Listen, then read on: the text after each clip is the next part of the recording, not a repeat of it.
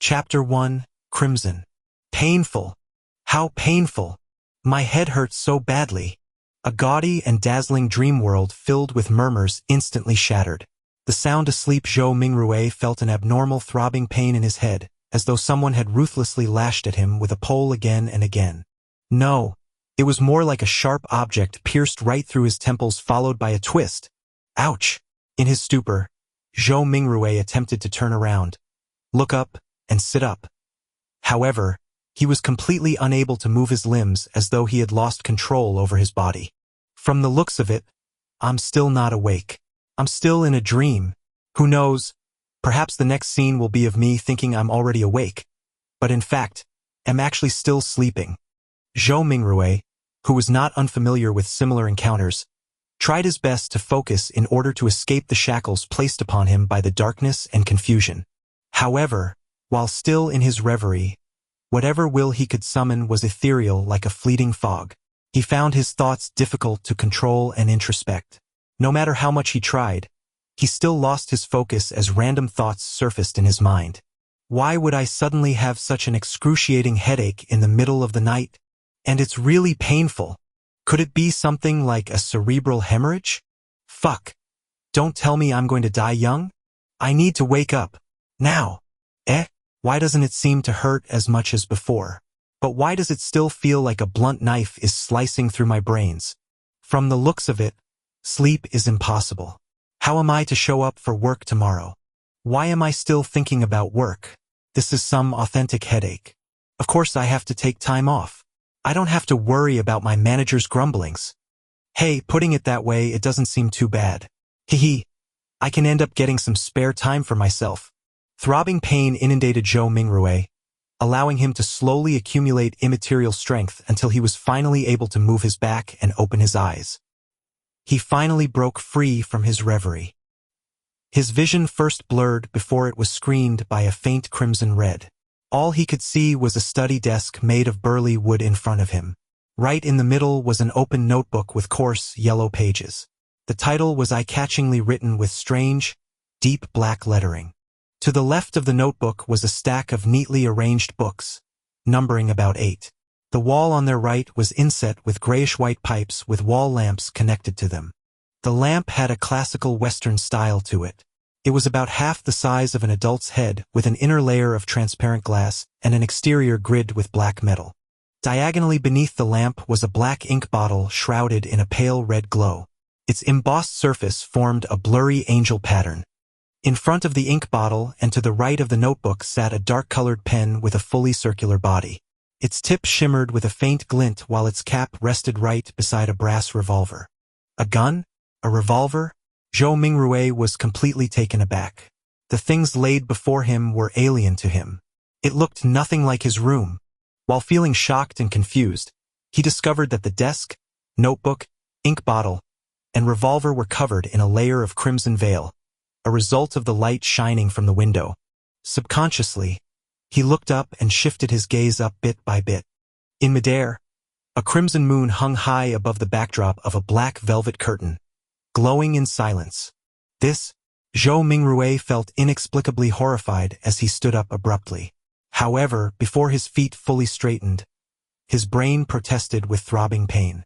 It made him temporarily lose his strength as he fell uncontrollably. His buttocks slammed heavily onto the burly wood chair. Bah! The pain did little. Zhou Mingrue stood up again by propping himself up. He turned around in a fluster as he began to size up the environment he was in. The room was not very large, with a brown door on each side of the room. Close to an opposite wall was a low wooden bed.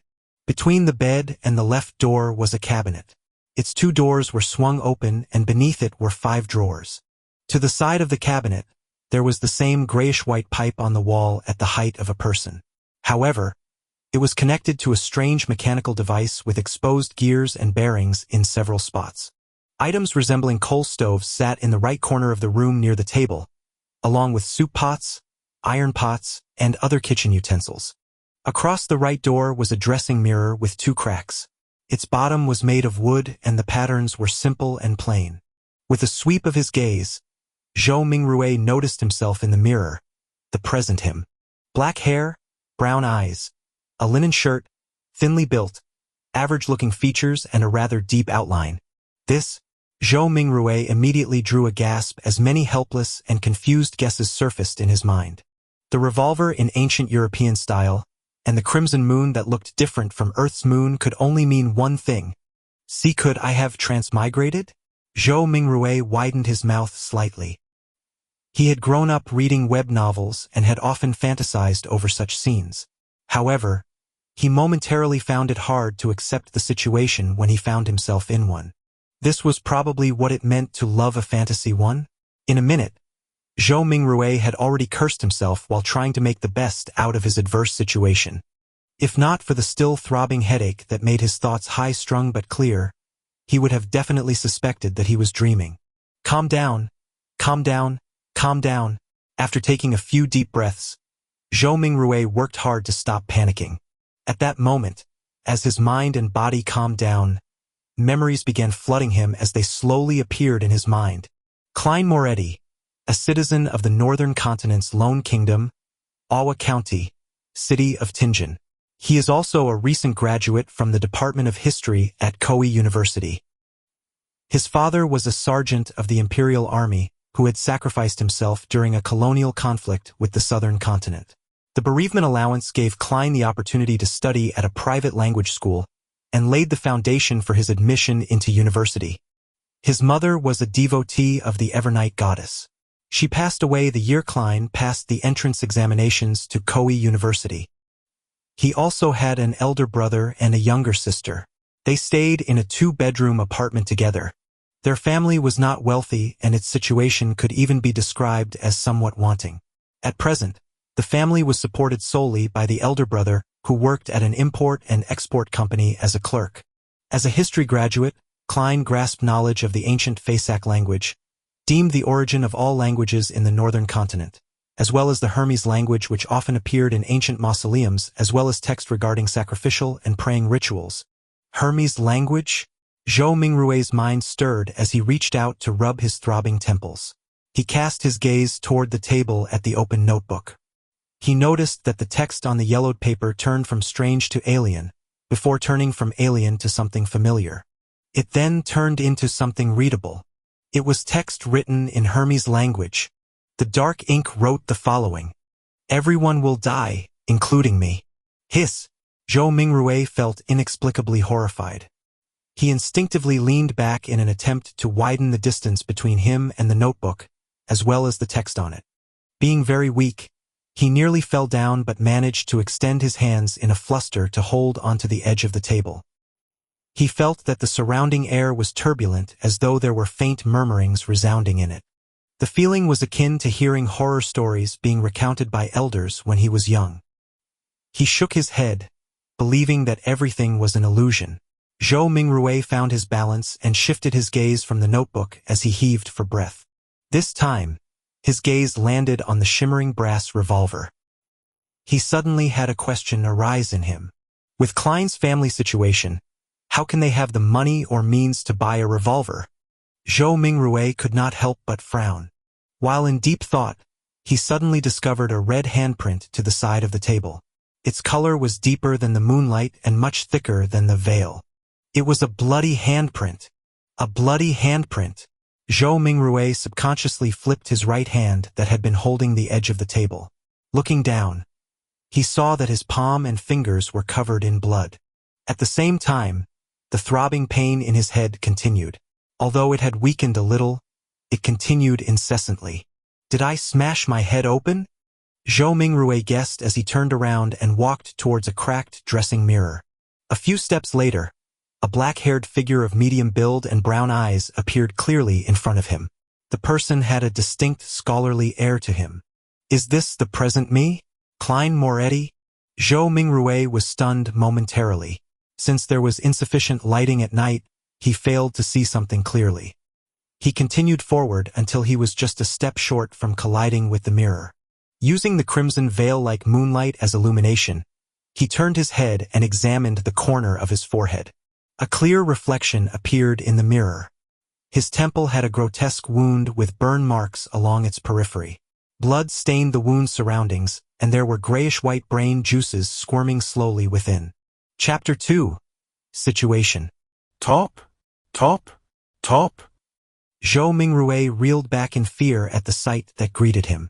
It was as though the person in the dressing mirror was not himself, but a desiccated corpse. How could a person with such grievous wounds be still alive? He turned his head in disbelief again and checked the other side. Even though he was a distance away and the lighting was poor, he could still see the penetrating wound and dark red blood stains. This? Zhou Mingrue drew a deep breath as he tried hard to calm himself.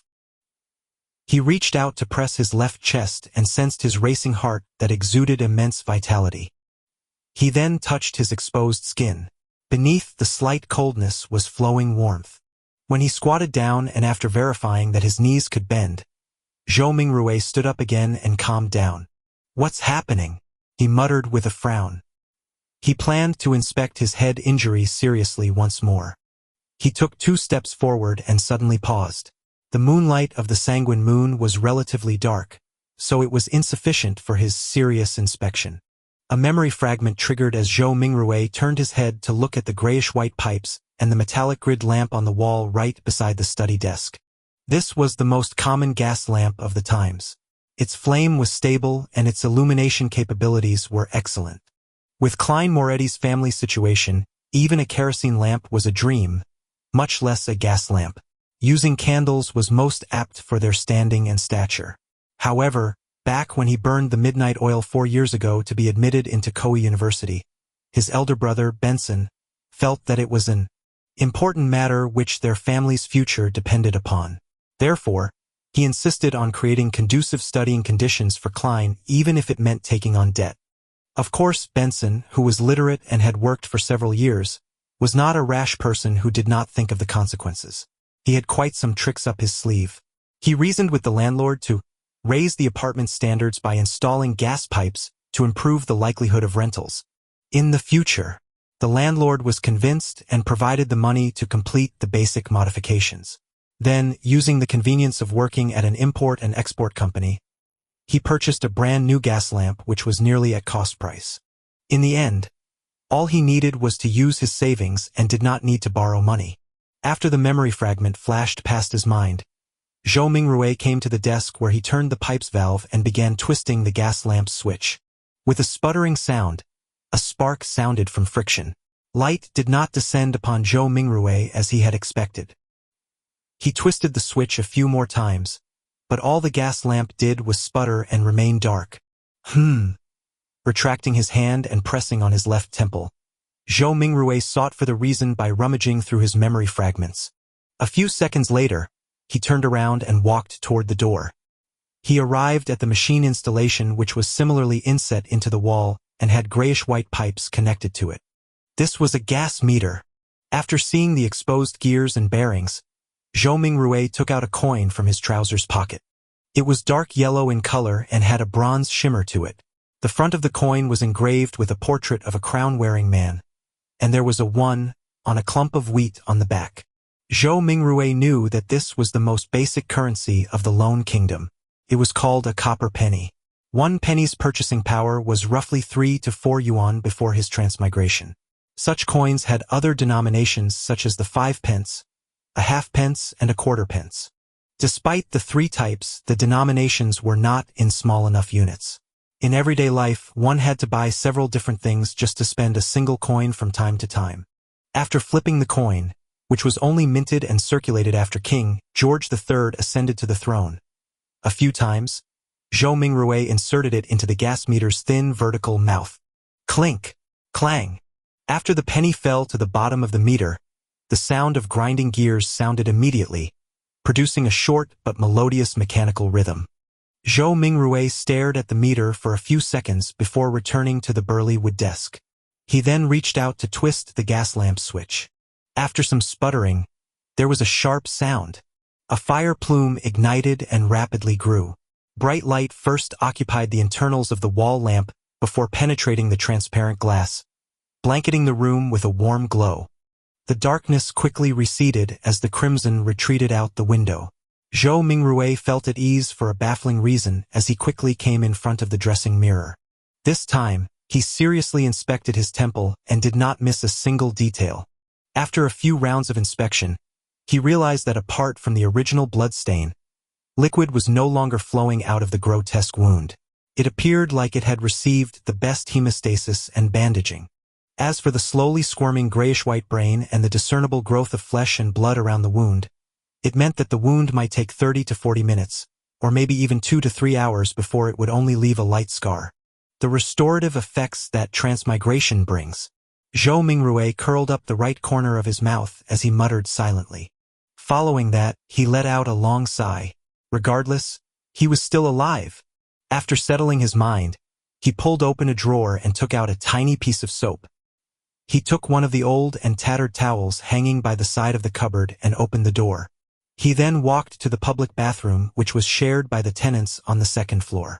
Yes, I should clean up the bloodstains on my head, or I'll keep looking like a crime scene.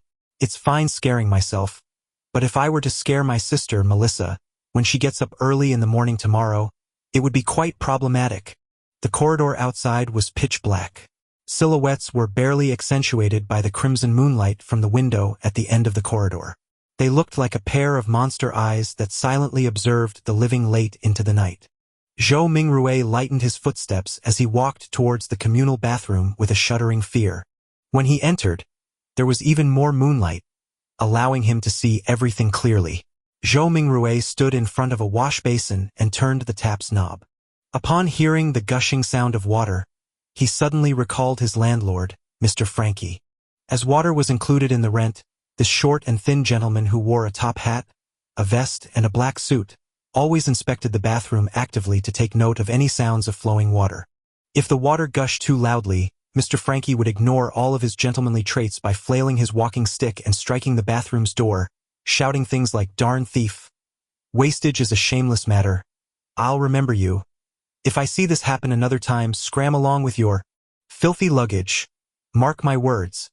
This is the most value-for-money apartment in Tianjin City. You will not find a more kindly landlord anywhere else."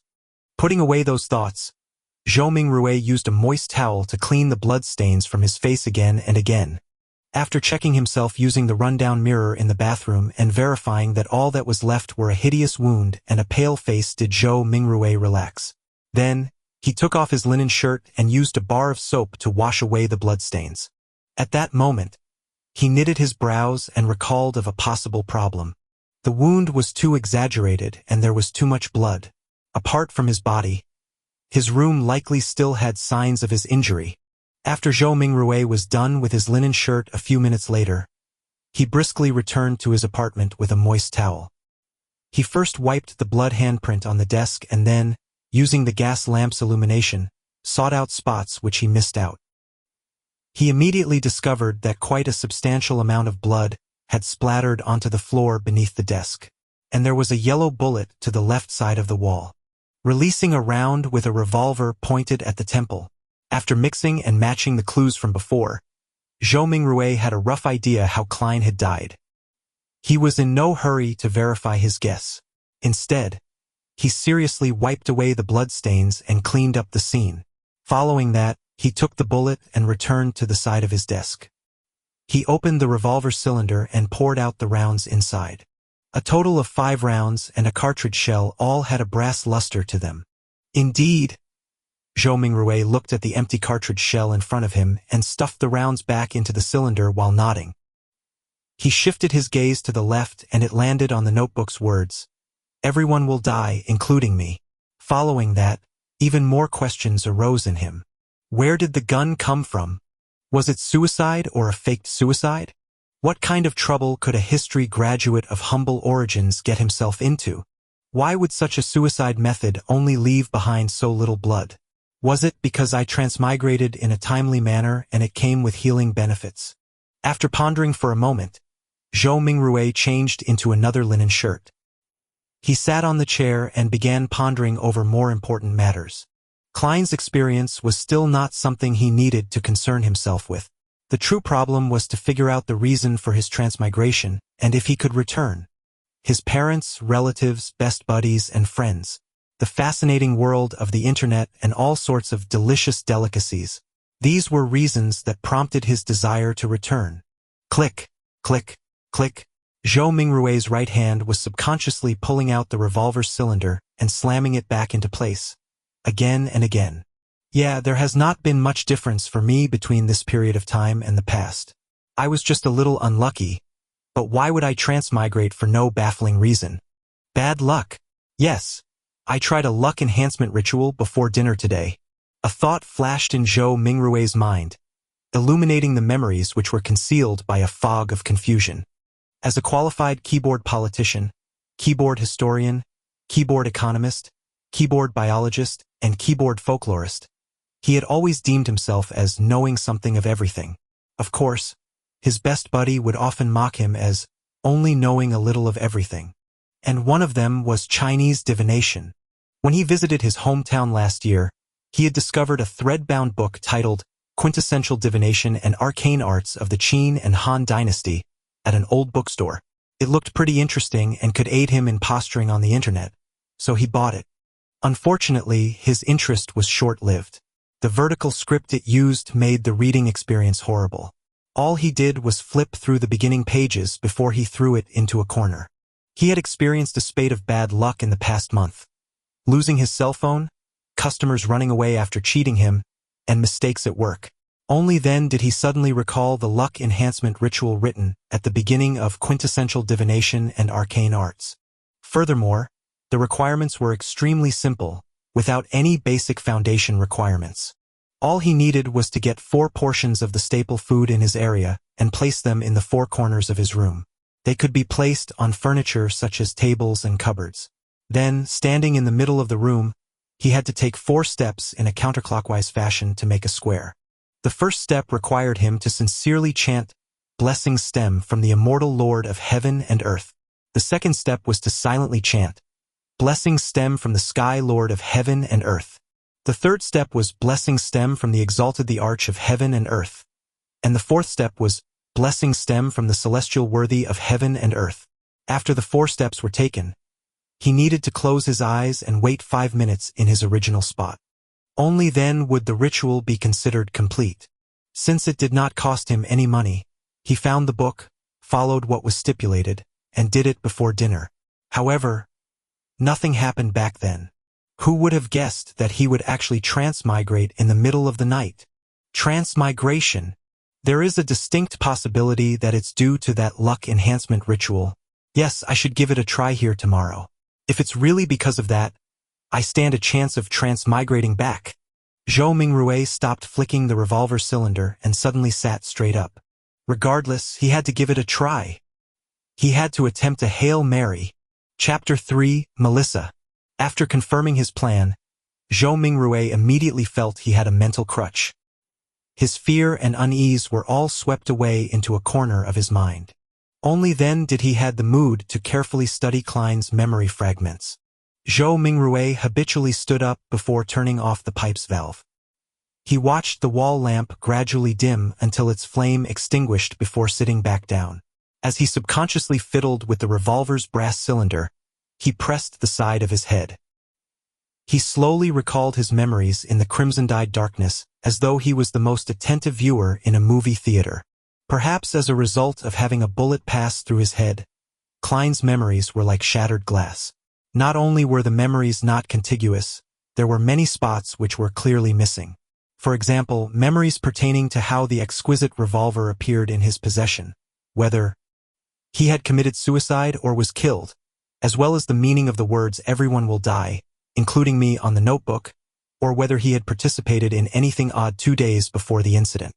Not only had these particular memories become fragmented, there were also missing pieces. It was the same even for knowledge he ought to know. In light of the present situation, Zhou Mingrui believed that if Klein were to return to university, it was unlikely he could graduate. This was despite him having left campus just days ago without relaxing one bit.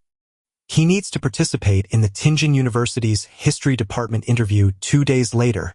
The university graduates of Lone Kingdom do not have the tradition of staying at their alma mater. His mentor had given him a recommendation letter for Tianjin University and Backlund University. Through the window, Zhou Mingrue silently observed the red moon setting in the west.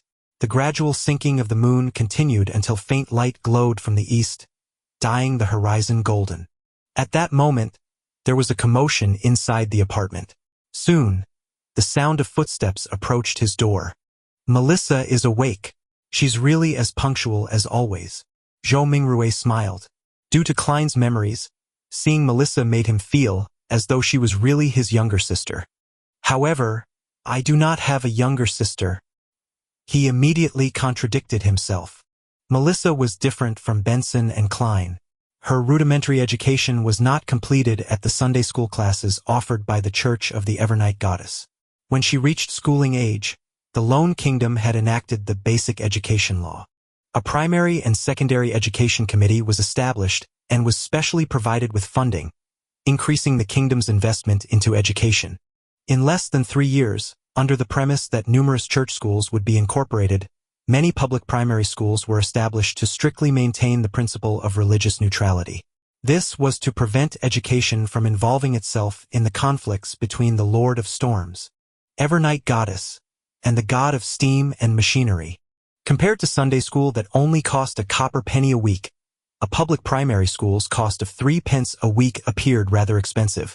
However, the former only provided education every Sunday, whereas the latter provided 6 days of classes a week. In conclusion, the price was so low that it was almost free. Melissa was different from most girls. From a young age, she enjoyed things like gears, springs, and bearings. Her ambition was to be a steam mechanic. Having suffered from a lack of culture, Benson, who knew the importance of education, supported his sister's dreams just like how he supported Klein's university education. After all, Tianjin Technical School was only considered secondary education. There was no need for her to attend language school or a public school for more knowledge. In July last year, 15-year-old Melissa passed her entrance examinations and fulfilled her dreams of becoming a student at the Tianjin Technical School's Steam and Machinery Department. As such, her weekly school fees raised to 9 pence. Meanwhile, Benson's company was affected by the situation in the southern continent. There was a drastic drop both in profit and business transactions. More than a third of the employees were retrenched. In order to keep his job and maintain their livelihood, Benson could only accept more arduous tasks. He had to work overtime more frequently or head to places with harsh environments. That was what he was occupied with the past few days. It was not that Klein did not think of helping share his elder brother's burden, but being born a commoner and having been admitted into an average language school, he felt a strong sense of inadequacy when he enrolled into university. For example, as the origin of all languages in the northern continent, the ancient language of Fasak was something all the children of nobles and of the wealthy class would learn from a young age. In contrast, he only made first contact with it in university. He faced many similar aspects during his schooling career. Klein nearly gave his all and often stayed up late into the night and woke up early before barely managing to catch up to the others, eventually allowing him to graduate with average results. Memories regarding his elder brother and younger sister remained active in Zhou Mingrue's mind until he turned the doorknob open. Only then did he jolt awake and remember that he held a revolver in his hand. This was a semi-regulated item. It will scare children. Also, there's still the wound on my head. With Melissa arriving at any moment, Zhou Mingrue pressed onto his temple and hurriedly pulled open a desk drawer and threw the revolver in before slamming it close. What happened? Melissa looked over curiously when she heard the commotion. She was still in the prime of her youth. Even though she did not have much nutritious food to eat, making her face thin and slightly pale, her skin remained lustrous as it exuded the vibes of a young girl.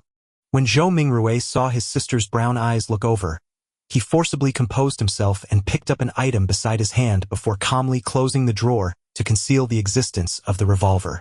He placed his other hand on his temple, the texture confirming that his wound had already healed. He took out a silver vine leaf pocket watch and pressed the top gently, causing its cover to flip open. It was a picture of the siblings' father. It was the most valuable item the Royal Army Sergeant left behind, but being a second-hand item, it would often malfunction from time to time in recent years, even though he had gotten a watchsmith to fix it. It had embarrassed Benson, who enjoyed bringing it with him to elevate his status many a time, so it was thrown away back at home in the end. It had to be said that perhaps Melissa did have talent in machinery. After grasping the principles behind the watch, she borrowed the tools from her technical school to fiddle with the pocket watch. Recently, she even claimed to have fixed it. Zhou Mingrui looked at the watch's open cover and saw that the second hand was not moving. Subconsciously, he twisted the top dial to wind the pocket watch. However, despite winding it a few times, he did not hear the sound of taut springs. The second hand remained motionless. It looks like it's broken again. He looked at his sister while trying to find a topic of conversation. Melissa shot him an expressionless glance and briskly walked over to take the pocket watch away. She stood in her spot and pulled up the button sitting atop the pocket watch. With a few simple turns, the tick-tocking of the second hand sounded. Isn't pulling the button up usually meant to adjust the time? Zhou Mingrui's expression immediately turned blank. At that moment, a bell chimed from a faraway cathedral. It chimed 6 times, sounding distant and ethereal. Melissa tilted her head to listen to it and pulled the button up once again. Following that, she turned it to synchronize the time. "It's okay now," she said simply without emotion. She then pressed the top button back and handed the pocket watch back to Zhou Mingrui. Zhou Mingrui returned a smile politely in embarrassment. Melissa gave her elder brother a piercing stare before turning to walk to the cupboard. She took her toiletries and towel before opening the door to leave. She headed for the public bathroom. Why did her expression have a look of disparagement and resignation? Is it a look of love and concern for a retarded brother? Zhou Mingrui lowered his head and chuckled. He closed the pocket watch's cover with a click before opening it again.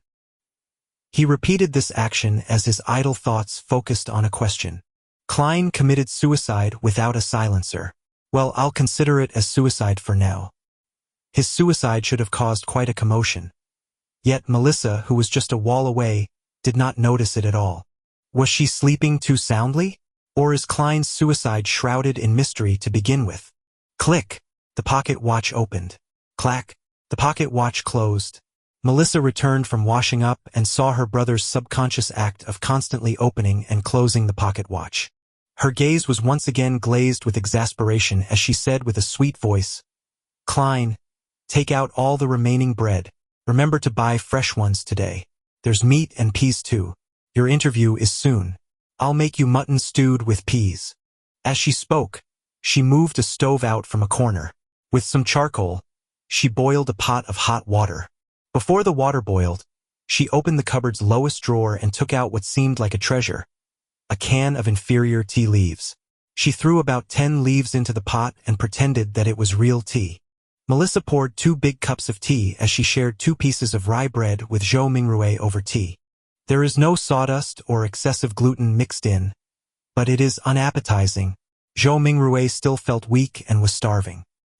He forced himself to swallow the bread with the tea while complaining inwardly. Melissa finished eating a few minutes later. After she adjusted her black hair that reached down to her vest, she looked at Zhou Mingrui and said, "Remember to buy fresh bread. All we need is 8 pounds. The weather is hot, so the bread will easily spoil. Also, buy the mutton and peas. Remember to buy them." Indeed, she was showing concern for her dull brother. She even had to repeat to emphasize it another time. Zhou Mingrui nodded with a smile. "All right." Regarding the Lone Kingdom's pound, Zhou Mingrui matched Klein's muscle memory with his. He believed it was close to half a kilogram of what he was accustomed to. Melissa did not say anything further. She stood up and tidied the area. After packing away the last bit of bread for lunch, she put on a tattered veil cap that their mother left behind, picked up a self-sewn bag used to carry her books and stationery, and prepared to leave. It was not Sunday, so she had an entire day of classes to attend. Walking from their apartment to Tianjin Technical School took about 50 minutes. There were public horse carriages that cost a penny a kilometer with a limit of 4 pence in the city and 6 pence in the city outskirts. In order to save money, Melissa would leave ahead of time and walk to school. Moments after she opened the main door, she paused in her footsteps and turned her body halfway, saying, "Klein, don't buy too much mutton or peas. Benson might come back on Sunday. Oh, and remember we only need 8 pounds of bread." "All right, sure thing." answered Zhou Mingrue exasperatedly. Simultaneously, he repeated the word Sunday a few times in his head. In the northern continent, a year was similarly split into 12 months. Every year, there was 365 or 366 days. A week was similarly split into 7 days. The splitting of months was a result of astronomical observations. It made Zhou Mingrue suspect whether he was in a parallel world. As for the splitting of days, it was a result of religion. This was because northern continent had 7 orthodox gods: the eternal blazing sun, the Lord of storms, the God of knowledge and wisdom, the Evernight goddess, Mother Earth, the God of war, and the God of steam and machinery. Watching his sister close the door and leave, Zhou Mingrue suddenly sighed. Soon, his thoughts focused onto the luck enhancement ritual. Sorry, I really wish to return home. Chapter 4. Divination. Returning to his chair again, he heard the faraway cathedral's bells chime again, continued 7 times before Zhou Mingrue slowly stood up. He went up front to the cupboard and took out his clothes. A black vest with a matching suit, trousers that clung tightly to his legs, a half-top hat, and his faint scholarly air made Zhou Mingrue feel like he was watching an English drama set in the Victorian era.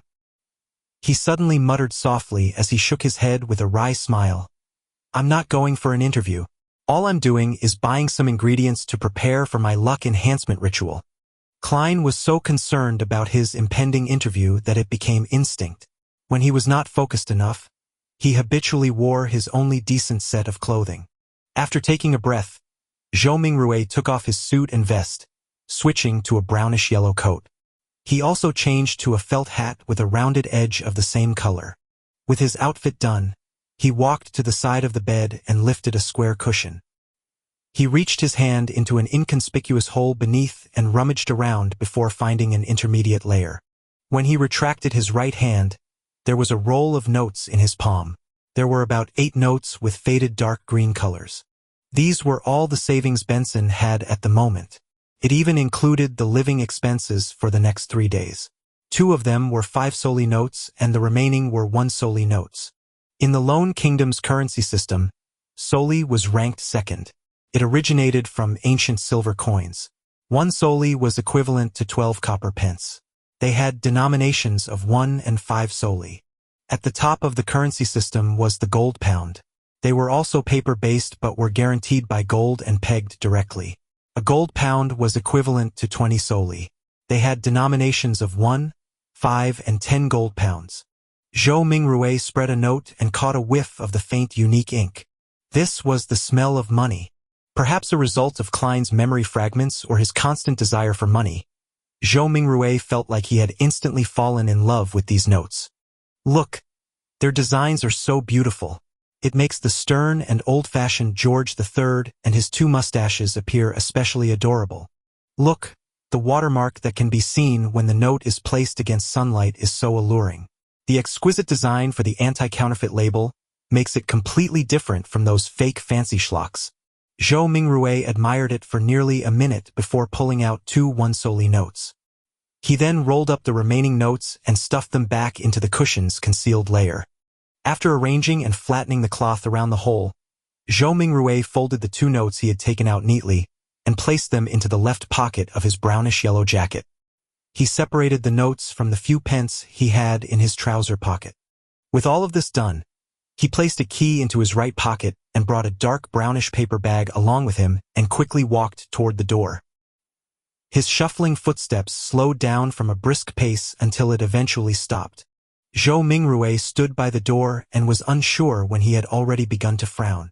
Klein's suicide was fraught with peculiarities. Would he encounter any accidents if he were to leave just like that? After some deep thought, Zhou Mingrue returned to his desk and pulled open the drawer. He then took out the shimmering brass revolver. This was the only defensive weapon he could think of, and it was the only weapon with sufficient power. Although he had never practicing shooting, just pulling such a revolver out would definitely daunt anyone. He caressed the revolver's cold metal before stuffing his revolver into the pocket where his notes were. He clasped the money in his palm as his fingers pressed onto the gun's handle. It was perfectly concealed. Feeling secure, He who knew a little of everything suddenly had a worry.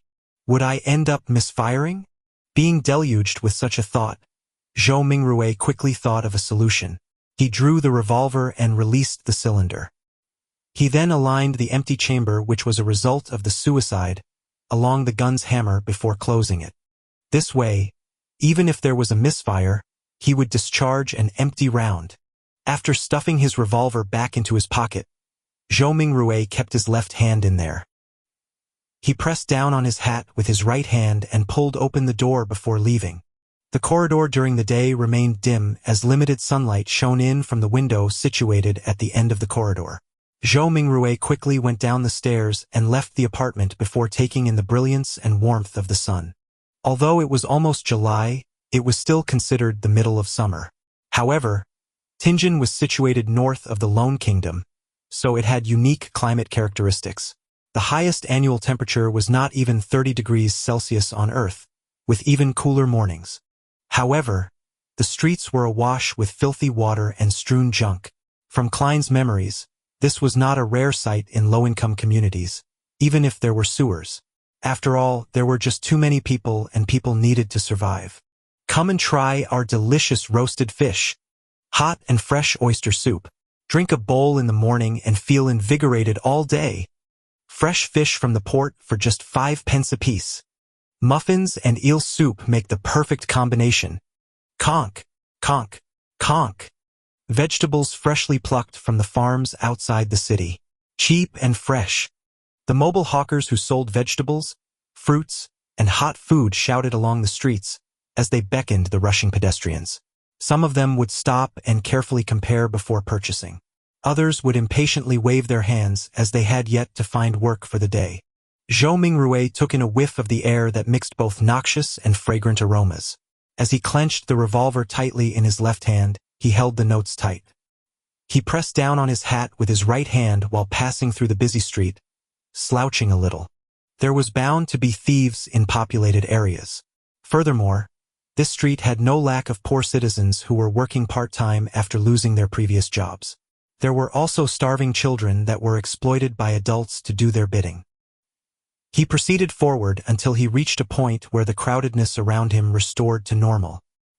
He straightened his back and raised his head to look down the street. There was a vagrant accordionist busking. The melody was sometimes pleasant, sometimes fervent. Beside him were several children in ragged clothes with sallow complexions due to malnutrition. They listened to the music and moved to the beat, dancing self-made choreographies. Their faces were filled with joy as though they were a prince or an angel. A deadpan woman passed by. Her skirt was dirty and her skin was dull. Her gaze appeared dull and sluggish. Only when she looked at the bunch of children did a faint glow flash. It was as though she had seen herself from 3 decades ago. Zhou Mingrui overtook her and turned into another street before stopping at Smyron Bakery. The owner of the bakery was a 70-plus-year-old granny named Wendy Smyron. Her hair was completely grayish-white and she always wore a genial smile. From the beginning of Klein's memories, she had been here selling bread and pastries. Oh, the Tianjin biscuits and lemon cakes she bakes are very delicious. Zhou Mingrui gulped a mouthful of saliva and smiled. Mrs. Smyron, 8 pounds of rye bread. Oh, dear Klein, where's Benson? Is he not back? Wendy asked smilingly. In a few more days, answered Zhou Mingrui vaguely. As Wendy took the rye bread, she sighed. He sure is a hard-working lad. He will have a good wife. Upon saying this, the corners of her lips curled up as she said playfully, all is good now. You have already graduated. You are a history graduate of our Koei University. Oh, you will soon be able to earn money. You should not be staying in the apartment you are currently living in. At the very least, you should have a bathroom you can call your own. Mrs. Smyron, you seem to be a young and energetic woman today. All Zhou Mingrui could do was respond with a dry smile. If Klein were to successfully pass his interview and become a lecturer at Tianjin University, it was true that his family would immediately be pushed up to a higher socio-economic status.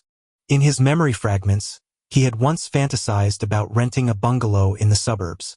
There would be 5 or 6 rooms, 2 bathrooms, a huge balcony upstairs, 2 rooms, a dining room, a living room, a kitchen, a bathroom, and an underground storage room on the first floor.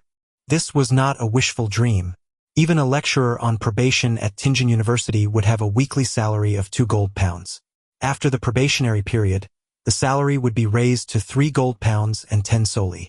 One had to know that despite working for so many years, Klein's brother, Benson, only had a weekly salary of 1 pound and 10 soli. Ordinary workers at a factory did not even get a pound or, at best, a little more. And rent for a bungalow was about 19 soli to 1 pound and 18 soli. This is the difference between earning 3 to 4,000 yuan and earning 14 to 15,000 yuan a month. Zhou Mingrui mumbled to himself. However, all of this was under the premise that he passed either the Tianjin University or Backlund University interviews. There were not many other opportunities. People without any connections were unable to get recommendations to become a public servant. And those who studied history were more limited in job opportunities. There was not much demand for private consultants from the aristocrats, banks, or industrial magnates. Taking into account that the knowledge Klein grasped were fragmented and incomplete, Zhou Mingrui felt awkward and guilty towards Mrs. Smyron's expectations of him. "No, I have always been this young," answered Wendy humorously. As she spoke, she packed the 16 rye bread she had weighed into the brown paper bag that Zhou Mingrui had brought. She stretched out her right hand and said, 9 pence.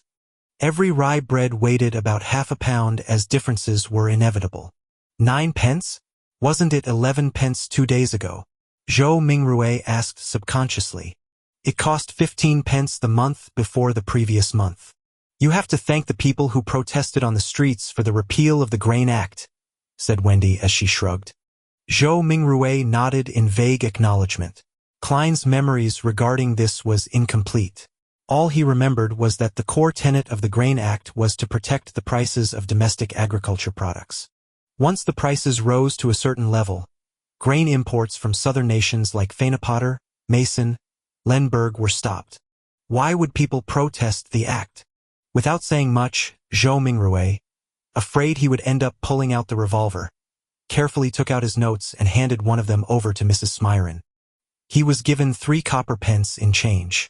Stuffing them into his trouser pocket, he took the paper bag containing the bread and headed for the lettuce and meat market across the street.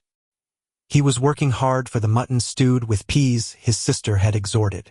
There was a municipal square at the intersection of Iron Cross Street and Daffodil Street.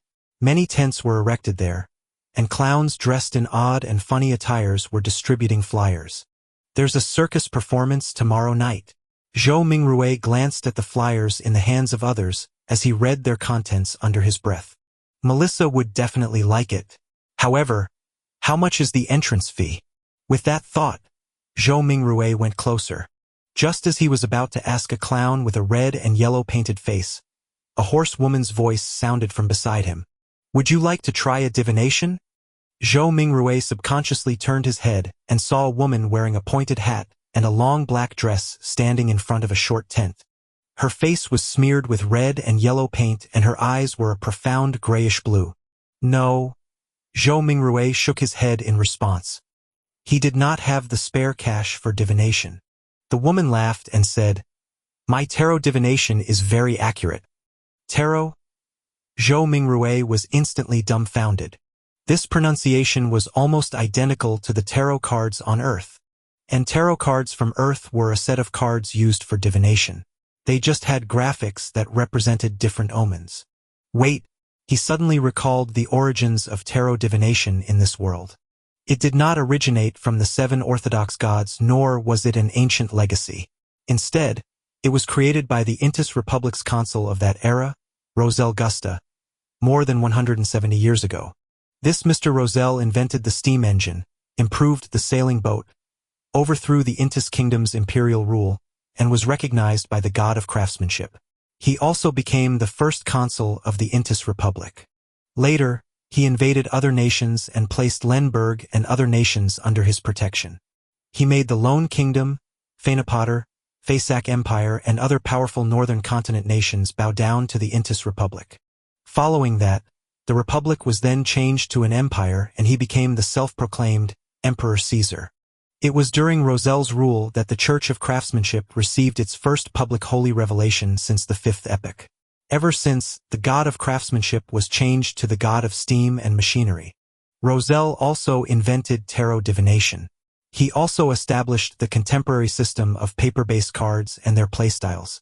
There were many familiar styles that Zhou Mingrue was familiar with, such as Upgrade, Fighting the Landlord, Texas Poker, and Quint.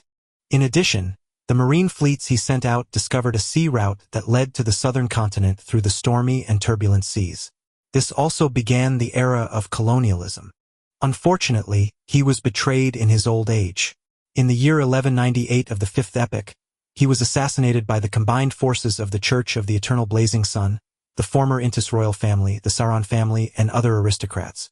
He eventually died in the White Maple Palace. This, to recall such general knowledge, suddenly made him facepalm. Could this be a transmigration senior? With this in mind, Zhou Mingrue was intrigued to see what tarot cards looked like. Therefore, he nodded at the pointy hat woman with the painted face and said, "If the, well, price is reasonable, I'll give it a try." The woman immediately said with a laugh, "Sir, you are the first one here today, so it's on the house." Chapter 5, Ritual. Free? Free things cost the most. Zhou Mingrue silently mumbled and decided that he would not purchase any additional services whatever they were.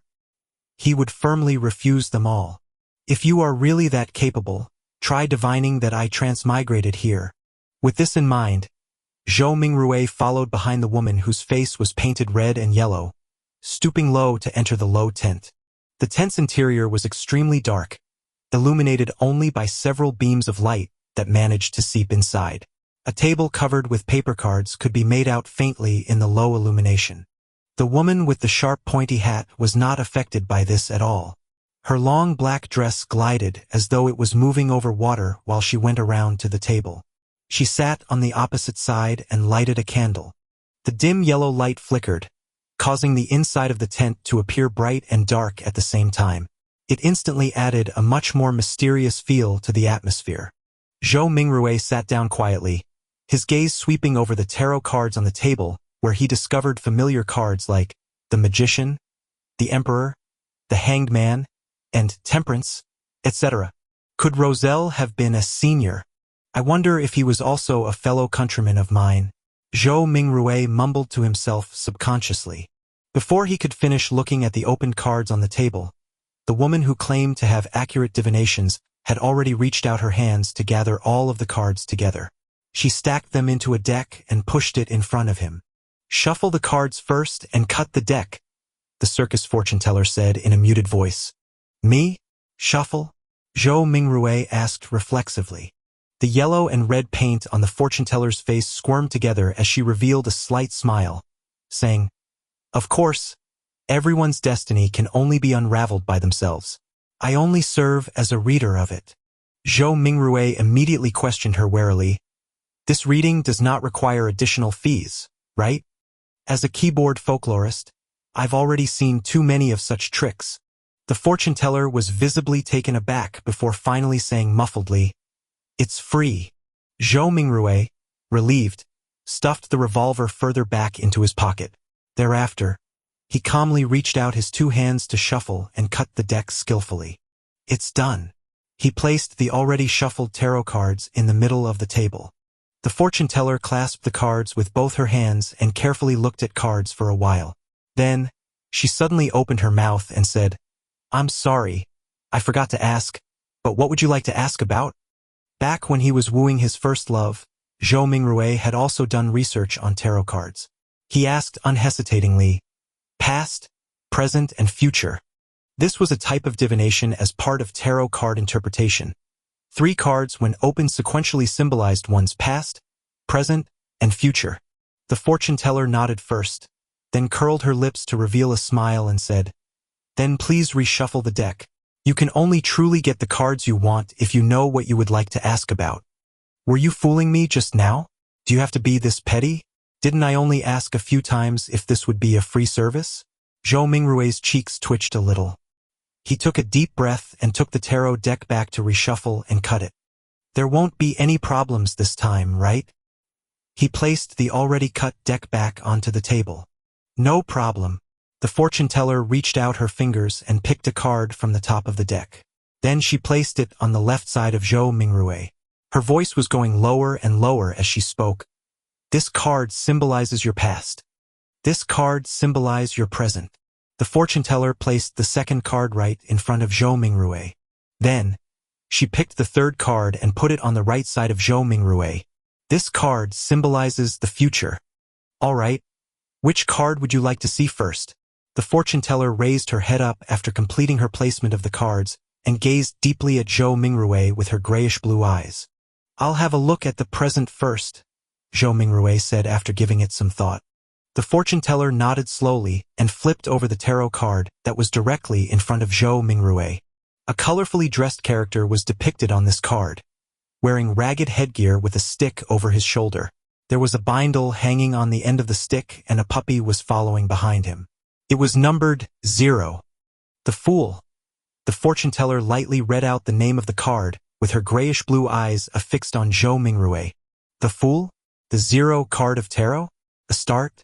A fresh beginning with all kinds of possibilities? Zhou Mingrue was not even considered an amateur enthusiast of tarot, so he could only make a rough interpretation based on his own impressions of tarot. Just as the fortune teller was about to say something, the cloth curtains of the tent was suddenly lifted open. The ray of sunlight that shone in was so blinding that it caused the back-facing Zhou Mingrue to instinctively narrow his eyes. Why are you impersonating me again? It's my job to handle the divination for people. A woman's voice growled angrily. Return to your post quickly. You must remember that you're just an animal trainer. An animal trainer? Zhou Mingrue's eyes had already adapted to the light by now. He saw a similar-looking woman who was also wearing a sharp pointy hat in a black dress, with her face painted in red and yellow as well. The only difference was that she was taller and had a slimmer physique. The woman who was seating in front of him immediately stood up and said disgruntledly, "Don't mind this. It's just that I like doing this. But I have to say, my divination and interpretation can be really accurate sometimes. I'm serious." She spoke and lifted up her dress to go around from the side of the table before quickly trotting away from the tent. "Sir, would you like me to interpret your cards for you?" The real fortune teller looked at Zhou Mingrue and asked with a smile. Zhou Mingrue's lips twitched and asked her sincerely, "Is it free?" "No," the real fortune teller answered. "Then forget it." Zhou Mingrue pulled his hands back and put them into his pockets. He clutched his revolver and money before stooping again to exit the tent. Damn! He actually got an animal trainer to be his fortune teller. Was an animal trainer who didn't want to be a fortune teller not a good clown? Zhou Mingrue very quickly put this matter behind him. He spent 7 pence at the lettuce and meat market for a pound of not-so-great mutton. Then, he also bought some tender broad beans, cabbage, onions, potatoes, and other items. Together with the bread that he bought earlier, he spent a total of 25 copper pennies, which converted to 2 soldi and 1 pence. There is really not enough to go around for spending. Poor Benson. Not only had Zhou Mingrue spent the 2 notes that he had brought with him, but it was also necessary for him to top it up with the 1 penny he had in his pocket. He just sighed and did not think further about it as he hurried back home. With the staple food, he could now carry out the luck enhancement ritual. After the second-floor tenants gradually left, Zhou Mingrue was still in no hurry to carry out the ritual. Instead, he translated the blessing stem from the immortal Lord of Heaven and Earth and related phrases into the ancient Fasak language, as well as the Lone language. He was intending to try the ritual again the next day in those local languages if the original incantation did not take effect. After all, he had to take into consideration the differences between the 2 worlds. In Rome, do as the Romans do. As for translating it into an ancient ritual prayer that used the dedicated Hermes language, Zhou Mingrue had a difficult time completing it due to his lack of vocabulary. After readying everything, he finally took out the 4 loaves of rye bread. He placed one in the corner where the coal stove was originally, one at the bottom inner side of the dress mirror, one at the top of the cupboard where 2 walls met, and one at the right side of the study table where miscellaneous items were kept. With a deep breath, Zhou Mingrue came to the center of the room and spent a few minutes to calm himself. Then, He took a solemn step forward and went in a counterclockwise direction in the shape of a square. When he took the first step, he chanted in a low whisper, "Blessings stem from the immortal Lord of heaven and earth." The second step, he sincerely chanted, "Blessings stem from the Sky Lord of heaven and earth." The third step, Zhou Mingrui breathed out a whisper, "Blessings stem from the exalted the arch of heaven and earth." At the fourth step, he spat out a foul breath and meditated in concentration. "Blessings stem from the celestial worthy of heaven and earth." When he returned back to the original spot, Zhou Mingrui closed his eyes and waited in his place for an outcome. He had some anticipation in him, some unease, some hope, and some fear. Could he make it back? Was there going to be any effect? Could there be some unexpected situation? The unknown in front of him was tainted with the crimson light of hope. Zhou Mingrui's thoughts were swirling in his head and was finding it difficult to quell it. It was at this time that he suddenly felt the surrounding air seem to stop, becoming thick and mysterious. Immediately after, a low whisper could be heard beside his ears that sounded at times real, at times sharp, at times imaginary, at times alluring, at times maniacal, and at times crazy. He clearly did not understand the murmuring that went on, but Zhou Mingrui still couldn't help himself from wanting to listen to it and distinguish what it was saying. His head was in pain again. It was so painful that it felt like someone had stuck a steel drill rod into it. Zhou Mingrui only felt like his head was going to explode. His thoughts were filled with a psychedelic of colors. He knew that something was wrong and tried to open his eyes. However, he wasn't even able to complete such a simple action. His entire body was getting tighter and tighter, and it felt like he could just break apart at any time. At this time, a self-mocking thought came up in Zhou Mingrui's mind. If you didn't seek death, you wouldn't die. He could no longer bear with it. Just as his mind was going to break, the murmuring of voices faded away and his surroundings became very quiet. The mood was an erratic one. It was not only the mood. Zhou Mingrui felt his own body going through the same sensations as well. He tried once more to open his eyes, an extremely easy task this time. A gray fog appeared over his eyes, haziness, vague, and endless. What's with this situation? Zhou Mingrui suddenly looked around him and then lowered his head down to discover that he was floating at the edge of an endless fog. The fog was flowing like water and was dotted with a lot of crimson stars. Some of them were enormous while others were tiny. There was a sense of them being hidden in the deep depths, while others floated over the surface of this water-like fog. Looking at the seemingly holographic sight, Zhou Mingrui reached out his right hand in a half-confused, half-exploring manner to try to touch the crimson star that was seemingly floating on the surface. He was trying to find a way to leave this place.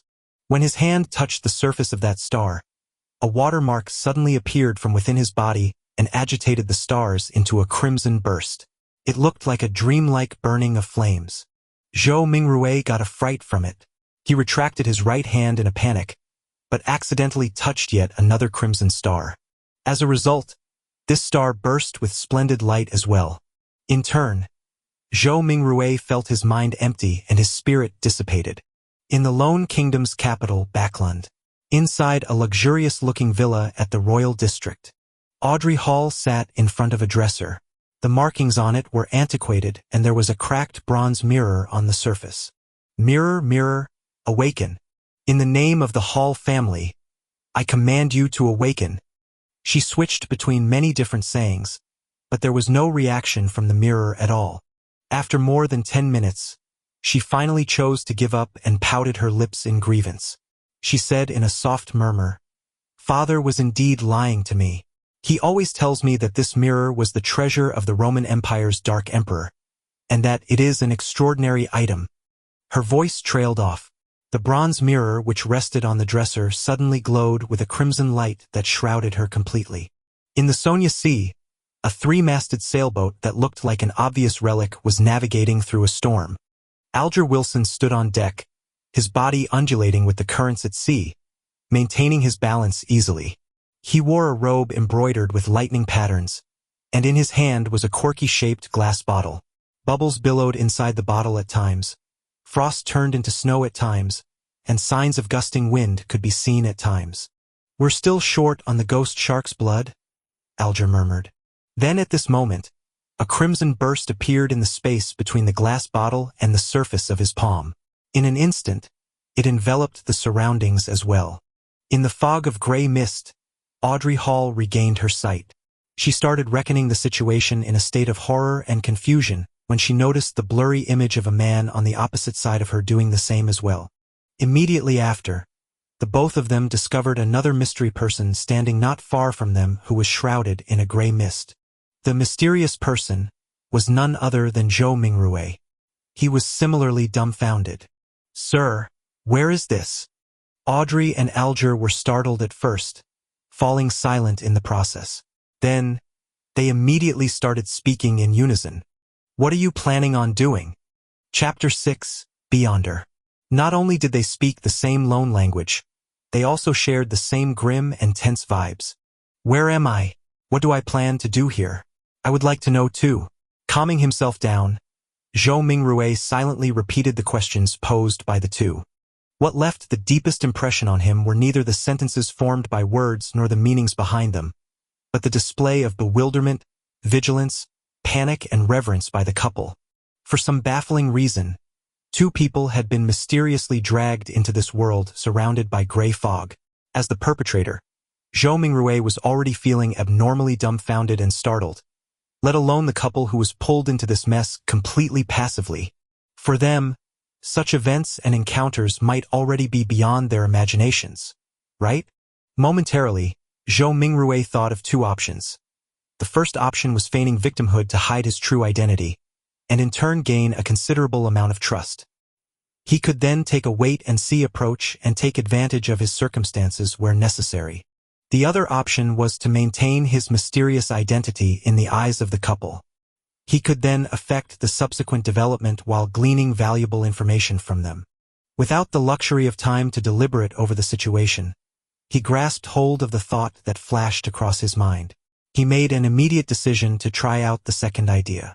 Exploit the psychological state of the others to gain the greatest advantage for himself. After a few seconds of silence in the fog, Zhou Mingrue chuckled. With a low but not heavy tone, he calmly spoke as though he was replying to the polite greetings from the visitors. "An attempt. An attempt. An attempt?"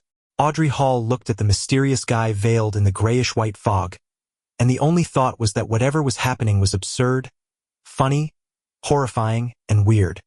She was at the dressing table inside her bedroom only moments ago, but just by turning around, she had come into this place that was filled with gray fog. How inconceivable! Audrey took a breath, revealing an impeccable, courteous smile. She asked in a somewhat perturbed way, "Sir, is the attempt over? Might you permit our return?" Alger Wilson also had the intentions to probe Zhou Mingrue in a similar fashion, but his rich experience made him statelier. He held back his impulse and only took on the role of a silent onlooker. Zhou Mingrue looked at the questioner. Looking through the hazy mist, he could roughly see the silhouette of the person in question.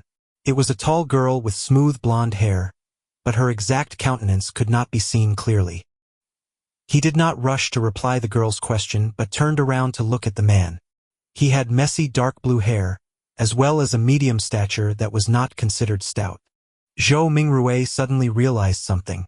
Once he became stronger or had a deeper understanding of the foggy world, perhaps it was possible for him to see through the fog and discern the girl and the man. In this situation, they are the visitors and I'm the master.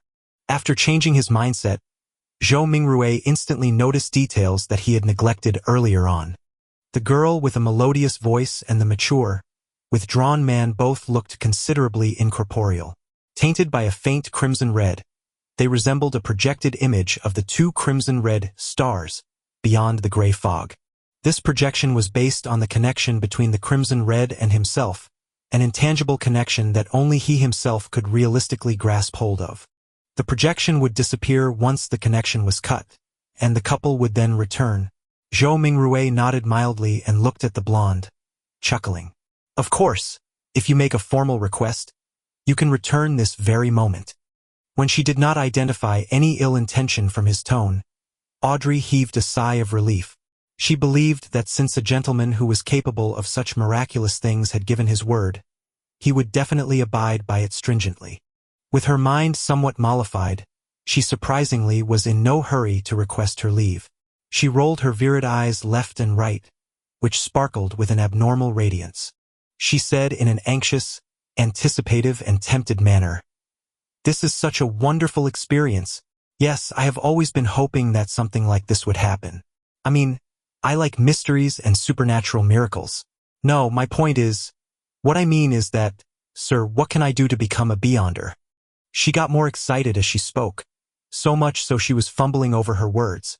The dream that sprouted in her as a result of listening to thrilling fantasies as told by her elders finally saw the possibility of being materialized. However, with just a few words, she had already forgotten all her previous fears and horrors. "Good question. I would also like to know the answer," Zhou Mingrui complained inwardly. He started to ponder on an answer to the question to maintain his unfathomable image. At the same time, he felt that it was quite unbecoming of him to talk while standing.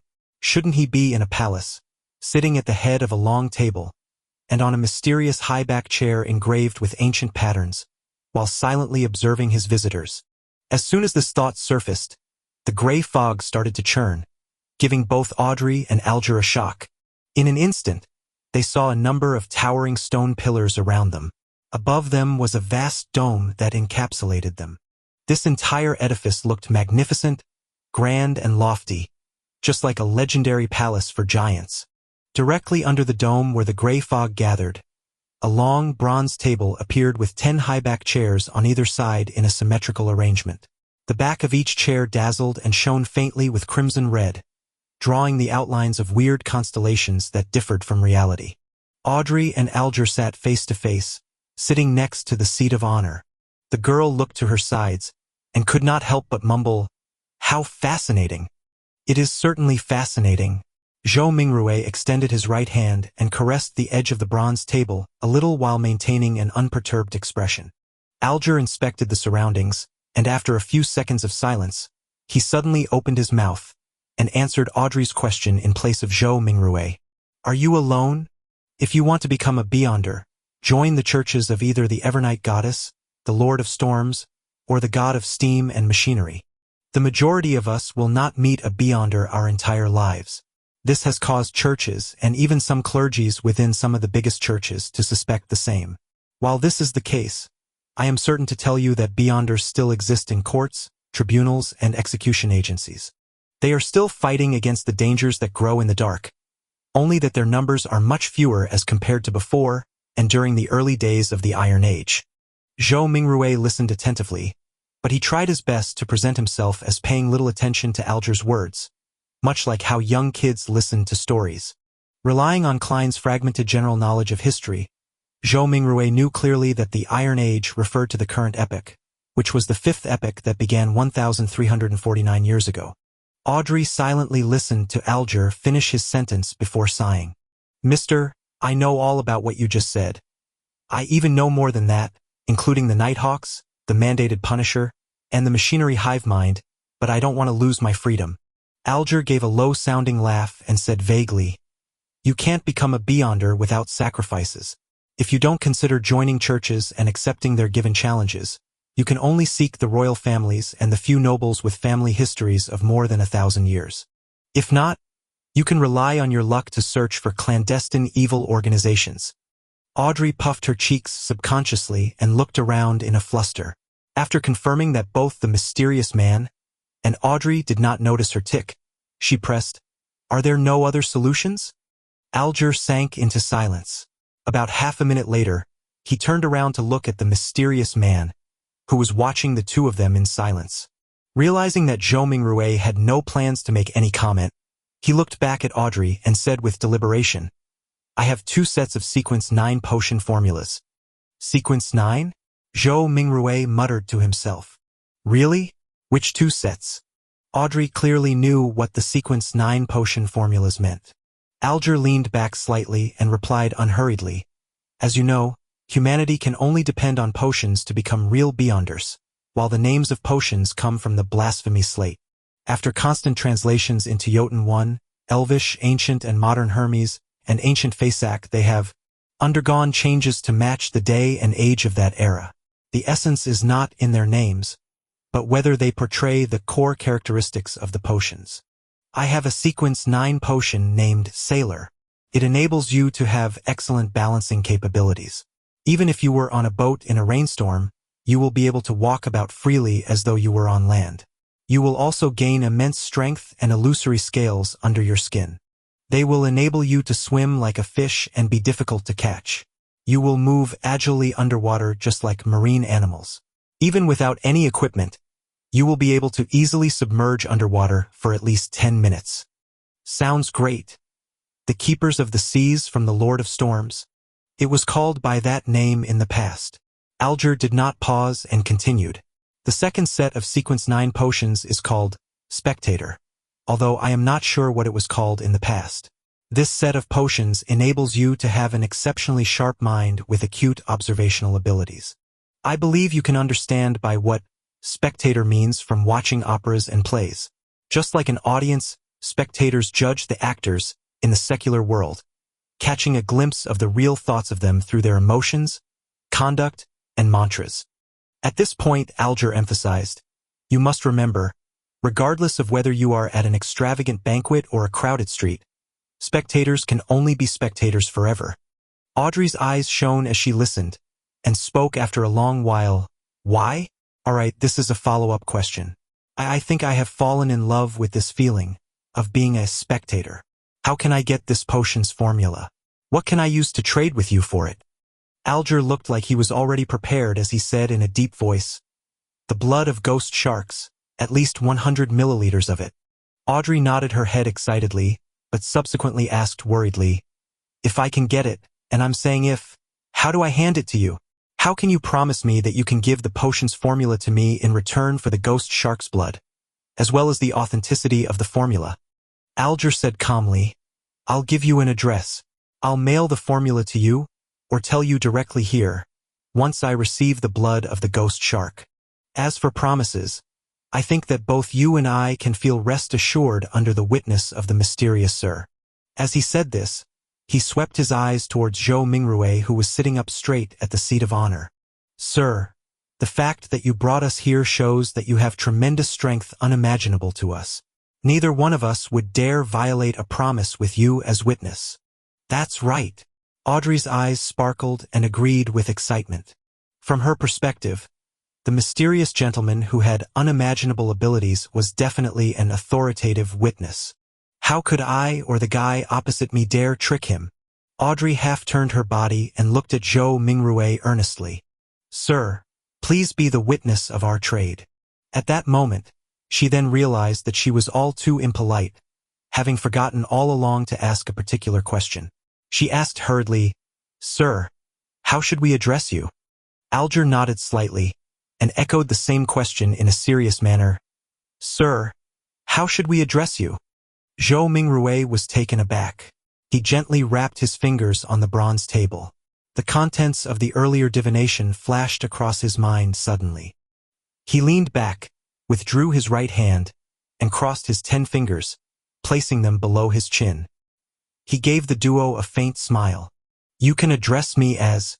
Upon saying this, he paused for a moment. He said amiably and calmly, The Fool. Chapter 7. Call Sign. You can address me as the Fool. The simple answer soon emanated through the grand hall and dissipated into the fog. However, the voice kept resonating in Audrey's and Alger's hearts, stirring up one ripple after another. They never expected such a designation, but they felt that he was deserving of it. The designation perfectly embodied his image as someone mysterious, powerful, and bizarre.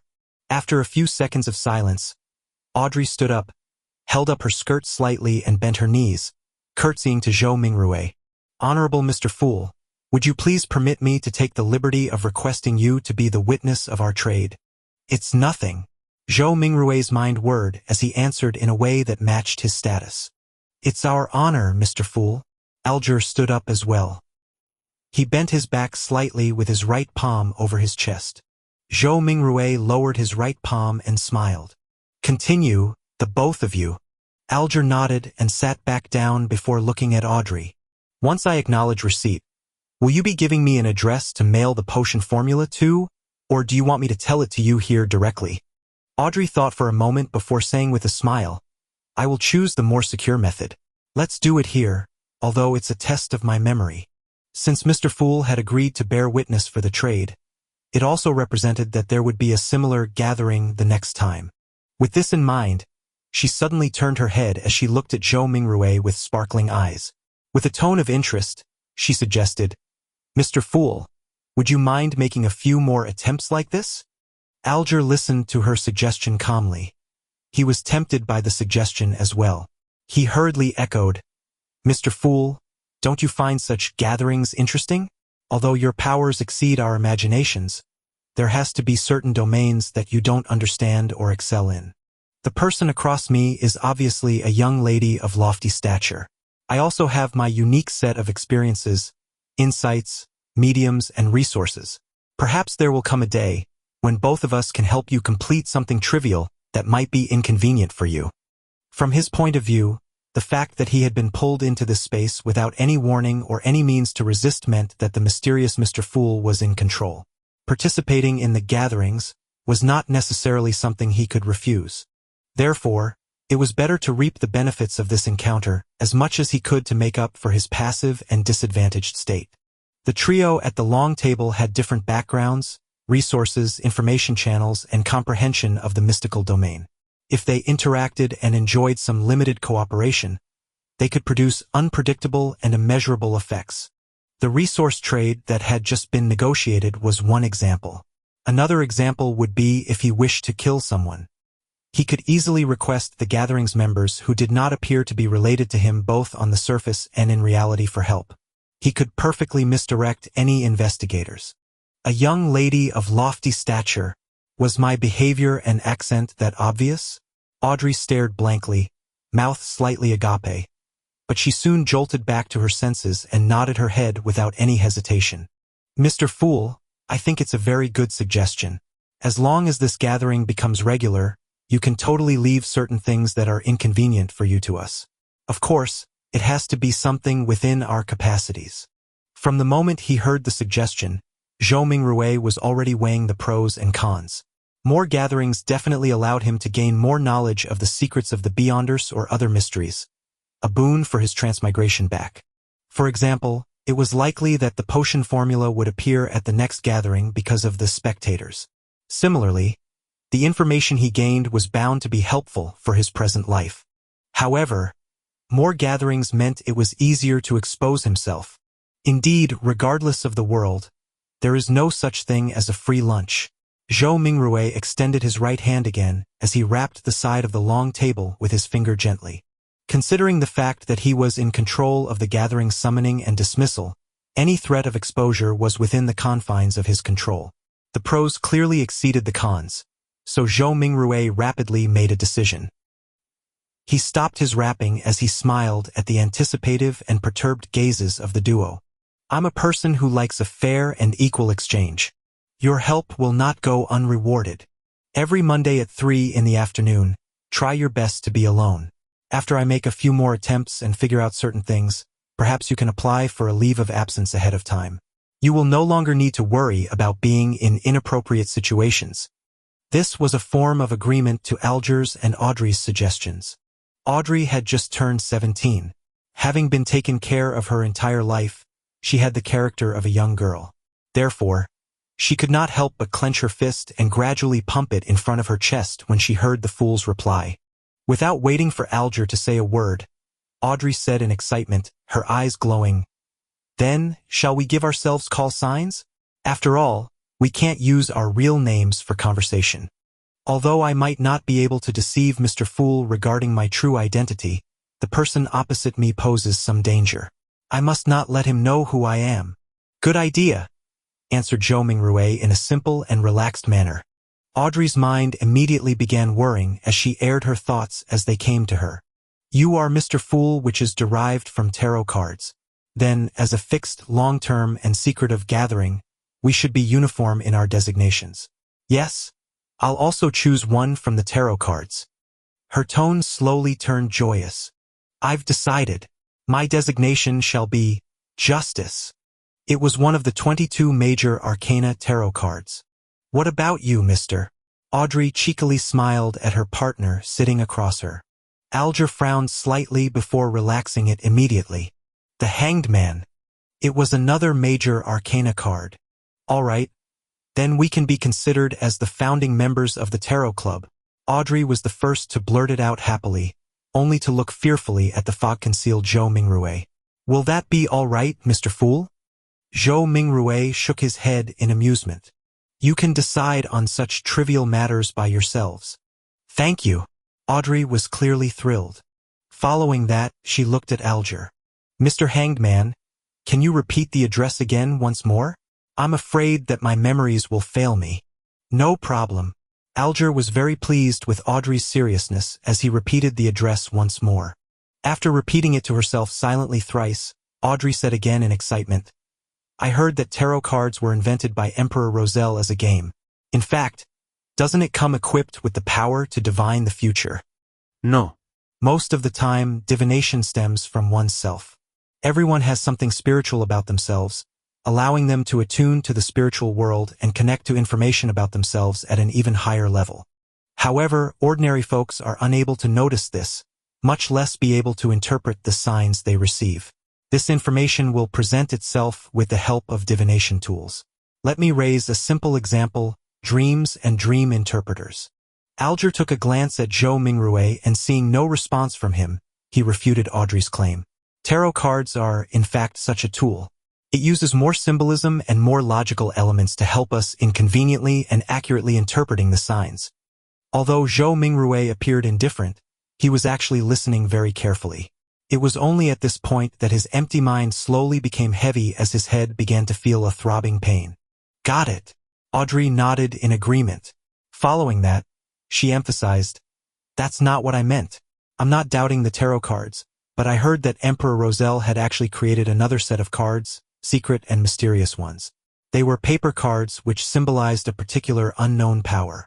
There was a total of 22 cards that he completed. Later on in life, he referenced them to create the 22 major arcana tarot cards which are used as a gaming tool. Was what I said correct? She looked at Zhou Mingrue as though she was attempting to get an answer from the mysterious Mr. Fool. All Zhou Mingrue did was smile without saying a word. He cast his gaze at the Hanged Man as though he was putting him to the test. Alger subconsciously straightened his back and said in a deep voice, That's right. It is said that Emperor Roselle had seen the blasphemy slate, and that set of paper cards contained the profound mysteries of the 22 paths of the divine. 22 paths of the divine, repeated Audrey with a longing tone. At that moment, Zhou Mingrue's headache intensified. He felt that his invisible connection with the crimson stars and grayish-white fog was beginning to falter. All right, that will be all for today's gathering, he said in a deep voice after making the decision immediately. By your will. Alger bowed his head respectfully. By your will. Audrey mimicked the Hanged Man. She still had many questions and thoughts. Thus, she was unwilling to have it end so soon. As Zhou Mingrue severed the connection, he said with a smile, Let us look forward to the next gathering. The stars brightened once more as the crimson light receded like water. Just as Audrey and Alger heard Mr. Fool's words, their figures turned into a blur as they phased away. In a second, the projection shattered as the gray fog restored its silence. As for Zhou Mingrue, he felt himself turning heavy rapidly. His surroundings turned fleeting as his eyes met darkness before changing into dazzling sunlight. He was still standing in the middle of his apartment. It was like a dream. What the heck was that foggy world? Who or what sort of power created the changes that just happened? Zhou Mingrue sighed softly. He was completely puzzled as he walked towards the study desk as though his legs were filled with lead. He picked up the pocket watch he placed outside to determine how much time had passed. Time flowed at the same pace. Zhou Mingrue made a rough judgment. After putting down his pocket watch, he found himself unable to endure the splitting headache any further. He sat on the chair and lowered his head, using his left thumb and middle finger to massage his temples. After a long while, he suddenly let out a sigh and said in Mandarin, From the looks of it, I won't be able to return anytime soon. Only the clueless could be fearless. After witnessing such a fascinating event and learning the situation regarding Beyonders and the mysterious world, Zhou Mingrui no longer dared to rashly try the luck enhancement ritual using ancient Faesac or loan language. Who knew what other kinds of situation would happen? Perhaps it would be more bizarre, horrifying, or even a living hell. At the very least, I should attempt only when I have a deep mastery of mysticism, thought Zhou Mingrui helplessly. Thankfully, the so-called gathering could provide him with help. After another bout of silence, he muttered to himself with a tone of dismay, disappointment, agony, and grief. From this moment forth, I'm Klein. Klein tried his best to refocus his solutions and plans so as to purge the negative emotions in him. Perhaps he could learn the potion formula for spectator from the side. The gathering that just happened sure is fascinating. People who reside in different places across the world can reduce hundreds of kilometers to just mere inches and discuss face-to-face while supplying each other's needs. Speaking of which, this does sound a little familiar. Klein was stunned for a few seconds before he burst out in laughter. Pressing against his temple, he jested under his breath. Wasn't that a social networking platform? Chapter 8. A New Era. Whoosh! Howling wind accompanied a downpour. The three-mast sailboat was tossed around by the crests and troughs of the incoming waves, as if it was being toyed by a giant. The crimson glow in Alger Wilson's eyes faded. He found himself still remaining on the deck and nothing appeared to have changed. Almost immediately, the corky-shaped glass bottle in his palm shattered and the frost within melted into the rain. In seconds, there were no longer any traces left that suggested the existence of the wondrous antique. A hexagonal crystal-like snowflake emerged on Alger's palm. It then faded rapidly until it was seemingly absorbed by the flesh, vanishing completely in the process. Alger nodded his head in a hardly noticeable manner, as if he was thinking about something. He remained still and silent for a full 5 minutes. He turned around and headed for the cabin. As he was about to enter, a man who wore a similar robe embroidered with lightning patterns emerged from inside. This man, who had soft blonde hair, paused and looked at Alger. He held his right fist to his chest and said, "May the storm be with you." Alger replied with the same words and gesture. There were no emotions on his rough face, which had a well-defined structure. Alger entered the cabin after the greeting and proceeded to the captain's cabin situated at the far end of the corridor. Surprisingly, he did not encounter any sailors on the way. The whole place was as quiet as a graveyard. Behind the door to the captain's cabin, a soft brown carpet overlaid the floor. A bookshelf and a wine rack took the opposite side walls of the room. The books with their yellowish covers and wine bottles with their dark red color looked peculiar under the flickering candlelight. On the desk with the candle, there was a bottle of ink, a quill, a pair of black metallic telescope, and a sextant made of brass. Behind the desk sat a pale, middle-aged man wearing a captain's hat which had a skull on it. As Alger approached him, he said menacingly, "I will not give in. I believe you can do it," Alger said calmly, so calm that it felt like he was commenting on the weather. "You?" The man seemed to be stunned by the unexpected answer.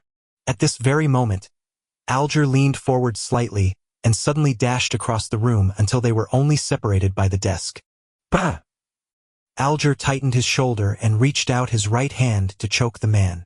Illusory fish scales appeared on the back of his hand as he crazily mustered more strength to choke the man, giving him no time to respond.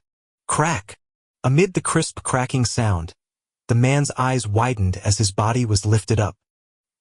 His legs twitched furiously before they soon became motionless. His pupils began to widen as he stared aimlessly. There was a stench from between his legs as his pants gradually turned moist. While lifting the man, Alger lowered his back and strode toward the wall. Bang! He used the man as a shield and smashed forward at the wall. His extremely muscular arm was monstrous. A hole cracked open in the wooden wall, and rain poured in, accompanied by the scent of the ocean. Alger flung the man out of the cabin, straight into the giant waves that resembled mountains. The wind continued to howl in the dark as almighty nature devoured everything. Alger took out a white handkerchief and wiped his right hand carefully before throwing it into the sea as well. He stepped back and waited patiently for company. In less than 10 seconds, the blond man from before rushed in and asked, "What happened?" "The captain has escaped," Alger answered in an annoyed manner as he panted. "I didn't know he still had some of his beyonder powers." "Damn it!" the blond man cursed softly. He went up to the opening and stared into the distance. However, nothing was visible except for the waves and the rain. "Forget it, he was just extra loot," the blond man said, waving his arm. "We will still be rewarded for finding this ghost ship from the Tudor era. Even if he was a keeper of the sea, he would not have hastily dived into the sea under this weather condition. The captain will not be able to survive much longer if the storm continues," Alger said, as he nodded in approval. The wooden wall was repairing itself at a discernible rate. He gazed at the wall and turned his head subconsciously towards the rudder and the sail. He was perfectly aware of what was going on behind all the wooden planks. The chief mate, the second mate, the crew, and the sailors were not present. There was no living person on board. Amidst all the emptiness, the rudder and the sail moved eerily by themselves. Alger again pictured the fool, who was covered in grayish-white fog inside. He turned back and looked outside at the mighty waves and spoke as though in a reverie while filled with anticipation and awe. "A new era has begun. Empress Borough, Backlund, capital of the Lone Kingdom." Audrey Hall pinched her cheeks in disbelief of her encounter a while ago. On the dressing table in front of her, the old bronze mirror had shattered into pieces. Audrey cast her gaze downwards and saw the swirling crimson on the back of her hand. It was like a tattoo depicting a star. The crimson gradually faded and disappeared into her skin. Only at this point in time was Audrey certain that it was not a dream. Her eyes twinkled as she grinned. She could not help but stand up before bending down to lift up the hem of her dress. She curtsied towards thin air and started dancing lively. It was the ancient elf dance, the most popular dance among royalty at the moment. She had a bright smile on her face as she moved about gracefully. Knock, knock. Someone suddenly knocked at her bedroom door. "Who is it?" Audrey immediately stopped her dance and asked as she tidied her dress to look more elegant. "My lady, may I come in? You should start to prepare for the ceremony," Audrey's maidservant asked from outside the door. Audrey looked into a mirror on the dressing table and quickly wiped the smile from her face, leaving only a tiny hint of a smile. She responded gently after she had ensured everything was presentable. "Come in." The doorknob turned and Annie, her maidservant, pushed in. "Oh, it cracked," Annie said as she instantly saw the outcome of the old bronze mirror. Audrey blinked and said slowly, Yes, Susie was here just now. I am sure you know she likes to wreak havoc." Susie was a golden retriever that was not so much of a purebred. It was a gift given to her father, Count Hall, when he bought a foxhound. Nevertheless, Audrey adored it. "You should train it well," Annie said, as she picked up the pieces of the bronze mirror adeptly and with care, lest it hurt her mistress. As she finished tidying up, she asked Audrey with a smile, "Which dress do you want to put on?" Audrey thought for a while and answered, "I like the dress designed by Mrs. Guinea for my 17th birthday." "No, you can't wear the same dress twice to a formal ceremony or others will gossip about and question the Hall family's financial ability," Annie said, shaking her head in disagreement. "But I really like it," Audrey insisted in a gentle manner. "You can wear it at home or when you attend an event that isn't so formal," Annie said firmly, suggesting that it was not negotiable. "Then it will have to be the one with the lotus design along the sleeves given by Mr. Sada's 2 days ago," Audrey said as she drew in a gasp inconspicuously, maintaining her sweet smile. "You always have such a good taste," Annie said as she stepped back and shouted towards the door. "The 6th dressing room. Ah, forget it, I shall fetch it myself." Maidservants began to work. The dress, accessories, footwear, hat, makeup, and hairstyle. Everything had to be taken care of. When it was almost ready, Count Hall appeared at the door wearing a dark brown waistcoat. He had a hat sharing the same color as his clothes and a nice mustache. His blue eyes were filled with joy, but his loosening muscles, widening waist, and wrinkles were obviously destroying his handsome youth. "The brightest jewel of Backlund, it is time for our departure," Count Hall said, knocking at the door twice. "Father, stop calling me that," Audrey protested as she got up with the help of the maidservants. "Well then, it's time to set off, my beautiful little princess," Count Hall said as he bent his left arm, signaling Audrey to hold his arm. Audrey shook her head slightly and said, "That is for my mother, Mrs. Hall, the Countess." Then this side, Count Hall bent his right arm with a smile and said, "This is for you, my greatest pride. The Royal Navy Base, Pritz Harbor, Oak Island." When Audrey took her father's arm and walked down the carriage, she was suddenly shocked by the juggernaut in front of her. In the military port not far away, there was a huge ship shimmering with metallic reflections. It did not have a sail, leaving only an observatory deck, 2 towering chimneys, and 2 turrets at the ends of the ship. It was so majestic and large that the fleet of sails nearby were like newborn dwarfs clustering around a giant. Holy Lord of Storms! Oh, M-Lord! An ironclad warship! Amidst the furor, Audrey was also shocked by this unprecedented miracle created by mankind. It was an ocean miracle that had never been seen before. It took a while for the aristocrats, ministers, and members of parliament to compose themselves. Then, a black spot on the sky started to grow in size until it occupied a third of the sky and entered everyone's view. The atmosphere suddenly became solemn. It was a gigantic flying machine with a beautiful streamlined design hovering in mid-air. The deep blue machine had airbags made of cotton, which were supported by alloy structures that were strong but light. The alloy structure's bottom had openings mounted with machine guns, projectile launchers, and muzzles. The exaggerated humming noise from the ignition steam engine and the tail blades produced a symphony that left everyone amazed. The king's family arrived on their airship, exuding a lofty and indisputable authority. 2 swords, each with a ruby crown at the handle, were pointing vertically down and reflected the sunlight on both sides of the cabin. They were the Sword of Judgment emblem, which symbolized the Augustus family and has been passed down from the previous epoch. Audrey was not yet 18, so she had not attended the introductory ceremony, which was an event led by the Empress that marked one's debut into the Backlund social scene, to announce her adult status. Therefore, she could not be nearer to the airship and had to remain silent at the back to watch the entire event.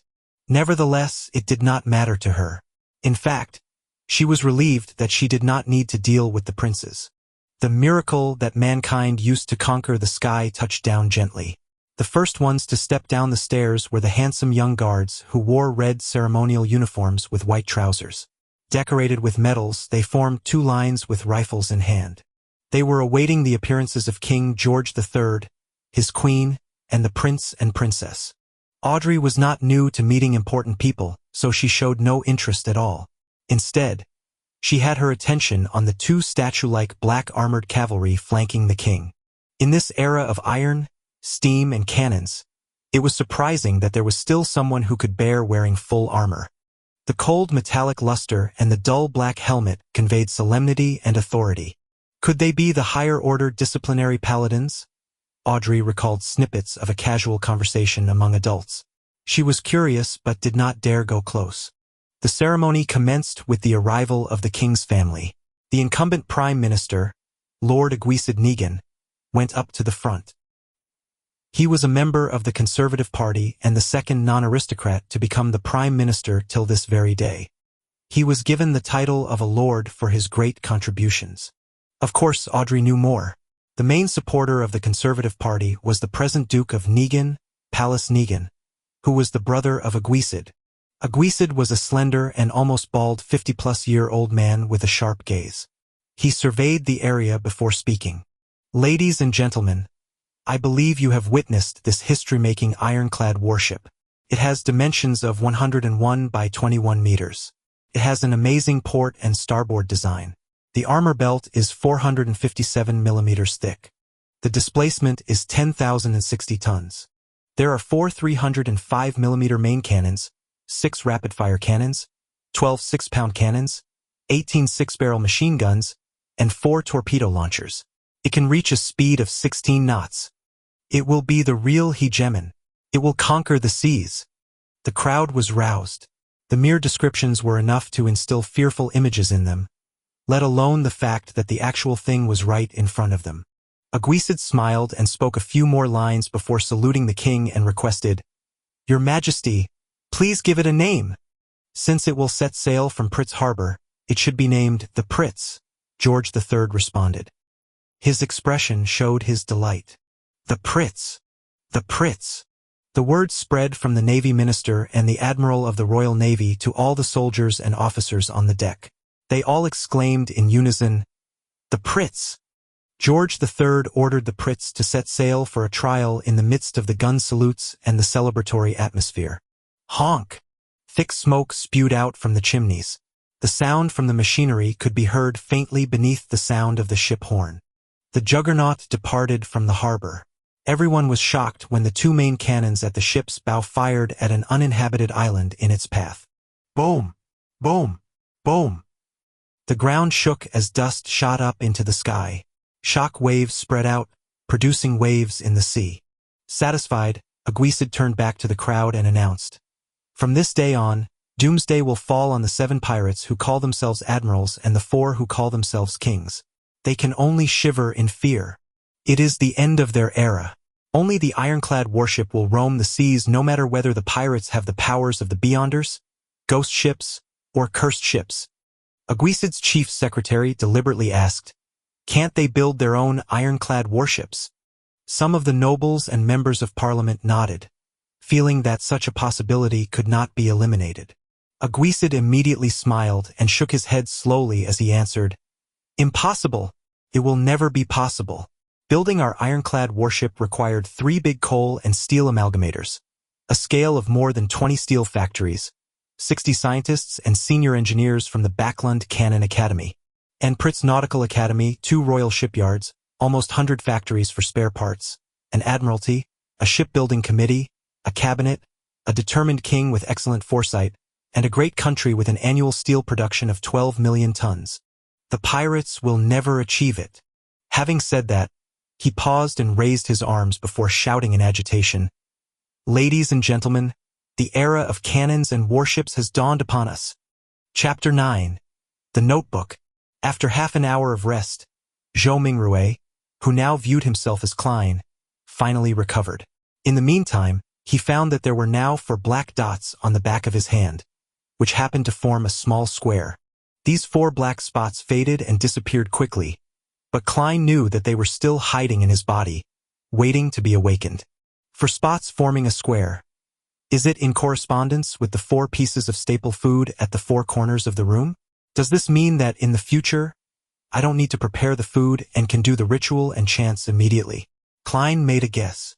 This might seem good, but the emergence of the spots was ominous, and things that one lacked understanding of were always scary. The fact that those inexplicable Chinese divinations from Earth could produce effects here, the strange transmigration in his sleep, the mysterious murmurings that almost drove him crazy during the ritual, and the mysterious and trippy gray world whose significance he had no idea of made Klein shiver in the hot weather of June. The oldest and strongest emotion of mankind is fear, and the oldest and strongest fear is the fear of the unknown. He recalled this saying as he was experiencing the fear of the unknown acutely. There was in him an unprecedented and irresistible urge to make contact with the mysterious domain, to learn more, and to explore the unknown. There was also a contradicting escape mentality within him, compelling him to pretend nothing had happened. Intense sunlight shone through the window onto the desk. It was as if there were grains of gold sprinkled on the desk. Klein gazed at the desk, feeling as though he had come into contact with warmth and hope. He relaxed slightly, and a strong sense of fatigue washed over him. His eyelids were as heavy as lead as they kept closing themselves.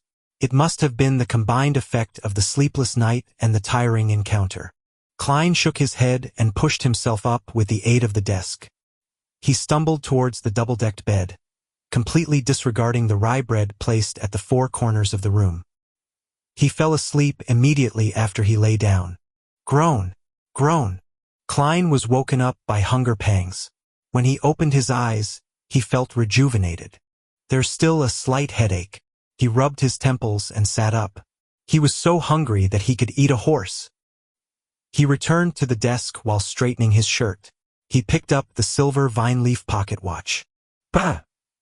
The pocket watch's lid sprang open and the second hand was ticking. 12:30. I slept for 3 hours. Klein put the pocket watch back into his linen shirt pocket while swallowing. In the northern continent, there were 24 hours in a day, 60 minutes in an hour, and 60 seconds in a minute. Whether each second passed at the same rate here compared to Earth was unknown to Klein. At this moment, he could not even think of terms such as mysticism, rituals, or the grayish world. His mind was occupied by one thing: food. He would leave the thinking to after his meals.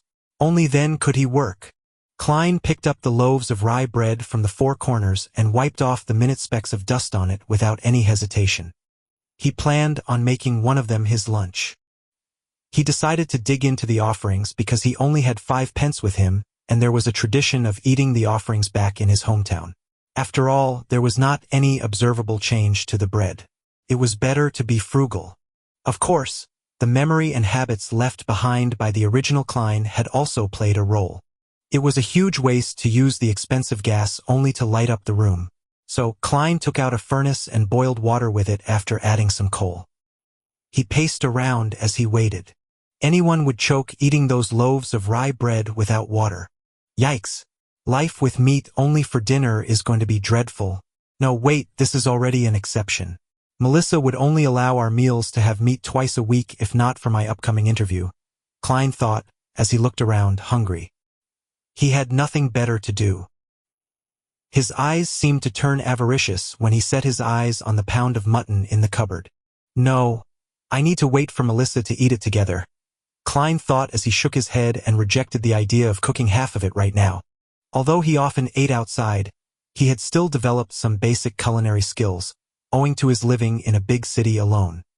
His dishes were not delicious, but they were at least edible. Klein turned his body around so that the mutton would not seduce him. Then, he suddenly realized that he had also bought peas and potatoes in the morning. Potatoes! Klein immediately had an idea. He quickly turned back to the cupboard and took out 2 potatoes from a tiny pile of them. He first cleaned the potatoes in the public bathroom and then added them into a pot so they were boiled together with the water. After a while, he sprinkled into the water some yellow coarse salt from the spices container he found inside the cupboard. He waited patiently for a few minutes before lifting the pot and pouring the soup into a few cups and a bowl. He took out the potatoes with a fork and placed them on the desk at the end. F. He blew at the potato as he peeled it bit by bit. The fragrance of boiled potato diffused through the air. It smelled very appetizing. He salivated crazily. The heat could not deter him any longer. Klein took a bite despite having the potato only half peeled. How fragrant! It had a powdery texture and tasted sweet as he chewed. He was instantly filled with emotions and he wolfed down the 2 potatoes. He even ate some of the skin. Then, he held up the bowl and enjoyed the soup. The pinch of salt in water proved to be thirst-quenching. I really enjoyed eating potatoes this way when I was young, a filled Klein exclaimed in his head. Meanwhile, he tore off a small piece of bread and dipped it into the soup to eat it softened. Perhaps the ritual was too tiring. Klein ate 2 loaves of bread which amounted to a whole pound. Klein felt he was finally rejuvenated. He enjoyed the joy of life after he drank the soup before tidying up. Then, he took in the lustrous sunshine happily. He sat back at the desk and began planning. I can't escape. I must think of a way to come into contact with mysticism and become a beyonder as mentioned by Justice and the Hanged Man. I need to overcome the fear of the unknown. The only way now is to wait for the next gathering. I need to try listen for the formula of the spectator potion or other things related to mysticism. There are 4 more days before Monday. Before that, I need to first figure out the problem with Klein. Why did he commit suicide? What happened to him? Unable to transmigrate back and wash his hands of everything, Klein picked up the notebook that lay on the table. He wanted to find hints that could help him regain his lost memory fragments. The original Klein obviously had the habit of taking notes. He also liked to write diaries. Klein was fully aware that the cabinet that supported the desk on the right stored a whole stack of completed notebooks. The book he had began on the 10th of May. Matters regarding his school and mentor, as well as content pertaining to knowledge, were at the beginning. May 12th. Mr. Azek mentioned that the common language used by the Balam Empire in the southern continent also developed from ancient Fasak, a branch of Jotun. Why is this so? Does this mean that every sentient living being once spoke the same language? No, there has to be a mistake. According to the Revelation of Evernight and the Book of Storms, giants were not the only hegemons of the world in primordial times. There were also elves, mutants, and dragons. Anyways, these are just myths and fantasies. May 16th. Senior Associate Professor Cohen and Mr. Azek discussed the inevitability of the Age of Steam. Mr. Azek opined that it was just a coincidence because if it wasn't for Emperor Roselle, the northern continent would still be wielding swords like the southern continent. Mentor argued that Mr. Azek had placed too much emphasis on the contribution of an individual. He believes that with progress, even if there wasn't an Emperor Roselle, there would be an Emperor Robert. Therefore, the Age of Steam might come late, but eventually come nevertheless. I found little meaning in their discussion. I prefer discovering new things and unraveling the hidden past. Perhaps I am more suited to study archaeology than history. May 29th. Welch found me and told me that he had acquired a notebook from the Fourth Epoch. Oh my goddess! A notebook from the Fourth Epoch. He didn't want to ask the archaeology department students for help, so he came to Naya and me to help him decode the contents. How can I refuse? Of course, I can only do it after my graduation defense. I can't afford diverting my attention at this stage. This caught Klein's attention. Compared to the notes about history and viewpoint disagreements, the appearance of a notebook from the Fourth Epoch might have led to Klein's suicide. The Fourth Epoch was the epoch before the present Iron Age. Its history was mysterious and incomplete.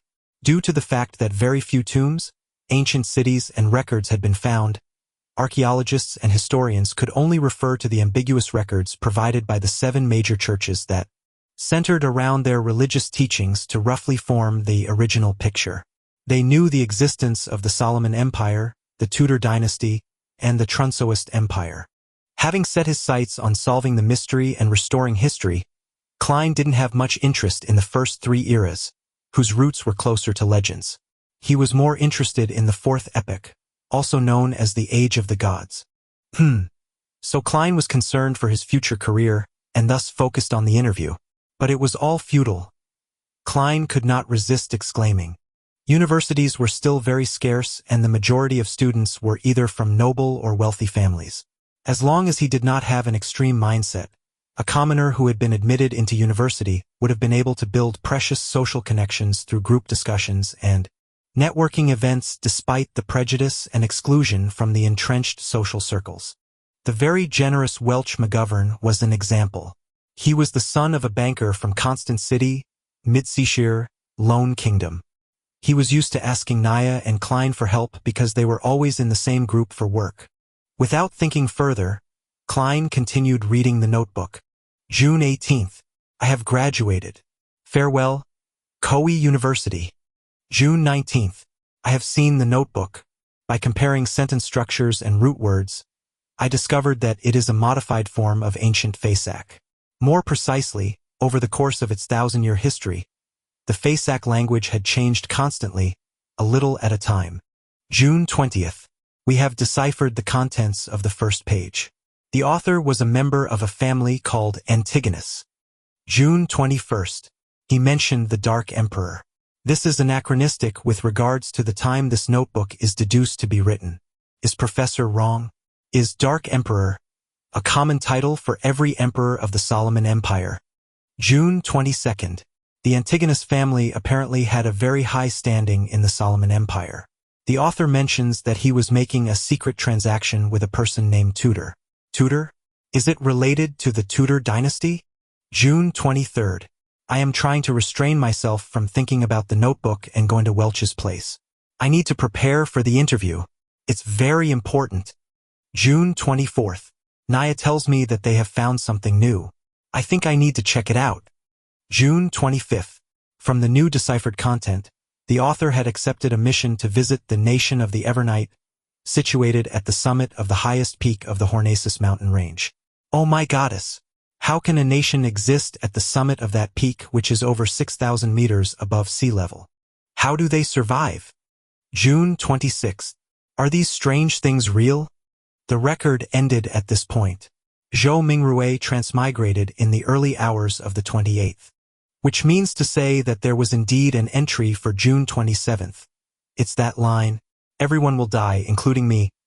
Klein flipped to the page he first saw when he arrived, feeling goosebumps while he made the deduction.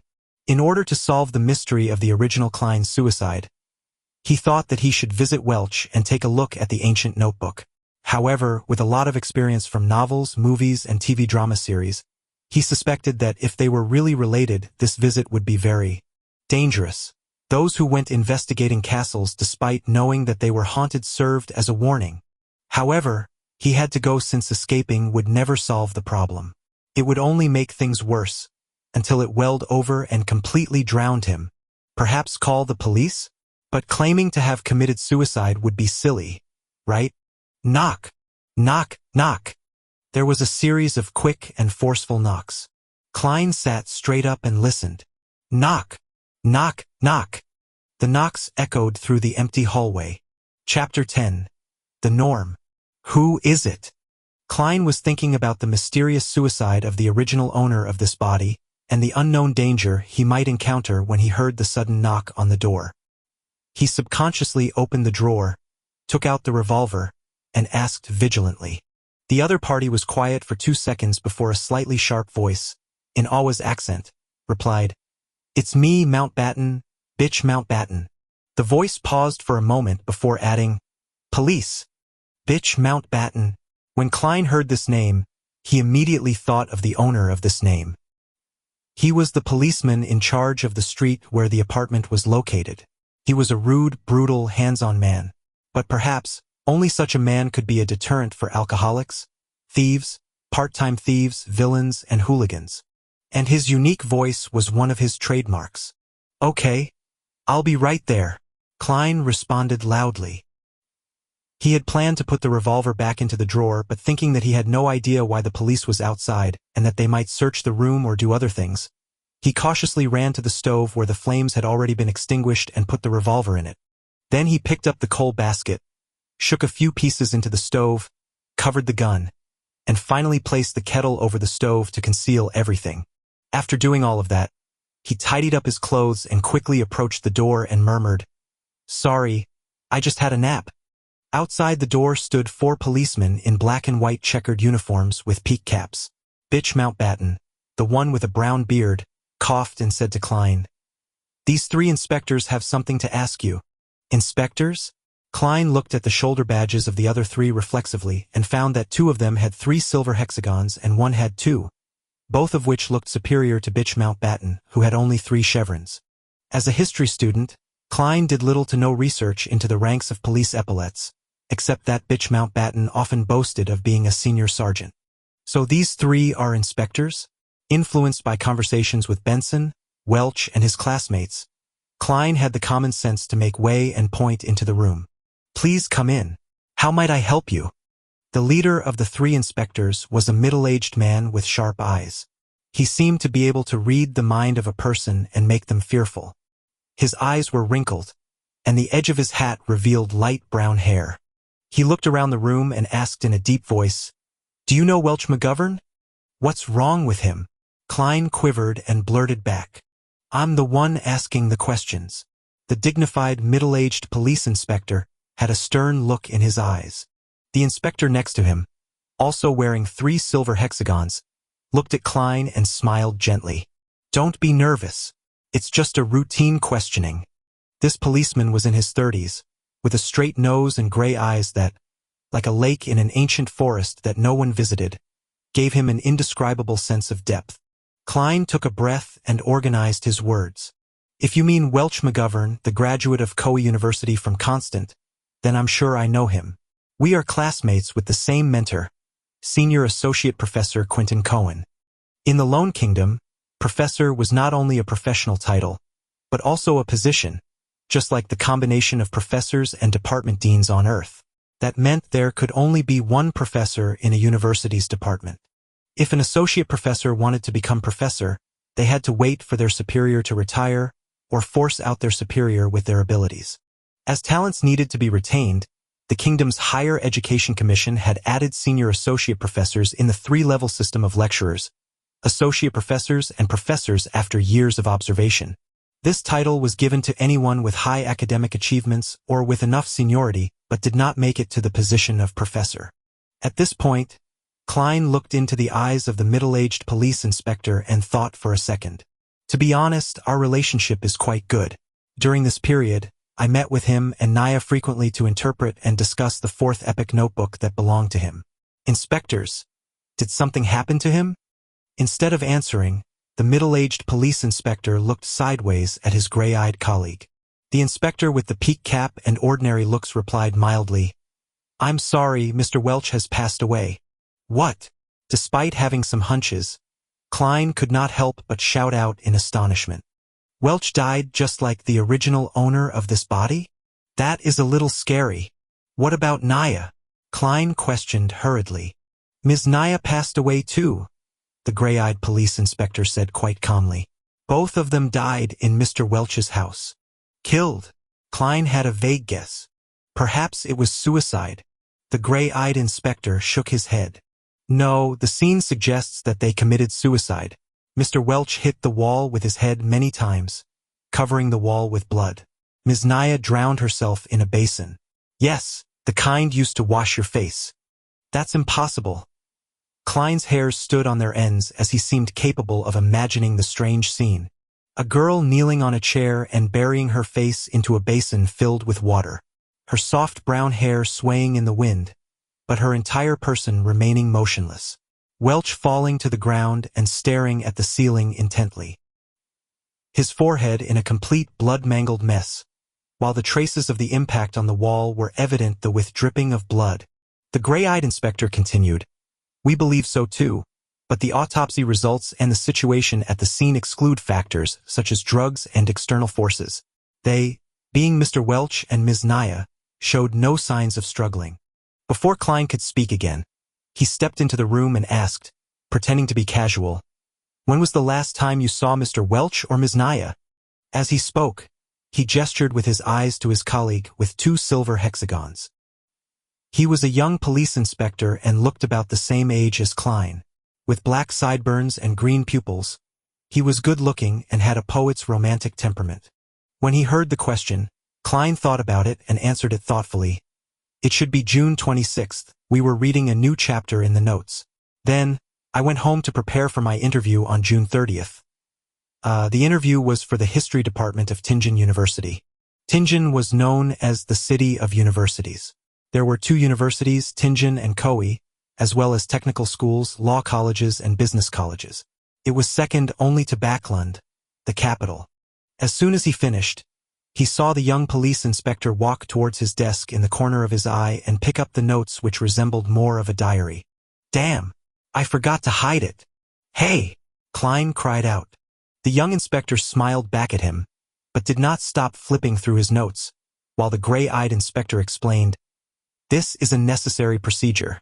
At this time, Bitch Mountbatten and the dignified middle-aged police inspectors were just watching without interrupting or assisting in the search. "Where are your search warrants?" Klein had intended to question them, but on second thought, the judicial system of the Lone Kingdom did not seem to have such a thing as search warrants. At least he did not know if there was one. After all, the police force had only been established for 15 or 16 years. When the original owner of this body was still a child, they were still called public security officers. Klein couldn't stop it.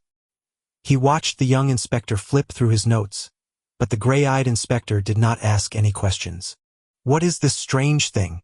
The young police inspector turned to the end of the notes and suddenly asked, "And what does this mean? Everyone will die, including me. Isn't it common sense that everyone dies except for deities?" Klein was prepared to quibble, but it suddenly occurred to him that he had planned to connect with the police in case of possible danger, but he had no reasons or excuses. He made a decision in less than a second. Putting his hand over his forehead, he answered painfully, "I have no idea. I really have no idea. When I woke up this morning, I felt I wasn't quite right, as if I had forgotten something. It's especially true for whatever happened recently. I don't even know why I had written such a sentence. Sometimes being frank was the best way to solve a problem. Of course, it required skills. There were things that could be said and could not be said, and the order of what was said first mattered. As an expert keyboard warrior, Klein was also good at sophistry. That is ridiculous. Do you think we are fools? Bitch Mountbatten could not help but interject angrily. This is such a bad lie that it insults the intelligence of his and his colleagues. It's better for you to pretend to be mentally ill than to pretend to be an amnesiac. I'm speaking the truth, Klein responded frankly, looking into the eyes of Mountbatten and middle-aged police inspectors. It really could not be more true. Maybe it is, the gray-eyed police inspector said slowly. What? He really believed it? Klein was surprised himself. The gray-eyed inspector smiled at him and said, An expert will come in 2 days and believe me, she should be able to help you to recall your lost memories. Expert? Help me remember my memories? In the field of psychology. Klein frowned. Hey, what if his memories of Earth were exposed? He suddenly felt like face-palming himself. The young police inspector put down his notes and searched his desk and room. Fortunately, he focused on books instead of lifting the kettle. Well, Mr. Klein, thank you for your cooperation. We advise that you'd better not leave Tianjin for the coming days. If you have to, please notify Inspector Mountbatten, or you'll become a fugitive, the gray-eyed police inspector warned. That's it? That's it for today? No other questions with deeper investigations, or taking me back to the police station to torture me for information. Klein was at a loss. Nevertheless, he wanted to solve the odd turn of events brought about by Welch too. So he nodded. That wouldn't be an issue. The inspectors exited the room one by one, and the young man at the end suddenly patted Klein on the shoulder. It's really nice. Very lucky. What? Klein's face was puzzled. The green-eyed police inspector with a poet's temperament smiled and said, Generally speaking, the norm is for all the involved parties to die in such an event. We are very glad and fortunate to see you still alive. After that, he exited the room and closed the door behind him in well-mannered manner. The norm is for everyone to die together? Very glad that I'm still alive? Fortunate that I'm still alive. On this June afternoon, Klein was chilling all over. Chapter 11, Real Culinary Skills. The norm is for everyone to die together? Very glad that I'm still alive? Fortunate that I'm still alive.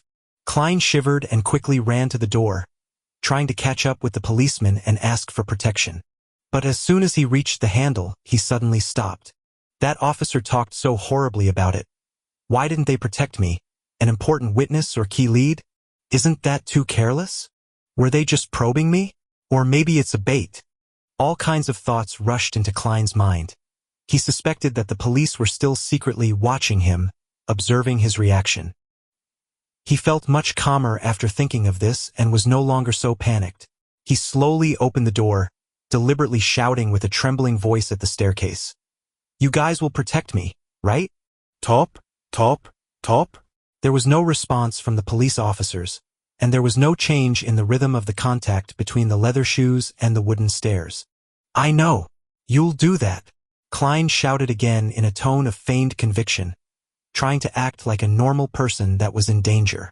The sound of footsteps gradually weakened and disappeared into the bottom floor of the apartment. Klein snorted and laughed. Isn't that response too fake? Their acting skills are not up to standard. He did not run after them. Instead, he turned back to the room and closed the door behind him. In the next few hours, Klein fully expressed what they called back in Foodaholic Empire, China. Restlessness, nervousness, agitation, inadvertence, and murmuring words that he did not understand. He did not slack just because there was no one around. This is called the self-cultivation of an actor. He laughed at himself in his heart. When the sun moved to the west, the clouds on the horizon appeared to be reddish-orange. Tenants in the apartment came home one after another. Klein shifted his focus elsewhere. Melissa is almost done with school. He looked at the stove, lifted the kettle, peeled off the coal and took out the revolver. Without pause or delay, He reached to the back of the board under the double-decked bed where more than 10 wooden strips were staggered out. After clipping the left will between a piece of wooden strip and board, Klein straightened up and waited uneasily, fearing that the police would burst open the door and rush into the room with guns in their hands. If it was an age of steam, he was certain he would not be seen by anyone when he did that. However, there were extraordinary powers here, ones that he had proven through his own experiences. After waiting for a few minutes, there was no movement at the door. There was only the chatter between two tenants who were heading for the heart of the Wild Bar on Iron Cross Street. Phew! Klein exhaled, feeling assured. All he needed to do was wait for Melissa's return and cook the stewed mutton with tender peas.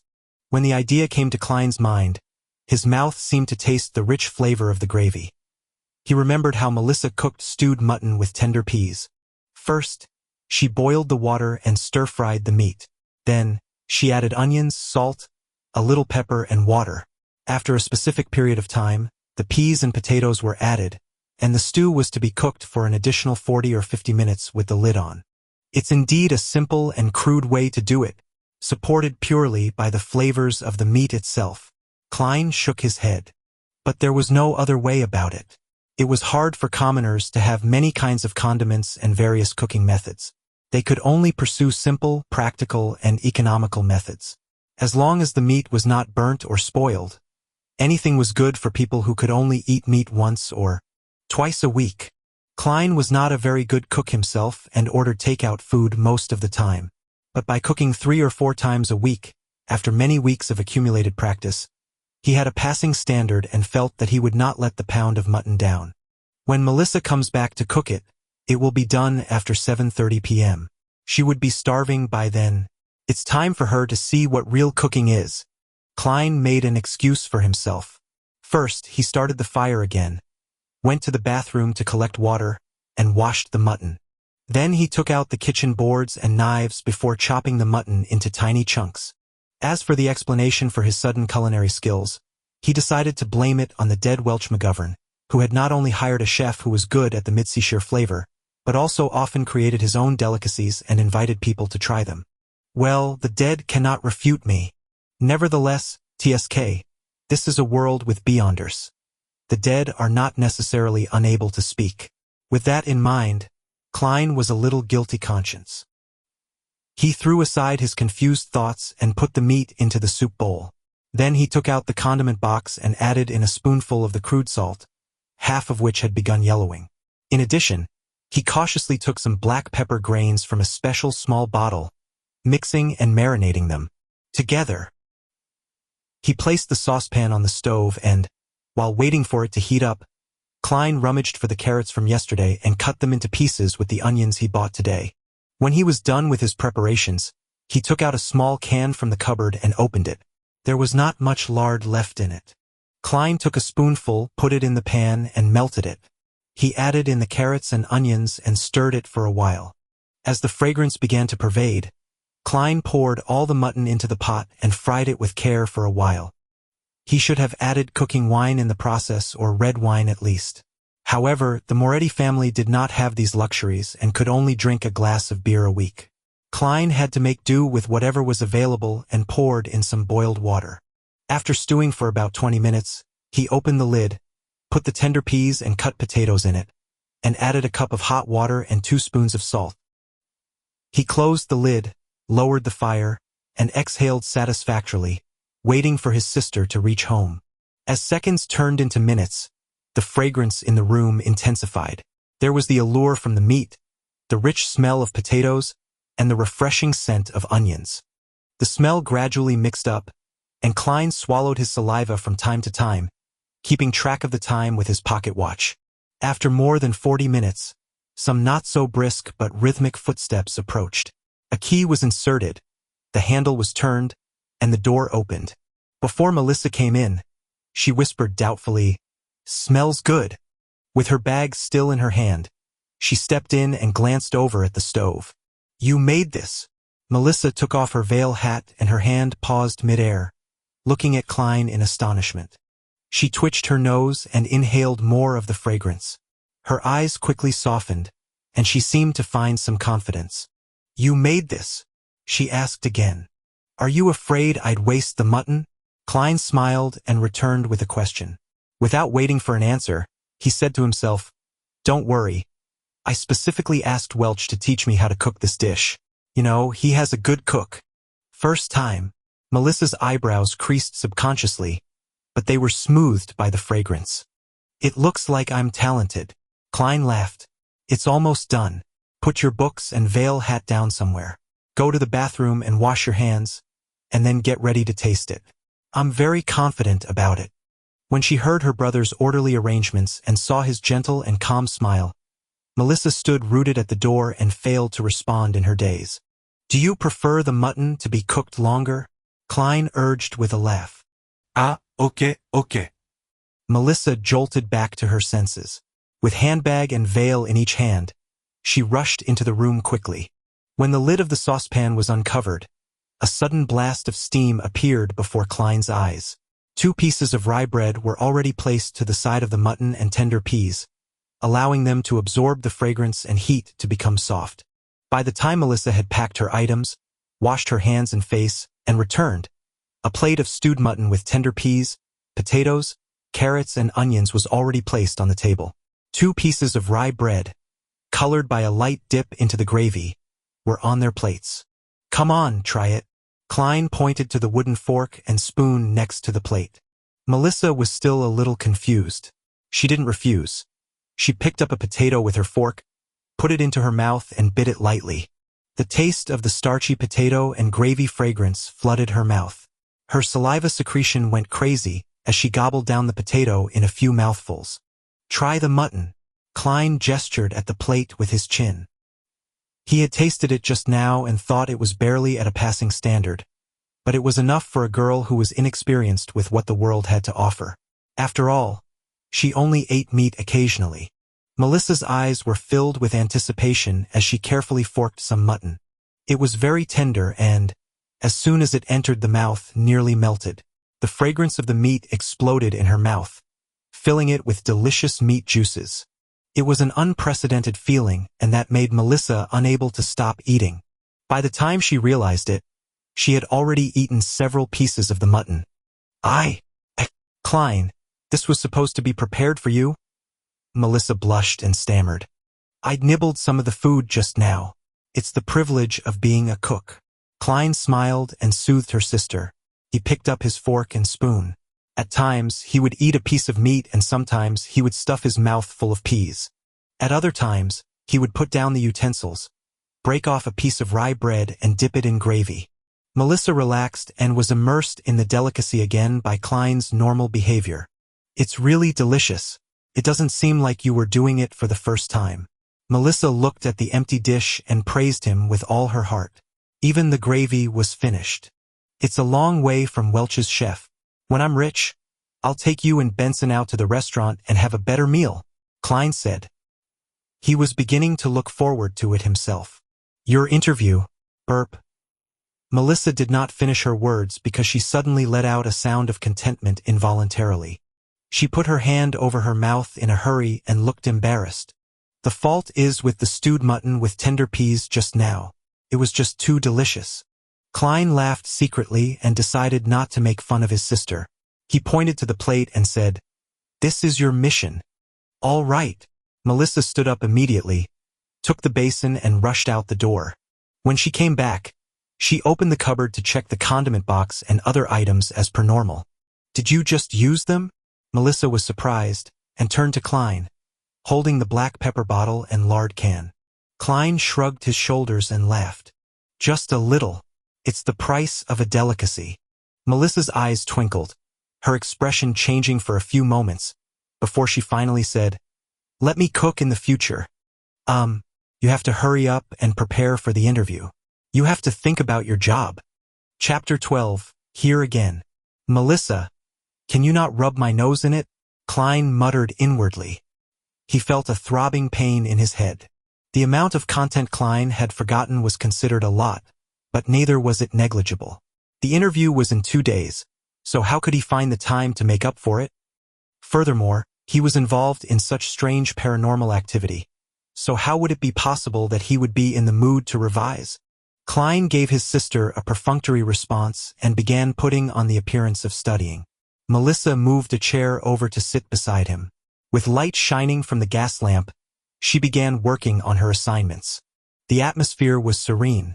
When it was almost 11 o'clock, the siblings bade each other good night and went to bed. Knock! Knock! Knock! Poundings on the door roused Klein from his dreams. He peered out of the window to see the first glimmer of dawn. In a daze, he flipped over and sat up. Who is it? Look at the time now. Why didn't Melissa wake me up? It's me, Dunn Smith. A man with a deep voice outside the door replied. Dunn Smith? Don't know him. Klein got off his bed and shook his head as he walked towards the door. He opened the door to see the gray-eyed police inspector, whom he had met the day before standing in front of him. Alarmed, Klein asked, Is there something wrong? The policeman replied with a stern look. We found a carriage driver. He testified that you had gone to Mr. Welch's place on the 27th, the day when Mr. Welch and Ms. Naya died. Furthermore, Mr. Welch was the one who paid for your transportation fees. Klein was startled. He did not feel a tinge of fear or guilt that one would expect from having his lies exposed. It was because he was not even lying. In fact, he was surprised by the evidence provided by Dunn Smith. On the 27th of June, the former Klein had indeed gone to Mr. Welch's place. On the night that he returned, he killed himself, the exact same way as Welch and Naya did. Klein gave a forced smile and said, This is insufficient evidence. It does not directly prove that I am associated with the death of Welch and Naya. Honestly speaking, I'm also very curious about the whole incident. I want to know what exactly happened to my two poor friends. But, I really can't remember. In fact, I have almost completely forgotten what I had done on the 27th. You may find it hard to believe, but I fully relied on the diaries I had written to roughly make a guess that I had gone to Welch's place on the 27th. You sure have great mental fortitude, Dunn Smith said while nodding. He showed not a trace of anger, nor was he smiling. You should be able to hear my sincerity. Klein looked him straight in the eye and said, I'm telling the truth. Of course, only part of it. Dunn Smith did not give an immediate response. He swept his glance across the room before saying slowly, Mr. Welch lost a revolver. I guess I should be able to find it here, right, Mr. Klein? Indeed, Klein finally understood where the revolver had come from. A thought flashed in his mind and he came to the final verdict in an instant. He raised his hands halfway and retreated, leaving a path open. Then, he signaled at the bunk bed with his chin. Behind the bedboard. He did not specifically mention that it was the bottom deck, as no one would normally hide things at the back of the bedboard on an upper deck. That would be too obvious for guests to notice at a glance. Dunn Smith did not move forward. The corners of his mouth twitched as he asked, Nothing to add on? Without hesitation, Klein replied, There is. Yesterday, when I woke up in the middle of the night, I realized I was laying on my desk with a revolver beside me. There was a bullet at the corner of the room. It was as if I had committed suicide. But due to a lack of experience of never having used a gun, or maybe I was too scared at the final moment. Anyway, the bullet did not achieve the desired result. My head is still in its place. I am still alive now. And since then, I have lost some memories, including what I saw and did at Welch's place on the 27th. I'm not lying. I really can't remember. For the sake of being eliminated as a suspect, for the sake of getting rid of all these strange events surrounding him, Klein explained almost everything that had happened, except the transmigration and gathering. Also, Klein was careful with his words, allowing every sentence to be amenable, such as, not revealing the fact that the bullet had hit his brains, but only mentioning that it did not achieve the desired result, and that his head was still in its place. To others, these two statements might seem to convey the exact same ideas, but in reality they were like chalk and cheese. Dunn Smith listened quietly, then said, This corresponds with what I had surmised. It also corresponds with the hidden logic of similar incidents in the past. Of course, I have no idea how you managed to survive. I'm glad you believe in me. I don't know how I survived either. Klein heaved a small sigh of relief. But, Dunn threw out a conjunction. There is no use in me believing you. You are currently the prime suspect. You have to be confirmed by an expert that you have indeed forgotten what you went through, or that you indeed have nothing to do with the deaths of Mr. Welch and Miss Naya. He coughed, his expression becoming serious. Mr. Klein, I seek your cooperation on coming with me to the police station for the investigation. This should take roughly 2 to 3 days if it is confirmed that there are no issues with you. The expert is here, Klein asked blankly in return. Didn't they say it would take another 2 days? She came earlier than expected. Dunn turned sideways, signaling for Klein to leave. Allow me to leave a note, Klein requested. Benson was still away and Melissa had gone to school. He could only leave a note to inform them that he was involved in an incident associated with Welch, so that they would not worry about him.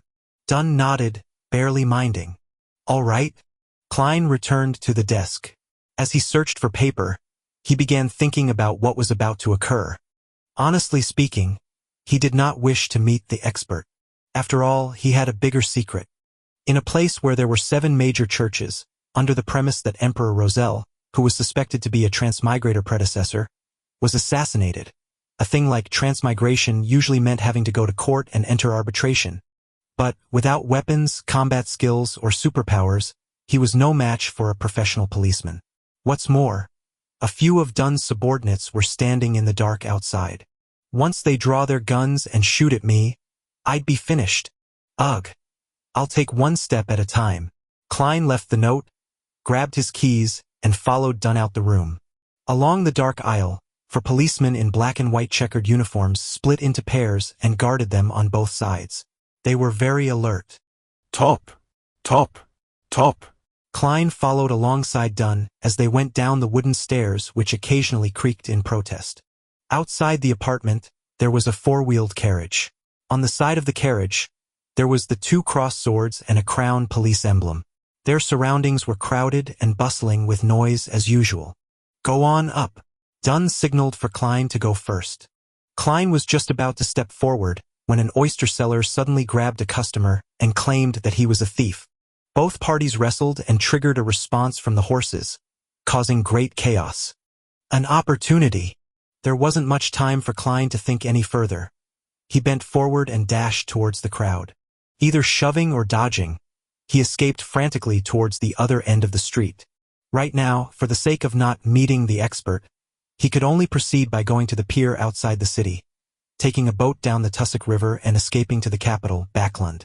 The population was higher there, making it easier to hide. Of course, he could also get on a steam train, go eastward to the nearest and Mad Harbor and take the sea route to Pritz, then towards Backland.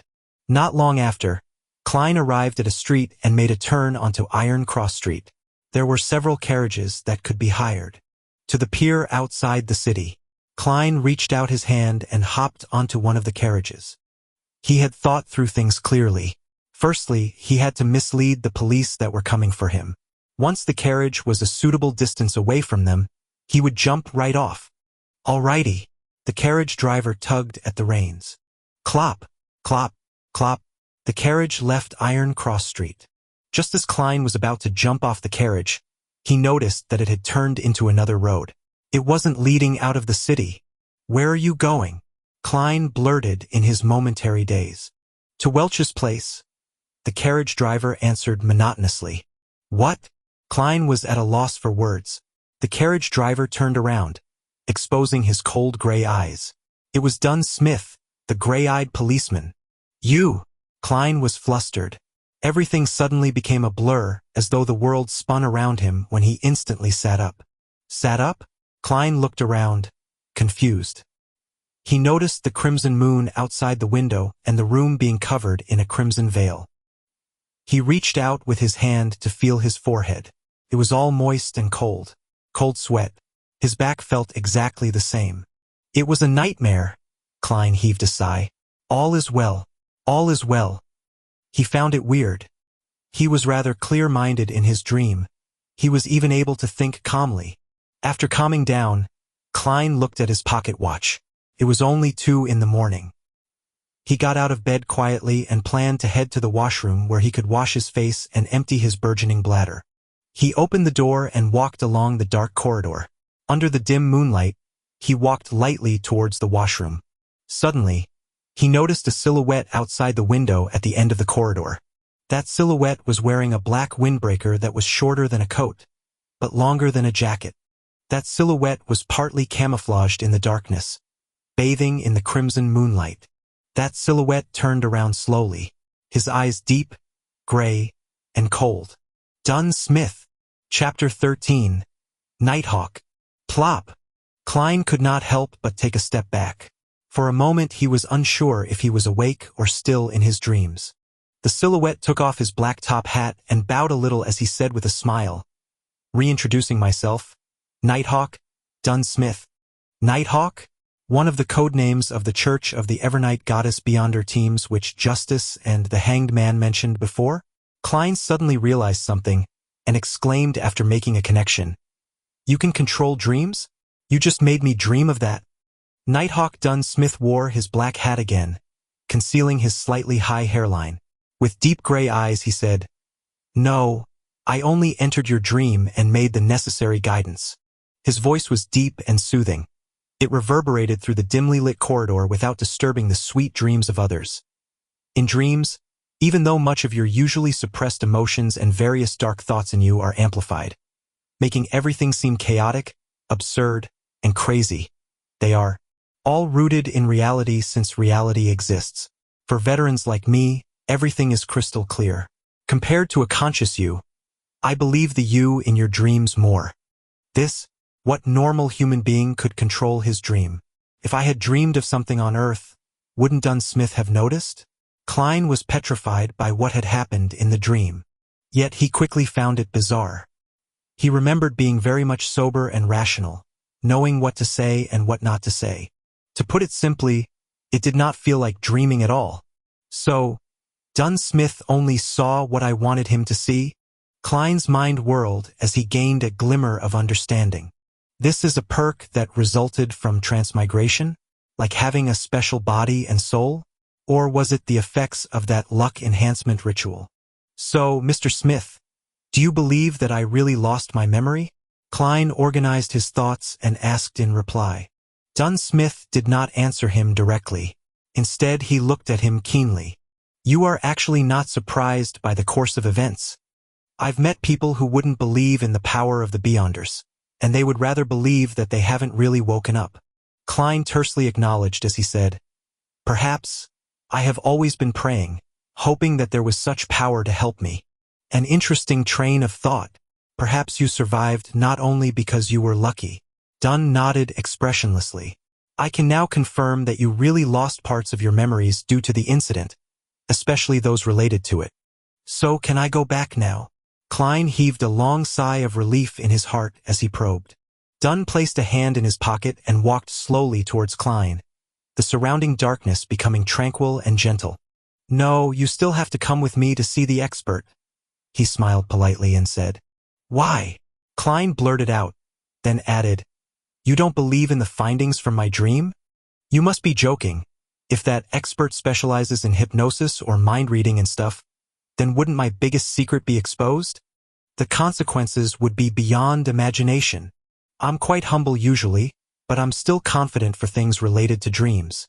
Dunn calmly replied, However, for important key matters, there is no harm in confirming them again. Plus, our specialties lie in different areas. Perhaps, she can help you recover some of your memories. Not waiting for Klein to reply, his voice turned deeper. After all, you're connected to the whereabouts of that Antigonus family notebook. What? Klein froze.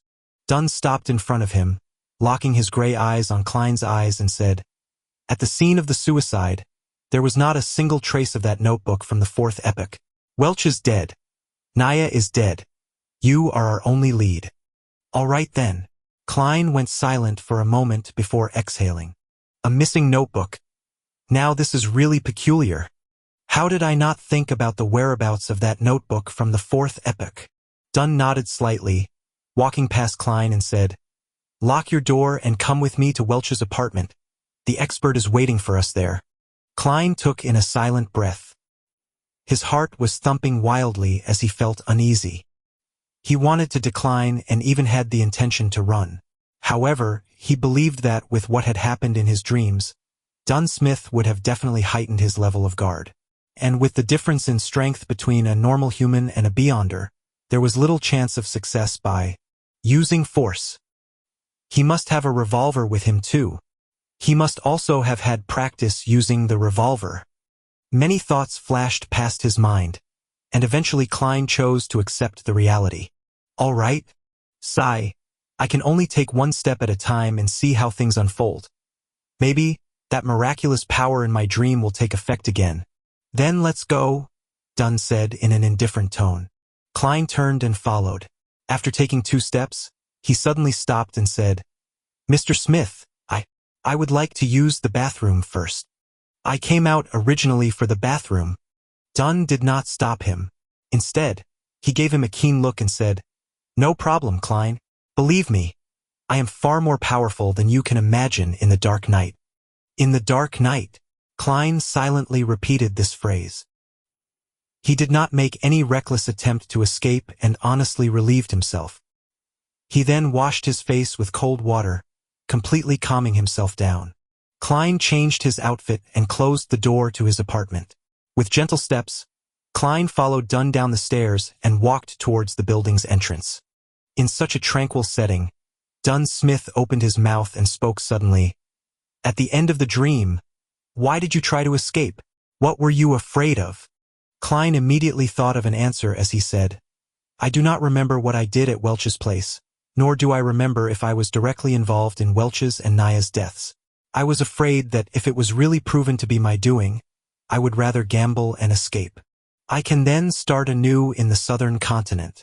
I would have done the same if I were you, Dunn said as he pushed open the door to the building, letting in the cool midnight breeze to disperse the sweltering heat inside. He was not afraid of Klein running away as he got on the carriage. It was exactly the one Klein had dreamed of, a 4-wheeled carriage drawn by a single horse and the carriage driver. There was also the police emblem of double-crossed swords that clustered a crown carved onto the side of the carriage. Klein followed into the carriage.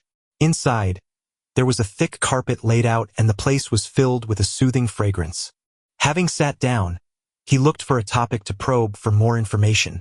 Mr. Smith, what if, and I mean if, the expert confirms that I have really forgotten a part of my memories, and that there is no other evidence which points to me being the perpetrator or a victim, would this be over? In theory, yes. We will try to search for the notebook through other means.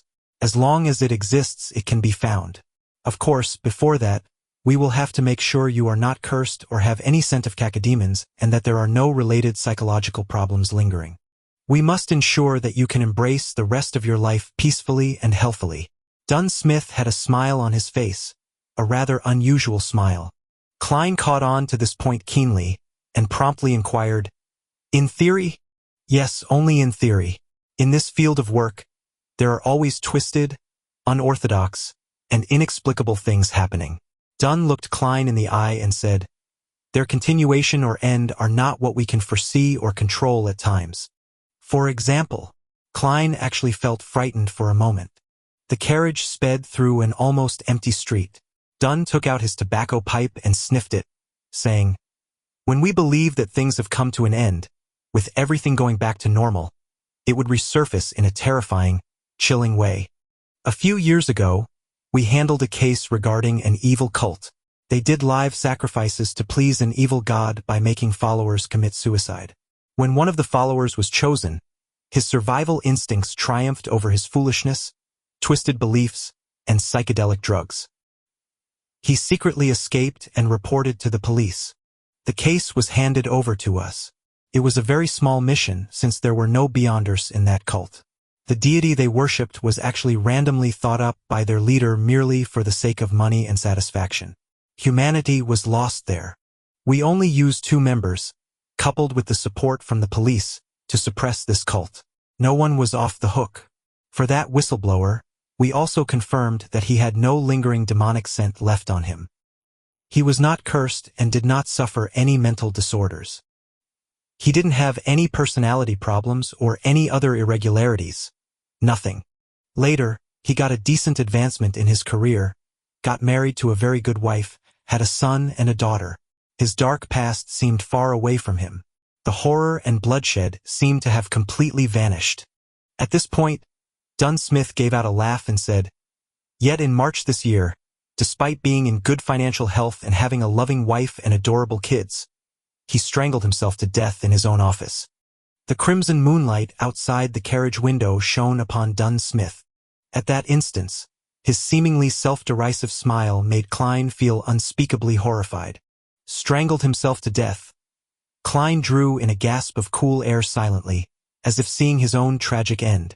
Even if I escaped it once, it might just be temporary? Is there any way to resolve this completely? Become a beyonder to fight it? The carriage returned to silence. Countless thoughts welled in Klein's mind. Under an awkward silence, the carriage traveled for a long time at high speeds. Just as Klein made up his mind to consult Dunn Smith for any solutions, the carriage came to a halt. "Mr. Smith, we have reached Welch's apartment." The carriage driver's voice was heard. "Let's get down." Dunn straightened out his black coat that reached his knees. "Oh, let me introduce beforehand. The official disguise of the expert is the most renowned spirit medium of Awa County." Klein suppressed his other thoughts and asked curiously, "Then what is her actual identity?" Dunn half-turned his body and turned his head back. With his abstruse gray eyes he said, "A true spirit medium." Chapter 14, The Medium. A true medium. Klein repeated this description inwardly, and did not speak again. He followed Dunn Smith down the carriage. Welch's place in Tingen was a detached house with a garden. The road outside the hollowed metal gates allowed 4 carriages to pass through at once. Street lamps lined the sides of the road every 50 meters. They looked different from the ones Klein had seen in his previous life. They were gas lamps, and the height of every lamp was about that of an adult male, so that it was convenient to light the lamps. The black metal was closely pressed to the glass, forming a checkered pattern, casting out classical paper lantern-like artworks. Coldness and warmth were intertwined while darkness and light coexisted. Walking along the pathway blanketed by rays from the sunset, Klein and Dunn Smith entered Welch's rented place through the ajar metal gate. Facing the main entrance was a cemented road that led straight to a 2-floored bungalow. 2 carriages could go at once. There was a garden on the left and a lawn to the right. The pleasantly faint fragrance from the flowers mixed with the cool scent of the fresh grass made one feel happy and relaxed. As soon as he stepped in, Klein shivered and peered around. He felt that in the garden, somewhere in the lawn, on the roof, behind the swing, somewhere in a dark corner, pairs of eyes were observing him. There was clearly no one here, yet Klein felt as if he was on a crowded street. This strange contrast, this peculiar feeling, tensed him up. A chill ran up his spine. Something's wrong. He couldn't help but exclaim to Dunn. Dunn's expression remained unchanged as he walked beside him and replied calmly, "Just ignore them." Since the Nighthawk had said so, Klein tolerated the chilling feeling of not being able to notice the perpetrator despite being followed, spied, and observed. Step by step, he arrived at the main entrance of the bungalow. "If this goes on any longer, I will go crazy." As Dunn reached out his hand to knock on the door, Klein quickly turned around. Flowers swayed in the wind, without a person in sight. "Come in, gentleman." A seemingly ethereal voice came from inside the house.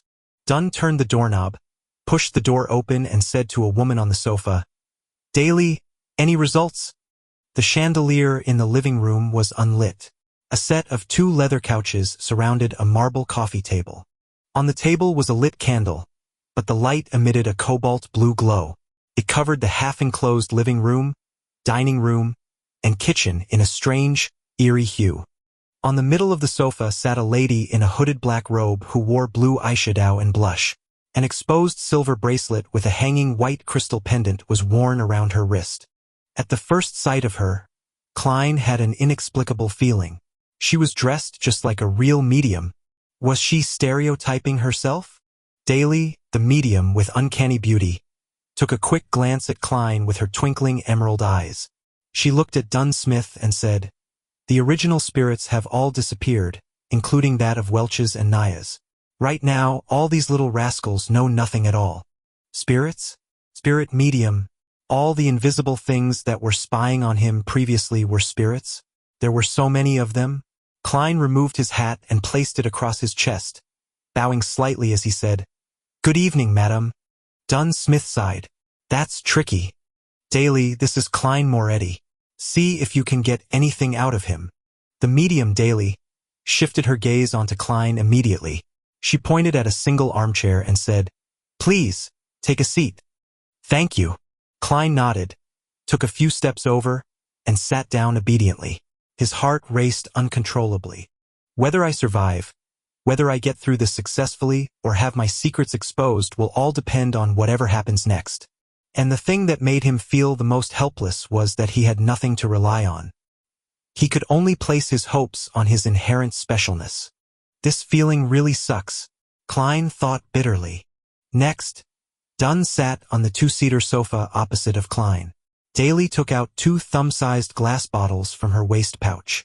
Her emerald eyes smiled at Klein as she said, "I need a bit of help here. After all, you are not an enemy. I can't treat you harshly. That might make you uncomfortable or put you in pain. It might even leave some serious after-effects on you. I will give you some fragrances, making you feel tender and smooth, which will allow you to let loose bit by bit so that you can truly indulge in those feelings." That sounded wrong. Klein gaped as his eyes were filled with shock. Seated across him, Dunn laughed and said, "Don't be weirded out. We are different from the fellows from the Church of the Lord of Storms. Here, the ladies can also verbally tease men. In this regard, you should be able to understand. Your mother was a devout believer of the goddess. You and your brother used to attend Sunday school at church. I understand. It's just that I never thought that she would be such a... Klein gestured, as he could not find the right words. He almost blurted out the direct translation for Veteran Driver 1. Dunn curved the corners of his mouth up and said, "Don't worry. Actually, Daly seldom does this. She just wants to use these methods to calm you down. She prefers corpses over men." "You make me sound perverted," Daly interjected with a smile. She opened one of the little bottles and dripped a few drops onto the bright blue candle flame. Night vanilla, slumber flower, and chamomile, all distilled and extracted to form this aromatic floral essence. I call it amantha. It means tranquility in the Hermes language. It smells really amazing. As they chatted, the candle flame flickered, evaporating the floral essence and filling the room with its aroma. A beautifully enchanting aroma found its way into Klein's nostrils. He no longer felt tensed up. He was instantly calm, as if he was gazing into the darkness of the silent night. This bottle is called the Eye of the Spirit. Barks and leaves of drago and poplar trees are sun-dried for 7 days and decocted thrice. Then they are immersed in Lanty wine. Of course, there would be several incantations while we're at it. As Daly described the liquid, the amber substance, dripped onto the cobalt blue candle flame. Upon smelling the ethereal scent of the aromatic wine, Klein noticed that the candle flame was dancing wildly. The luster of Daly's blue eyeshadow and blush shone oddly, to the extent of him seeing double. It is a great helping hand for mediumship. It is also a floral essence that is sufficiently enchanting. As Daly explained continuously, Klein felt as if her voice was coming from all around. Bewildered, Klein looked around and realized that everything was swaying and in a blur. He felt like he was shrouded by layers and layers of fog. Even his body was swaying as it phased away before he began floating and then losing his balance. Colors blended like an impressionist painting. The reds were redder, the blues were bluer, and the blacks were blacker, appearing more defined than usual. It was dreamy and hazy. Distinct murmurs from the surroundings came through as if hundreds and thousands of people who could not be seen were debating. This feels similar to the luck enhancement ritual I did before, but without the kind of madness that makes your head feel like exploding. Klein looked around and thought questioningly. At this moment, his vision was locked onto a pair of eyes that were crystal clear like emerald. On a blurry sofa sat Daly in a black robe. Eccentrically, her gaze concentrated on the tip of Klein's head. She smiled and in a gentle voice, said, "Let me properly introduce myself. I am the spirit medium, Daily. I can still have rational thoughts. It's like when I was at that luck enhancement ritual and that gathering." The thought crossed Klein's mind as he intentionally behaved muddled and said, "Hello there. The mental worlds of humans are extremely vast. Many secrets are hidden within the mind. Look at the ocean, what we know about it is all on the superficial level. But in reality, deep in the ocean, there is a larger unseen portion. Other than islands, there is the entire ocean. There is the boundless sky that symbolizes the spiritual world. You are the spirit of your body. Not only do you know of the islands above, but you also know of the things hidden beneath the sea, as well as the entire ocean. Anything that exists leaves some traces behind. The superficial memories of the islands may be wiped out, but what is left under the sea and the entire ocean will definitely have a corresponding projection left in it." Daily went on and on, bewitching Klein. The vague surrounding winds and shadows took on similar forms. It is as though Klein's spirit was fully exposed in the form of an ocean, waiting for him to search and discover. Klein watched patiently as he churned the ocean occasionally. Then, in an airy voice, he replied, "No, I can't remember. I have forgotten." He expressed his agony at just the right level. Daly tried to guide him once again, but the clear-headed Klein was unaffected. "Okay, we shall end here. You may leave. Leave. Leave." The airy voice lingered and Daly disappeared. The wind and shadows began calming as the ethereal smell and subtle scent of the aromatic wine became more distinct again. The colors returned to their normal state and the fuzzy feeling was no longer around. Klein's body quivered, and he found his balance again. He opened his eyes, which he had no memory of closing, and noticed that the candle with the bright blue flame was still before him. Dunn Smith was still resting comfortably on the couch. Same for Daly with the black hooded robe. "Why did you use the theory that belongs to that bunch of evil madmen, the psychology alchemists?" Dunn furrowed his eyebrows and stared at Daly. As Daly put away the 2 little bottles, she replied calmly, "I think it's pretty accurate. At least, it corresponds with some of the things I've made contact with before." Without waiting for Dunn's reply, Daly shrugged and said, "This tricky fellow did not leave a single trace behind."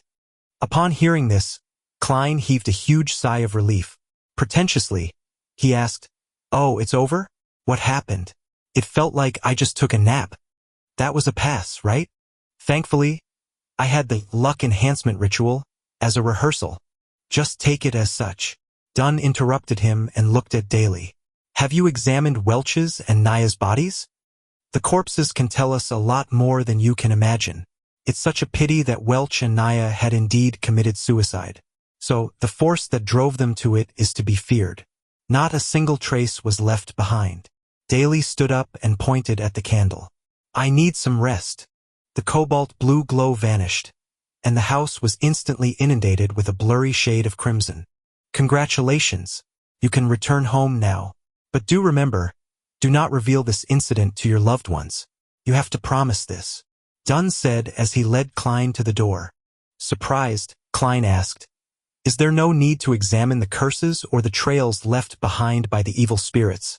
Daly didn't mention anything about it, so there's no need for it, Dunn answered simply. Klein calmed down. As the thought of his previous worries came to mind, he asked hurriedly, "How can I be sure that I will be free from trouble from now on?" "No worries." Dunn twitched his lips and said, "Based on statistics of similar incidents in the past, 80% of the survivors of the incident do not experience any horrifying aftereffects. Yeah. This is based on what I know roughly more or less. Then, there's still 1/5 of those poor souls." Klein did not dare to try his luck. "Then you can consider joining us as a civilian staff. This way, even if there are any precursors, we can discover it in time," Dunn said casually as he approached the carriage. "Or simply become a beyonder. After all, we are not nannies. We can't babysit you all day long and even watch what you do with women. Can I?" Klein questioned the statement. Of course, he did not expect much. After all, how was it even possible to be a part of the Nighthawks so easily and obtain the power of the Beyonders? That was the power of the Beyonders. Dunn paused, and turned his head sideways to look at him. It's not that you can't. It depends. What?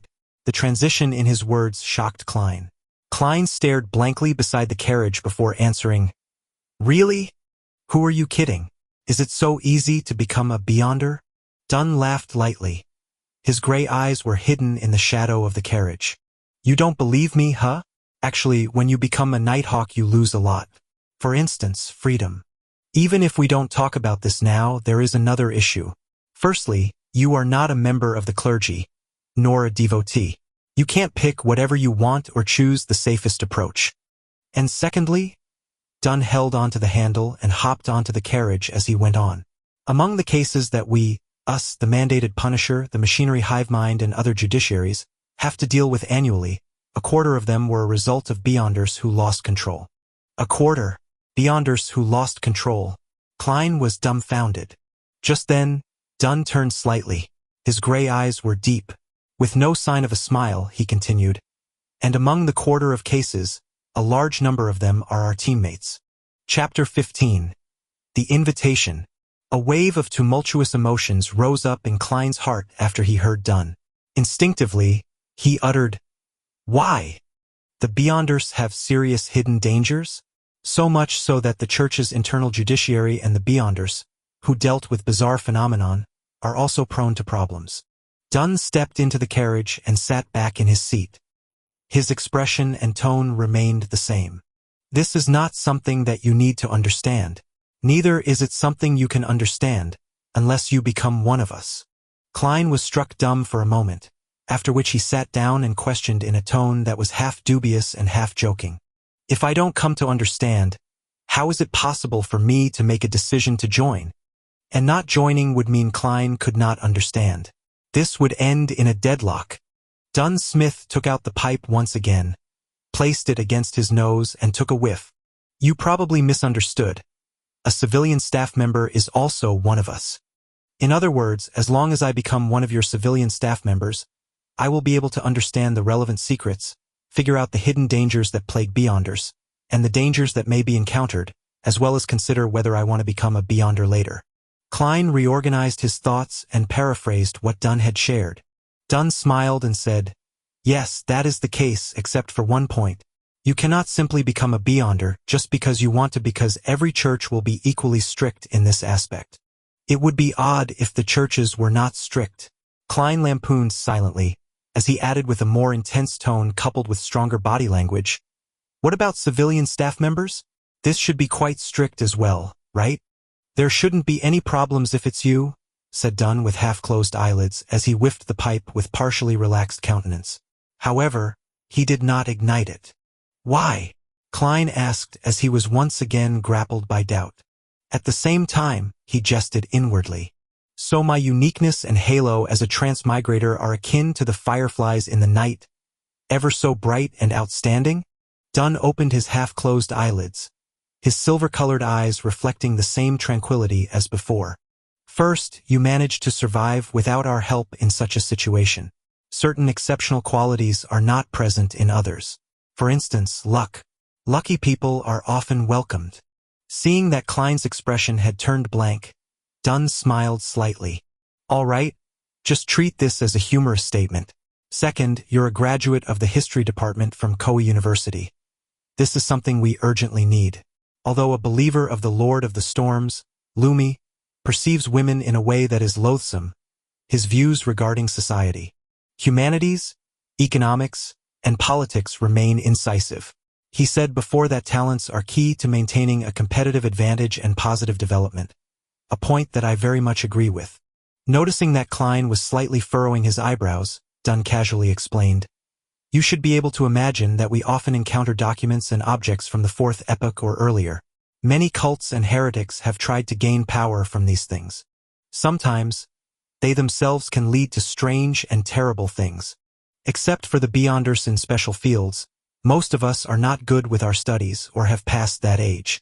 Having said that, Dunn Smith pointed to his own head, and the corner of his mouth turned up slightly as if he was mocking himself. He then said, Those dry, boring knowledge always puts us to sleep. Even the sleepless can't help it. In the past, we would cooperate with historians or archaeologists, but this posed the risk of exposing secrets, and mishaps might befall on these otherwise uninvolved professors and associate professors. Thus, the addition of a professional in our ranks is hard to refuse. Klein nodded lightly and accepted Dunn's explanation. With his thoughts all over the place, he asked, "Then why don't you directly, groom one?" Dunn continued, "This brings me to the third point, which is also the final and most important point. You've already been through a similar ordeal, so inviting you doesn't violate the confidentiality clause. With regard to developing others, I will bear the responsibility of exposure if it fails. Most of our team members, our civilian staff members, come from within the church." After Klein finished listening silently, he asked curiously, "Why are you so strict about maintaining confidentiality?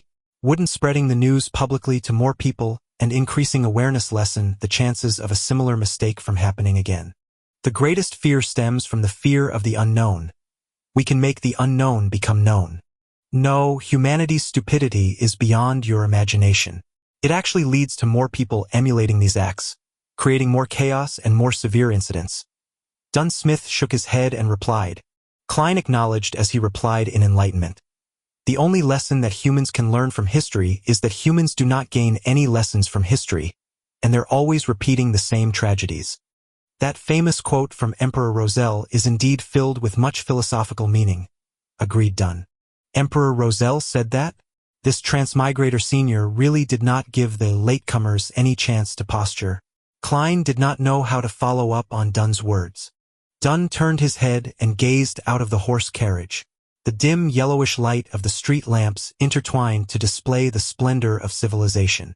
There is a similar discourse within the judiciary of the major churches. This may be the main reason for the strict confidentiality and the prohibition of ordinary people from knowing. "What is it?" Klein asked as his interest was piqued, pleasured that he seemed to be spying on secrets. Dunn turned his head. His facial muscles pulled themselves so slightly that it was hardly visible. "Faith and fear bring troubles. More faith and more fear bring more troubles, until everything is destroyed." After he said that, Dunn signed, "Besides praying for the blessings and help from gods, humans can't solve their real major problems. Faith and fear bring troubles. More faith and more fear bring more troubles." Klein recited silently, but he could not fully understand it. What followed next was the fear of uncertainty that came from the unknown. It was like the dark shadows formed by the street lights outside. In the darkness without light, it appeared as though there were pairs of callous-looking eyes and wide-opened mouths. As the horse galloped vigorously and nimbly while the wheels of the horse carriage reeled on ahead with Iron Cross Street in sight, Dunn broke the silence suddenly and formally invited Klein. "Would you like to join us as a civilian staff member?" In Klein's mind, multiple thoughts surfaced, making him indecisive. He contemplated and asked, "Can I have some time to consider?"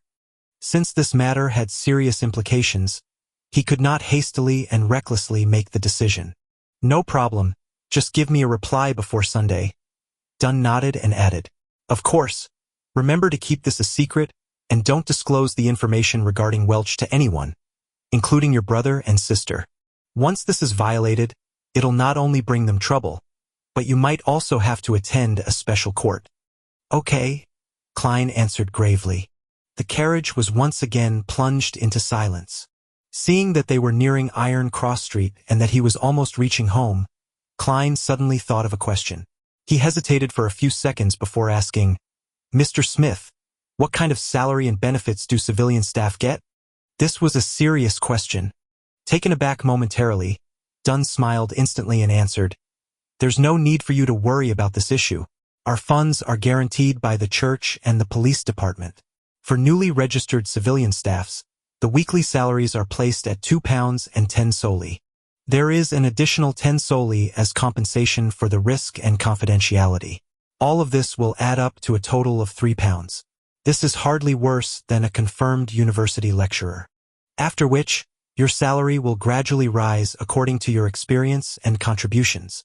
As for civilian staff members, the contract is generally 5 years. After 5 years, you can quit normally if you're no longer willing to stay.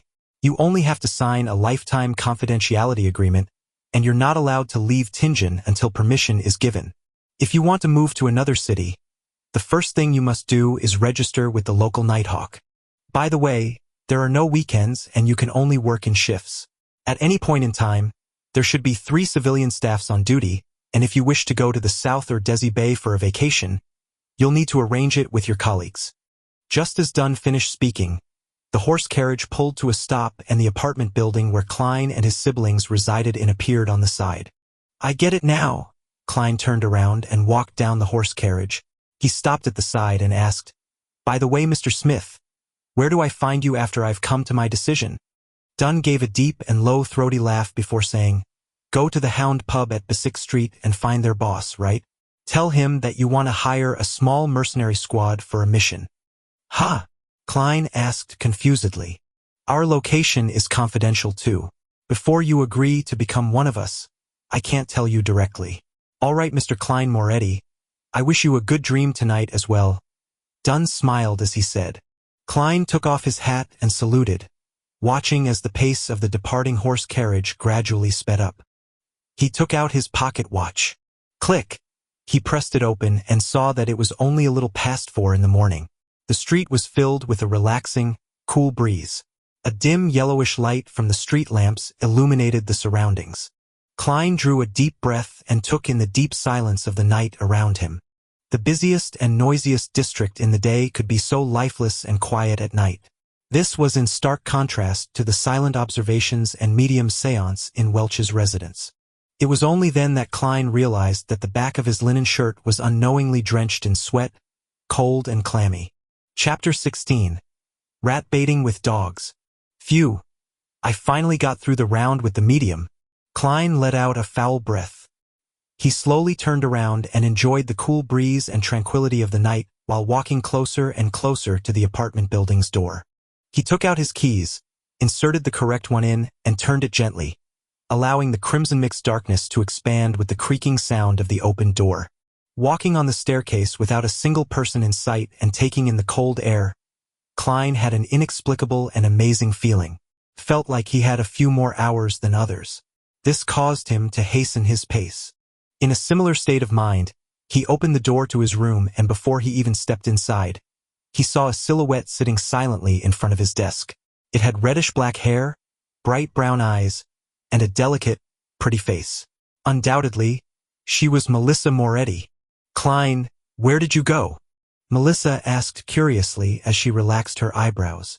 Without waiting for Klein's reply, she added, "Just now. I got up to go to the bathroom and realized you weren't home." It was as if she wanted to know everything clearly, from the causes and effects of the matter to the underlying logic. With great experience at lying to his parents, Klein's brain took a spin before he gave a bitter smile and calmly replied, "I couldn't fall asleep again after I woke up. Instead of wasting time, I decided that I should train my body. So I went out to run a few rounds. Look at my sweat." He took off his jacket and half-turned his body, pointing to his back. Melissa stood up, took a glance half-heartedly and deliberated for a few moments before saying, "Honestly speaking, Klein, you don't have to stress yourself out. I'm sure you can pass the interview to Tianjin University. Even if you can't, if, you can still find better ones." "I haven't even thought about the interview." Klein nodded his head and said, "I understand." He did not mention the offer that he had gotten because he had not decided whether he wanted to join them or not. Staring at Klein intensely, Melissa suddenly turned around and trotted into the interior of the house. She took out an object that resembled a tortoise. It was comprised of items like gears, rusted iron, torsion springs, and ordinary springs. After quickly tightening the torsion spring, Melissa placed the object on the desk. Ka, ka, ka, dum, dum, dum. The tortoise moved and jumped with a rhythm that could pull anyone's attention. Whenever I feel irritated, I feel much better seeing this tortoise move. I've been doing this very often recently, and it's very effective. Klein, give it a try, invited Melissa as her eyes brightened. Klein did not turn down his sister's goodwill. He approached the tortoise and waited for it to stop before laughing. He said, "Simplicity and regularity can indeed help relaxation." Without waiting for Melissa's reply, Klein pointed to the tortoise and casually asked, "Did you make this yourself? When did you make this? Why wasn't I aware of it?" "I made use of unwanted materials from school and things picked up from the streets to make this. It was only finished 2 days ago," Melissa said in her usual tone, the side of her lips upturned a few more degrees. "That's impressive," Klein praised sincerely.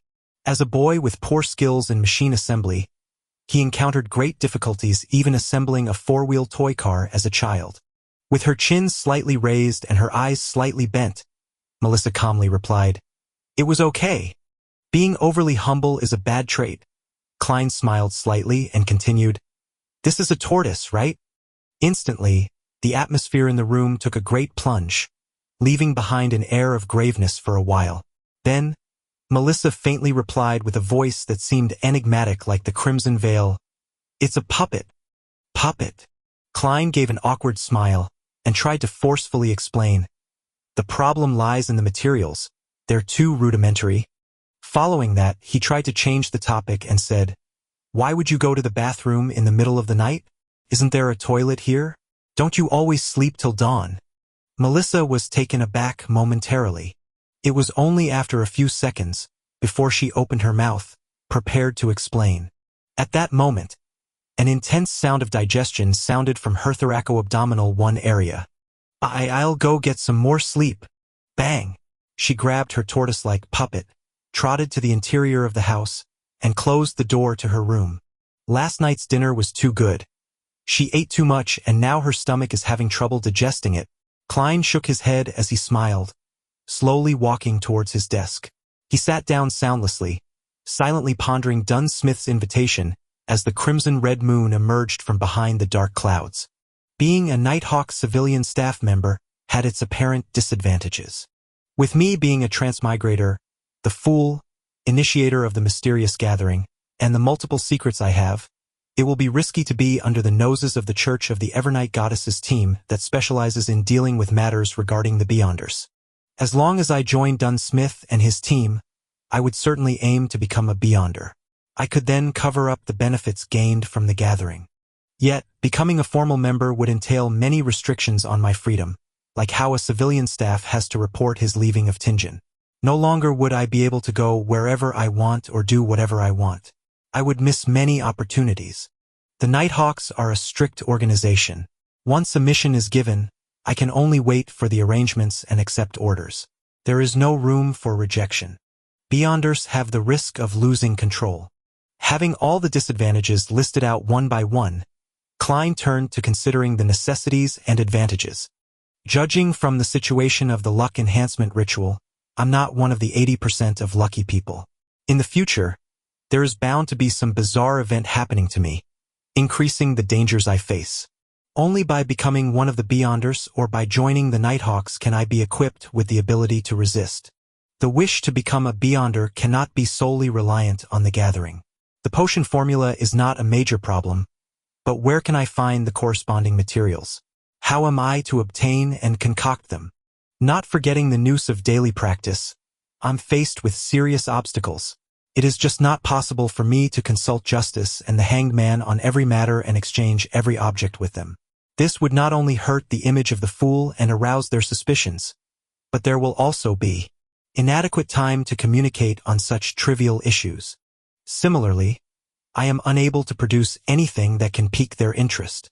Besides, more materials would more often than not leave behind the trail of my real identity. Then, online disputes would effectively be transformed into offline conflicts, bringing about immense troubles. By joining the Nighthawks, there would definitely be contact with the common knowledge of the world of mystery and relevant channels. This can sufficiently accumulate into a corresponding social circle and can be used as leverage. Only then can I initiate the gathering and in turn gain the greatest benefits from justice and the hanged man. In reality, the gains can feed back into reality, allowing me to obtain more resources and form a virtuous cycle. Of course, I could also go to an organization that is suppressed by the various churches, such as the psychology alchemists mentioned by Dunn, and join them. Yet I'll also lose my freedom and be in a constant state of fear and anxiety. However, more importantly, I have no idea where to look for them. Even if I manage to gain the corresponding information from the hanged man, Such rash contact with them could endanger my life. Becoming a civilian staff leaves opportunity for a buffer and exit. The inferior recluse hides away in the wild. The superior, the crowd. Perhaps the identity as a Nighthawk can be a better cover. In the future, when I become one of the top authorities of the tribunal, who would imagine that I am a heretic, the head of the secret organization who is working behind the scenes? As the first rays of the morning sun shone, the crimson disappeared. Gazing at the golden light on the horizons of the sky, Klein made up his mind. He would find Dunn Smith today and become part of the Nighthawk civilian staff. At this moment, Melissa, who had gotten out of bed again, had pushed open the door to the room. She was surprised to see her brother stretching in an unglamorous manner. "You didn't sleep?" "I was thinking through some things." Klein smiled, feeling relaxed. Melissa thought for a moment and said, "Whenever I encounter problems, I'll list out both the pros and cons one by one and compare them. After that, I would be able to get a hint of what I should do next." "That's a good habit." "I did that too," Klein smiled and replied. Melissa's countenance was relaxed, and she did not add more. Holding a yellowish sheet of paper and her toiletries, she headed to the bathroom. Not in a hurry to leave after he finished his breakfast and his sister's departure, Klein took a good nap. Based on what he knew, nearly all the pubs were closed in the morning. At 2 o'clock in the afternoon, he smoothed the pleats of his silk hat and handkerchief using a small brush. He also removed the dirt to re-establish the tidiness. Thereafter, he wore a suit of formal clothing, just like he was going for an interview. Basic Street was a little far, and Klein was afraid that he would miss the working hours of the Nighthawk. Therefore, he did not walk there, but instead waited for public horse carriage at Iron Cross Street. In the Lone Kingdom, public horse carriages were placed under 2 categories, without track and with track. The former consisted of a carriage drawn by 2 horses and could sit approximately 20 people while taking into account the top of the carriage. Only a general route existed without specific stations. It had flexible operations and could be hailed anywhere unless it was full. The latter was operated by the Orbital Carriage Company. First, a rail-like service device was laid on the main street. The horses would move on the inner lane while the wheels ran on the tracks, making it easier and more labor-saving. This could thus pull a bigger double-decker carriage that sat nearly 50 passengers. However, the only problem was that the route and stations were fixed, making many places inaccessible. After 10 minutes, the sound of the wheels hitting the tracks approached from a distance. A double-decker horse carriage stopped in front of the station at Iron Cross Street. "To Basic Street," Klein said to the carriage driver. "You have to transfer at Champagne Street, but when you get there, it takes about 10 minutes to walk to Basic Street," explained the carriage driver to Klein, with regards to the route. "Let's go to Champagne Street then." Klein nodded in approval. "It's more than 4 kilometers, for pence," said a young man with a fair and clean face, as he extended his hand. He was a worker responsible for money collection. "Okay." Klein fished out 4 copper coins from his pocket and handed it to the other party. He walked up to the carriage and found that there were not many passengers. Even on the first floor, there were a few empty seats. "I only have 3 pence on me now, so I can only walk when I go back." Klein pressed his hat down and sat down firmly. On this floor, the men and women were mostly well-dressed, although there were a few clothed in their work clothes, leisurely reading newspapers. Almost no one spoke, and it was quite quiet. Klein shut his eyes and recharged his strength, oblivious to the coming and going of passengers around him. Station after station passed until he finally heard the few words, "Champagne Street." After alighting the horse carriage, he inquired along the way and soon reached Basic Street, where he saw the pub with the brownish-yellow hound logo. Klein reached out his right hand and gave a forceful push. The heavy door gradually opened, inundating him with a wave of uproarious noises and an impetuous heat wave. Although it was still afternoon, there were already many customers in the pub. Some were temporary workers, looking for opportunities here, waiting to be hired. Others were simply idling around, numbing themselves with alcohol. The pub was dimly lit. In the center, there were 2 large iron cages with a third of its bottom sinking deep into the ground without any gaps. People held wooden wine cups and surrounded it, sometimes discussing loudly while laughing, sometimes cursing loudly. Giving a curious glance, Klein found 2 dogs caged inside. One was black and white, similar to the husky found on Earth. The other was wholly black, with shiny fur, making it look healthy and fierce. "Do you want to bet?" "Doug has won 8 games in a row," said a little man wearing a brown beret, as he neared Klein and pointed to the black dog. "Bet?" Taken aback at first, Klein regained his senses immediately. Dog fighting? When he was at Koei University, those aristocratic and wealthy students would always ask him contemptuously and curiously if the boorish workers and unemployed hooligans enjoyed participating in boxing and gambling at the pubs. Besides being able to gamble on boxing and card games, didn't it also include cruel and bloody activities like cockfighting, dogfighting, and others? The short man smirked. "Mister, we're civilized people. We don't engage in such unglamorous activities." Having said that, he whispered, "Besides, laws were introduced to ban these things last year." "Then what are y'all betting on?" asked Klein curiously. "The better hunter." Just as the short man finished his sentence, a resounding cacophony sounded. He turned his head, waved his hands excitedly, and said, "You can't place a bet for this round as it has started. Wait for the next one then." Upon hearing that, Klein tipped his toes, lifted his head, and looked as far as he could. He saw 2 strong men, each dragging a sack, coming to the side of the iron cage and opening the prison door. They then dumped the contents of the sack into the cage. There were gray and disgusting animals. Klein tried to identify them carefully before realizing that they were rats. Hundreds of rats. As the iron cage was deep underground without any gaps, the rats moved in all directions but could not find a way out. Right then, just as the door of the cage was closed, the chain of the 2 dogs were untied. Woof! The black dog pounced ahead and killed a rat in one bite. The black and white dog was dazed at first before it started playing excitedly with the rats. The surrounding people either raised their wine cups and intensified their gaze or shouted loudly, "Bite it! Kill it! Doug! Doug!" Motherf *** king rat baiting with dogs too. Klein regained his senses and the corner of his mouth twitched unceasingly. The objective of the gamble is to determine which dog can catch more rats. Perhaps, one can even bet on the specific number of rats caught. No wonder there were people purchasing live rats at Iron Cross Street. That's really unique. Klein shook his head, laughing as he backtracked, and circled along the edge of the alcoholic customers, and reached the front of the bar. "New here?" said the bartender as he spared Klein a glance while wiping the cups. He continued, "1 cup of rye beer is a penny, and Matt beer costs 2 pence. For pence for Southville beer? Or do you want a cup of purely brewed malt lanty?" "I came here for Mr. Wright," said Klein directly and bluntly. The bartender whistled and shouted to the side, "Old man, someone is looking for you." "Oh, who?" A vague voice sounded, and an intoxicated old man stood up from behind the bar. He rubbed his eyes, shifted his gaze to Klein and asked, "Lad, were you looking for me?" "Mr. Wright, I would like to hire a small mercenary squad for a mission," replied Klein, according to what Dunn had instructed. "A small mercenary squad? Are you living in an adventure story? This hasn't been around for a long time." The bartender interrupted and smiled. Wright went silent for a few seconds before saying, "Who told you to look for it here?"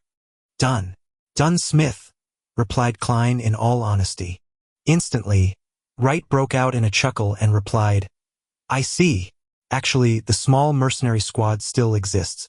It's just in another form with a more contemporary name. You can find it on the 2nd floor of number 36 Zutland Street." "Thank you," thanked Klein sincerely before he turned and squeezed out of the pub.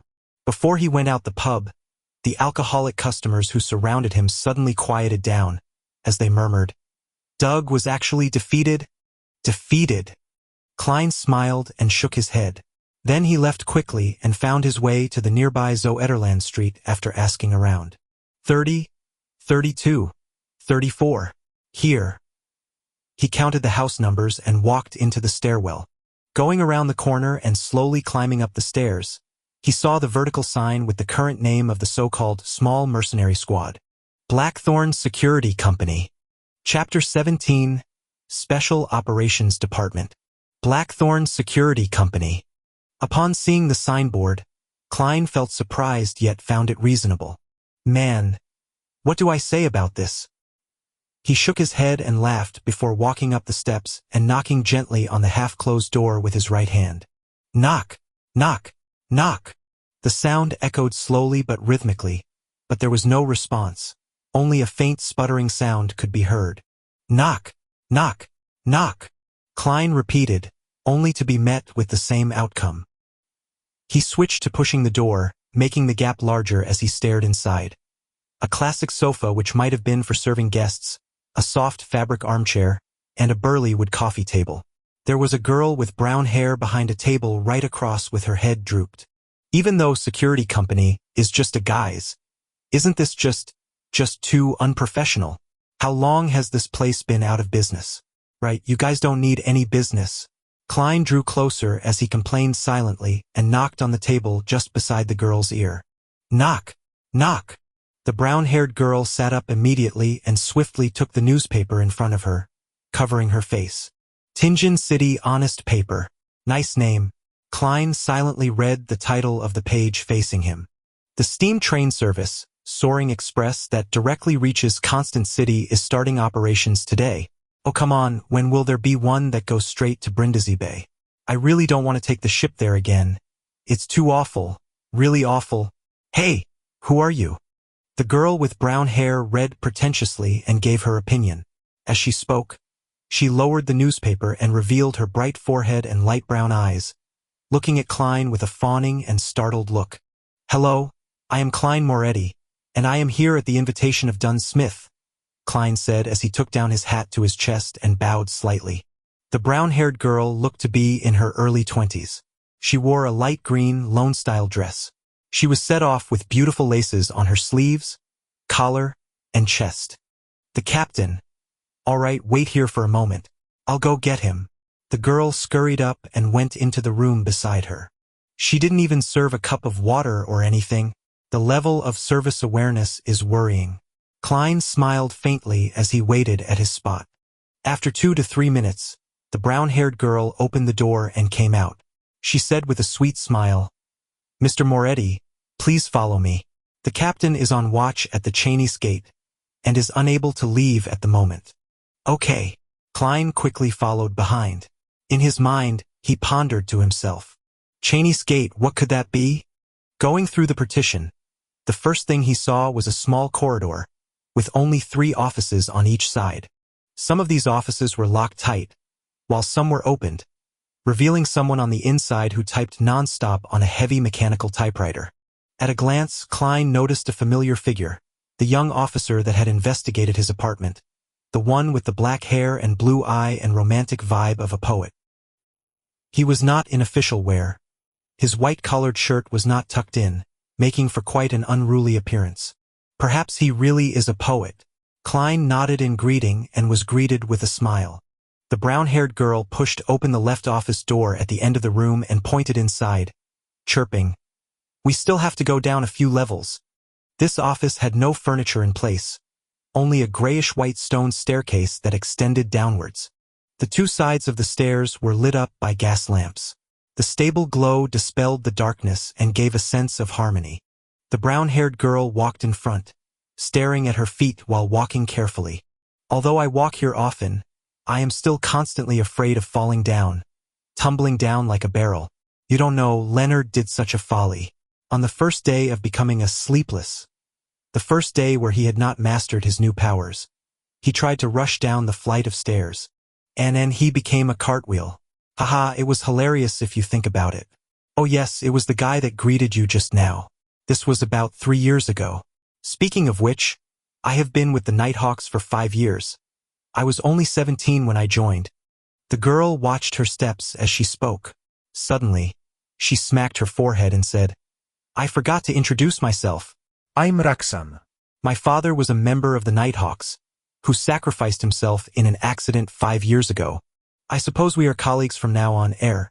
Yeah, colleague is the right word. We are not teammates since we are not Beyonders.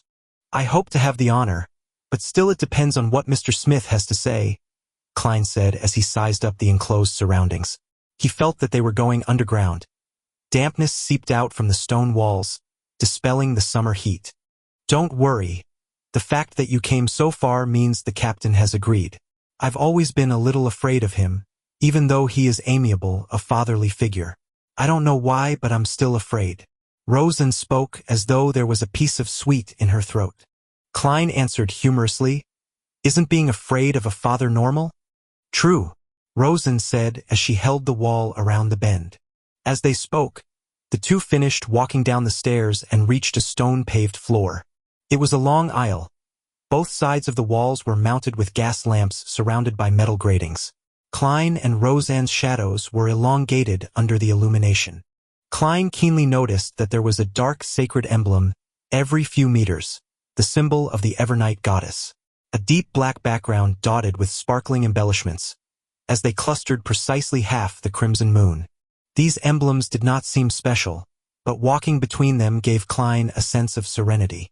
Rosen also stopped talking, unlike her previous talkative state. Before long, an intersection appeared up front. Rosen briefly introduced. The path to the left will lead to the St. Selena Cathedral. To the right are the armory, storeroom, and archives. And straight ahead is the Chinese Gate. St. Selena Cathedral? Then, Zutland Street is just behind Red Moonlight Street? Klein was a little stunned. St. Selena Cathedral of Red Moonlight Street was the headquarters of the Church of the Evernight Goddess in Tingen, a sacred ground where local followers yearned to visit, along with Holy Numeric's Cathedral of the Church of the God of Steam and Machinery in the suburbs, and the River and Sea Cathedral of the Church of the Lord of Storms in North Tingen. They sustained the religious circles in Tingen City and its affiliated towns and villages. Aware that his status made it unsuitable for him to ask more, Klein only listened silently. They passed the intersection and moved straight ahead.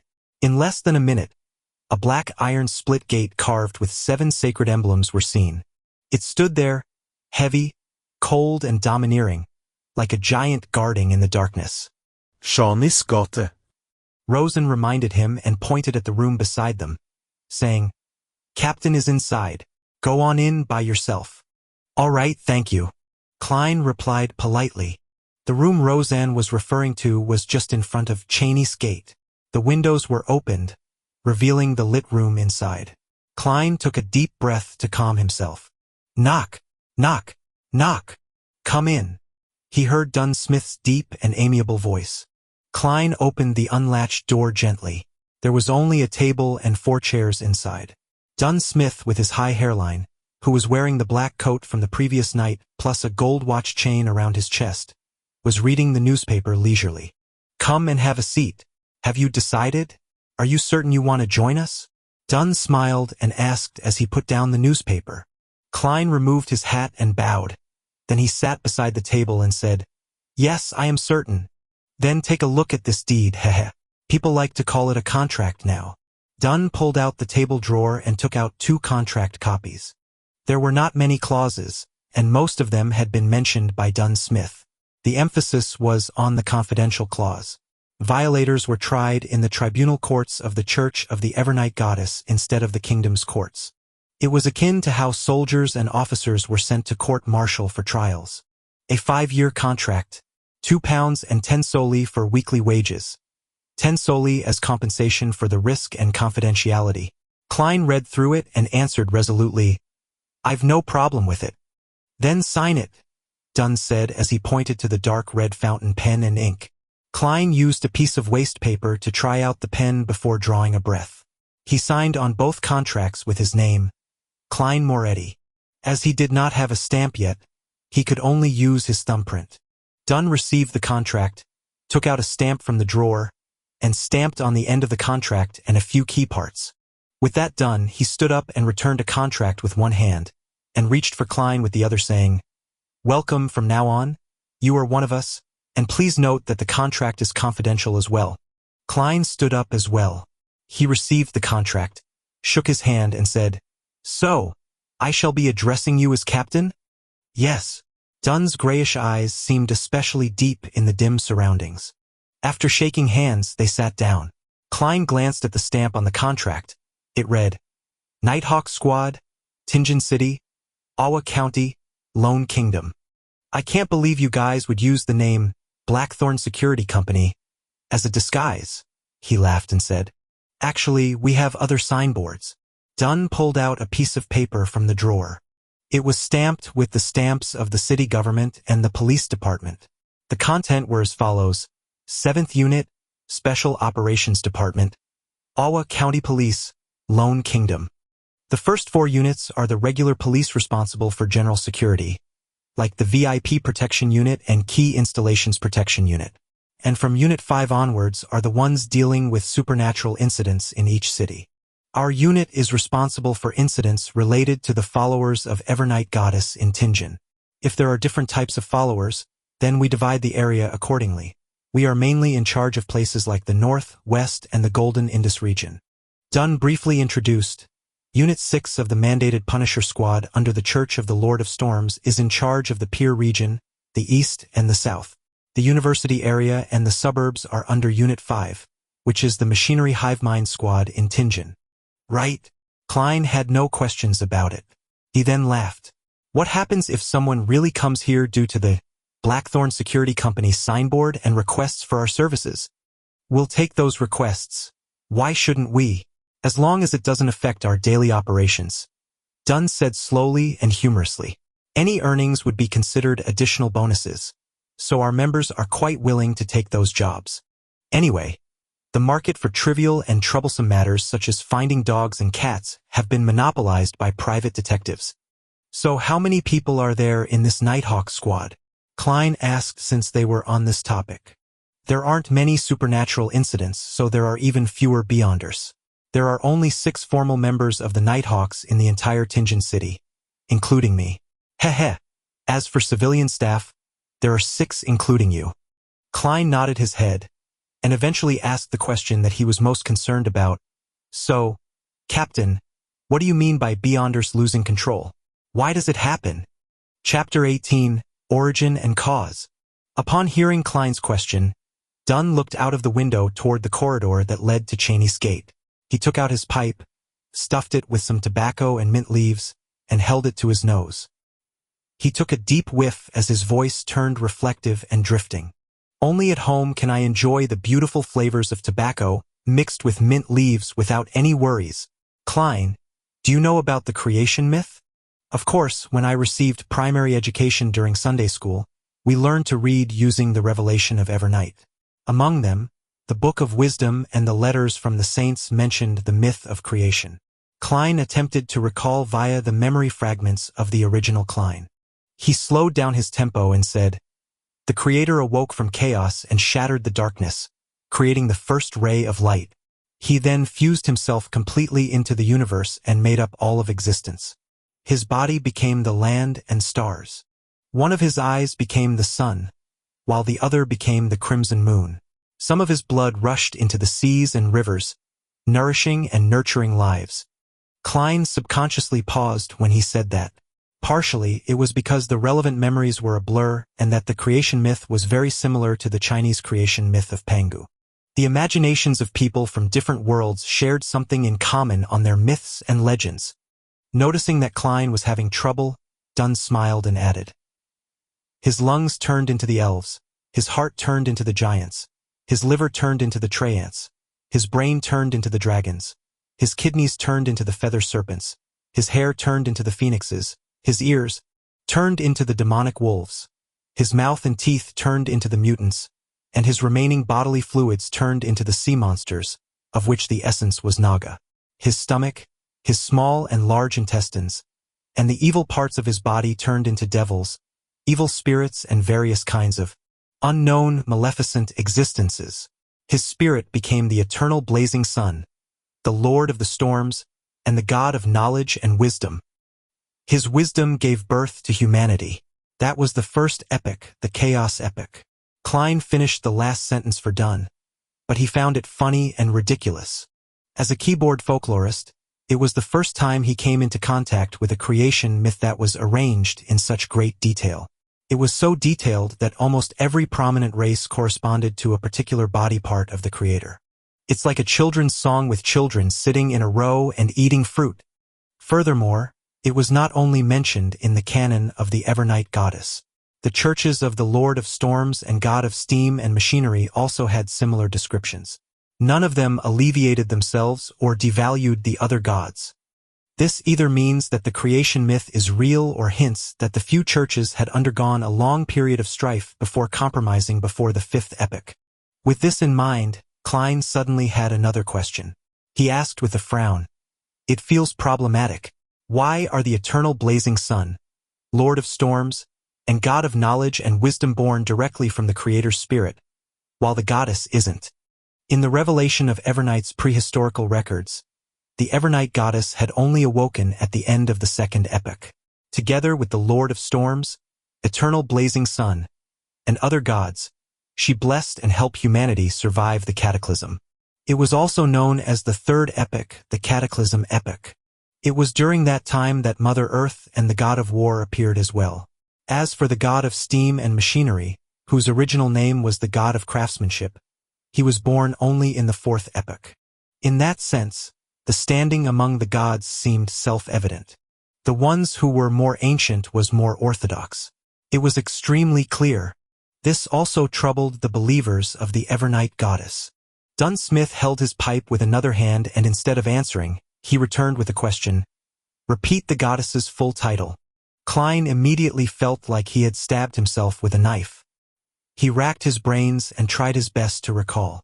The Evernight goddess is nobler than the stars and more eternal than eternity.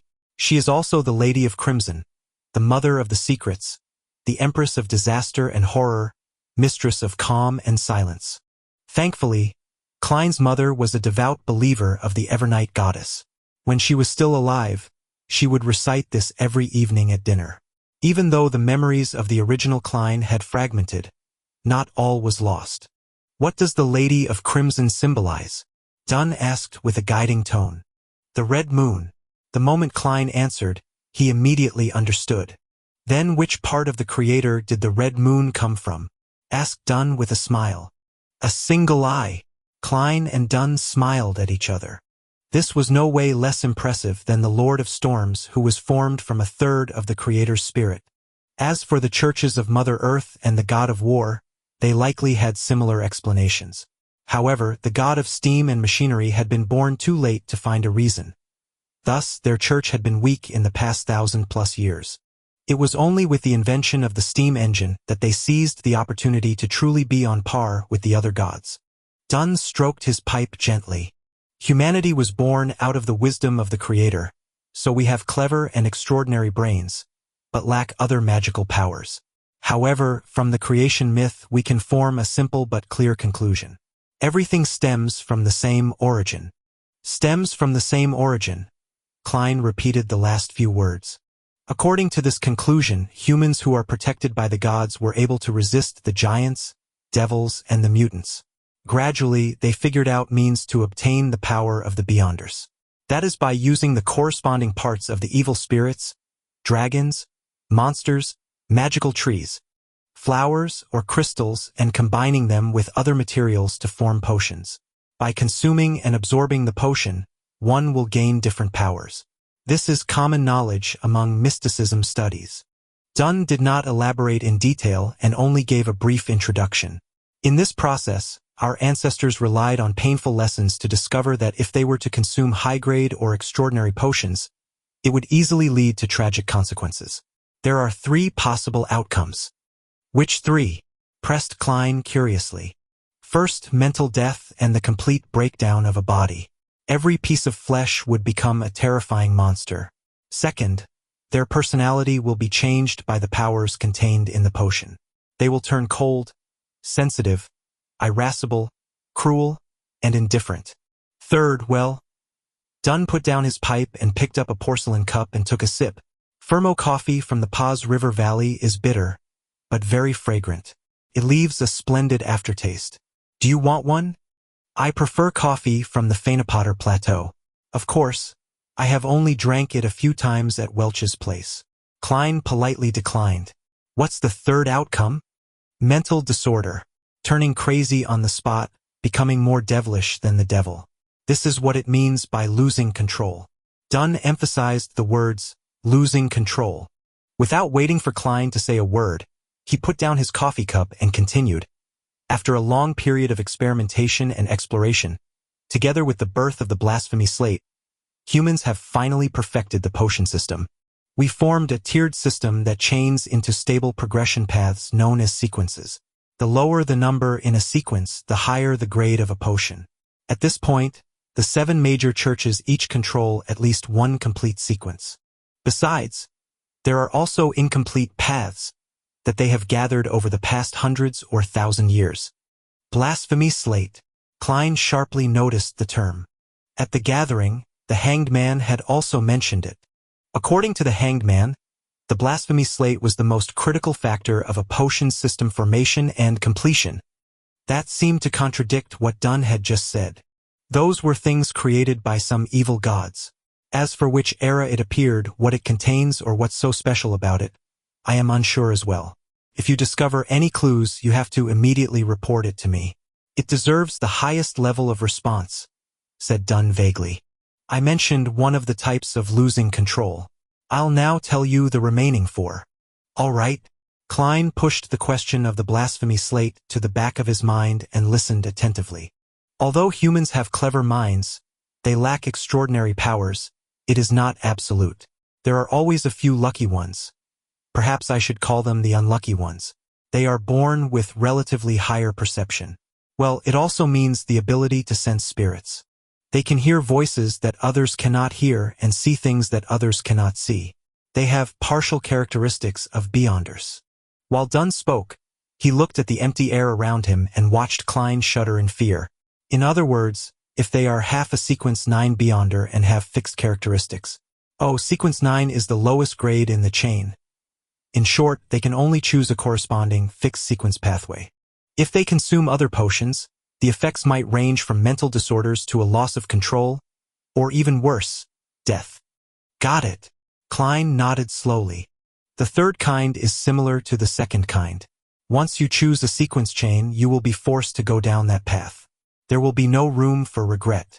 If you were to consume potions from the corresponding sequence of other paths, there will be a high probability you will get mixed, unusual, and warped powers.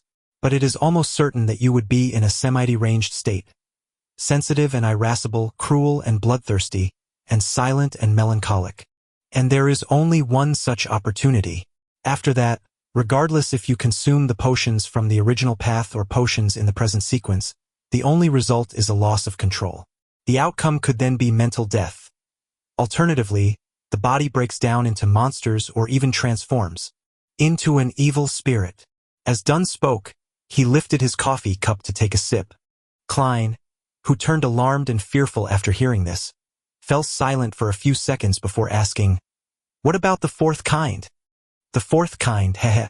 That is the most common problem. When we consume potions to gain powers that originally belonged to extraordinary beings, we undergo an unnatural transformation. Therefore, we would more or less be affected by the remnant spiritual powers. While perhaps the symptoms might not manifest and are undetectable to others, it will definitely lurk in one's mind. If one rushes to consume the corresponding potion ranked higher in the sequence, before fully grasping the extraordinary powers the potion brings and eliminating the subtle traces, the madness will accumulate, increasing the chances of losing control. Dunn suddenly fell silent.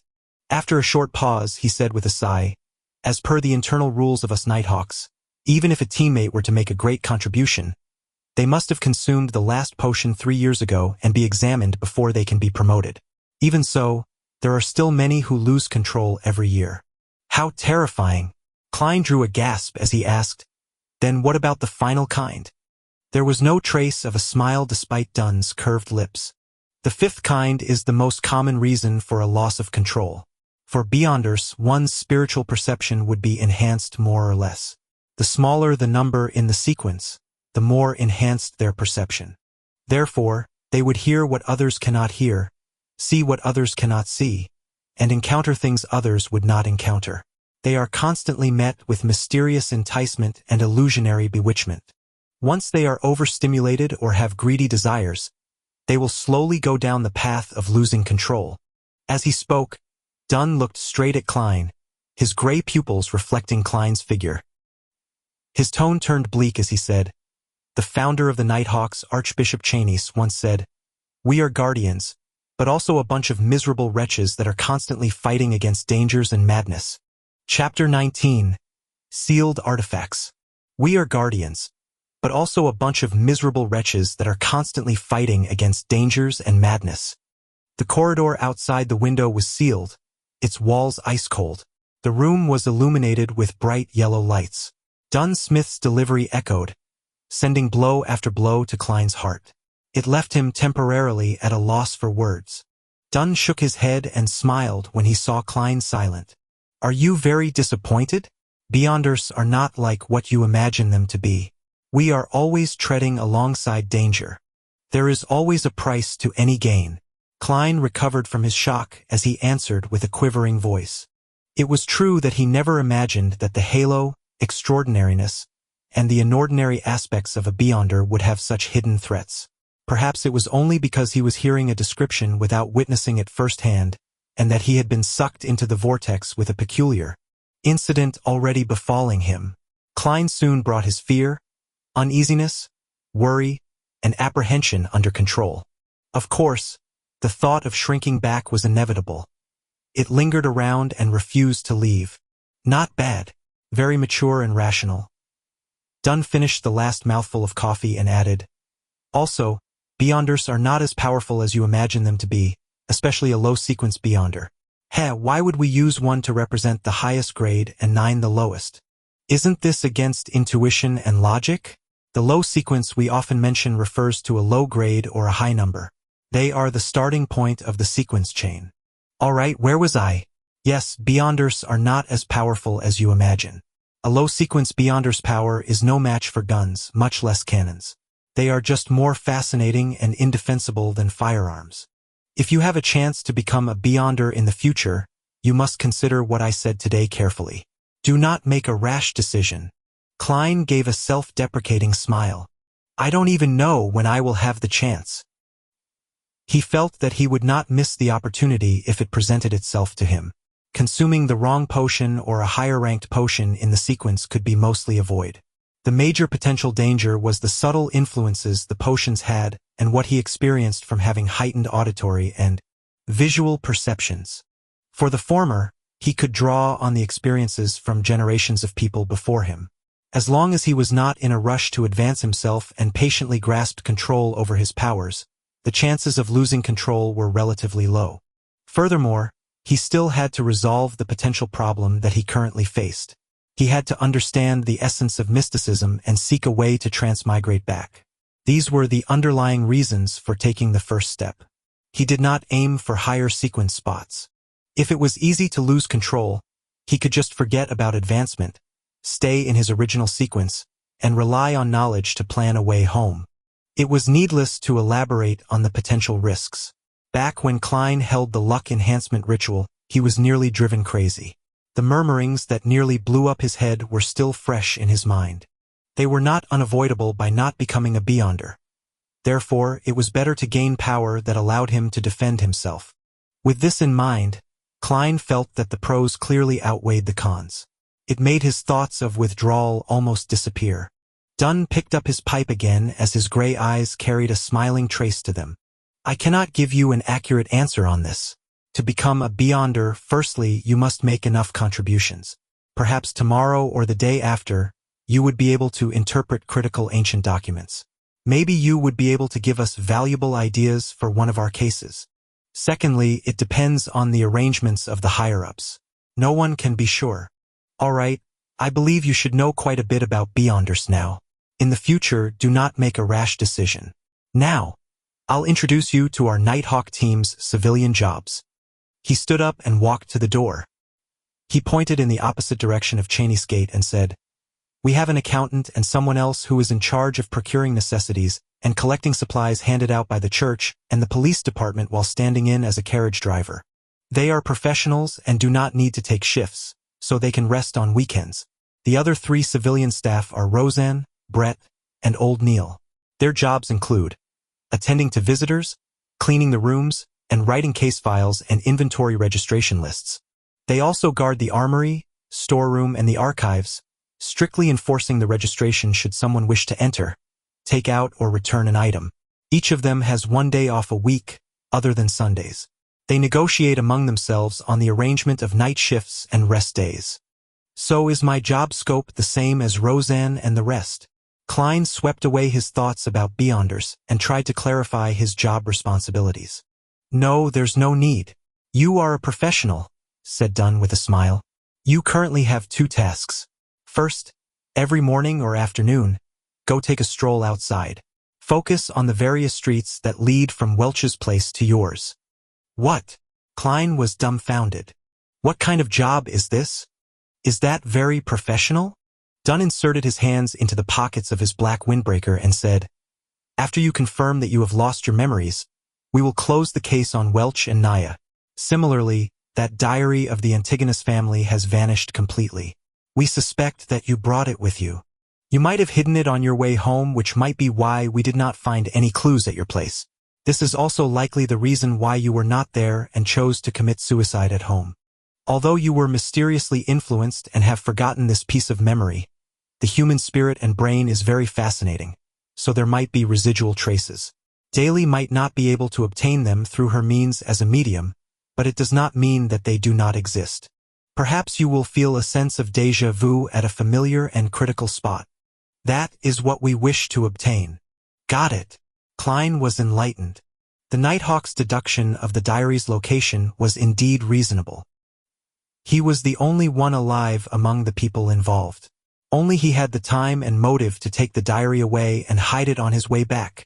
If you can find the diary this way, you will likely made enough of a contribution to become a Beyonder, encouraged Dunn, indirectly revealing the importance of the diary. I hope. Klein nodded. Dunn changed the subject again. Secondly, you get a day off every week. You can decide which day it is for now.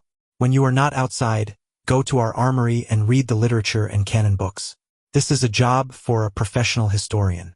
When you finish them all, you will have to begin taking shifts with Old Neil and the rest. All right, no problem. Klein heaved a sigh of relief. This is not something too difficult. At this moment, Dunn turned his body halfway and pointed to the black outward swinging gates that was engraved with 7 sacred emblems. This is Cheney's Gate. It is named after the creator of the modern Nighthawk system, Archbishop Cheney's. There is one under the central cathedral of every major city. It is guarded by formal Nighthawk members on rotation. Inside, there are at least 2 keepers who are sent by the church, as well as countless traps. You must not approach it under any circumstance. Otherwise, misfortune will befall you. That sounds scary. Klein expressed his feelings.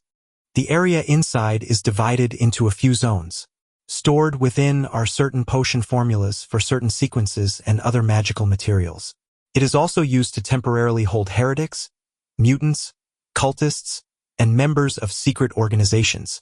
Heh, they will eventually be sent to the Holy Cathedral, introduced Dunn in passing. Holy Cathedral? The headquarters of the Church of the Evernight Goddess located in the Winter County to the north of the kingdom, Cathedral of Serenity? Klein nodded slightly as though he was pondering over the matter. In addition, there are all sorts of classified documents and records inside. When you gain a higher clearance, you might have a chance of reading them. Dunn hesitated for a moment before adding, behind the Cheney's Gate, there are also sealed artifacts in the basement. Sealed artifacts. Klein ruminated on the terms. It sounded like a specialized term. Some of the extraordinary items we gather and retrieve are just too important and magical. If they fall into the wrong hands, it would cause immense destruction. Therefore, we have to keep it strictly confidential and watch them carefully. Even we can only use it under special circumstances.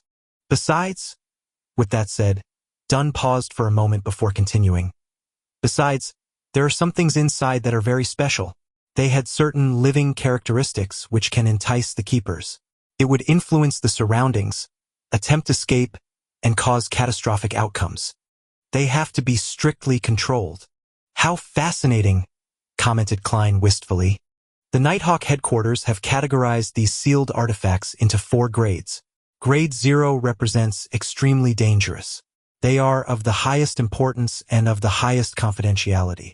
They are not to be inquired, disseminated, described, or spied. They can only be sealed in the basement of the Holy Cathedral, described Dunn in detail. Grade 1 is highly dangerous. They can be used in limited ways. Their security clearance is limited to diocesan bishops or Nighthawk deacons and above.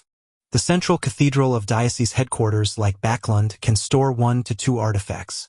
The rest will be handed over to the Holy Cathedral. Grade 2 is dangerous. They can be used with care and moderation.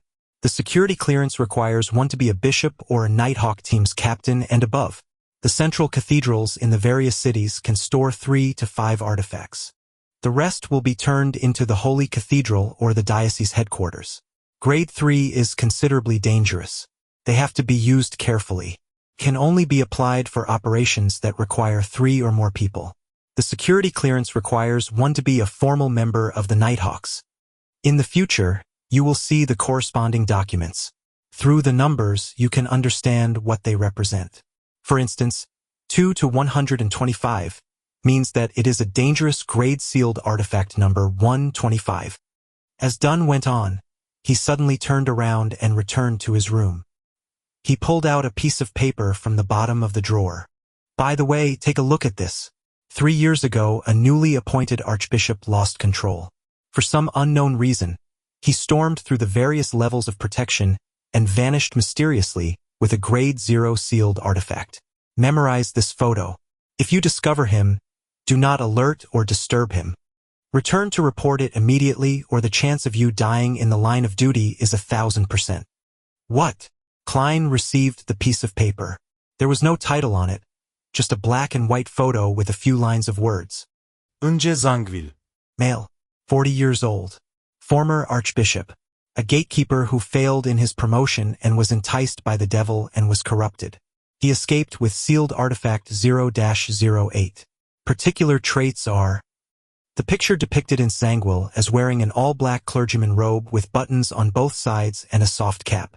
His hair was dark blonde and his pupils were so blue that it was nearly black. He had a high nose and his lips were tightly pursed. His facial features were like a classic sculpture without any wrinkles. The most striking characteristic was that he was blind in one eye. The description of the corrupted is so detailed, but the only thing about the sealed artifact is its codename. Klein honestly offered his first impression. That's why it is at the highest security clearance. The search for sealed artifacts number 0-08 is only described verbally and never written in words. Even so, the description will be little, said Dunn with a sigh. 0-08 appears to be a common quill, but it does not need ink to write. That's all. Dunn did not dive deeper into the topic. He tugged at the golden chain on his black windbreaker and took out a gorgeous pocket watch of the same color. He clicked it open and took a glance before pointing outside. I've told you all you need to know. Go to the armory to find old Neil. Get him to arrange the documents that you need to read. He is no ordinary civilian clerk. He was once a formal member, but due to his advanced age, he failed to be promoted. His health is ailing, so it's no longer suitable for him to handle cases. Furthermore, he does not wish to become an internal keeper or rest at home. All he wishes is to be accompanied by documents and records. Chapter 20. The Forgetful Dunn. Okay. Klein bowed slightly as he wore his short top hat again. However, his mind was preoccupied with how sealed artifact 0-08 looked. It appears to be just your everyday quill? It writes without ink? Then what is its actual use? What makes it classified at the highest level of confidentiality that it's deemed extremely dangerous? Can it be a pen that kills anyone whose name is written? No, that would be way too heaven-defying. Zangwill wouldn't need to escape and hide away if that were the case. Just as Klein turned around to leave, Dunn suddenly shouted out to him. Hold on. I forgot something. What? Klein turned his head, his eyes puzzled. Dunn put back his pocket watch and said with a smile, Later, remember to visit the accountant, Mrs. Oriana, and get an advance payment of 4 weeks, a total of £12. After that, you'll earn half your salary every week until the difference is covered. That's too much. There's no need for this. The amount should be reduced, said Klein subconsciously. He had no objection towards an advanced payment. After all, He didn't even have the money needed to pay for the public horse carriage trip home. However, to receive £12 at once left him a little afraid. "No, it's necessary," said Dunn as he shook his head and smiled. "Think about it. Do you still wish to continue living in your present apartment? One that needs you to share a bathroom with so many other tenants? Even if you aren't taking yourself into consideration, think about the lady. Besides..." He paused when he saw Klein nod in agreement. He smiled and sized up Klein's garbs and said with a meaningful intent, "Besides, you need a cane, and you should buy a new suit." Klein was taken aback for a second before snapping back to reality. His face immediately burned with embarrassment since the suit he was wearing was cheap and of inferior quality. Typically, a top hat was made of silk, costing 5 to 6 soldi. A bow tie was 3 soldi. A walking cane inlaid with silver was 7 to 8 soldi. A shirt was 3 soldi, while pants, a vest, and tuxedo were around £7 in total. Leather boots were 9 to 10 soldi. As such, an entire suit cost more than £8 and 7 soldi. Of course, to be a presentable gentleman, one needed a watch chain, a pocket watch, and a wallet. Back then, the original Klein and Benson scrimped and saved before managing to save up a pool of money. When they went to a clothing store to check the price, they ended up running off without even bothering to try haggling. They each bought a set at a bargain shop near Iron Cross Street for a total of less than £2. It was also because of that incident that original Klein had a deep impression of the prices of clothes. "Okay," Klein stammered a reply. He was like the original Klein. He was someone who cared about his appearance. Dunn took out the pocket watch again and clicked it open to take a glance at it. "Perhaps you should find Mrs. Oriana first?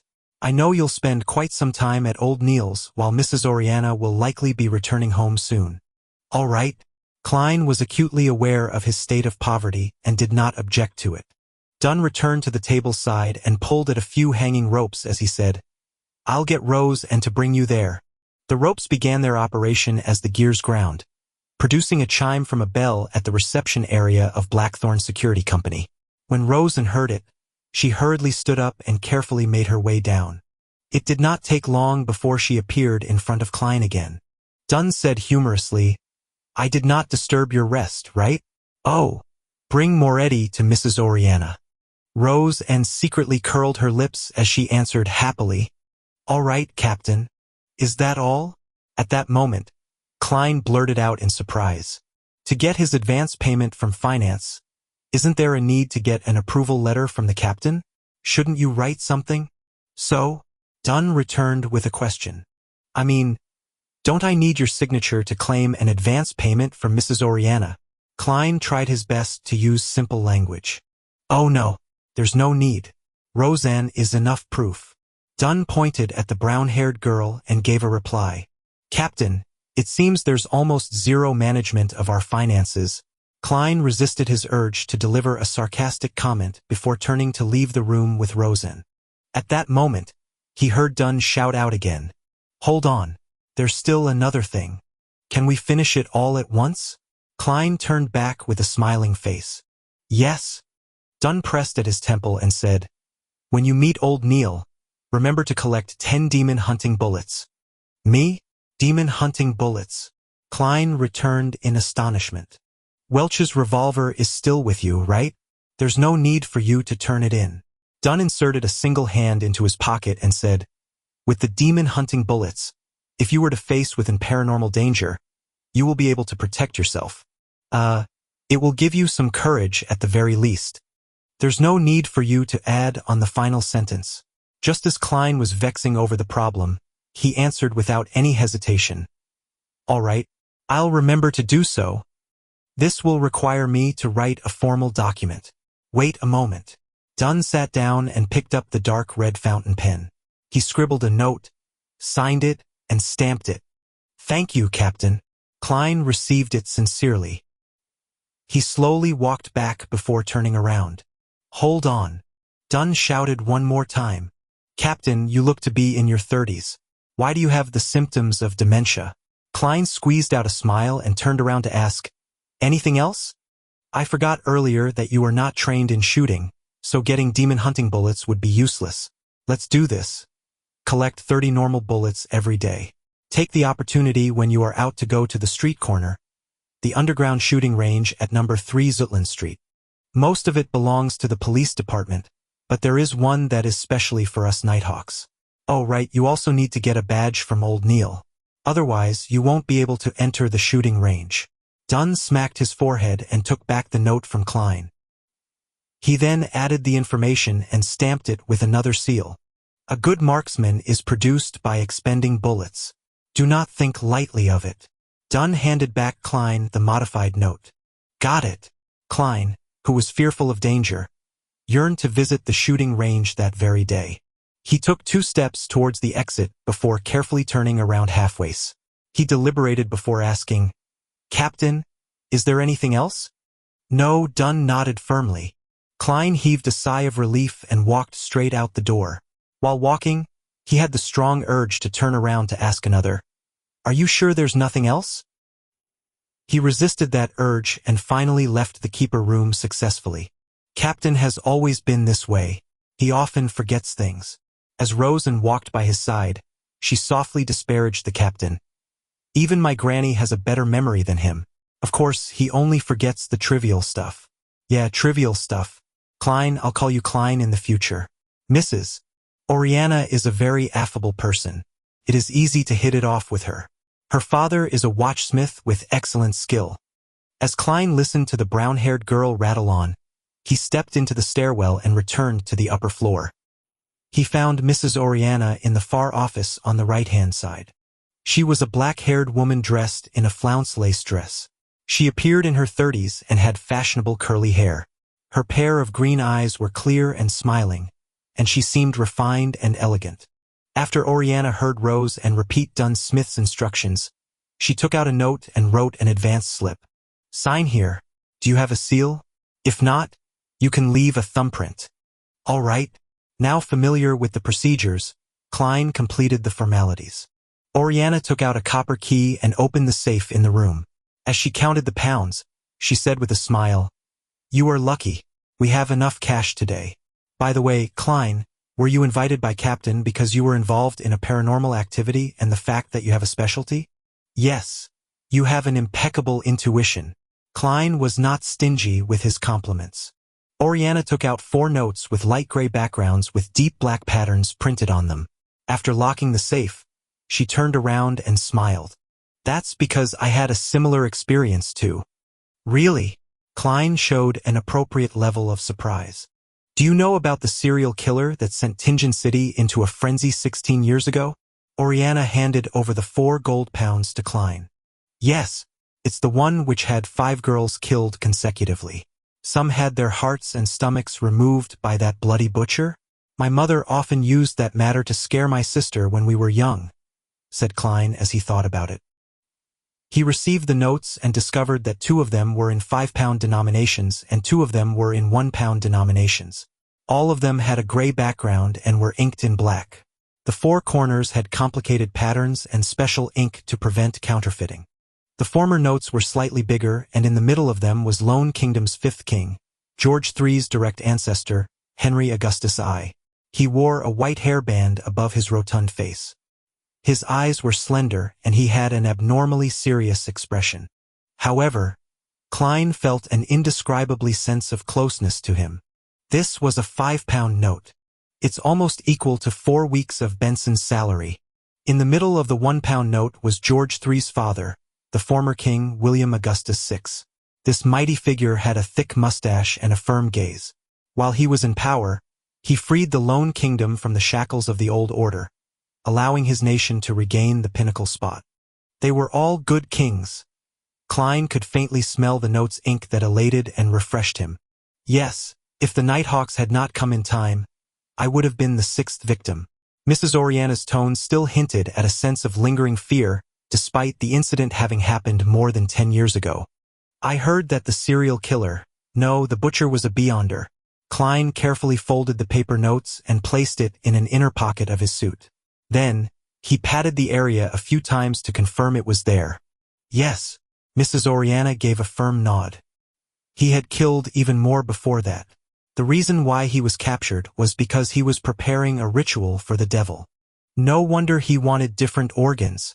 Sorry, Mrs. Oriana, for making you recall such unpleasant memories, said Klein sincerely. Oriana smiled. I'm no longer afraid. I was studying accountancy in business school back then. After that incident, I've been here ever since. All right, I'll stop keeping you from what you should do. You still need to head to Old Neil's. Goodbye, Mrs. Oriana. Klein took off his hat and bowed before leaving the office. Before he went downstairs, he could not help but pat his inner pocket to make sure the 12 pounds was still there. He did a turn at a cross junction and headed right. It did not take him long to see a half-closed iron door. Knock, knock, knock. While he knocked, an aged voice sounded from inside. Come in. Klein pushed open the metal door and discovered a cramped room which only allowed for a desk and 2 chairs. There was a tightly locked iron door inside the room, and behind the desk was a hoary elder dressed in a class black robe. He was reading a few yellowed pages from a book with the illumination of a gas lamp. He raised his head and looked at the door. Are you Klein Moretti? Roseanne said you were very polite when she came over a while ago. Miss Roseanne is really a friendly person. Good afternoon, Mr. Neil. Klein took off his hat as a gesture of respect. Have a seat. Neil pointed to the silver tin can with complex flowery patterns on the table. Would you like a cup of hand-ground coffee? The wrinkles at the edge of his eyes and mouth were deeply recessed. His dark red pupils appeared slightly turbid. It doesn't seem like you drink coffee? Klein acutely noticed that Neil's porcelain cup was filled with clear water. Haha, it's a habit of mine. I do not drink coffee after 3 in the afternoon, Neil explained with a laugh. Why? Klein asked in passing. Neil held back his smile as he looked into Klein's eyes and said, I'm afraid that it would affect my sleep at night. It will make me hear the murmurings of the unknown existence. Klein was momentarily unable to answer him as he changed the subject. Mr. Neil, what documents and books should I read? As he spoke, he took out the note written by Dunn. Anything that has to do with history, or are complicated and incomplete. To be honest, I have always been trying to learn, but all I can achieve is a rudimentary grasp. It's just too troublesome for the other material, such as people's diaries, contemporary books, epitaphs, etc., lamented Neil. For example, the things I have here require more detailed historical records to determine the exact content. Why? Klein turned confused. Neil pointed to a few yellowed pages in front of him. These are from Roselle Gustav's lost diary before his death. In order to keep things secret, he used strange symbols he invented to take records. Emperor Roselle? The Transmigration Senior? Klein was taken aback as he immediately listened attentively. Many people believe that he did not truly die, but instead became a hidden god. Therefore, cults which revere him have always been holding various rituals to attempt at gaining power. We will occasionally encounter such incidents and obtain a few original or duplicated copies of the diary. Neil said with a shake of his head. Till date, no one has been able to decipher the special symbol's true meaning. Therefore, the Holy Cathedral has permitted us to keep copies for research, hoping that it would bring them a pleasant surprise. With that said, Neil revealed a smug smile. I have already deciphered a few symbols and have confirmed that they represent numbers. Look at what I discovered. It's actually a diary. Yes, I wish to use history from different periods, especially events that revolved around the emperor. By comparing those records to the ones written in the diary for the corresponding day, I can try to interpret more of the symbols. That's the mind of a genius, right? The old gentleman with white hair and deep wrinkles looked at Klein with bright eyes. Klein nodded in agreement. Yes. Haha, you can also take a look at it.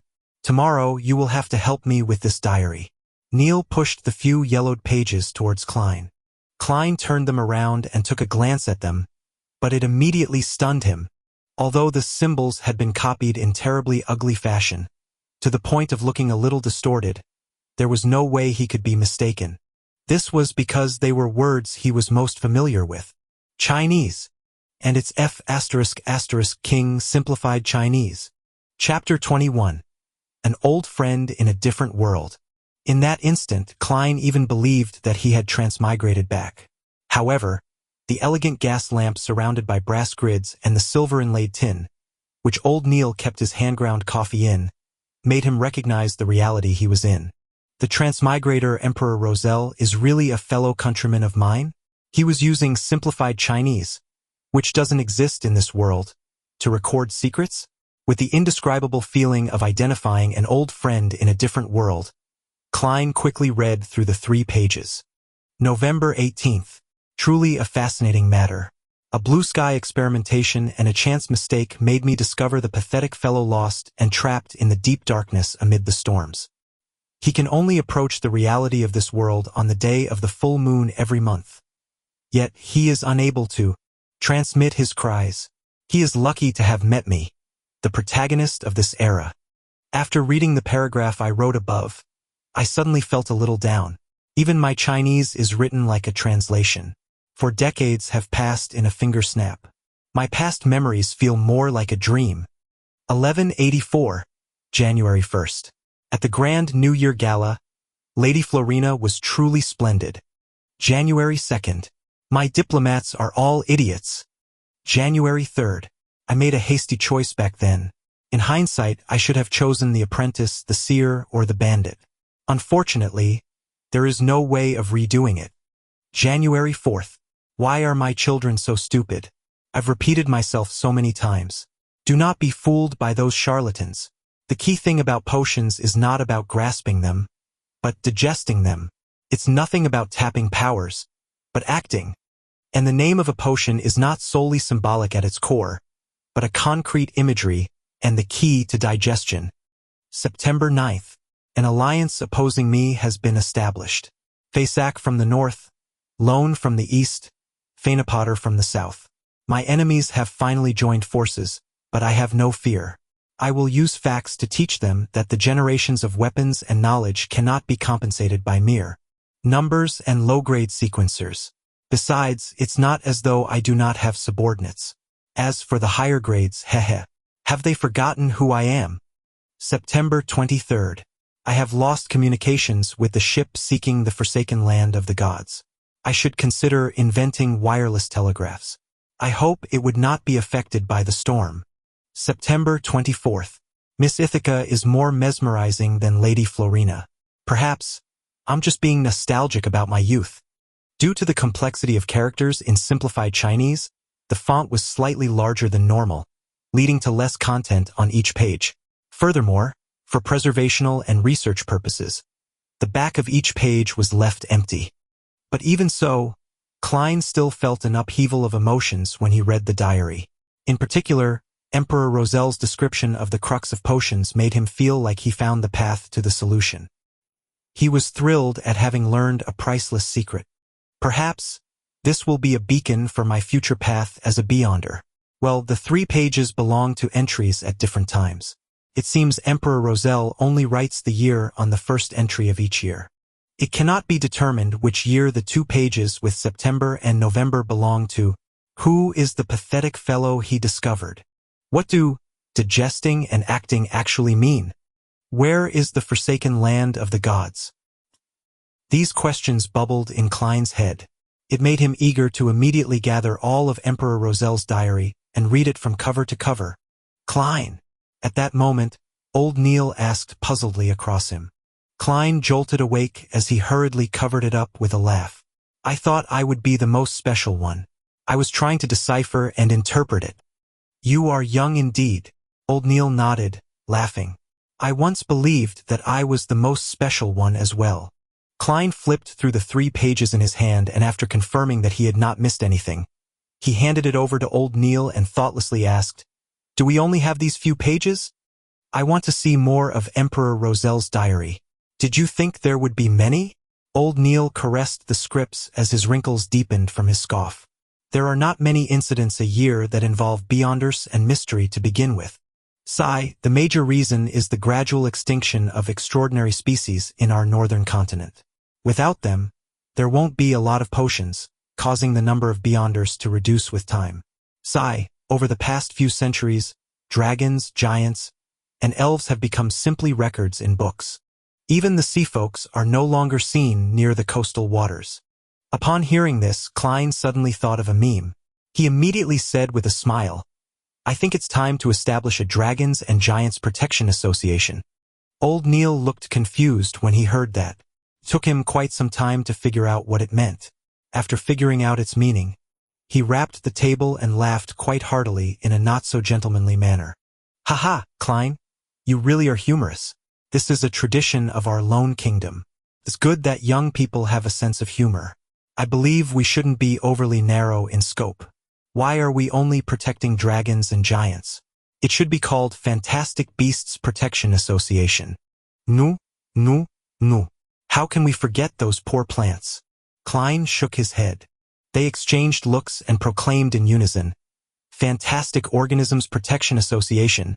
Both of them laughed tacitly. The awkwardness and unfamiliarity of the atmosphere between them dissipated considerably. "There are fewer interesting young people like you these days. Where was I?" Old Neil's wrinkles suffused a smile as he said, "I remember. There are not many incidents a year that involve Beyonders and mystery to begin with. The retards who revere Emperor Roselle are the minority of the minority. It's already pretty good that we can obtain 3 scripts. Well, the other larger cathedrals or dioceses might have some." After muttering a few words, he took the approval note which Klein had placed on the table earlier and took a look. "Are they pistol bullets, rifle bullets, or steam-pressured bullets?" "It's a revolver," answered Klein honestly. "All right, I'll go get them. Ahem. Do you have an armpit holster? As a gentleman, we can't let you have something bulging below your waist in public." Old Neil made a joke that all men understood. No. "Do I need to get Captain to include it?" Klein smiled cooperatively. Old Neil stood up and said, "There's no need. I just need to make a record. It's an accessory item. Repeat after me. Accessory item." "Were you a teacher in the past?" joked Klein. "I spent some time at the church's Sunday school and free schools." Old Neil waved the note and took out a key from the drawer. He then opened the iron door that led into an inner chamber. "Beyonders do not seem much different from commoners." Klein murmured silently before casting his gaze on the table where the 3 pages of the diary were. Emperor Roselle is indeed involved in the realm of mystery. His diary is invaluable. To others, they are just pieces of scrap paper. It is unknown when they will be deciphered, but they are a valuable treasure to me. I wonder where the remaining parts of the diary are. I have to think of ways to get more. Klein's mind went through upheavals as he could hardly calm down. This continued until Old Neil came out and closed the iron door. 10 demon hunting bullets, 30 revolver bullets, an oxhide armpit holster, and a 7th Unit Special Operations Department badge. Please count them and give them a try. Remember to sign the logbook. Old Neil placed the items down on the table. The revolver bullets were arranged neatly in a paper box which was divided into 3 layers. The bullets shimmered with a yellow sheen just like the bullets back home, but they appeared narrower. As for the demon hunting bullets, they were kept in a small iron box. The shape was identical to regular revolver bullets, but their surface was silver in color. Upon a more careful examination, there were complicated and dazzling patterns with tiny sacred emblems, a black background dotted with stars and a half-crimson moon, engraved at the bottom. The oxhide holster felt solid and it came with a belt and buckle. Beside it was a badge half the size of a palm. It had a metallic background with Ottawa County Police Department and 7th Unit Special Operations Department, inscribed in silver text. They formed almost 2 sealed circles and surrounded the 2 crossed swords and a crown police emblem. "Unfortunately, it's not a Nighthawk's badge," Klein said half wistfully and half probingly. Old Neil smiled and urged Klein to test the armpit holster.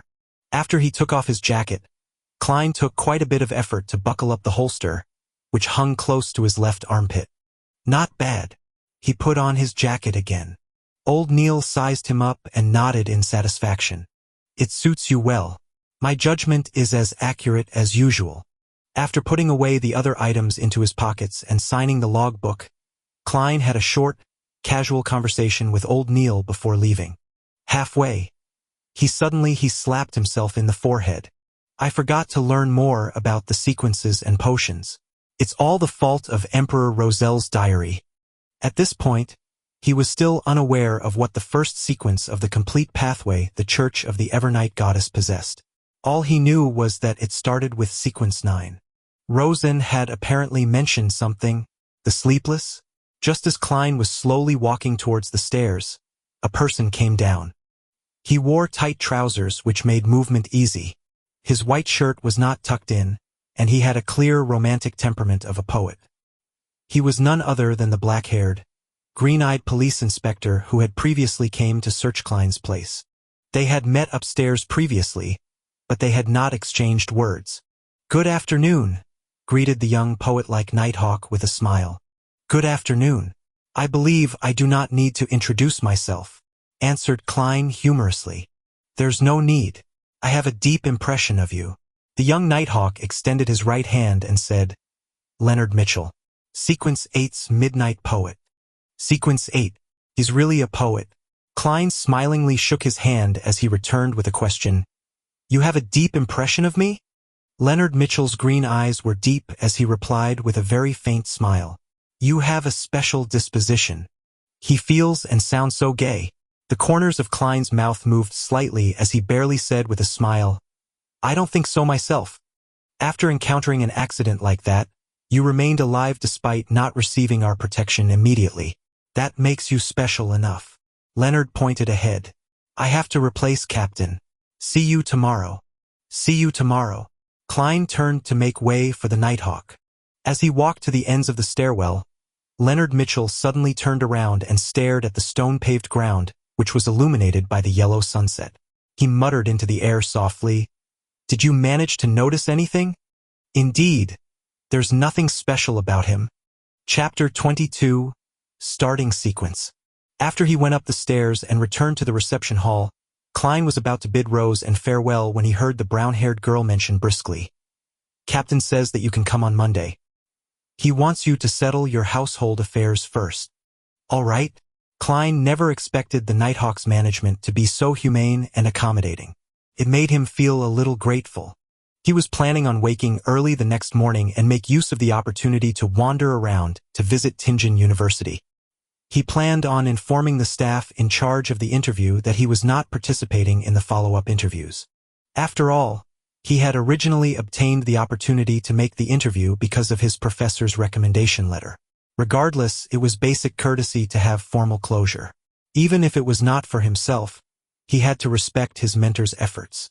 And in a world without telephones, where telegrams were charged by the character, and the fact that it would be too late to send a letter, he felt that taking the public carriage to the university was the most economical and suitable solution. Having received the captain's special approval, Klein did not need to tire himself out. He could wake up late and still make his way there on time. Klein was just about to take off his hat to bid Rose and farewell when he suddenly thought of something. He looked around and suppressed his voice. "Roseanne, do you know what the starting point of the church's complete sequence is?" He had forgotten to ask old Neil. Roseanne's eyes widened as she looked at Klein in astonishment. "You wish to become a Beyonder? Was I that obvious?" Klein's body language betrayed him as he answered in embarrassment. "Having learned that extraordinary and mysterious powers exist in the world, it's inevitable that I have some yearnings for it." "Oh my goddess, do you know how dangerous it is? Didn't Captain tell you? The enemies of Beyonders are not just cultists or dark warlocks, but themselves. People lose control nearly every year. Some even end up sacrificing themselves. Aren't you going to consider how your family will feel?" Roseanne's hand gestures amplified her tone as her reaction appeared overly agitated. "Klein, I think the better choice is to be a civilian staff. There's nearly no danger, and our salary increases every year. After a few years of work, you will have saved up much money, allowing you to rent a bungalow in the North Borough or in the suburbs. You can then marry a rich and charming lady and have a wonderful family, having adorable and naughty little angels." "Roseanne, stop. Hold up." Klein hurriedly stopped her in exasperation when he realized that she was changing the subject. "I just want to understand the basics for now. All right?" Rose and fell silent for a few seconds as she lowered her gaze, feeling somewhat sorry. "Due to what happened to my father, whenever I face similar problems, I tend to be, a little agitated. However, to be honest, I'm filled with respect towards any man or woman who willingly wishes to be a Nighthawk. I understand, echoed Klein. Rosen blinked her light brown eyes and added, my father once said that one should never think that they can resolve hidden risks or combat danger by simply becoming more powerful or a higher sequencer. In fact, it's the opposite. They will encounter more terrifying matters. When facing the unknown or a terrifying existence, death and insanity are the only two outcomes. He ended up sacrificing himself 2 weeks after saying that, Klein, don't look at me with pity. My life is great now. Really great. It's only right to feel fear towards these matters. I only want to know the basics. Klein repeated his previous reply, not sure whether he should laugh or cry. Captain explained it more clearly than you. And even if I do not become a Beyonder, I have already encountered something extraordinary. All right, said Rosen ruminatively. I've heard Captain's and old Neil's conversation before. As extraordinary creatures are declining or going extinct, few high sequencers exist in this era. It's already very impressive to become a Beyonder. Combining our Tingen city and the suburbs, there are hundreds of thousands of people or maybe even more. Yet, there are only about 30+ Beyonders. Well, it's just my guess. I'm not counting the cultists and dark warlocks who hide in the dark. Without waiting for Klein's reply, she seemed to regain her vibrancy as she clenched her fist and brought it to her chest. And among these 30+ Beyonders, most of them are at sequence 9. It seems I have gone off topic. It's okay. That was something I wanted to know as well. Klein wished that Roseanne could be like her usual self, revealing more information as she rambled on. Anyways, it's already very, very impressive to become a Beyonder. Roseanne repeated herself. The starting sequence of our church's complete sequence is Sleepless. Sequence 9, Sleepless. Indeed, Klein nodded as he watched Rose, and finding hard to stop herself from describing in detail. You should be able to guess from the name. A sleepless is someone who does not need to sleep at night. 3 to 4 hours of rest in the day would be sufficient. Man, I'm so envious. No, not at all. Sleep is a gift bestowed upon us by the goddess. It's the truest bliss. Where was I? Alright. A sleepless can see through the darkness even without any lights. The deeper into the night, the more powerful they become. I mean more powerful in the aspects of their physical strength, their intuition, and their mental capabilities. However, although they can detect unknown dangers that lurk in the dark, they will still rely on demon-hunting bullets and other items to handle monsters they are unable to deal with via normal means. My father was once a sleepless. Without waiting for Klein to press on, Rosen continued. After that, it's Sequence 8's Midnight Poet, and one level higher is Sequence 7's Nightmare. Nightmare? Klein instantly recalled that Dunsmith had guided his dreams. He asked as a confirmation, Captain, you know about it? Roseanne's mouth nearly turned into an O shape. Captain once entered my dream. Klein glanced around as he lowered his voice once more. Got it? Roseanne was enlightened as she answered with a whisper. She picked up a coffee cup beside her and took a sip before saying wistfully, There are only 2 Sequence 7 Beyonders in our Tingen city's church. It's likely that Captain is one of them. Even if he goes to a large diocese like Backlund, he is still an impressive figure. Some deacons might not even be stronger than he is. So Captain is that impressive. Klein echoed with a smile. Frankly, Dunn Smith's appearance last night had left a deep impression on him. He had basically believed that Dunn was an extremely powerful Beyonder. Of course. Rose and proudly straightened her back.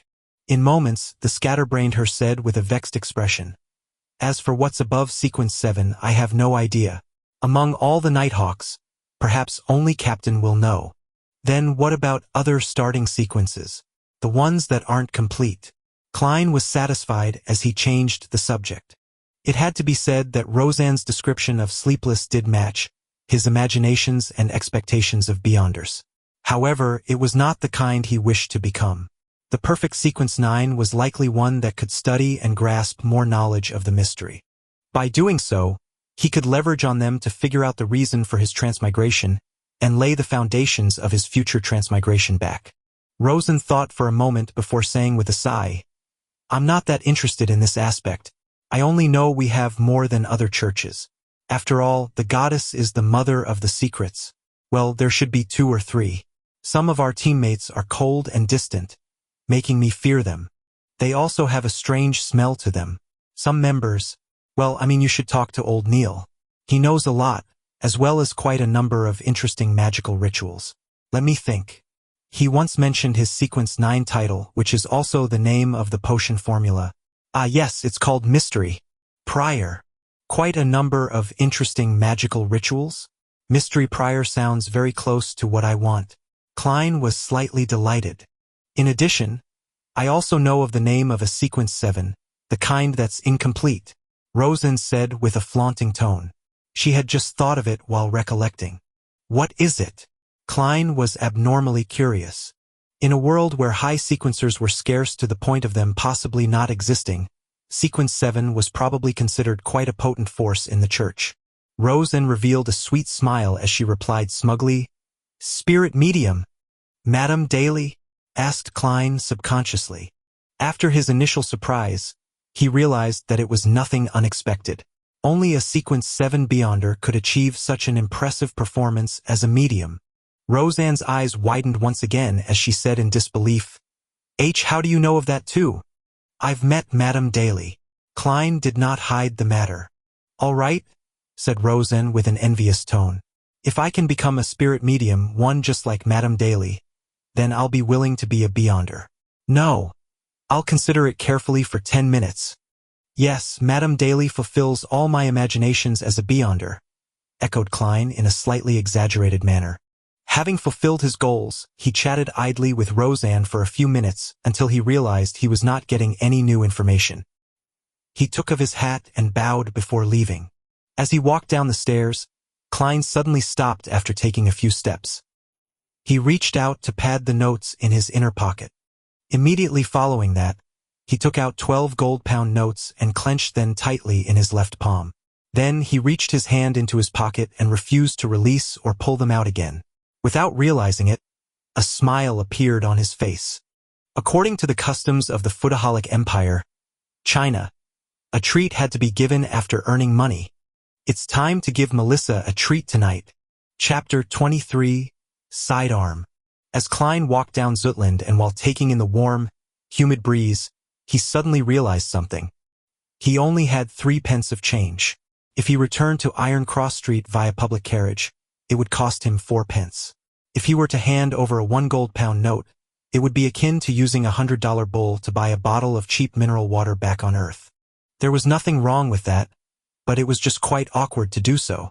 Should I use 3 pence to travel 3 kilometers and walk the rest of the journey? Klein reached into his pocket with one hand as he slowed down his pace, considering other solutions. That won't do. Soon, he rejected the idea. It would take him a while to walk the remaining journey. Considering how he was carrying 12 pounds, a massive fortune, it was not safe. Furthermore, he had deliberately not brought the revolver with him, afraid that the Nighthawks would confiscate it. If he were to encounter the danger that instigated Welch's death, there was no way he could fight back. Get some change from a nearby bank? No way. There's a 0.5% processing fee. That's way too extravagant. Klein shook his head silently. Just the thought of the fees involved pained his heart. Having ruled out one solution after another, Klein's eyes suddenly lit up when he saw a clothing shop in front of him. That's right. Wouldn't the normal course of action be to buy something appropriately priced to get some change? A formal suit, shirt, vest, trousers, leather boots, and a cane were all within budget. They had to be bought sooner or later. Oh, it's very troublesome when fitting clothes. Besides, Benson knows more about this than me and he's better at bargaining. I should consider it only after he's back. Then should I buy a cane? That's right. As the saying goes, a cane is a gentleman's best choice of defense. It is half as good as a crowbar. A gun in one hand and a cane in the other is the combat style of a civilized person. After debating internally, Klein made up his mind. He turned around and entered the clothing shop, Wilker Clothing and Hats. The clothing store's layout resembled the clothing stores on Earth. The left wall was filled with rows of formal attires. The middle rows were decked with things like shirts, trousers, vests, and bow ties. On the right were leather shoes and boots placed inside glass cabinets. "Sir, may I help you?" A male salesperson dressed in a white shirt and red vest came over and asked politely. In Lone Kingdom, rich and powerful gentlemen of high standing enjoyed wearing black suits comprising of white shirts matched with black vests and trousers. Their colors were relatively monotonous, so they required their male servants, salespeople, and service attendants to dress more brightly and colorfully in order to distinguish themselves from their masters. In contrast, ladies and mistresses wore dresses of all kinds in glamorous fashions. As such, maidservants would wear black and white. Klein thought for a moment before answering the male salesperson's question. "A cane. Something that's heavier and harder. The kind that can crack the skulls of others." The red-vested salesperson sized up Klein furtively before leading him into the store. He then pointed at a row of canes in the corner. "That cane inlaid with gold is made of ironheart wood. It's both very heavy and hard, and costs 11 solely 7 pence. Do you want to give it a try?" 11 solely 7 pence? Why don't you go rob a bank? Big deal with the gold inlay. Klein was shocked by the price. With an unperturbed expression, he nodded gently. "All right." The salesperson took down the ironheart wood cane and carefully handed it to Klein, seemingly afraid that Klein would drop and break the merchandise. Klein took the cane and found it heavy. He tried moving with it and discovered that he could not sway it smoothly as he wanted. "It's too heavy." Klein shook his head in relief. "This is not an excuse." The salesperson took back the cane and pointed at another 3 canes. "This is made of walnut wood, created by Tinjin's most famous cane artisan, Mr. Hayes. Is priced at 10 solely 3 pence. This is made of ebony wood and inlaid with silver. This is hard as iron, costing 7 solely 6 pence. This is made from the core of a white boli tree and also inlaid with silver, costing 7 solely 10 pence. Klein tried each one of them and found them of appropriate weight. He then tapped them with his fingers to gain an understand of their hardness. Finally, he chose the cheapest one. "I'll take the one made from ebony wood." Klein pointed at the cane with the silver inlay which the salesperson was holding. "No problem, sir. Please follow me to proceed with the payment. In the future, if this cane is scuffed or stained, you can hand it to us for handling for free." The salesperson led Klein to the counter. Klein took the opportunity to release the 4 gold-pound notes from his tight grip and removed 2 of the smaller denominations. "Good day, sir. It will be 7 solely 6 pence." The cashier behind the counter greeted with a smile. Klein was planning on maintaining his gentlemanly image, but when he extended his hand with the 1 gold-pound note, he could not help but ask, "Can I get a discount?" "Sir, what we have is all handcrafted, so our costs are very high." The salesperson beside him answered, "Since our boss isn't here, we are unable to lower the prices." The cashier behind the counter added, "Sir, sorry about that." "All right." Klein handed the note over and received the black silver inlaid cane. While waiting for the change to be given to him, he took a few steps back and distanced himself from them. He swung around his sidearm as a test. Whoosh, whoosh, whoosh. The wind sounded heavy when the cane sliced through the air. Klein nodded in satisfaction. He looked forward again, prepared to see notes and coins, but was appalled to see the red-vested salesperson retreating far away. The cashier behind the counter had retracted into a corner, leaning close to a double-barreled shotgun hanging to the wall. The Lone Kingdom had a semi-regulated policy on firearms. To possess a firearm, one needed to apply for an all-purpose weapon usage certificate or a hunter's license. Regardless of which type, one could still not be in possession of restricted military firearms such as repeaters, steam-pressured guns, or 6-barrel machine guns. An all-purpose weapon usage certificate could be used to purchase or store any kind of civilian firearm, but earning the certificate was extremely troublesome. Even merchants of substantial standing might not be approved. A hunter's license was relatively easy. Even farmers in the suburbs could receive approval. However, the license was limited to hunting guns with restricted numbers. People with sizable assets would tend to apply for one to use it for self-defense in emergency situations, such as now. Klein looked at the 2 wary salespeople as the corners of his mouth twitched. He chuckled dryly. "Not bad. This cane is perfect for swinging. I'm very pleased. Realizing that he had no intention to assault them, the cashier behind the counter relaxed. He handed over the notes and coins he had taken out over with both hands. Klein took a look at what he received and saw 2 5-soldi notes, 2 1-soldi notes, a 5-pence coin, and a 1-penny coin. He could not help but nod inwardly. After a 2-second pause, he ignored the way the salespeople looked at him and unfurled the 4 notes towards the light to ensure that the anti-counterfeit watermarks were present. Klein put away the notes and coins when he was done. With the cane in hand, he tipped his hat and walked out of Wilker Clothing and Hats. He extravagantly spent 6 pence by taking a short-distance trackless carriage before transferring once before reaching home safe and sound. After closing the door, he counted the 11 pounds and 12 soldi notes thrice before placing them into the desk drawer. He then found the bronze revolver with the wooden grip. Clink! Clang! 5 brass bullets fell onto the table when Klein inserted the silver demon hunting bullets, which had complicated patterns, and the dark sacred emblem into the revolver's cylinder. Like before, he only inserted 5 rounds and left an empty spot to prevent any misfires. The remaining rounds were placed together with the 5 ordinary bullets in a small iron case. Bah! He snapped the cylinder in place, giving him a sense of security. He excitedly lodged the revolver into the holster at his armpit and buckled it securely. Then, he repeatedly practiced unbuckling and drawing the gun. He rested whenever his arms ached, and this continued until sunset when he heard the sounds of tenants walking along the corridor outside. Phew! Klein let out a foul breath before putting his revolver back into his armpit holster. Only then did he take off his formal suit and vest. He wore back his usual brownish-yellow coat and swung his arms to relax them. Tap, tap, tap. He heard the sound of nearing footsteps before the twisting sound of an inserted key. Melissa, with her soft, black hair, entered. Her nose twitched a little as she swept her gaze towards the unlit stove. The luster in her eyes dimmed slightly. Klein, I'll heat up the leftovers from last night. Benson will likely be home tomorrow. Melissa turned to look at her brother. Klein had his hands in his pocket as he leaned against the edge of the desk. He smiled and said, "No, let's eat out." Eat out? Melissa questioned in surprise. How does Silver Crown Restaurant at Daffodil Street sound? I heard they serve delicious food, suggested Klein. But Melissa was still confused. Klein grinned and said, "To celebrate my new job." You found a job? Melissa's voice rose unknowingly.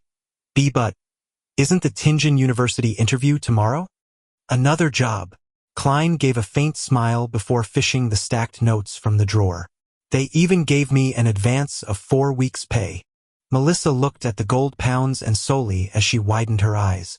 Goddess! What job did you get? This? Klein's expression froze as he deliberated on his words. A security company whose mission is to seek, collect, and protect ancient relics. They were in need of a professional consultant. It's a 5-year contract, earning me £3 a week. Were you vexing over this last night? Asked Melissa after a moment of silence. Klein nodded. Yes. Although being an academic at Tianjin University is respectable, I prefer this job. Well, it isn't bad either. Melissa gave an encouraging smile. She asked half suspiciously and half curiously, why would they give you an advance payment of 4 full weeks? It's because we need to move.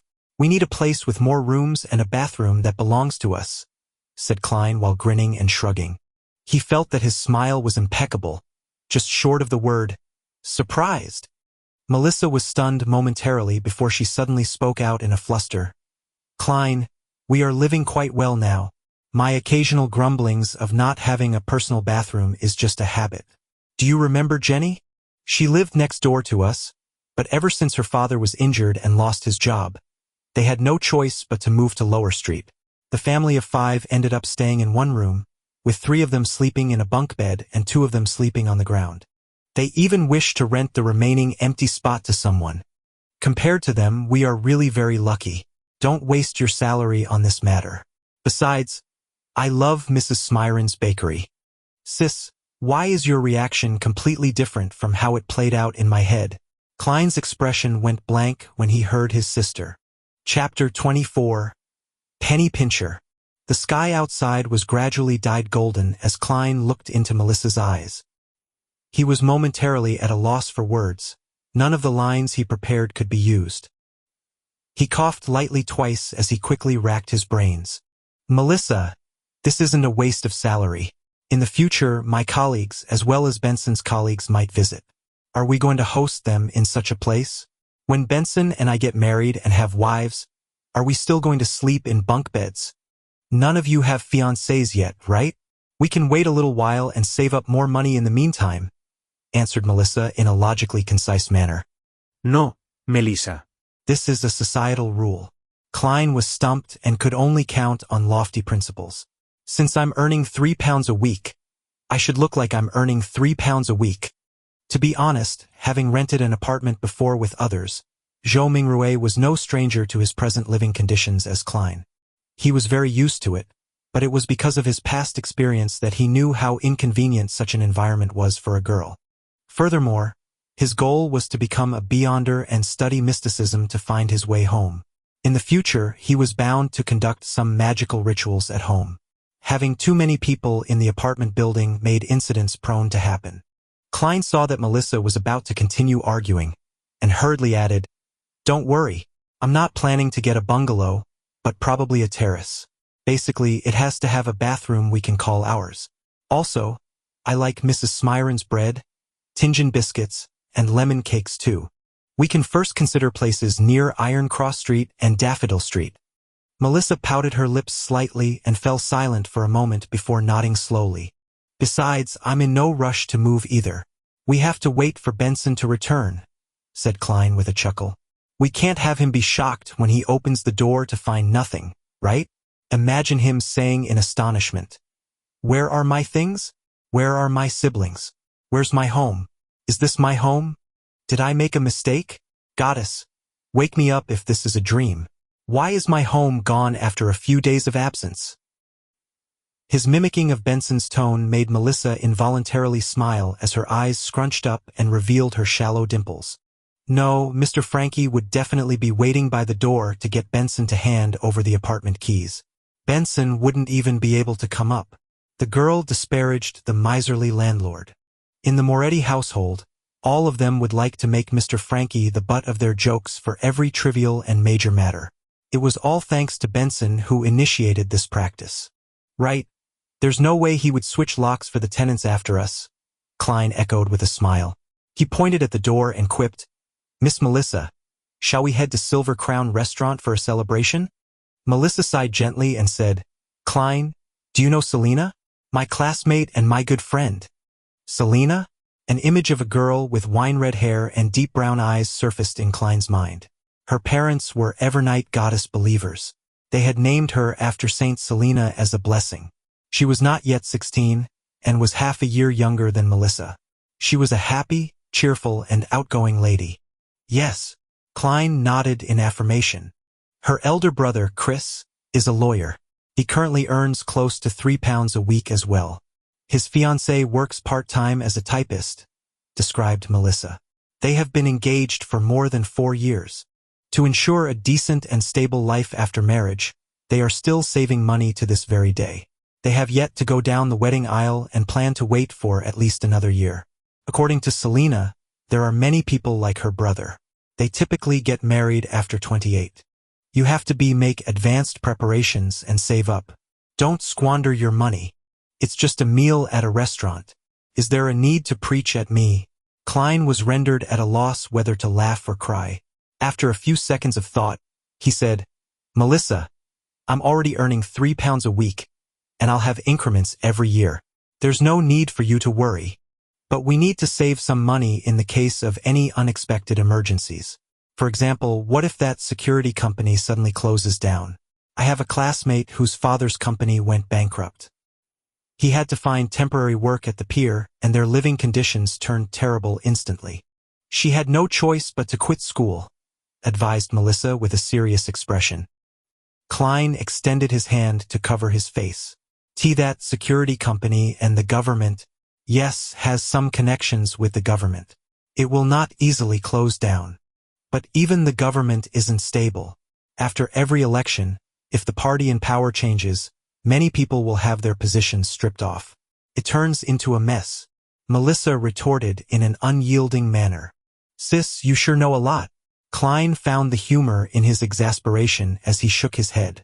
All right then. Then I'll boil some soup with the leftovers from yesterday. Buy some pan-fried fish, a slab of black pepper beef, a small bottle of butter, and a cup of malt beer for me. Anyway, there should still be some celebration. They were commonly sold items by hawkers on Iron Cross Street. A piece of pan-fried fish was 6 to 8 pence. A not-so-big piece of black-peppered beef was 5 pence. A cup of malt beer was a penny, and a bottle of butter weighing about a quarter pound was 4 pence, but buying a pound of butter would only cost 1 solely 3 pence. The original Klein was responsible for buying ingredients during holidays, so he was no stranger to the prices. Klein did a mental estimate that Melissa would need about 1 solely 6 pence.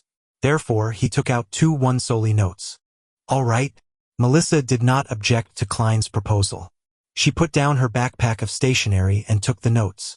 When he saw his sister taking out a tiny bottle for the butter and pots for the other food before briskly walking to the door, Klein thought for a moment and shouted out to her, "Melissa, use the remaining money to buy some fruits." There were many hawkers on Iron Cross Street who would buy low-quality or expiring fruits from other places. The residents were not outraged about this because the prices were extremely cheap. They could taste the magnificent flavors after removing the rotten parts, so it was a cheap enjoyment.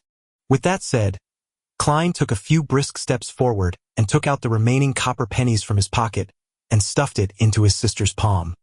Ah! Melissa's brown eyes looked at her brother in puzzlement. Klein took 2 steps back and smiled. Remember to go to Mrs. Smiron's. Reward yourself with a tiny lemon cake. Melissa's mouth widened as she blinked. Finally, she said a single word, "Okay." She quickly turned around, opened the door, and ran toward the stairwell. A river tore through the land, with cedar and maple trees lining the banks. The air so fresh, it was intoxicating. Klein, who was here to put closure to his interview, had his revolver with him. He held his cane and paid 6 pence for the public carriage. He walked down a cemented path and approached a 3-story stone building, which was shaded by greenery. It was Tianjin University's administrative block.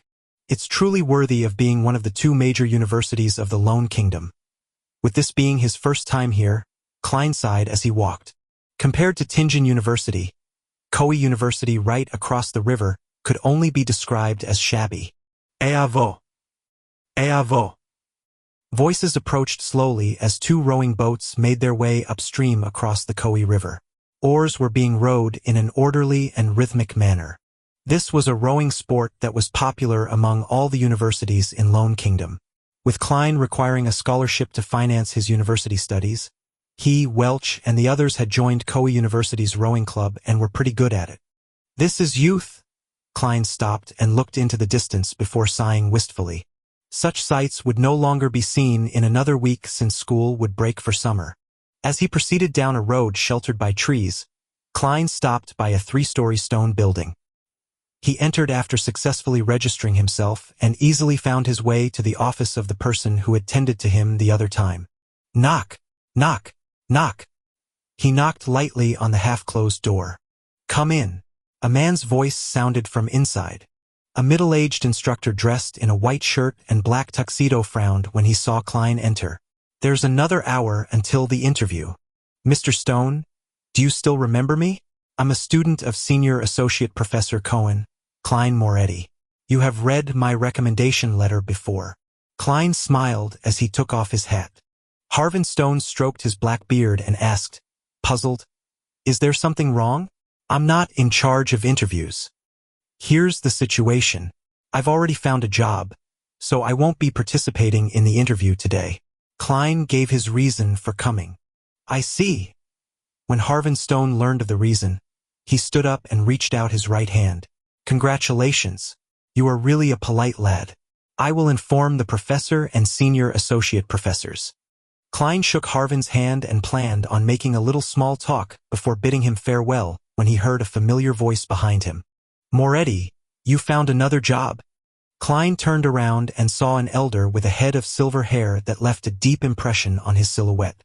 His deep, blue eyes sunk deep into his face and he had few wrinkles. The man looked sharp in his black tuxedo. "Good afternoon, mentor. Mr. Azik," he hurriedly greeted. "Why are the two of you here?" The elder was none other than Senior Associate Professor of Koei University's History Department, who was also his mentor, Mr. Quentin Cohen. Beside Cohen was a middle-aged man with bronze-colored skin of average build. He did not have any facial hair and held a newspaper in his hand. His hair was black and his pupils brown. His facial features were soft as his eyes revealed an indescribable sense of weariness like it had seen the vicissitudes of life. Beneath his right ear was a black mole which could only be seen if looked at carefully. Koei University recognized him since he was Koei University's History Department lecturer, Mr. Azik, who often helped the original Klein. He enjoyed debating with his mentor, Senior Associate Professor Cohen. They often had a clash of opinion, but even so they were best friends. Otherwise, they would not have enjoyed meeting up for a chat. Cohen nodded and said with a relaxed tone, "Azik and I are here to participate in an academic conference. What kind of job did you get?" "It's a security company which seeks, collects, and protects ancient relics. They were in need of a professional consultant and are paying me £3 a week." Klein repeated what he said to his sister yesterday. Following that, he explained, "As you know, I prefer exploring history instead of summarizing it." Cohen nodded slightly and said, "Everyone has their own choices. I'm very happy that you bothered to come to Tianjin University to inform them instead of just not showing up."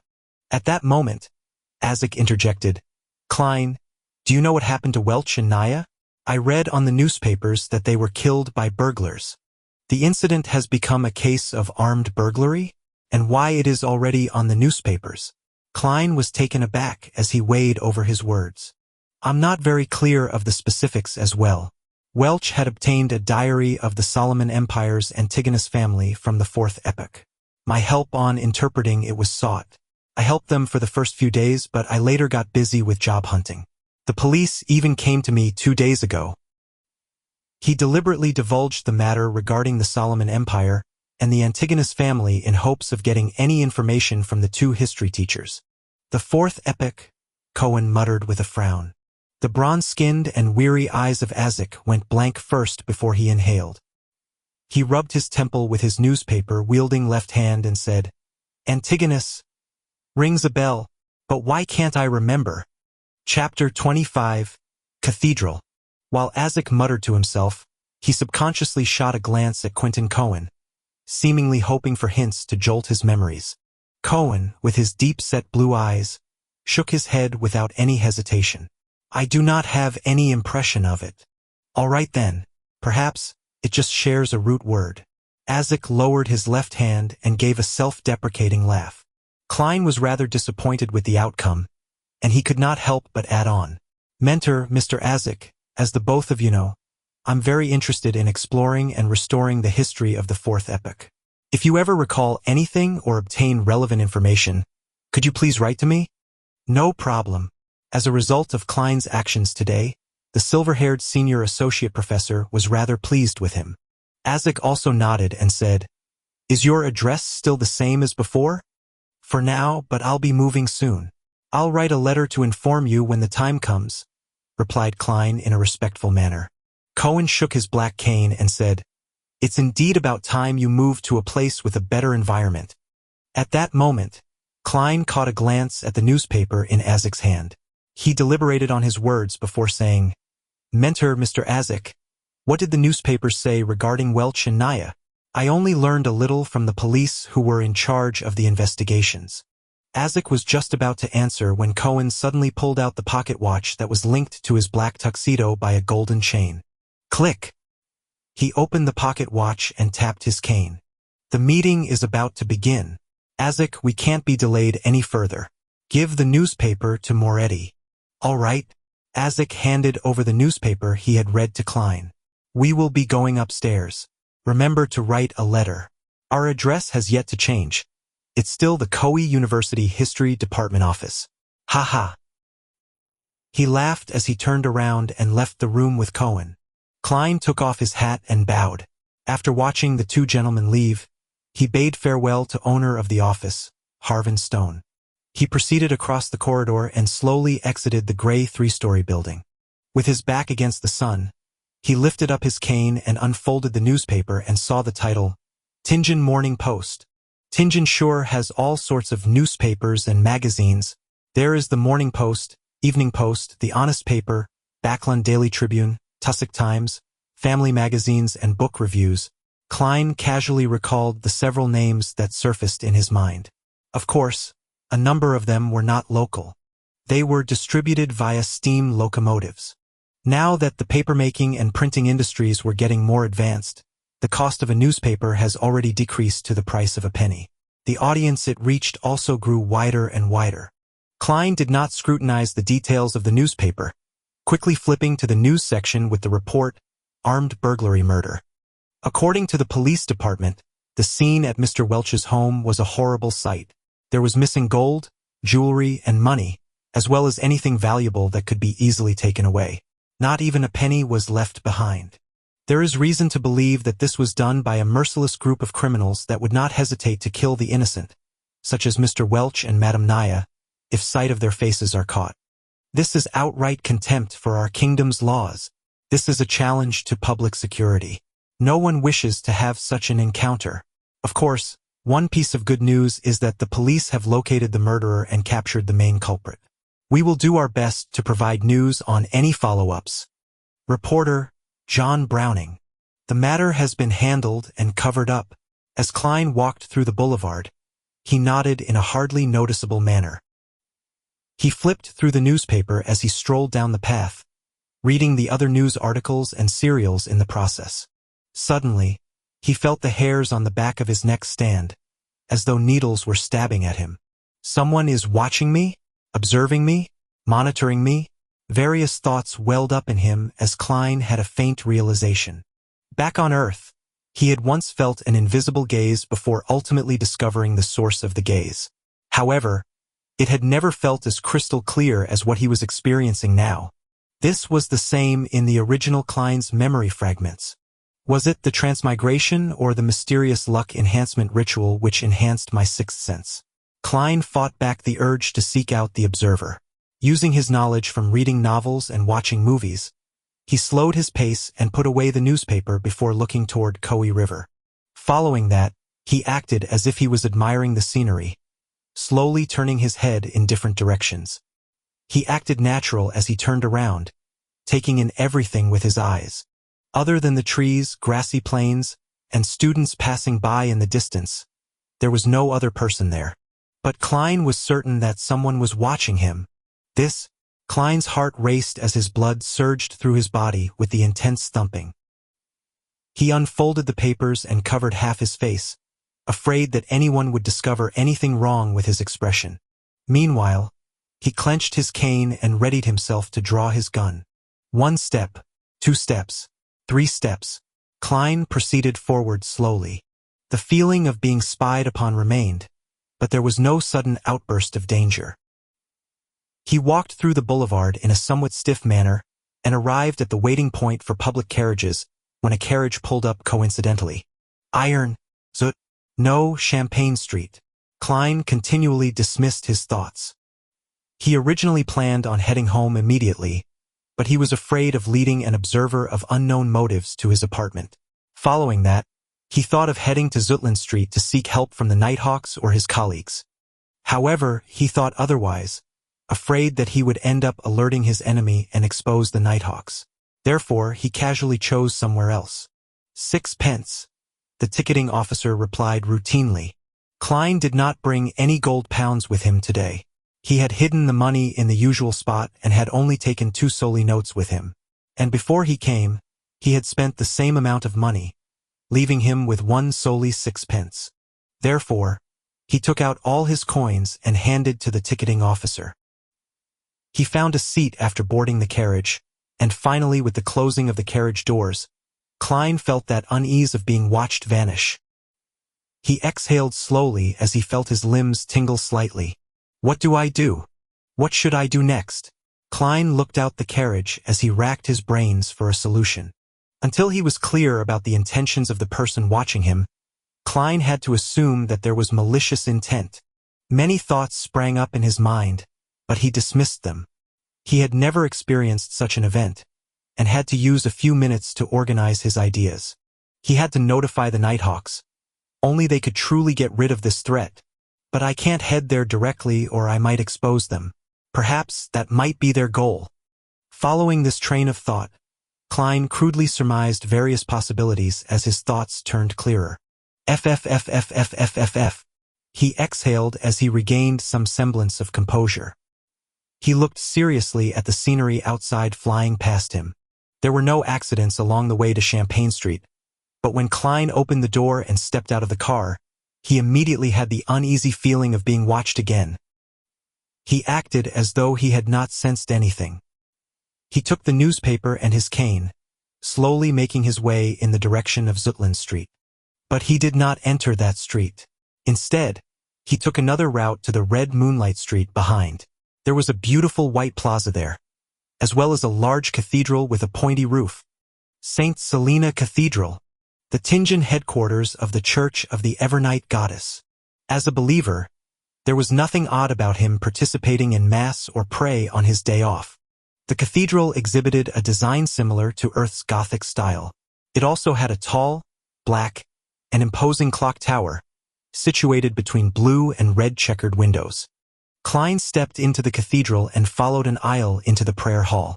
Along the way, the stained windows were comprised of red and blue glass patterns that allowed colored light to shine into the hall. The blue was closer to black, the red the same color as the crimson moon. It made the surroundings seem unusually dark and mysterious. The feeling of being watched vanished. Klein acted unfazed as he walked toward the open prayer hall. There were no high windows here. The deep darkness was emphasized, but behind the arc-shaped holy altar, on the wall directly opposite the door, were about 20 circular fist-sized holes that allowed the radiant sunlight to enter the hall. It was akin to pedestrians seeing the starry sky when suddenly looking up into the dark night to see the shimmering stars in all their nobility, purity, and holiness. Even though Klein had always believed that gods could be analyzed and understood, he could not help but lower his head here. The bishop was preaching in a gentle tone as Klein silently made his way down the aisle that split the pews into two columns. He searched for an empty area close to the passageway before slowly taking a seat. Leaning his cane onto the back of the pew in front of him, Klein took off his hat and placed it onto his lap together with the newspaper. Then he clasped his hands together and lowered his head. The entire process was done slowly and routinely as though he was really there to pray.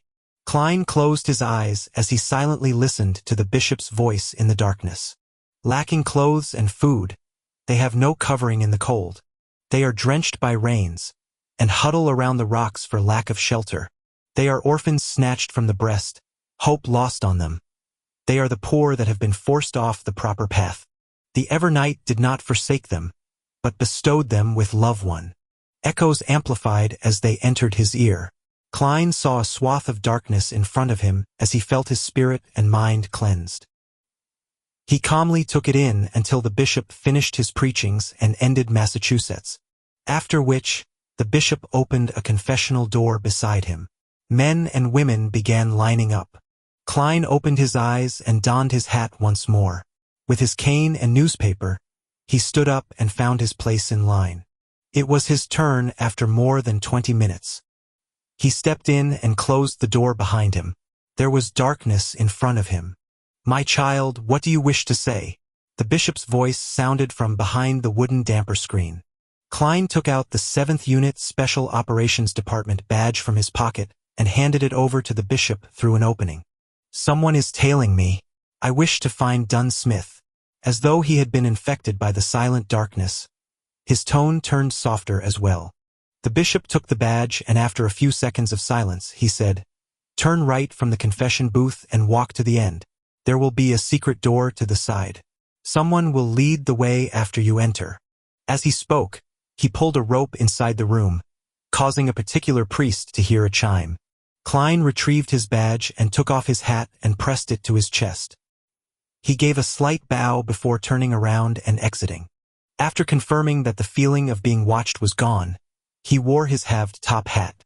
Without any excessive emotions, he held his cane and turned right until he arrived by an arched altar. He found the secret door in the wall facing his side. He silently opened it before sneaking in quickly. The secret door closed silently as a middle-aged, black-robed priest appeared under the illumination of gas lamps. "What is it?" the priest asked tersely. Klein showed his badge and repeated what he said to the bishop. The middle-aged priest did not ask further questions. He turned around and proceeded forward in silence. Klein nodded and took off his hat. With his black cane, he followed silently in tow. Roseanne had once mentioned that heading left from the crossroads towards Cheney's Gate would reach St. Selena Cathedral. Chapter 26. Practice. Top, top, top. The sound of footsteps echoed through the dark, narrow corridor, which was otherwise silent. Klein kept his back straight as he kept up with the priest's pace. He did not pose questions or chat idly with him, remaining silent like a windless body of water. After passing through the heavily guarded passageway, the priest opened a secret door with a key and pointed down a stairwell made of stone. Turn left at the intersection to reach Cheney's Gate. May Goddess bless you. Klein gestured the sign of the crimson moon on his chest. Commoners practiced etiquette, while the religious partook in ritual blessings. Praise the lady. The priest returned with the same gesture. Klein did not speak further as he walked down the dark stone stairwell with the aid of the refined inlaid gas lamps on both sides of the wall. Midway, he subconsciously turned back and saw the priest standing at the entrance. He was in the shadows and appeared like an immobile wax statue. Klein looked away and continued to proceed down. It did not take long before he hit ground laid with ice-cold stone slabs. This led him to the intersection. He did not turn towards Cheney's Gate because Dunn Smith, who had recently finished his shift, was definitely not there.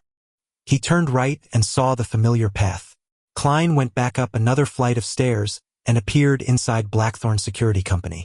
Seeing doors that were tightly shut or half closed, he did not rush into them.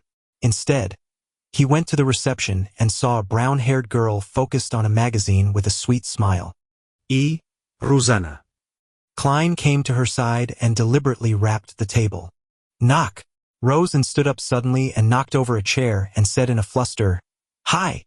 Nice weather today. Why you, Klein? Why are you here?"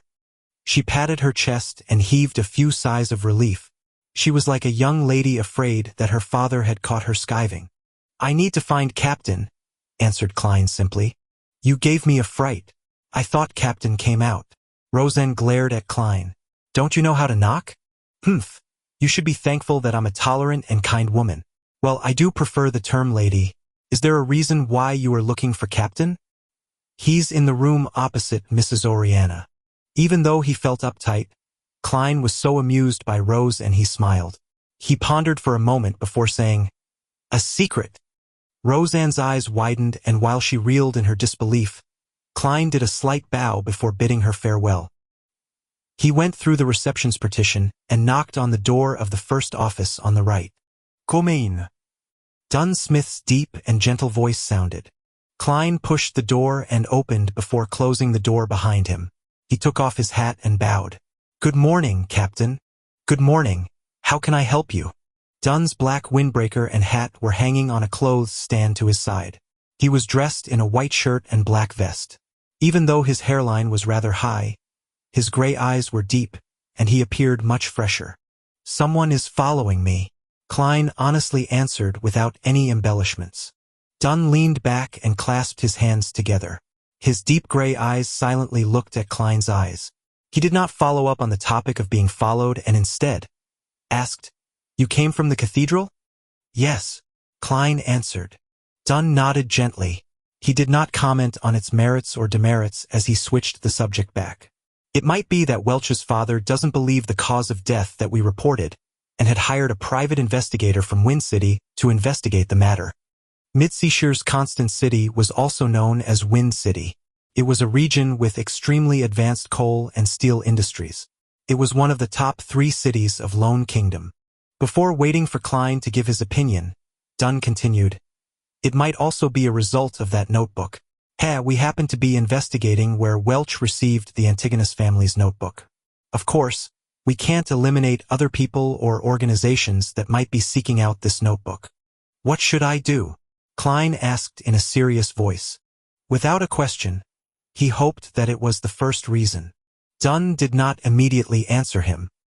He raised his coffee mug and took a mouthful, his eyes not showing the sliver of a ripple. Return the way you came, then do anything you wish. Anything? Klein returned with a question. Anything? Dunn nodded with certainty. Of course. Do not scare them off or violate the law. All right. Klein took a deep breath and bade him farewell. He left the room and went back underground. He turned left at the intersection, and bathed in the light from the gas lamps on the two walls, he arrived silently to the empty, dark, and cold passageway. The sound of his footsteps echoed, making him sound more alone and terrified. Soon, Klein arrived at the stairwell. He went forward and saw a shadow standing there, the middle-aged priest. The two did not say a word when they met. The priest turned around in silence and made way. He proceeded silently before returning to the prayer hall. The circular holes behind the arched altar were still as pure and bright, while the darkness and silence of the building's interior remained. There were still men and women lining outside the confessional, but much fewer than before. After waiting for a moment, Klein slowly left the prayer hall with his cane and newspaper as though nothing had ever happened, successfully leaving St. Selena Cathedral. The moment he walked out, he saw the burning sun. He immediately regained the familiar feeling of being observed. He felt like he was prey being eyed by a hawk. Suddenly, a question surfaced in his mind. Why didn't the observer follow me into the cathedral?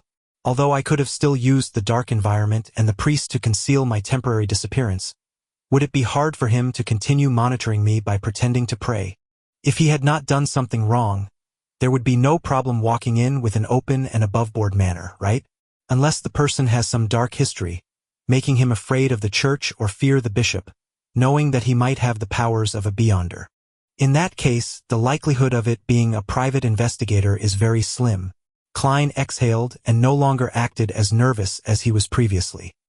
He took a casual stroll before going around and to the back of Zutland Street.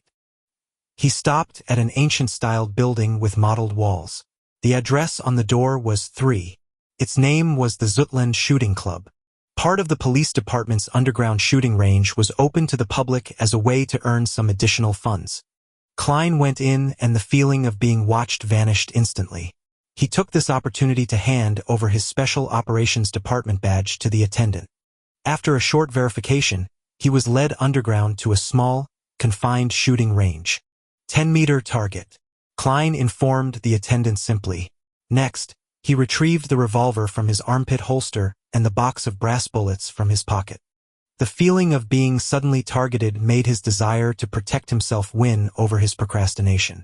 Therefore, he could not wait to come over to practice his shooting. After the attendant left, he flicked open the cylinder and removed the silver demon hunting bullets. Following that, he filled the cylinder with normal brass bullets. This time, neither did he leave an empty spot to prevent misfiring, nor did he take off his formal attire and have top hat. He planned on practicing in his usual getup. After all, it was impossible for him to shout, "Wait a minute, let me change into something more comfortable," after encountering an enemy or danger. Click! Klein closed the cylinder and rolled it with his thumb. Suddenly, he held the gun in both hands, raised it up straight, and aimed at the target more than 10 meters away. However, he was in no hurry to shoot. Instead, he recalled his experience at military training 1, how to form a line with the iron sights and knowledge about a gun's recoil. Rustle! Rustle! While his clothes rustled, Klein repeated his aiming and his holding stance. He was as serious as a student taking a high school exam. After repeating it several times, he retreated to the wall and sat down on a long, soft bench. He placed the revolver to the side, began massaging his arms, and rested for quite a while. He spent a few minutes recalling his practice before he picked up the revolver with the wooden handle and bronze cylinder. He got into standard firing position and pulled the trigger. Bang! His arm trembled as his body moved back from the recoil. The bullet missed the target. Bang! Bang! Bang! Drawing from the experience he gained, he shot again and again until all 6 rounds were finished. I'm starting to hit the target. Klein stepped back and sat down again as he exhaled. Click! He swung the cylinder out and allowed the 6 shells to fall to the ground. Then, without a change in expression, he inserted the remaining brass rounds in. After relaxing his arm, Klein stood up again and returned to his shooting position. Bang! Bang! Bang! Ringing shots echoed as the target shook. Klein practiced and rested repeatedly. He expended all 30 normal rounds and the remaining 5 from before. He gradually hit the target and started aiming for the bullseye. He swung his sore shoulders and threw out the final 5 shells. He lowered his head and inserted the demon-hunting bullets with the complicated patterns back into gun, leaving an empty spot to prevent misfiring. After putting the revolver back into his armpit holster, Klein patted the dust from his body and walked out the shooting range to return to the streets. The feeling of being observed arose once again. Klein felt calmer than he previously felt as he slowly walked to Champagne Street. He spent 4 pence on a tracked carriage to return to Iron Cross Street before returning to his own apartment. The feeling of being spied upon vanished without a trace. Klein took out his keys and opened the door to see a short-haired man nearing his 30s and wearing a linen shirt seated at a desk. His heart tensed up before relaxing immediately. Klein greeted with a smile. Good morning, no. Good afternoon, Benson. This man was none other than Klein's and Melissa's elder brother, Benson Moretti. He was only 25 this year, but his receding hairline and decrepit appearance made him look nearly 30. He had black hair and brown eyes, resembling Klein somewhat, but he lacked the faint scholarly air which Klein had. Good afternoon, Klein. How was the interview? Benson stood up as he grinned. His black coat and half-top hat were hanging on a protrusion of their bunk bed. Horrible, Klein replied in a deadpan manner. When he saw Benson stunned, Klein chuckled and added, In fact, I didn't even participate in the interview. I found a job ahead of the interview and it pays £3 a week. He repeated what he told Melissa again. Benson's expression calmed down as he shook his head with a laugh. It feels like I'm seeing a child grow up. Well, this job is pretty good. He sighed and said, It's great that the first thing I heard is such good news after being away for work. Let's celebrate tonight and buy some beef. Klein smiled. Sure, but I believe Melissa will feel the pinch. Let's buy some ingredients later in the afternoon. Let's bring at least 3 soli. Well, to be honest, a pound exchanges for 20 soli, and 1 soli exchanges for 12 pence. There are even denominations like the half-pence and quarter-pence. Such a coin system just goes against logic. It's so troublesome. I think it must be one of the most foolish coin system in the world. When he said that, he saw Benson's expression turn stern. Feeling a little unease, he wondered if he had said anything wrong. Could it be that, in the lost memory fragments of the original Klein, Benson was an outright, extreme nationalist who showed no tolerance for any negativity? Benson took a few steps and refuted him with a stern expression. No, it is not one of, but the most foolish coin system. Not one of. Klein was taken aback, but he quickly snapped to his senses. He looked at his brother in the eye and laughed. Indeed, Benson was great at mocking humor. Benson lifted the corners of his lips and said in all seriousness, You should understand that to institute a reasonable and simple coin system, one needs to know how to count and grasp the decimal system. Unfortunately, there are too few talents among those important figures. Chapter 27, Siblings' Dinner. It's simply sharp and incisive. Klein burst out in laughter. Using the rich experience he had from his previous incarnation, he added another insult. In fact, there is no evidence to suggest that those important figures have any brains at all. Good. Very good. Benson roared with laughter as he gave a thumbs up. Klein, you are a lot more humorous than before. After taking a breath, he continued, I have to go to the pier in the afternoon. I'm only off work tomorrow. After that I'll have time to go to Tingen City Housing Improvement Company with the both of you. Let's see if they have cheap and good terrace houses for rent. Also, I need to pay Mr. Frankie a visit. Our landlord. The perplexed Klein asked. Does our current landlord have some terrace houses from pretty good districts under his name? Benson shot his brother a glance and said, amused, have you forgotten the 1-year rental contract we have with him? It has only been 6 months. Hiss! Klein immediately drew a gasp of cold air. He had really forgotten the matter. Although rent was paid once a week, the lease was a year long. If they were to move now, it was equivalent to a breach in contract. If they were taken to court, they would have to compensate large sums of money. You are still lacking in societal experience. Benson touched his receding black hairline and said wistfully, this was a clause I fought so hard back then. If not, Mr. Frankie was only willing to lease it to us for 3 months each contract. To those with money, landlords would sign leases for a year, 2 years, or even 3 years to seek stable income. But for us, the past U.S., and our neighbors, landlords would have to be constantly worried that something bad might happen, depriving them of their rent. Therefore, they would only sign short-term contracts. In that case, they can offer to raise prices according to the situation. Klein summarized and added, using the original Klein's memories and his own experience as a tenant. Benson sighed and said, this is the cruel reality of today's society. All right, you don't have to worry. The issue with the contract can be easily resolved.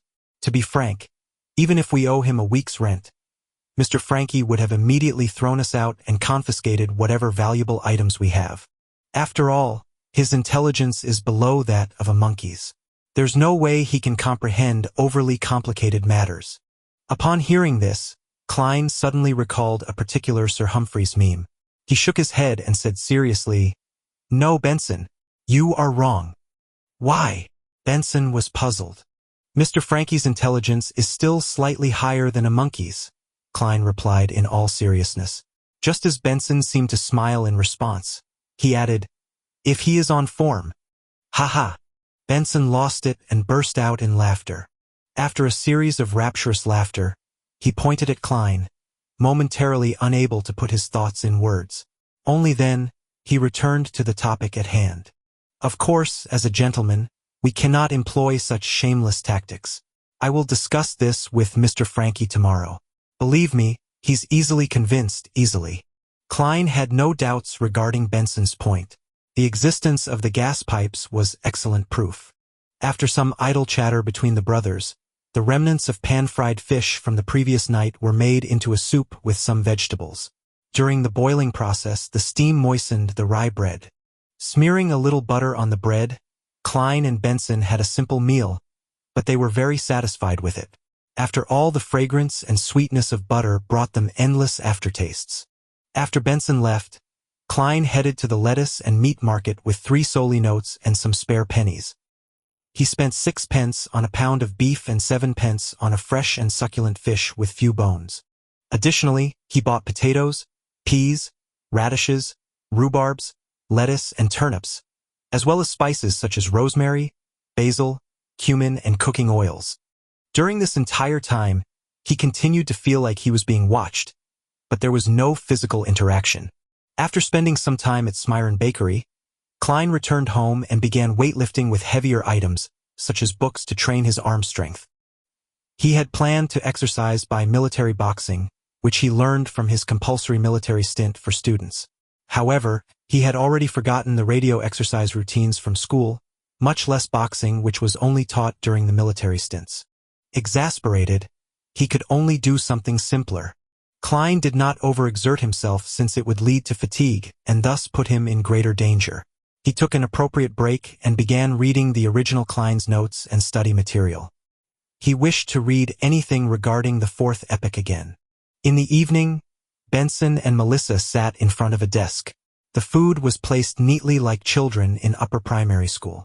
The fragrances of the dishes were composed of a rich melody of scents, the soul captivating fragrance of the stewed beef, the obviously tender potatoes, the sweetness of the thick pea soup, the mellow flavors of the stewed rhubarb, and the sweetness of the buttered rye bread. Benson gulped a mouthful of saliva as he turned around to see Klein placing a crispy fish onto a plate. He felt the fragrance of the oil permeate through his nostrils into his throat and then into his stomach. Groan! His stomach made a distinct protest. Klein rolled up his sleeves and held up a plate of fried fish before placing it in the middle of the tidied desk. Following that, he returned to the cupboard and took out 2 large cups of ginger beer and placed them where he and Benson Saturday. He smiled at Melissa and took out a lemon pudding as if he were performing a magic trick. "We'll have beer, while you'll have this." "Thank you." Melissa took the lemon pudding. When Benson saw this, he raised his calm and said with a smile, "This is to celebrate Klein's finding of a decent job." Klein raised his cup and clinked it with Benson before clinking it with Melissa's lemon pudding. "Praise the lady." Gulp. He tilted his head back and drank it down. The spicy feeling warmed his gullet, bringing him great aftertastes.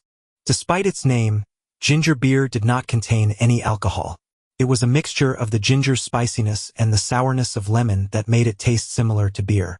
It was a kind of beverage that both women and children found acceptable. However, Melissa did not like the taste of it. "Praise the lady." Benson drank a mouthful as well while Melissa took a nibble of the lemon pudding. She chewed at it repeatedly before swallowing it down unwillingly. "Give it a try." Klein put down his cup and picked up his fork and spoon and pointed at the tableful of food. He was most pessimistic of his thick pea soup. After all, he had never eaten something so strange on Earth. All he could do was adapt the recipe from the original Klein's memory fragments. As the eldest brother, Benson did not stand on ceremony as he dug up a spoonful of mashed potatoes and stuffed it into his mouth. The beaten potatoes were boiled thoroughly and mixed with the faint taste of lard and just enough salt. It whetted his appetite and made him salivate. "Not bad. Not bad," praised Benson vaguely. "It's much more delicious than the one I had back at work.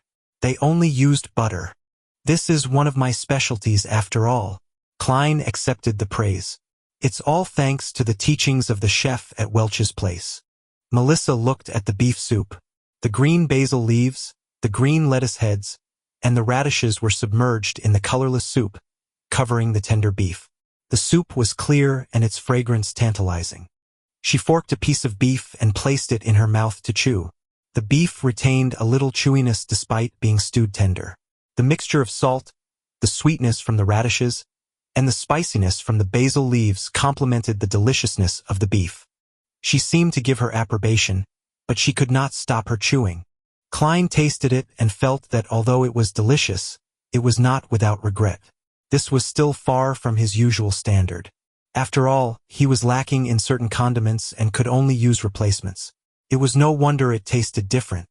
Of course, even with the best standards, one could only make do with the dishes they cooked personally. Suddenly, his heart pained for Benson and Melissa, who were stunted in their worldview. After swallowing a piece of beef, Klein picked up a piece of fried tussock fish which was sprinkled with cumin and rosemary. It was crispy on the outside and tender on the inside. The char was a perfect golden brown, and the saltiness and oil fragrance intertwined as one. Nodding slightly, Klein tried a piece of stewed rhubarb and found it palatable. It got rid of the cloyed taste of meat. Finally, he mustered his courage and scooped a bowl of thick pea soup. Too sweet and too sour, Klein could not help but frown. However, after seeing Benson and Melissa looking satisfied from tasting it, he began suspecting his tastes. He could not help but down a mouthful of ginger beer to cleanse his tongue. The siblings were stuffed by the end of the meal. They laid slumped in the chairs for quite a while. "Let us praise the lady once more."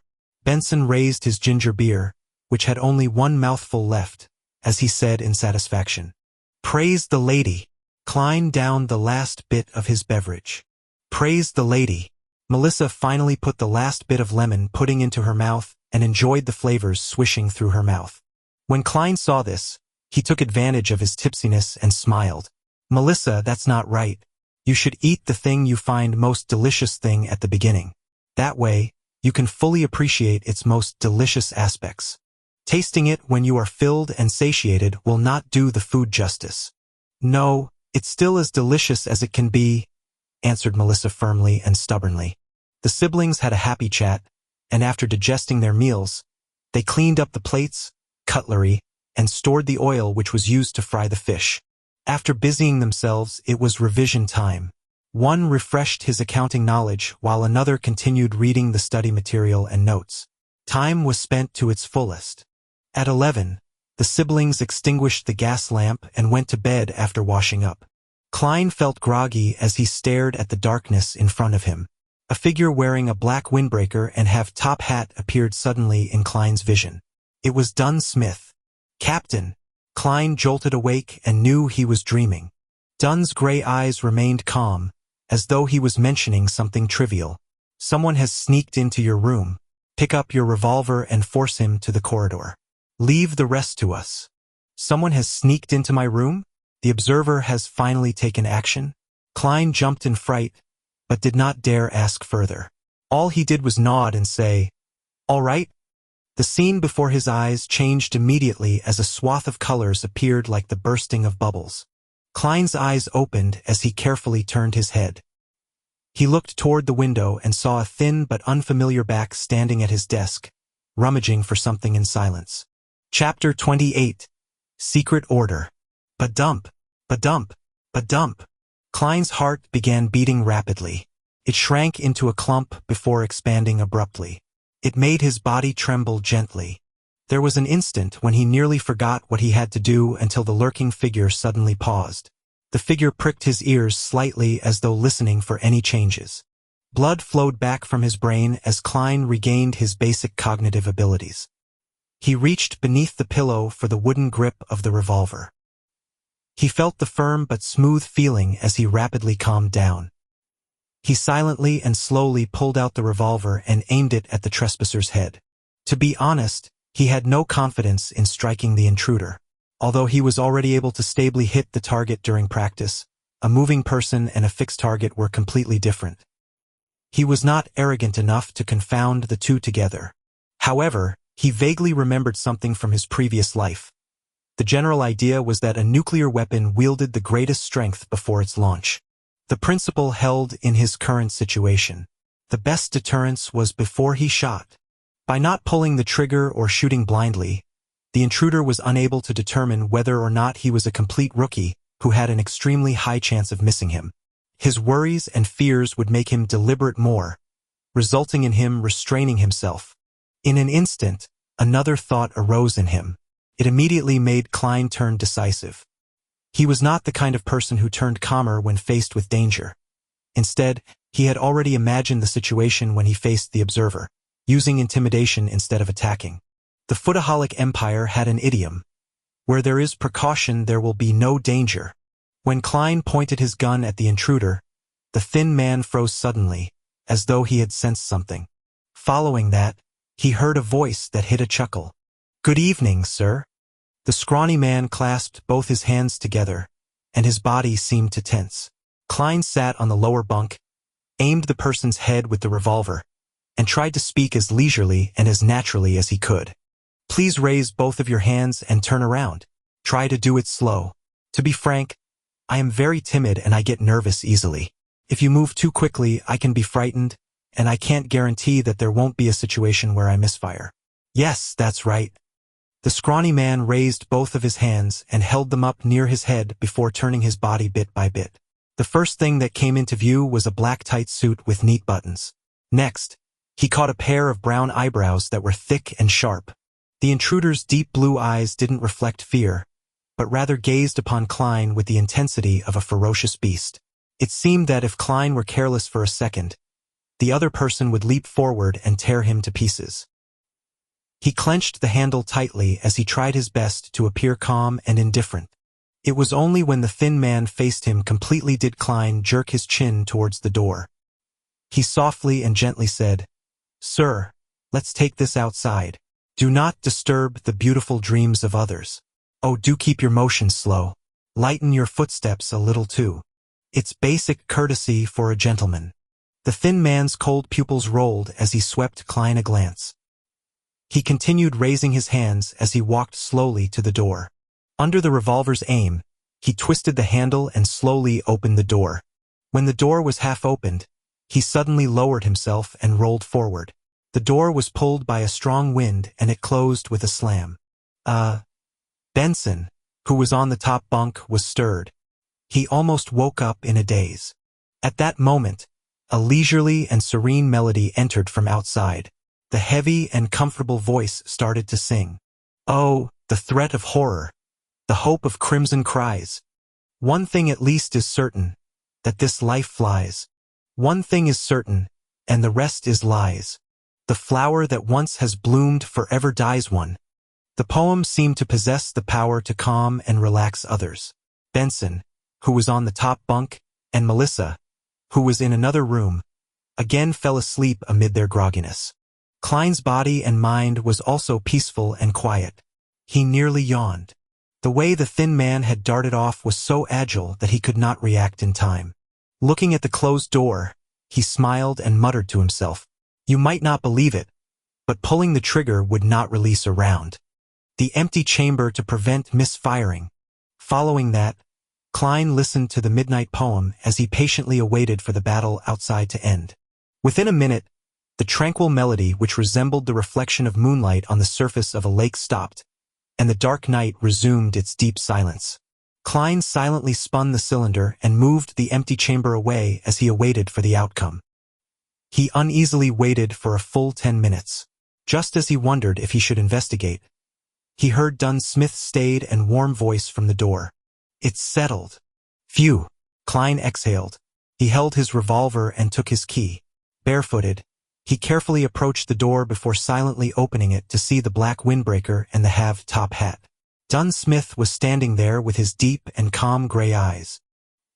He closed the door behind him and followed Dunn to the end of the corridor and stood amid the weak crimson moonlight.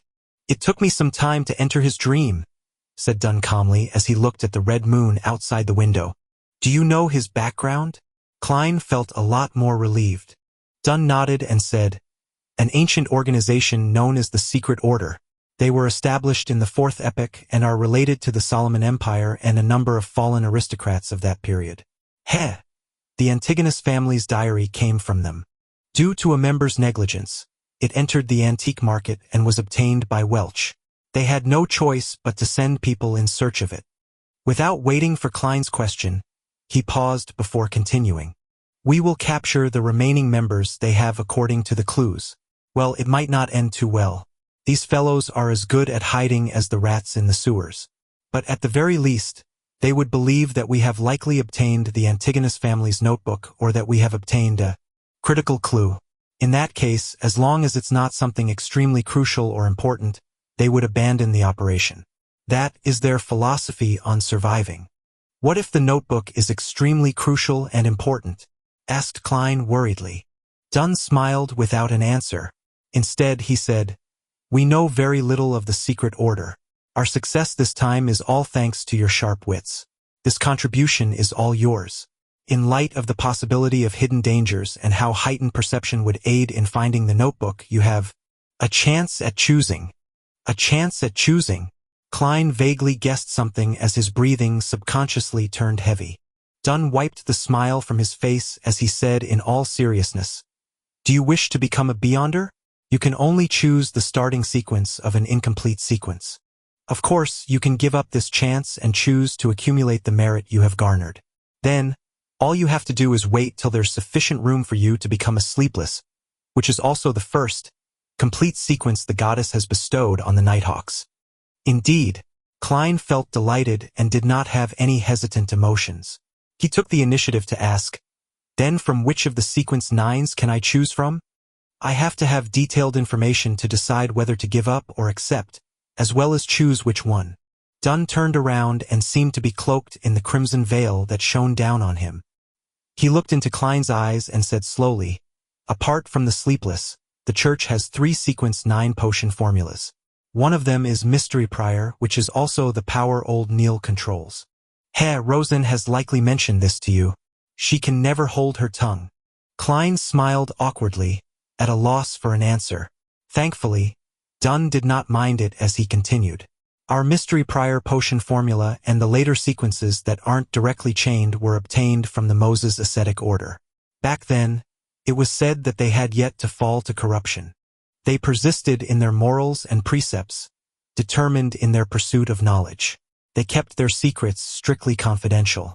Anyone that entered the order would be barred from speaking for 5 years after becoming a Mystery Prior. They would learn to keep silent so as to cultivate and enhance their focus. The motto of Moses' ascetic order, "Do as you wish, but do no harm," began from them. Mystery priors have a comprehensive but rudimentary understanding and grasp of magic, witchcraft, astrology, and other mystical knowledge. They also know a fair number of magical rituals, but they can easily sense certain existences that hide among matter. Therefore, they have to be careful and show respect to their powers as a beyonder. We lack a large portion of this sequence, causing it to be an incomplete chain. For example, it's sequence 8. Of course, perhaps the Holy Cathedral has it. This pretty much meets all my requirements. Klein nodded slightly, to the point of having the urge to choose. Thankfully, he still remembered certain things. What about the other two? The second type is named Corpse Collector. Quite a number of cultists who worship death in the southern continent choose it. After consuming the potion, unintelligent dead spirits would mistake them as one of their kind and not attack them. They would gain resistance to the cold, decay, and corrosiveness of cadaveric auras. They will be able to directly see a portion of evil spirits and see the characteristics and weaknesses of undead creatures, as well as gain certain attribute enhancements. We have the sequence 8 and sequence 7 that follows it. Heh, you probably can guess sequence 7, Spirit Medium. This was chosen by Daly back then, described done in detail. Spirit Medium does appear mysterious and cool, but what I want most is to grasp knowledge of mysticism. Klein did not interject. All he did was listen quietly. Dunsmith looked sideways at the crimson moon and said, "We only have sequence 9 of the third type. Whether the Holy Cathedral has it, I'm not sure. It's called Seer." Seer? Klein's pupils constricted as he recalled the regret Emperor Roselle had left in his diary. He regretted not choosing an apprentice, bandit, or seer. Chapter 29. Jobs and rentals are serious business. Klein tried his best to remain his usual self as he asked with genuine interest, "What abilities do seers have?" Your question is inaccurate. The question should be, what abilities does consuming the seer potion give? Dunsmith shook his head and chuckled. His gray pupils and face turned away from the moon as his features hid in the shadows. There are many kinds of things involved: astromancy, cartomancy, spiritual pendulums, and scrying. Of course, it does not mean that consuming the potion will immediately allow you to grasp all of them. The potion only equips you with the qualifications and ability to learn it. As they lack direct means of fighting enemies, you can probably imagine that setting up a magical ritual requires a lot of preparation. It's not suitable for combat. Therefore, in terms of knowledge of mysticism, a seer will be more learned and professional than a mystery prior. It sounds like it matches my requirements as well. However, the lack of means to directly deal with enemies is quite a dilemma. Furthermore, the Church of the Evernight Goddess likely doesn't have the subsequent sequences. The Holy Cathedral likely refers to the headquarters, the Cathedral of Serenity. The means available to low-sequence beyonders against their enemies might not be comparable to firearms. Klein fell into deep thought as he racked his brains. He kept going back and forth between mystery priors and seers. He no longer considered Corpse Collector. Dunsmith smiled when he saw this. "You don't have to rush into a decision. Tell me your answer Monday morning. Regardless of your choice of sequence or giving up this opportunity, none of us from the Nighthawks would have any other thoughts on the matter. Calm down and ask your heart." With that said, he took off his hat and bowed slightly. He slowly walked past Klein and headed for the stairwell. Klein did not say a word and did not immediately reply. He silently bowed and watched as Dunn left. Although he was constantly hoping to become a beyonder previously, he was thrown into a dilemma when the opportunity arose. The subsequent missing sequences, beyonders having the risk of losing control, the believability of Emperor Roselle's diaries, and the illusory murmurs that could corrupt people into madness all mixed together and formed a moat that obstructed his advancement. He took a deep breath and slowly breathed out. No matter how bad it is, it can't be worse than making an 18-year-old high school student decide on his future career. Klein gave a self-deprecating chuckle. Gathering his scattered thoughts, he opened the door softly and laid back on the bed. He laid there with his eyes open, silently looking at the bottom of the top bunk that was dyed with the faint crimson of the moon. A drunkard staggered outside the window as a carriage sped down the empty streets. These noises did not break the serenity of the night, but instead made it even darker and more distant. Klein's emotions settled down as he recalled his past on Earth. He recalled how he liked exercising, his father who always spoke loudly, his mother who enjoyed busying herself despite having a chronic disease, his friends who grew up with him, going from playing sports like soccer and basketball to games and mahjong, as well as the person he made a failed confession to. These were like a silent river. It did not have many ripples or deep sentimental feelings, but it silently drowned his heart. Perhaps one will only learn to cherish things after they have lost them. When the crimson receded and the sky turned golden yellow from the flaming ball's illumination, Klein had made his choice. He got out of bed and headed to the public bathroom to wash his face to wake himself up. Then, he took a one-solly note to Mrs. Wendy's to buy 8 pounds of rye bread with 9 pence, replenishing the staple food that had been consumed the previous night. "The price of bread has begun stabilizing," he commented after breakfast as Benson changed. It was Sunday, so both he and Melissa finally had the chance to rest. Klein, who was already in proper attire, was sitting on a chair and flipping through the outdated newspapers he brought back from yesterday. He said in surprise, "There's a house for rent here. North Burroughs 3 Wendell Street, a bungalow with 2 floors. There are 6 bedrooms, 3 bathrooms, and 2 big balconies upstairs.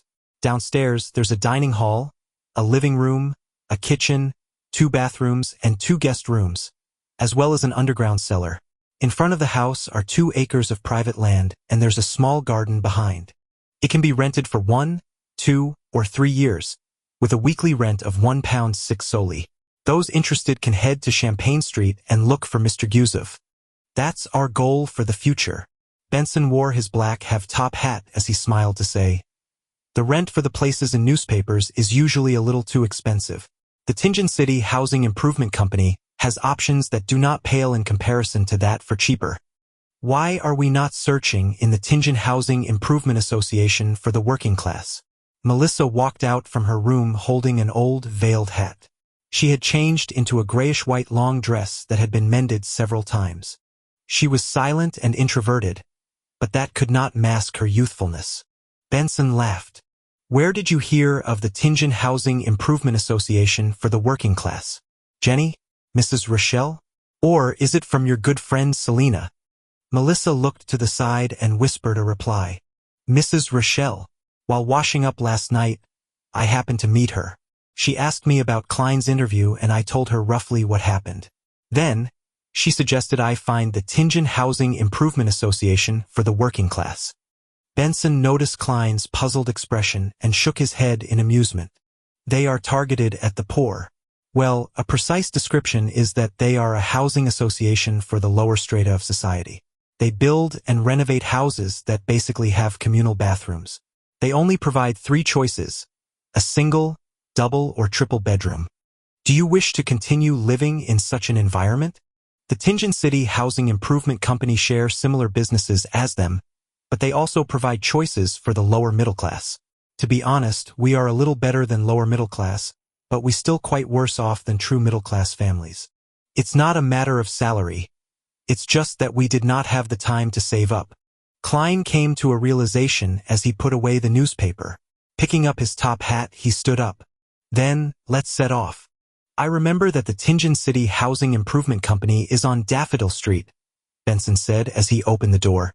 "They are like the Tianjin Housing Improvement Association for the working class, known as 5% charities. Do you know why?" "I don't know." Klein raised his cane and walked to Melissa's side. The girl with black hair that reached down her back nodded. Benson headed out and said, "These kinds of housing improvement associations or companies were established as a result of Backlund. They are funded in 3 ways. 1. By requesting donations from charitable foundations. 2. Through funding proposals. They receive grants from the government's commission at a special rate of 4%. 3rd, through investments. By taking a portion of the rent received, they will give their investors 5% returns. That's why they are called 5% charities." The siblings went down the stairs and slowly walked toward Daffodil Street. They decided to confirm a place before talking to their present landlord, Mr. Frankie. They did not want to be in a situation where they were forced to move when had no place to stay. I heard from Selena that there are housing improvement companies that are purely run as charities. Melissa asked in thought. Benson chuckled.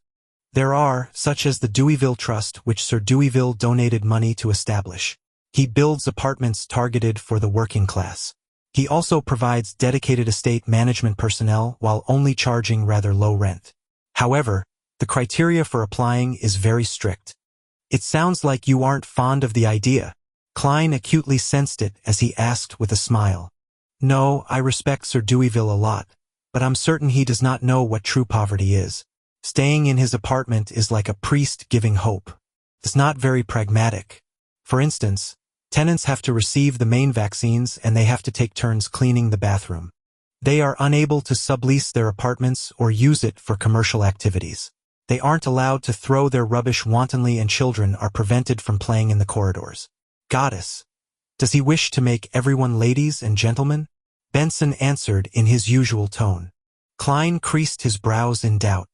Doesn't sound problematic. Those are all very reasonable criteria. Yeah. Melissa nodded in agreement. Benson cocked his head and looked at them before chuckling. Perhaps I have protected the both of you too well that you have not seen actual poverty. Do you think they would have the money for the main vaccines? The line for free charitable organization sets them back 3 months. Do you think their work is stable and not temporary? If they cannot sublet parts of their apartment to receive some extra income, are they to move out when they lose their jobs? Besides, many ladies mend clothes or make matchboxes at home to maintain their livelihood. Those are included as commercial activities. Are you going to chase them all out? Most of the poor use all their efforts to survive. Do you think they have the time to discipline their children and stop them from running along the corridors? Perhaps they can only be locked at home until they're old enough, then sending them to places that accept child labor when they are around 7 or 8 years old. Ben did not use many adjectives to describe the matter. It caused Klein to shudder a little. This was how people from low socioeconomic classes lived? Beside him, Melissa fell into silence.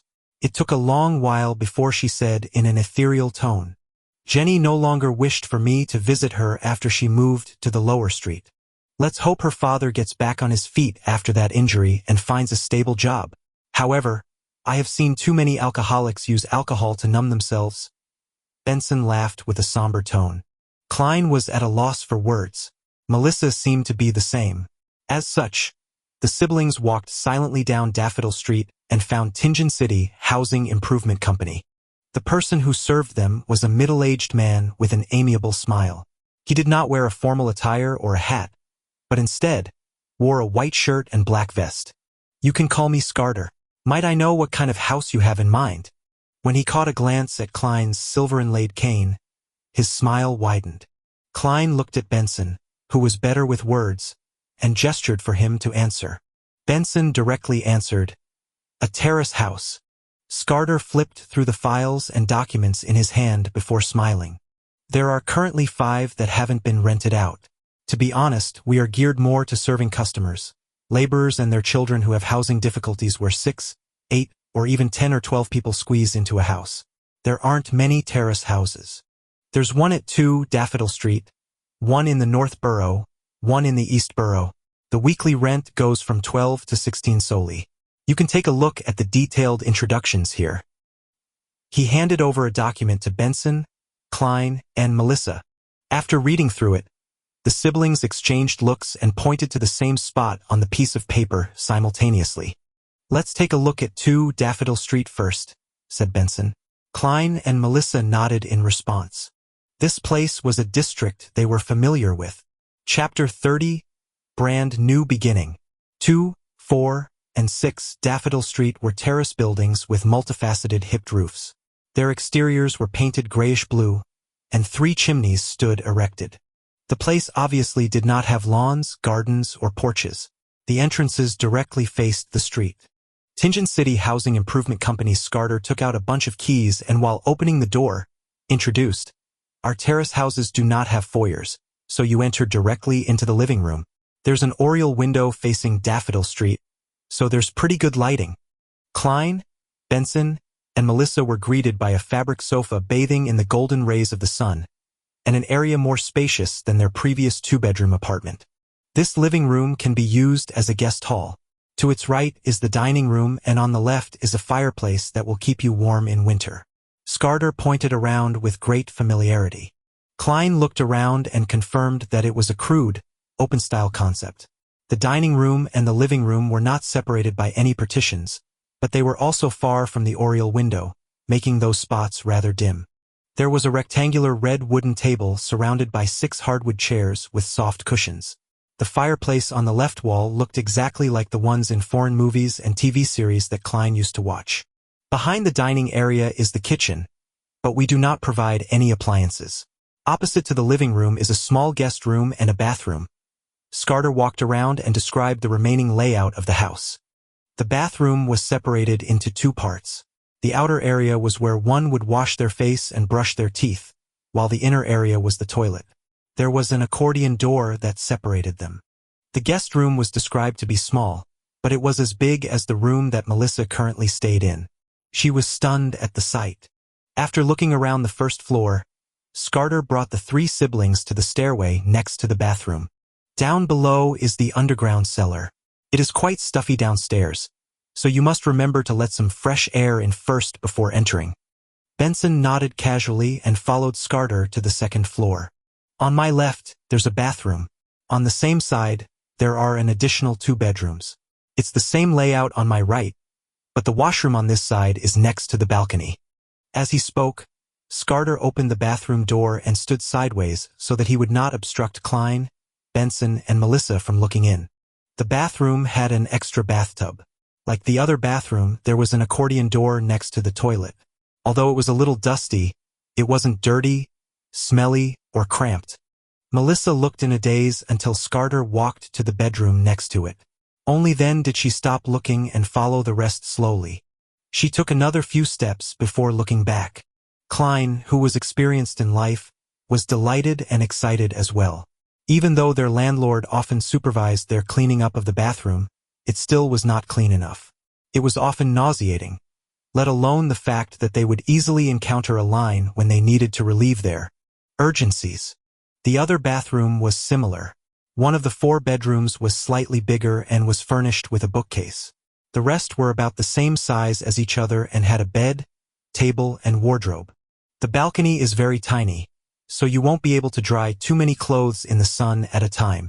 Scarter stood at the end of the corridor and pointed to a spot with a door and lock. There is a complete underground drainage, gas piping, meter, and other facilities. It is very suitable for you gentlemen and a lady like yourselves. It only requires 13 soldi of rent and 5 pence for use of the furniture weekly. In addition, there is a deposit that amounts to 4 weeks of rent. Without waiting for Benson to say a word, Klein looked around and asked curiously, roughly how much would it cost to buy the house? As a transmigrator from the Foodaholic Empire, the desire to buy property still existed within him. Upon hearing that question, Benson and Melissa were shocked. They looked at Klein as though they were seeing a monster. Scarter replied calmly and firmly, "Buy? No, we do not sell property. We only provide rental properties. I'm just trying to have a general sense of the prices," Klein explained awkwardly. Scarter hesitated for a few seconds before saying, "Last month, the owner of 11 Daffodil Street sold a limited-period land deed with a similar property sitting atop the land. £300 for 15 years. It is much cheaper than renting directly, but not everyone can fork out such a large sum of money. If one would like to buy it over completely, the owner's posted price £850. £850? Klein quickly made the mental calculations. My weekly pay is £3. Benson earns £1 and 10 soldi. Rent is 13 soldi, and if we eat well every day, we would spend nearly £2 a week. On top of that, there are expenses such as clothes, transportation, social expenditures, so on and so forth. We can only save less than 20 soldi a week. 1 year adds up to about £35. £850 would require more than 20 years. Even if we bought the land for a limited period of time for £300, it would take us at least 8 or 9 years. That doesn't include getting married, living independently, raising children, traveling, and so on. In a world without individual housing loans, most people are likely to opt for rental. Realizing this, he stepped back and stole a glance at Benson. He beckoned him to talk to Scarter about the rent. As for Melissa's intentions, they were obvious from her bright eyes. At that moment, Klein suddenly thought of letting Benson loose. Benson tapped his plain cane and looked around before he said, "We should take a look at other houses. The dining area's lighting isn't good, and the balcony is very small. Look, only that bedroom has a fireplace, and the furniture is too old. If we move in, we have to at least change half of these." He pointed out faults in a hurried tone, spending 10 minutes to persuade Scarter to lower the rent to 12 soldi and the furniture usage fee to 3 pence, while rounding up the deposit to £2. Without further ado, the siblings returned with Scarter to the Tingen City Housing Improvement Company and signed 2 copies of the contract. They then headed over to the notary office of Tingen City to notarize the contract. After paying the deposit and first week's rent, Klein and Benson's remaining money added up to £9, 2 soldi and 8 pence. Standing before the door of 2 Daffodil Street, they each held a bunch of copper keys. They were momentarily unable to look away, their emotions churning within them. "It feels like a dream." After a while, Melissa lifted her head to look at the future Moretti residence, and she spoke with a low yet unsteady voice. Benson let out a breath and smiled. "Then don't wake up." Klein wasn't as emotional as they were. He nodded and said, "We need to change the locks of the main door and balcony door as soon as possible." "There's no hurry. The reputation of Tingen City Housing Improvement Company is very good. The rest of the money is for your formal suit. However, before that, we need to pay Mr. Frankie a visit." Benson pointed in the direction of the apartment. The siblings made do with rye bread at home before heading for a terrace apartment on Iron Cross Street. When they knocked on their landlord's door, Mr. Frankie declared imposingly, while his short frame perched on a sofa, "You know my rules. No one is allowed to be behind their rent." Benson leaned forward and smiled. "Mr. Frankie, we are here to give up our lease." "That's straightforward? Would negotiating this way work?" Standing beside Benson, Klein was shocked when he heard him. On the way here, Benson had said that his bottom line was a compensation of 12 soldi. "Give up your lease? No. We have a contract, and there's still half a year left." Frankie glared at Benson as he flailed his arms. Benson looked at him seriously and waited for a moment before saying calmly, "Mr. Frankie, you should understand that you could have made much more money." "Make much more?" Frankie asked with interest, touching his skinny face. Benson sat up straight and explained with a smile. "The 2-bedroom unit was rented to the 3 of us for 5 soldi and 6 pence. But if you were to rent it to a family of 5 or 6 people, with 2 or 3 of them working and getting paid, I think they would be willing to pay more to stay there instead of staying at Lower Street where it's ridden with crime. I think 5 soldi 10 pence or 6 soldi would be a reasonable price." Frankie's eyes brightened up and his throat moved as Benson continued to say, "Besides, you are certainly aware that rental prices have been increasing in recent years. The longer we stay, the greater a loss you incur. But I need time to look for a new tenant." Mr. Frankie, who had inherited the apartment building, obviously liked the idea. "I believe you can find one very quickly since you have the ability and resources to do so. Maybe 2 days, maybe 3 days. We will pay for the losses you incur during this time. How about the deposit of 3 soldi that we have paid?" "It is very reasonable." Benson immediately decided for Frankie. Frankie nodded in satisfaction. "Benson, you are such a conscientious and honest young man. All right then, let's sign the termination of contract." Klein was dumbfounded watching this happen. He completely understood how easy it was to convince Mr. Frankie. That's way too easy. With the problem of the previous contract resolved, the 3 siblings first helped Klein buy his formal wear and then got busy with moving house. They didn't have anything heavy or bulky as bulkier items belonged to the landlord. Thus, Benson and Melissa rejected Klein's idea of hiring a carriage and instead carried their things themselves. They went back and forth between Daffodil Street and Iron Cross Street. The hot sun outside the window set in the west, and golden rays shone through the oriel window, scattering across the desk surface. Klein looked at the rack that had books and notebooks arranged neatly before putting an ink bottle and a fountain pen on the table which he had wiped cleaned earlier. It's finally over. He let out a breath of relief and heard his stomach growl. He loosened his rolled-up sleeves as he walked towards the door. He had a bed that belonged to him.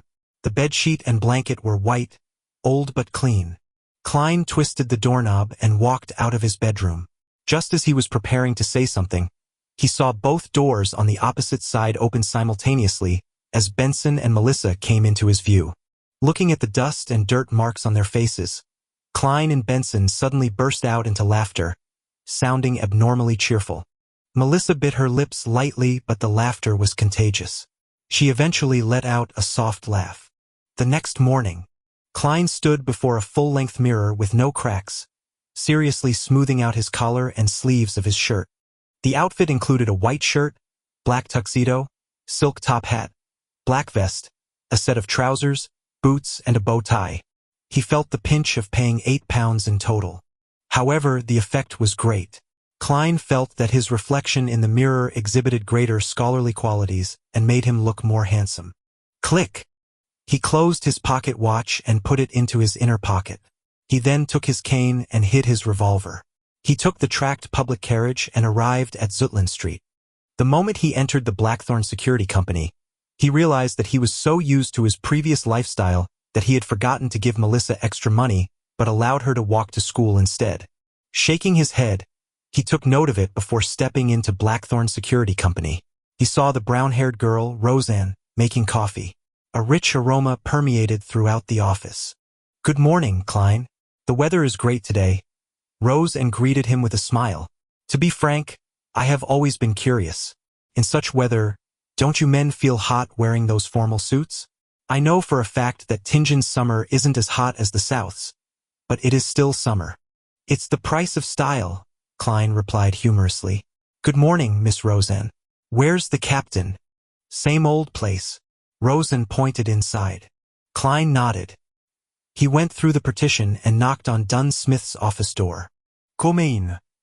Dunn's voice was deep and gentle as usual. When he saw Klein, who looked quite different in a set of nice formal wear, he nodded and his gray eyes smiled. "Have you decided?" he asked.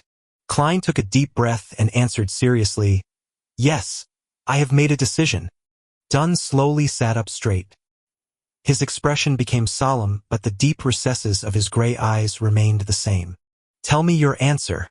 Klein replied without hesitation, "Seer." Chapter 31, Potion. Dunn Smith stared at Klein with his gray eyes for a full minute without a word. Klein did not cower under the pressure of the silence and his gaze. He continued, locking his eyes with Dunn.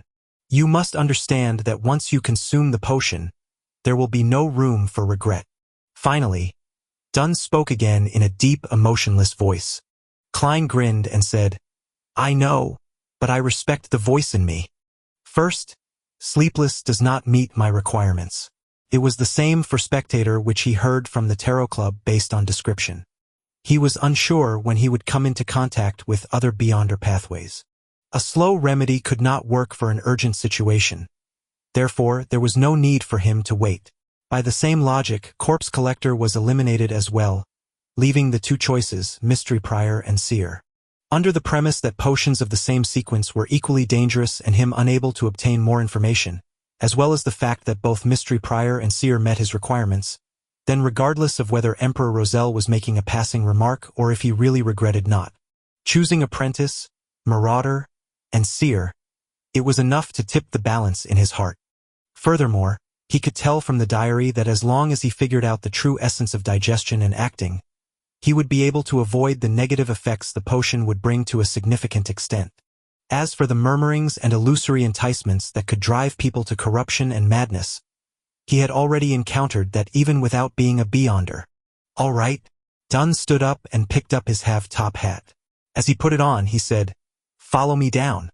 Klein nodded and gave a gentleman's bow in gratitude. Top, top, top. Both of them ventured down, their footsteps echoing through the silent and vast stairwell and passageway. Klein suddenly felt gripped by anxiety as he tried to find a topic of conversation. Captain, you mentioned that taking the potion would not directly give me the corresponding knowledge on mysticism, that I'll only have the qualifications to learn it. Then, where does the basic knowledge of mysticism come from? Did our predecessors risk their life for it or obtain it via other means? Every time he went underground, he would find the air especially fresh. Clearly, the ventilation was excellent. However, the occasional gust of wind made one shiver. Dunn glanced at him, the darkness in his gray eyes appearing abnormally deep. He answered calmly, "One of them is, as you said, experimentation, summarization, and enhancement. Second, being bestowed by the gods. Third, the dangerous murmurs that others can't hear do not only growl and roar senselessly. At times, they will describe some matters regarding mysticism. But according to what I know, people who truly listen to the murmurs on a long-term basis have gone mad without exception. Or they would fall to corruption and become monsters. Of course, we must thank them. The notebooks they've left behind are precious treasures in the field of mysticism. Human lab rats? The underground passage's cold humidity made Klein shudder suddenly. Then, would my luck enhancement ritual, which turned into social network magic, eventually lead to similar effects due to the crazy and horrible murmurs? At the intersection, Dunn did not proceed toward Cheney's gate, nor did he turn to the weapons, materials, and archives. Instead, he took Klein to the left and approached St. Selena Cathedral. Midway, he stopped. It was unclear what he touched to open a secret door. "This is our Nighthawk team's alchemy room. I will get old Neil to retrieve the seer potion formula and the corresponding materials from inside Cheney's gate. Hey, you have pretty good luck. The goddess has blessed you with her favor. We should still have the materials needed for 2 seer potions. If not, you would have to wait a long while." Dunn pointed at the room behind the door. "Wait in here.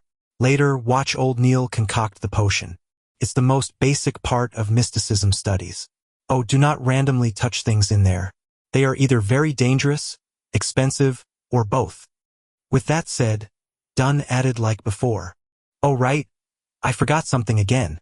Your becoming a Beyonder is a result of you having to face danger and the need to find the notebook. The meritorious deed was only a part of it. Therefore, you will not be a member of our team for the time being. You will still be a civilian staff member with a corresponding salary.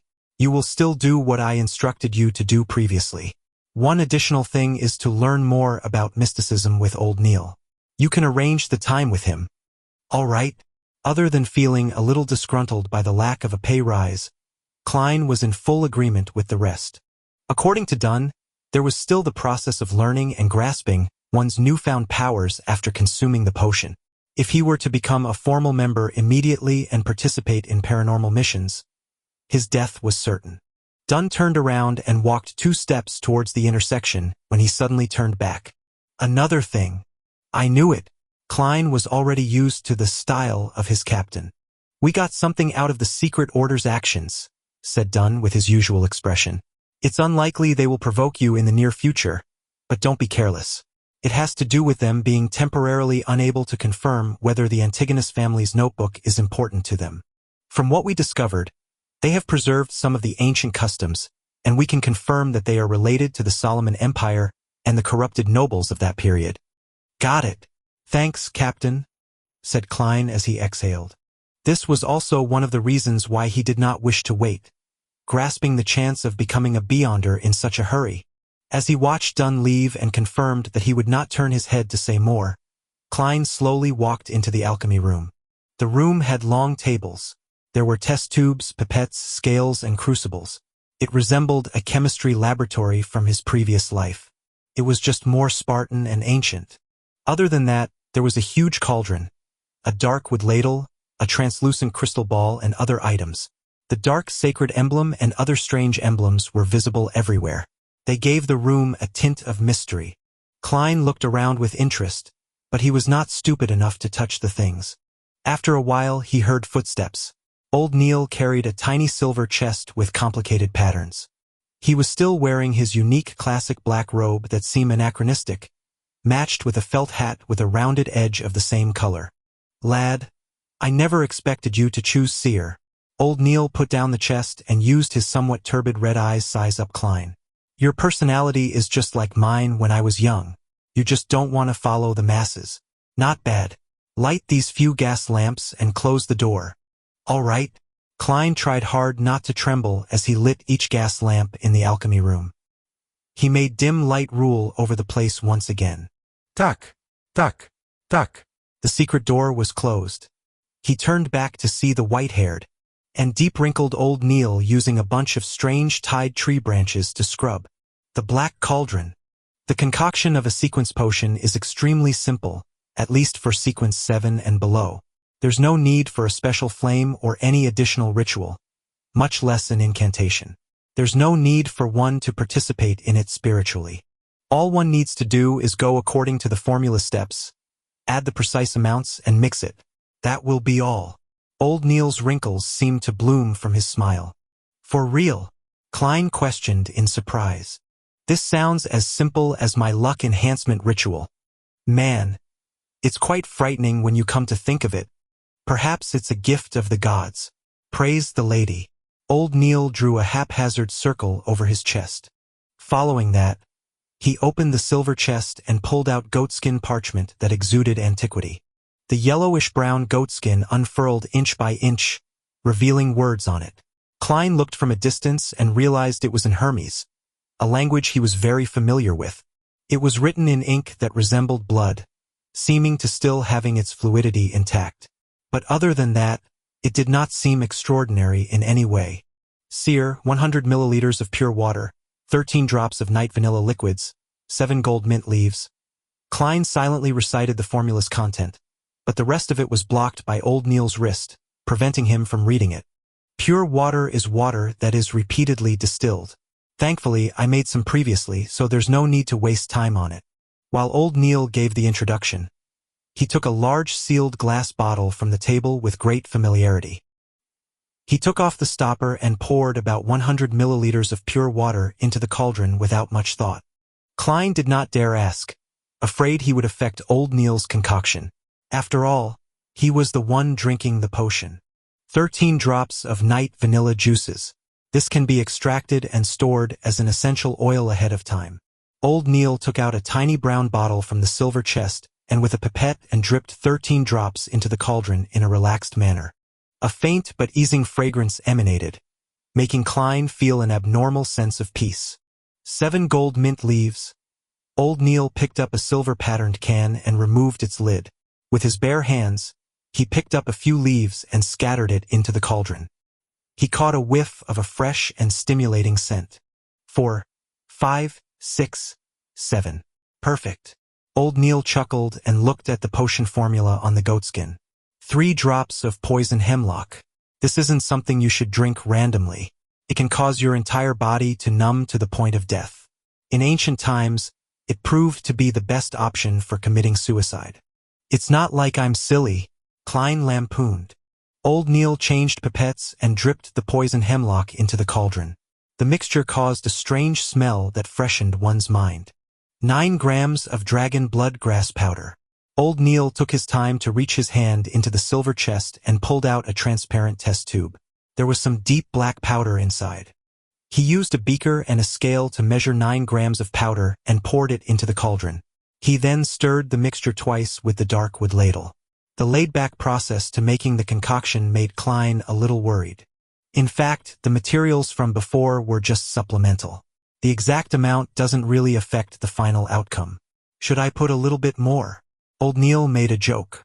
The last 2 is what's crucial.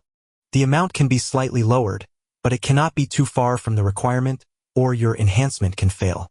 Oh, the quantity cannot be any more, even just by a bit. If so, you will have to be treated for mental problems. It's not impossible to die immediately. Klein immediately tensed up as he saw old Neil pull out a black glass bottle from the silver chest. Lavos squid's blood, 10 milliliters. This kind of squid is considered an extraordinary biological species. It is clearly mutated.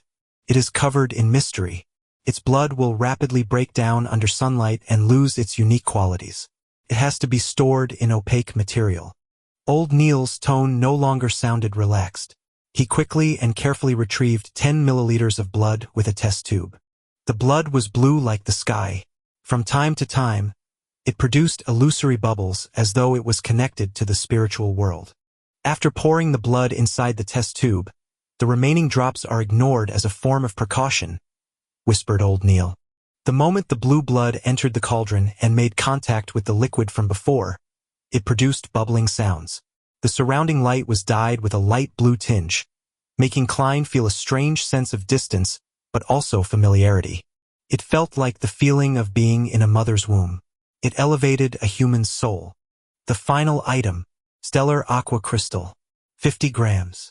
Old Neil's voice sounded in Klein's ears, jolting him awake as he looked at the table. In the old gentleman's hand was a piece of extremely pure crystal. Furthermore, the crystal appeared gelatinous, as though it was jelly from Earth. It lacked hardness. Under the blue light's illumination, it reflected bits of light as it seemed to contain a resplendent void of stars within. This is excellent material for the creation of divination crystals, just a little less in consideration of any mistakes. As old Neil measured, he used a tiny patterned silver blade to extract the crystal. Pure water, night vanilla, gold mint leaves, poison hemlock juice, dragon blood grass, Lavo's squid blood, and stellar aqua crystal make up a seer. At that moment, Klein could not help but recall the formula. With everything done, old Neil poured in a few blocks of stellar aqua crystal into the cauldron. Sizzle! Illusory fog instantly spewed forth, turning the alchemy room into a blur. Klein seemed to see a vast array of stars amid the fog and felt like he was being observed by an invisible existence. A few seconds later, the fog dissipated. Old Neil used the dark wood ladle and scooped out some sticky dark blue liquid. It had strange characteristics, gooey and inseparable. Not one bit was left in the black cauldron. The dark blue liquid was poured into an opaque cup before old Neil pointed at it. It's done, your seer potion. Chapter 32. Spirit Vision. Klein looked at dark blue gelatinous liquid, finding it hard to describe it as either a block or cup of liquid. He swallowed his saliva and said in great difficulty, "Am I to drink it just like that? Is there no need for any other preparations?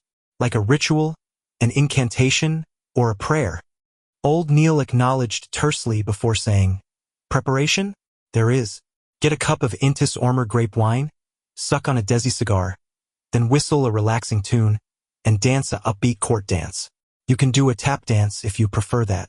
Finally, play a round of Gwent cards." When he saw Klein's expression turn dumbfounded, old Neil laughed and summarized what he had just said. "If you feel nervous, you are quite humorous, aren't you?" The corners of Klein's mouth twitched as he resisted the urge to draw his gun. He put his cane down and extended his right hand.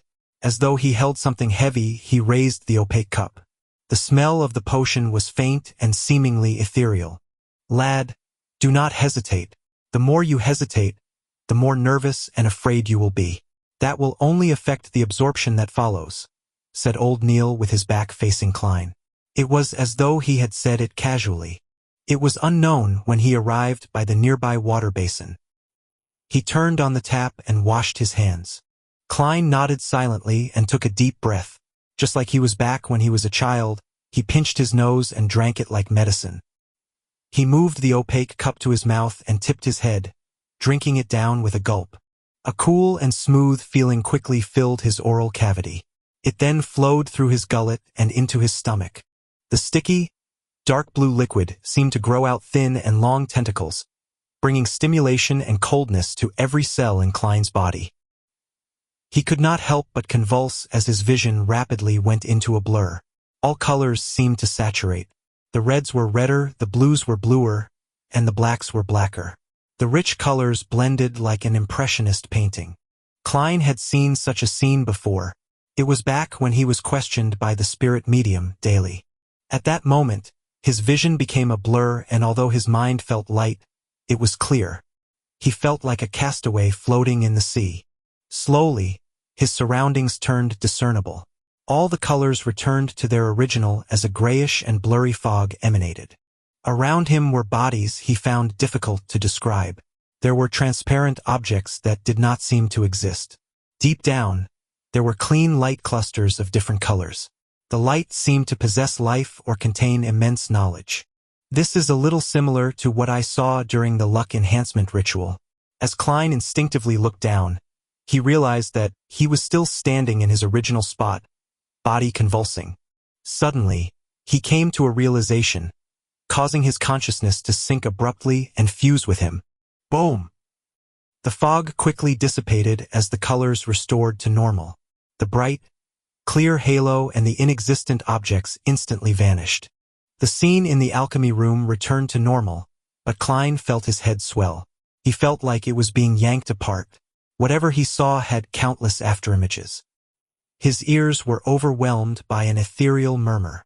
Hornasis, Phlegria, Hornasis, Phlegria, Hornasis, Phlegria. Klein felt a stabbing pain at his forehead as he quickly had thoughts of causing destruction to vent the discomfort in him. He frowned and hurriedly shook his head. Is your vision abnormal? Are you also hearing things you did not used to hear? Said old Neil, at his side with a concealed smile. Yes, Mr. Neil, what should I do? Klein tolerated the intense mania and asked. Old Neil chuckled. This is the resulting seepage of the potion's energy. You lack the means to control it. All right, do as I say. Think of an object in your mind, something common. Make it simple and easy.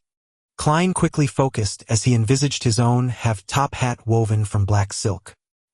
He recalled the feeling when he touched it and its exact shape. Place all your focus on it. Keep repeating that while creating the outlines. Does it feel a little better? Old Neil's voice penetrated into his mind like a serene song. Klein turned his focus bit by bit to the imagined top hat. He felt the murmurs subside into a whisper before they vanished. The afterimages he saw also stacked upon one another and no longer appeared a blur.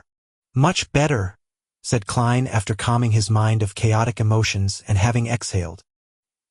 He looked down at his body and discovered that nothing abnormal had happened. He moved his limbs and with half anticipation and half doubt, asking, I succeeded? I'm now considered a seer. Old Neil pulled out a mirror-like mercury plate and shoved it in front of him. Look at your eyes. Klein focused his gaze and saw that he was wearing a black top hat. His outline stood out and his facial features looked normal. Apart from having his face covered in sweat, he did not seem different in any way. He followed old Neil's instruction and carefully looked at his eyes. Only then did he discover that his brown eyes had deepened quite significantly. It was so much deepened that it was like the night, one in complete darkness. It felt so deep that it could absorb the souls of others. Normally, dark brown pupils are easily recognized as black. Without looking very carefully, even Klein himself would not have noticed. This is a physical manifestation of the potion's powers. When you learn cogitation and how to converge your power, your eyes will return to normal. Old Neil smiled as he reached out his right hand. Congratulations, our new Beyonder, our seer. Thank you. Klein reached out his hand and shook it. Mr. Neil, when can I learn how to cogitate? You can learn it now. The initial steps of cogitation is relatively simple. It's even more so for Beyonders, said old Neil with a smile. Just now, producing an object in your mind to divert your attention and turning the energy seepage inwards is actually the first step to cogitation. Try doing it again. Klein closed his eyes and once again, his mind depicted the top hat. His concentration seemed to be more easily focused than before. Soon, random thoughts that surfaced would quickly vanish, leaving the hat's outline. Let your brain go somewhat blank. Exchange the object you imagined. Use something that does not exist in this world, an object you imagine completely out of thin air. You have to follow this rule. Only by doing so can you enter cogitation. Only then can you exceed the concept of I. The limitless I will become one with the universe, giving you the ability to see and understand the truth. You will obtain knowledge only you yourself can understand. In the domain of mysticism studies, it's called a mystic experience, said old Neil using a pacifying tone. You just need to listen to the descriptions that I'll get to later. What's most important is to enter cogitation. Something that doesn't exist in this world. Imagine something completely out of thin air. Would things from Earth count? Klein attempted using an earthy green intercontinental missile he saw on television. He replaced the top hat with this long and thick missile. However, regardless of how he outlined it or imagined it, he ultimately only ended up focusing his attention. It doesn't seem like it will work. Klein had no choice but to let his imagination run wild. He outlined a sphere of light and then many similar objects, gathering them together. The spheres of light stacked upon one another. It felt like an object of fantasy. Klein's thoughts gradually turned ethereal and afloat. His body and mind calmed down. The objects that did not seem to exist, the fog with the bright clusters of light, and the complex colors appeared once again. They floated in the sky in close reach. He extended his spirituality inch by inch as he looked down at them quietly. He sensed it and took it in. Very good. As expected of a seer. You entered cogitation very smoothly. You are just slightly worse than me back then. Slightly, said old Neil with a chuckle. In that case, I'll begin teaching you the most common, easiest to grasp, and most useful ability in the future in mysticism. Spirit vision. He switched off the gas lamps one after another but opened the door to the alchemy room. It made the spot where Klein was dark, but not to the point of failing to make out silhouettes of objects. All right, in your present state, raise your hands and place them in front of your eyes. Your index fingers need to face each other, but they are not to touch. Open your eyes and keep them open until you are accustomed to the darkness. Klein completed each step according to old Neil's description. He saw the silhouettes of his fingers and the surrounding objects. Actually, you should be lying down to let your body be entirely relaxed. But since the effect of your cogitation is not bad, let's continue. Old Neil laughed.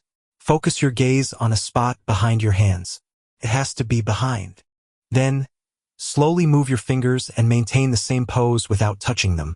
Also, do not pull them out of your sight. Klein calmly listened to it and cast his gaze at an empty spot behind his palms. He then slowly moved his index fingers within his vision. Once, twice, thrice. Suddenly, Klein saw a fiery red color in between his fingers. Eh? He let out a sound. You see color? That's right. That's the initial step to spirit vision. The color you see is your aura, said old Neil with a chuckle. Norrus. Do it a few more times. After stabilizing it, look elsewhere. I'll also take this opportunity to explain to you the different meanings of the different colors. All right. Klein moved his fingers back and forth while having his vision trained on the fiery red. Old Neil thought for a moment before saying, to put it simply, the mainstream way of mysticism is to split non-physical parts of a human into 4 levels. At its core is the spirit body, which is also everyone's basic spirituality. There is a school of thought that believes all biological creatures have spirituality and have a spirit body. I'm not sure about anything else, but to mystery priors, the goal of cogitation and the method to increase our strength is directed toward the spirit body. Outside the spirit body is the astral projection. It is the means for the spirit body to communicate with the spirit world and with stellar space. It's considered an external manifestation of the spirit body. Besides, it will be directly related to your personal ambition and your prevailing emotions. The scenes you see after consuming the potion are scenes your astral projection sees when it wanders through the spirit world. That world does not obey the laws of the physical world. It involves exceeding the concept of I, the limitless I, and the universe's I. The past, present, and future might be stacked upon one another, and that is the source of divination. In the spirit world, what you see is just an imagery, a symbol. You have to interpret it to understand its actual meaning. Divination and many magic spells are cast through the astral projection. Do not mistake its relationship and differences with a spirit body. One is just a body and the other is for form. Klein continued looking at the aura in between his fingertips and made the simple conclusion. Further out will be the body of heart and mind. From this point forth, it will combine with the physical body. It involves your brain and is an overall manifestation of your inferential abilities, your analytical abilities, your observational abilities, and identification abilities. Some potions will mainly raise this. Quite a number of magic spells target it as well. Old Neil explained in relatively great detail, the outermost layer is the ether body. It is a manifestation of your vital energies and physical form.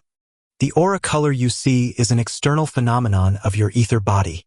In other words, apart from the spiritual bodies, ghosts, and specters you can see directly with spirit vision, it might also include certain existences that should not be seen. You can also see the ether bodies of others or their auras. From their thickness, brightness, and color, you can determine their health and emotional state. When your spirit vision improves and you grasp more mysticism knowledge, you will be able to discover even more details. You can even determine the lifespan of others. By the way, the emotional state I mentioned would also manifest itself because of your astral projection. When you go higher in sequence, your spirit vision will reach a relatively high stage. You can even be able to see someone else's astral projection. That way, you will learn even more things. This is a level only seers and mystery priors can attain. Some fellows even claim that the strongest form of spirit vision allows one to see anything in any place, including the past and future. However, I'm skeptical about it. It sounds quite powerful. Klein was almost turning eager. Old Neil coughed and continued. Let's return to the ether body and the colors of the auras. Your limbs and parts that are required in motion will appear red. Your head and brain's surface will appear as purple. Spots that excrete waste will appear orange. The digestion system will appear as yellow. The heart and other regulatory systems will appear green. Your throat and other parts of the nervous system will appear blue. An entirely balanced body will make a body be cloaked in white. That is a symbol of health. Once it turns dark or the thickness thins, the color will change. That indicates that the corresponding spot has turned problematic. It means it's in a state of exhaustion or illness. In addition, the inner layer of the astral projection represents prevailing emotions. Red means passion and excitement. Orange means warmth and satisfaction. Yellow means happiness and extroversion. Green means calm and peace. Blue means coldness and stillness that one is in thought. White means brightness, an eagerness to improve. Dark colors mean worry, sorrow, and silence. Purple means that spirituality is taking control of the lead, coldness, and estrangement. Klein silently memorized the information and stabilized his initial spirit vision. Good. You can look at other objects. Old Neil did not speak further as he nodded. Klein slowly turned his head and looked at Old Neil. Indeed, he saw different colors in different parts of his body. The aura was both thick and thin at different spots. The purple color at his head was brightest and his limbs' redness was relatively dark. The overall whiteness to his body was somewhat faded as well. Indeed, he's getting on in age. Klein made a silent comment to himself. Only with what he saw did he feel that he had become a beyonder. I am now a beyonder. He shifted his gaze and carefully sized up Old Neil when suddenly he saw a translucent pair of cold and ruthless eyes without any brows in the void behind him. This nearly illusory eyes were staring at Old Neil intently, as well as him. This, Klein shuddered as he gaped and said, "You have a pair of eyes behind you." Old Neil was taken aback before he forced a smile. Ignore them. Chapter 33. Switch. The moment Old Neil finished his sentence, the illusory pair of eyes that lurked in the darkness behind him vanished. Even in his spirit vision state, Klein was no longer able to identify traces of its existence. This is a characteristic of ritualistic magic, explained Old Neil with a chuckle. Fascinating. Is spirit vision an enhanced version of yin-yang eyes? Klein felt like a child who had received a new toy. In excitement, he turned his gaze away and began observing every corner of the room. He wanted to see the differences of the alchemy room with and without the spirit vision. The outlines of the objects in the dark, such as the tables, test tubes, scales, cups, and cupboards, did not look different from how it looked like without spirit vision. They did not emit any lights or colors. Objects without lives do not have any spirituality? Klein mumbled to himself as he swept his gaze toward the silver chest. Suddenly, he saw a vibrancy of colors. The colors were as blue as the sky, as resplendent as the stars, or as crimson red as burning flames. Materials from extraordinary beings still have some life in them, and are still active, even if the source is already dead. Klein deliberated on his words as he sought Old Neil's help. A precise description is that they have remnant spiritualities. It is one of the crucial points of a successful potion concoction. It is also one of the reasons why a Beyonder will lose control. Dunn should have already informed you, explained old Neil frankly. He suddenly laughed, having recalled something. I remember that the formula of corpse collector requires a desiccated mature black-spotted frog. To consume that potion requires a lot of courage. Klein imagined a little and found it disgusting. He did not echo old Neil's words and turned his gaze to a dark area. However, there were no spiritual bodies or ghosts that he looked forward to seeing. Isn't it said that the world of spirits is everywhere? He asked out of curiosity. Old Neil chuckled tersely before saying, Punk, repeat after me. This is the headquarters of a Nighthawk squad. This is the ground beneath the church of the Evernight goddess. There are many Beyonders in here. Do you think we will allow spirits and souls to wander around in here? Furthermore, the spiritual world and spirit are two different concepts. Klein felt a little embarrassed as he turned his head, pretending to look at the faint light from the gas lamps at the entrance. I get it. While speaking, the area between his brows began to spasm. What's happening? Just as Klein turned around to ask, he suddenly saw a figure standing quietly by the door at the periphery of the light. It appeared human, though its aura's colors and the darkness blended perfectly, making it impossible to discern. Hiss! Klein felt a painful spasm at his glabella 1. His vision turned chaotic as he focused his attention again, but there was no formless figure. Strange. He turned around and asked, Mr. Neil, the spot in between my brows is a little painful from spasms. Haha, this is very common. You are a new Beyonder. Spirit vision places a great burden on your spirit body. Furthermore, it drains you constantly. Physical effects can be glabella spasms, headaches, oversensitivity, and minor bouts of hallucinations. And while viewing things with spirit vision, it's very easy to feel uncomfortable as a result of the unfamiliar surroundings. It's also very easy to have your emotions affected by others. These are things that require you to pay attention.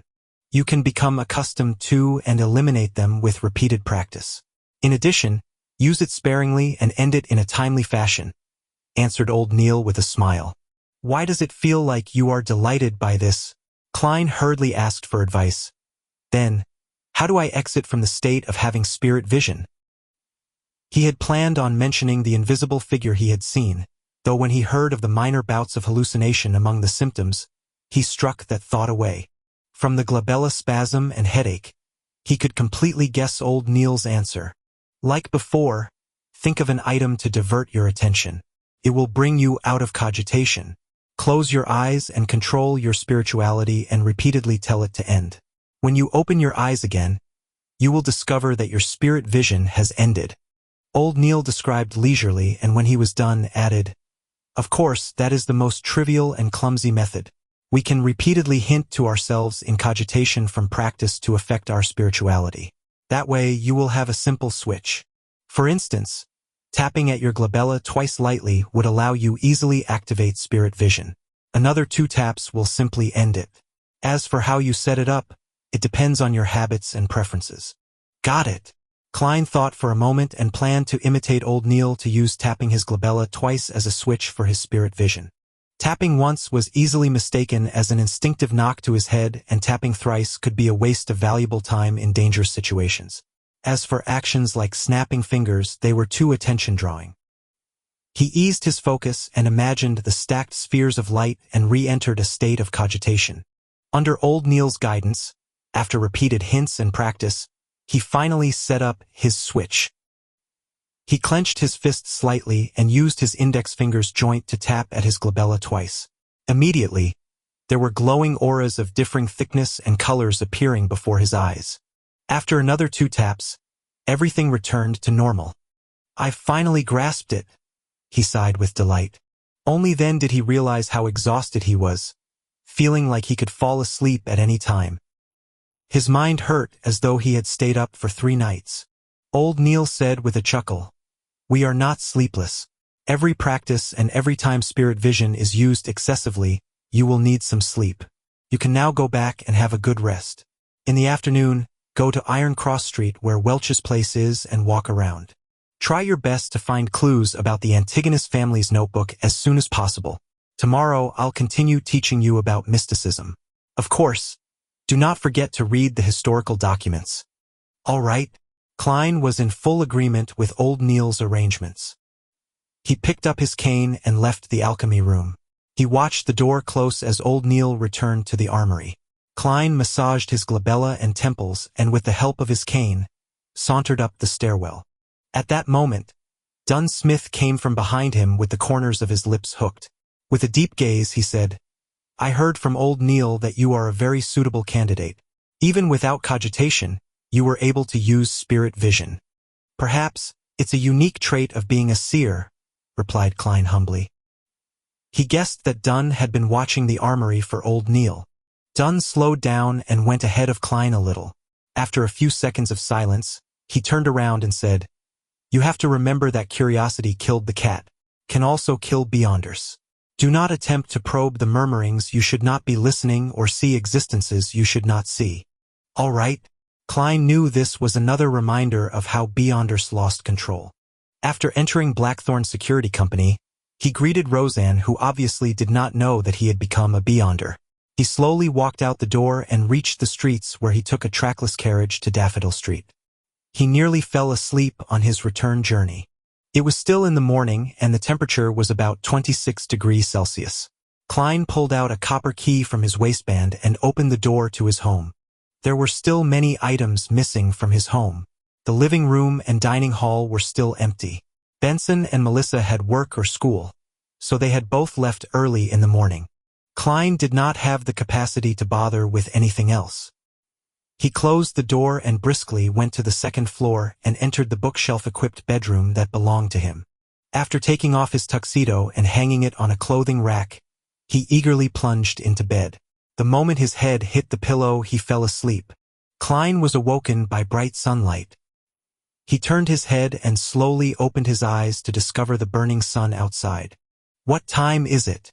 Did I miss the tarot club in the afternoon?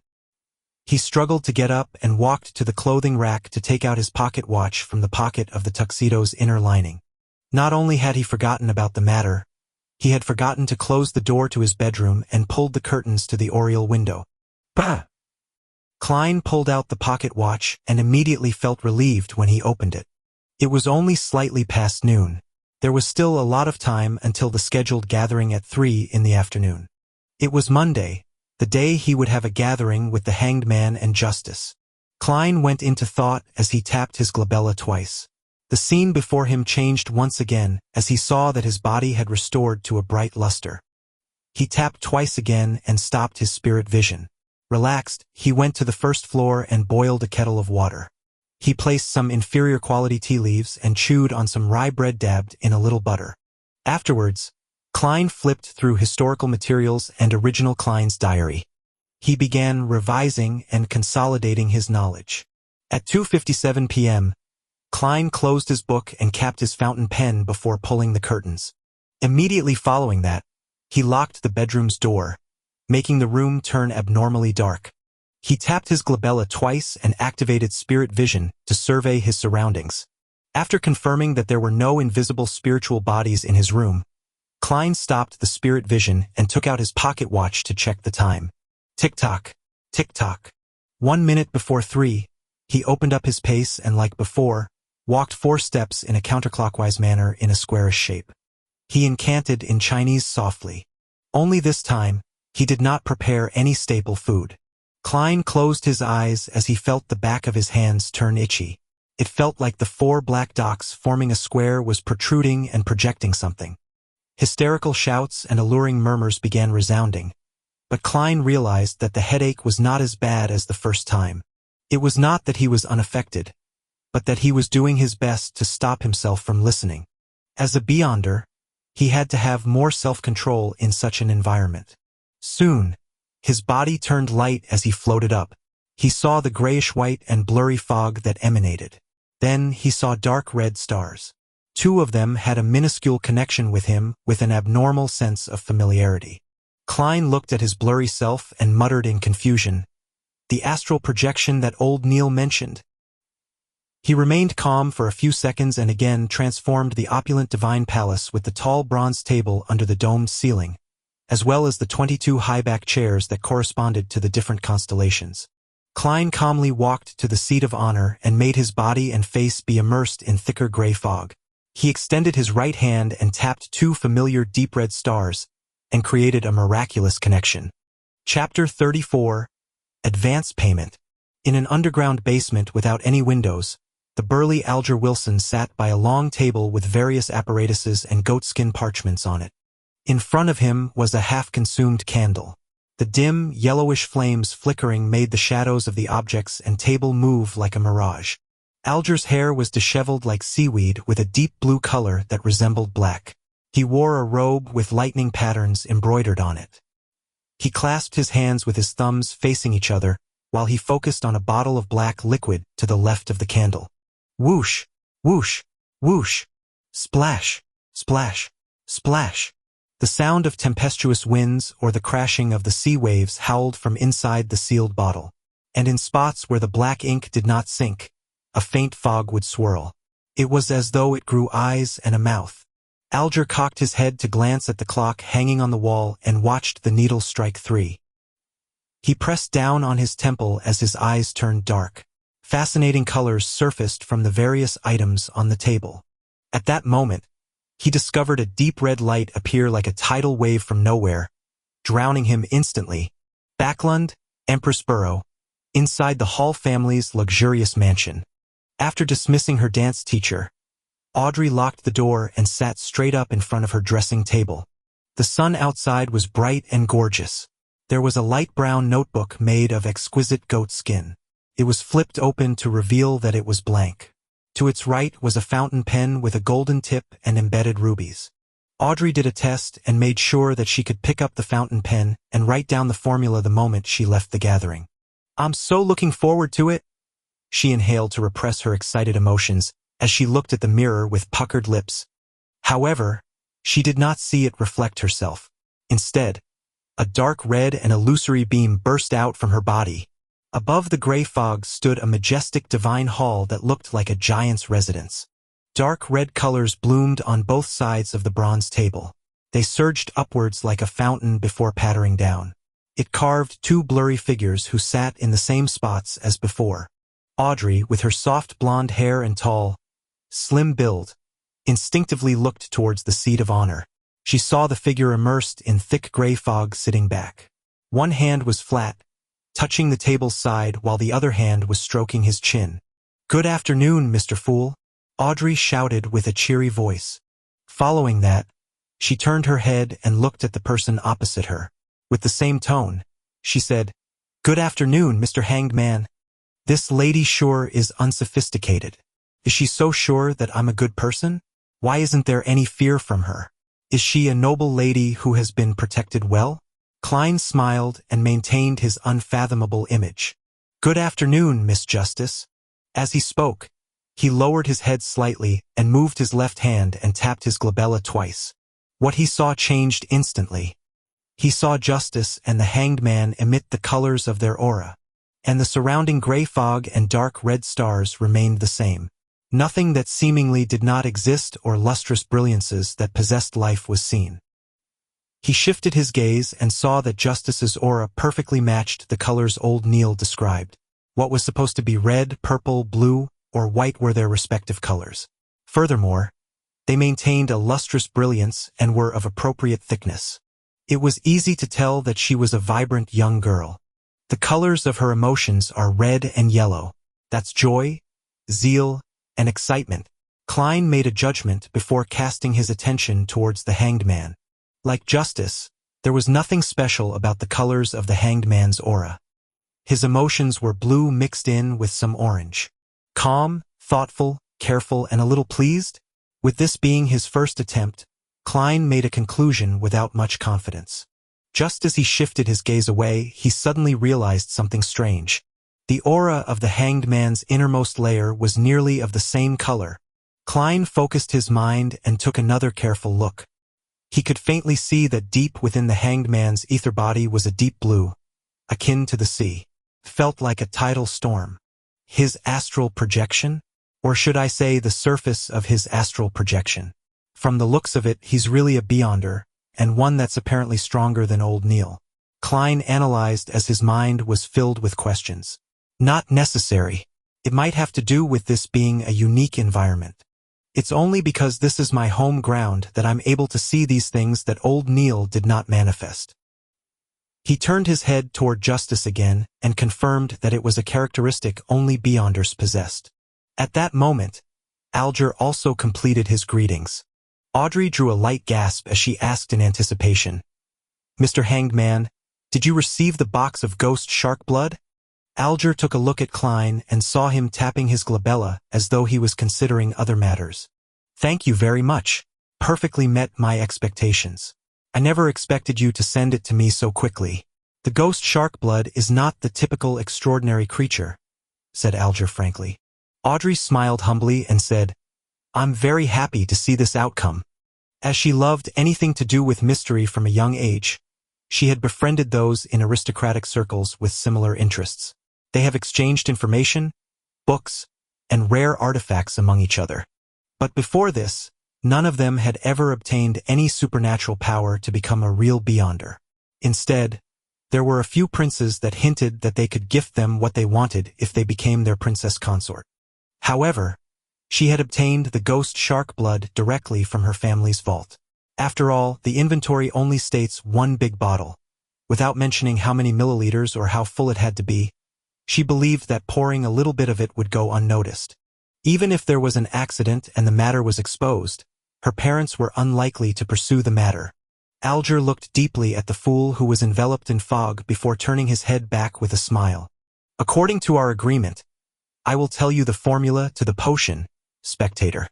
Let me prepare myself. All right, begin." Audrey inhaled as she focused her full attention. Low-sequence potions are very easy to concoct. Just follow the order that I provide you. Do remember that there can be smaller quantities of the ingredients but not more. It would cause major problems. You should have heard about news of Beyonders losing control. I believe there's no need for me to repeat it. Alger first mentioned things to take note of. Audrey nodded gently and said, "I understand completely." While she spoke, she turned her head to look at Mr. Fool. She wished to know if the mystery expert had anything to add. Unfortunately, the fool was sitting silently there like a statue. Alger thought for a moment before saying, "Having smaller quantities does not mean it should deviate by too much. If you do not have an assistant, I suggest you spend some time familiarizing yourself with chemistry experiment." "I have a family tutor for such matters," answered Audrey without feeling the burden. After Alger mentioned the furthest extent of the deviation, he recited with great fluency, "Spectator, sequence 9 potion, 80 milliliters of pure water, 5 drops of autumn crocus essence, 13 grams of cow teeth peonal powder, 7 petals of elf flowers, a matured manhal fish's eyeball. Add 35 milliliters of goat-horned black fish blood. The final 2 items are the main ingredients. They are extraordinary creatures from the sea. You have to be careful." "All right," Audrey recalled and repeated, 80 milliliters of pure water, 5 drops of autumn crocus essence, 13 grams of cow teeth. Païonol powder, remindait d'Alger. With his help, Audrey gradually and precisely memorized the formula's order. However, she appeared worried as she mumbled it again and again. "Do you know about cogitation?" When Alger saw Justice nod, he continued, "I do not know how much you know about cogitation. Let me describe it once. After consuming the potion, quickly begin cogitation to control your spirituality and energy. Make sure to practice every day to truly grasp the powers of the potion. Dig out the meaning it symbolizes and even more of its mysteries. That way, you can avoid the danger of losing control to the greatest extent. And the meaning of a potion mainly lies in its name, such as spectator." Klein silently listened to the conversation and had no plans on interrupting. All he did was secretly memorize and study, but when he heard that, he suddenly had a thought. Audrey listened to the hanged man's explanations attentively, and just as she was about to inquire about something more detailed, she suddenly heard the rapping sound on the table. She and Alger turned their heads and looked at the fool. They realized that the mysterious and mighty figure was tapping gently with his fingers. He said in a deep voice, It's not about grasping them, but rather digesting them. It's not about discovery, but rather acting. The name of a potion is not only symbolic, it's also imagery. It is the key to digesting. Audrey was dazed and confused from hearing that. She was not very clear on what Mr. Fool was trying to express. She subconsciously eyed the hanged man for a reaction from the corner of her eyes. She was surprised to see him jolt and freeze. It was as though an ordinary person had heard a loud and sudden clap of thunder. Digesting, acting, digesting, acting, digesting, acting, key. Alger repeated it again and again softly, as though he had grasped a key concept or had succumbed to a strange curse. After a while, he raised his head and said with a hoarse voice, "Thank you, Mr. Fool. Your hint is as valuable as my life. You have enlightened me greatly. Of course, I believe I have yet to fully understand or comprehend it." Klein maintained his mysterious and unfathomable image by saying with a smile, "That was an advance payment." In fact, he did not truly understand the exact meaning of what was said. He was just certain that Emperor Roselle was more powerful than the typical Beyonder and stronger than the Hanged Man. Advance payment. Audrey looked at the Hanged Man's reaction and knew that the hint from before was precious. As she ruminated over it, she asked, "Mr. Fool, what do you wish for us to do?" Opposite to her, Alger said with a nod, "What matter might you wish to entrust us with?" Klein leaned back slightly as he glanced at the two of them before saying in a soft and pleasant voice, "Collect Roselle Gustav's secret diary on my behalf, even if it's just one page of it." Chapter 35. Exchange of Information. Roselle Gustav's secret diary? Emperor Roselle? Indeed, only such matters are worth the concern of a mighty figure like Mr. Fool. Audrey was first taken aback before she realized that she found it nothing surprising. Rumor had it that Emperor Roselle had once seen the blasphemy slate. It was said that the secret cards he created hid the 22 paths of the divine. This was something every high-sequence Beyonder would definitely pay attention to. Diary? That's a diary? Alger frowned slightly as he keenly noticed this tidbit. The item which Roselle Gustav had left behind had been described by Mr. Fool as a diary. How did he know? How did he determine it? Could he know the way to decipher Roselle's cryptic text?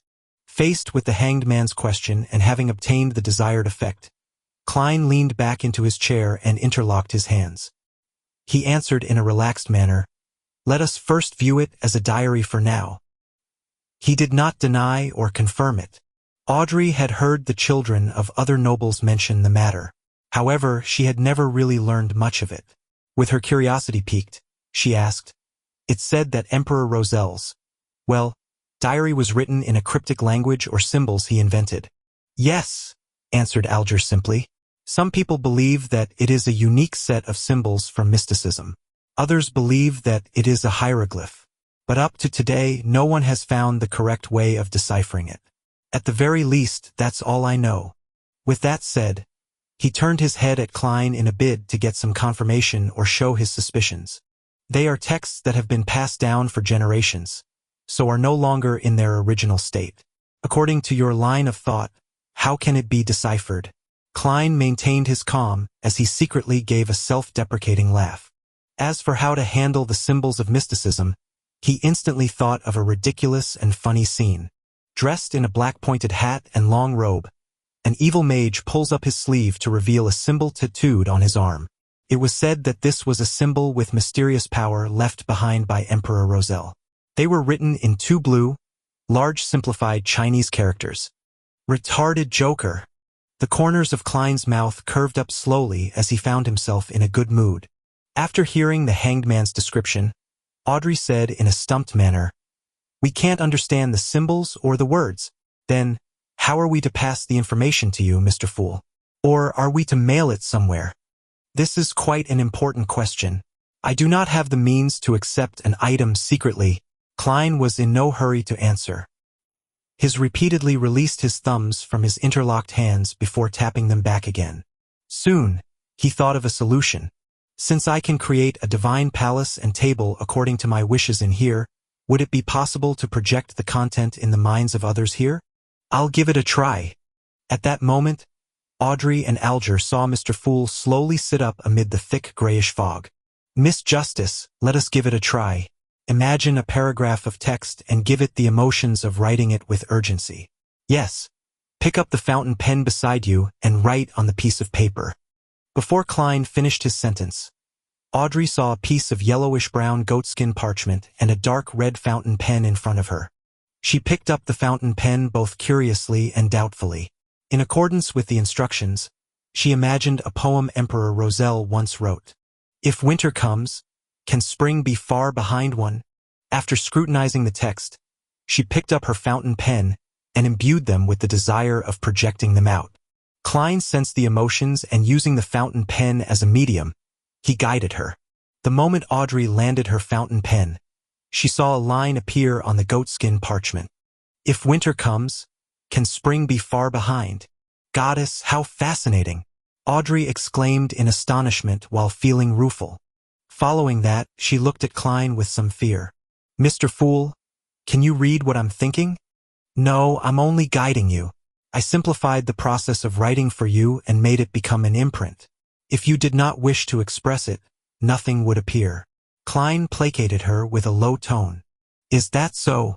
Then we can only memorize the symbols or the way the cryptic text looks like. Then, we can present it directly as we wish. Audrey heaved a sigh of relief as she asked in enlightenment. Yes, Klein answered. That's not a bad method. Miss Justice, do not doubt your memory. After becoming a spectator, you will receive immense improvement in this aspect. Alger had watched the attempt from the side, fully coming to the realization that the fool was more powerful and mysterious than he imagined. As for his memory, he believed that the next advancement would improve it sufficiently. Regarding this, Audrey nodded in delight. You have delighted me with this reminder. Mr. Hanged Man, do you have any other guidance on spectators? With that said, she looked toward the seat of honor. Mr. Fool, I will work hard to complete your mission. I will do my best to gather more of Emperor Roselle's secret diary. I mentioned before that I'm a person who likes a fair and equal exchange. The advanced payment I gave is only equivalent to 2 pages of the diary for each person. If there are more, I will give additional in return, Klein said calmly, like he was an adult who did not take advantage of children. As for where the additional payment could come from, it was naturally from the newly acquired Emperor Roselle diary pages. This formed a virtuous cycle. You are truly a generous gentleman. Alger fell silent for a few seconds before bowing slightly with his hand by his chest.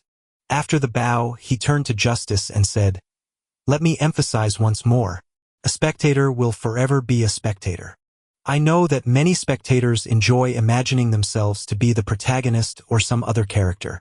As a result, they invest a lot of feelings into it, to the point of crying, laughing, raging, and turning sorrowful because of the drama. However, that is not what a spectator should do. While faced with the various dramas of society and figures who knowingly or unknowingly act the role of particular characters, you have to maintain the attitude of being an absolute bystander. Only then can you calmly and objectively observe them. You will discover their habits, their tics from lying, or their scent of nervousness. From those minute clues, you can grasp their true thoughts. Believe me, everyone is different because of their emotions. They will secrete different things and different smells. However, only a real spectator can sniff it out. Once you invest too many of your emotions, your observation will be influenced. Your sensitivity towards the emotions of others will deviate. Audrey listened attentively as her eyes brightened gradually. It sounds really interesting. Klein's heart stirred when he heard that. The spectator potion's requirement, when summarized, seemed to be an absolutely objective and neutral spectator. In a particular sense, it was equivalent to acting. Acting? Was this the acting which Emperor Roselle was referring to?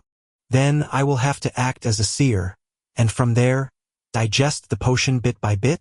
Just as Klein was immersing himself in thought, Alger finished explaining the demands he knew of a spectator.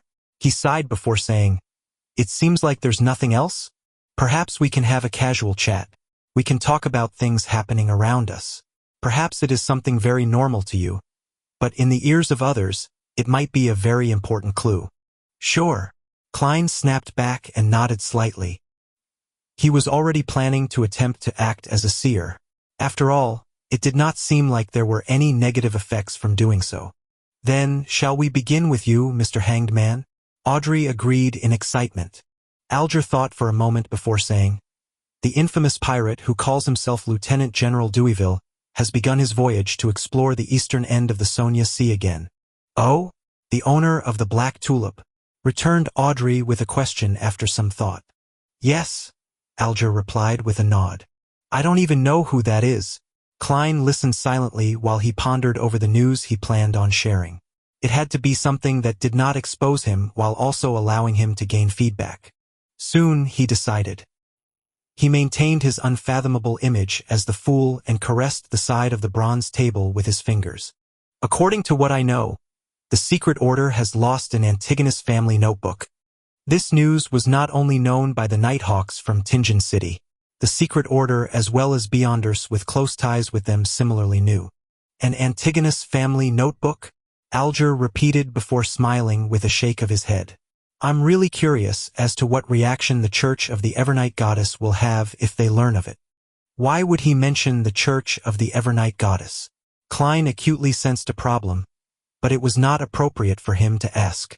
That would shatter his image as the mysterious and profound fool. At that moment, Audrey asked out of curiosity, why are you curious? What sort of special reaction would the goddess's church have? Alger smiled and said, the Antigonus family was destroyed by the Church of the Evernight Goddess. I'm not really sure if it happened at the end of the fourth epoch or the early stages of the present epoch. This, Klein's pupils constricted as a chill suddenly swept through him. From the looks of it, the value the Nighthawks have placed on this Antigonus notebook far exceeds my imagination. The reason why they nominated me as a Beyonder, having some contribution and to prevent danger to me are likely negligible reasons, is that they wish for me to raise my spiritual sensitivity to aid them in finding the notebook. This was not kept from me by Captain. He had mentioned it, but I just didn't pay much attention to it. After hearing the Hanged Man's explanation, Audrey said with deep interest, I never imagined that such a thing would happen. All right, my turn. Let me think of what I have to share. She cocked her head and held her head up with her hand before chuckling. Yesterday, my etiquette teacher taught me how to faint elegantly without any faux pas. It's a practical skill used at social events to avoid awkward situations or nasty guys. Hehe. I was just organizing my thoughts. What I really wanted to say is that ever since the failure of the battle on Balam's eastern shore, the king, premier, and gentlemen are under immense stress. They eagerly wish to change. Chapter 36. A simple question.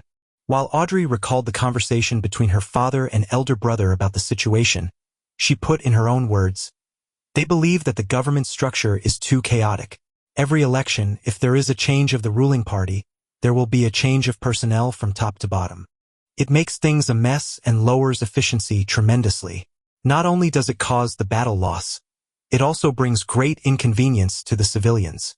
Klein knew very well that as there was no example to reference, the Lone Kingdom had yet to evolve into a system that examined public servants.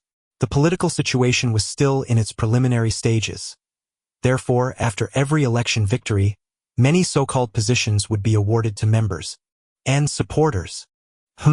Emperor Roselle not establishing such an institution in Intis does not match his personality.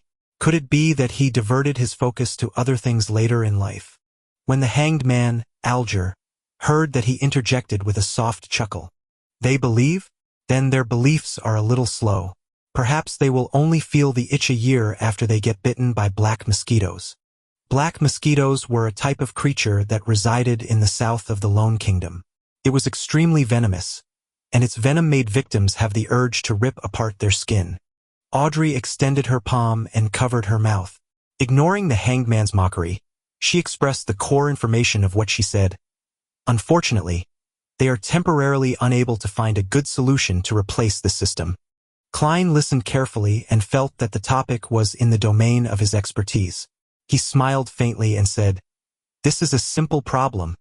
The Footaholic Empire and the decadent countries that studied the Footaholic Empire had very advanced experiences of success." Simple? Audrey returned with a question in puzzlement. Although her education did not include politics, She often heard from the discussions of her father, brother, and people around her. She had a sufficient understanding of similar matters. Klein felt as though he had returned to the message boards of yesteryear. Composed, he said, "An examination, just like an entrance examination for college. Hold an exam that is open to the public. Can be split into 2 rounds or 3 rounds. Use the most objective method to select the elite." But Audrey knew what sort of objection this would entail. Before she had the chance to arrange her thoughts, Klein continued, "After which, use these elites to fill the positions of the cabinet, the county government, the city government, and the various towns. Yes, the positions that are directly handling matters, such as the secretary of the cabinet. Different positions should be given different requirements. The second or third rounds can be tested based on locale and region.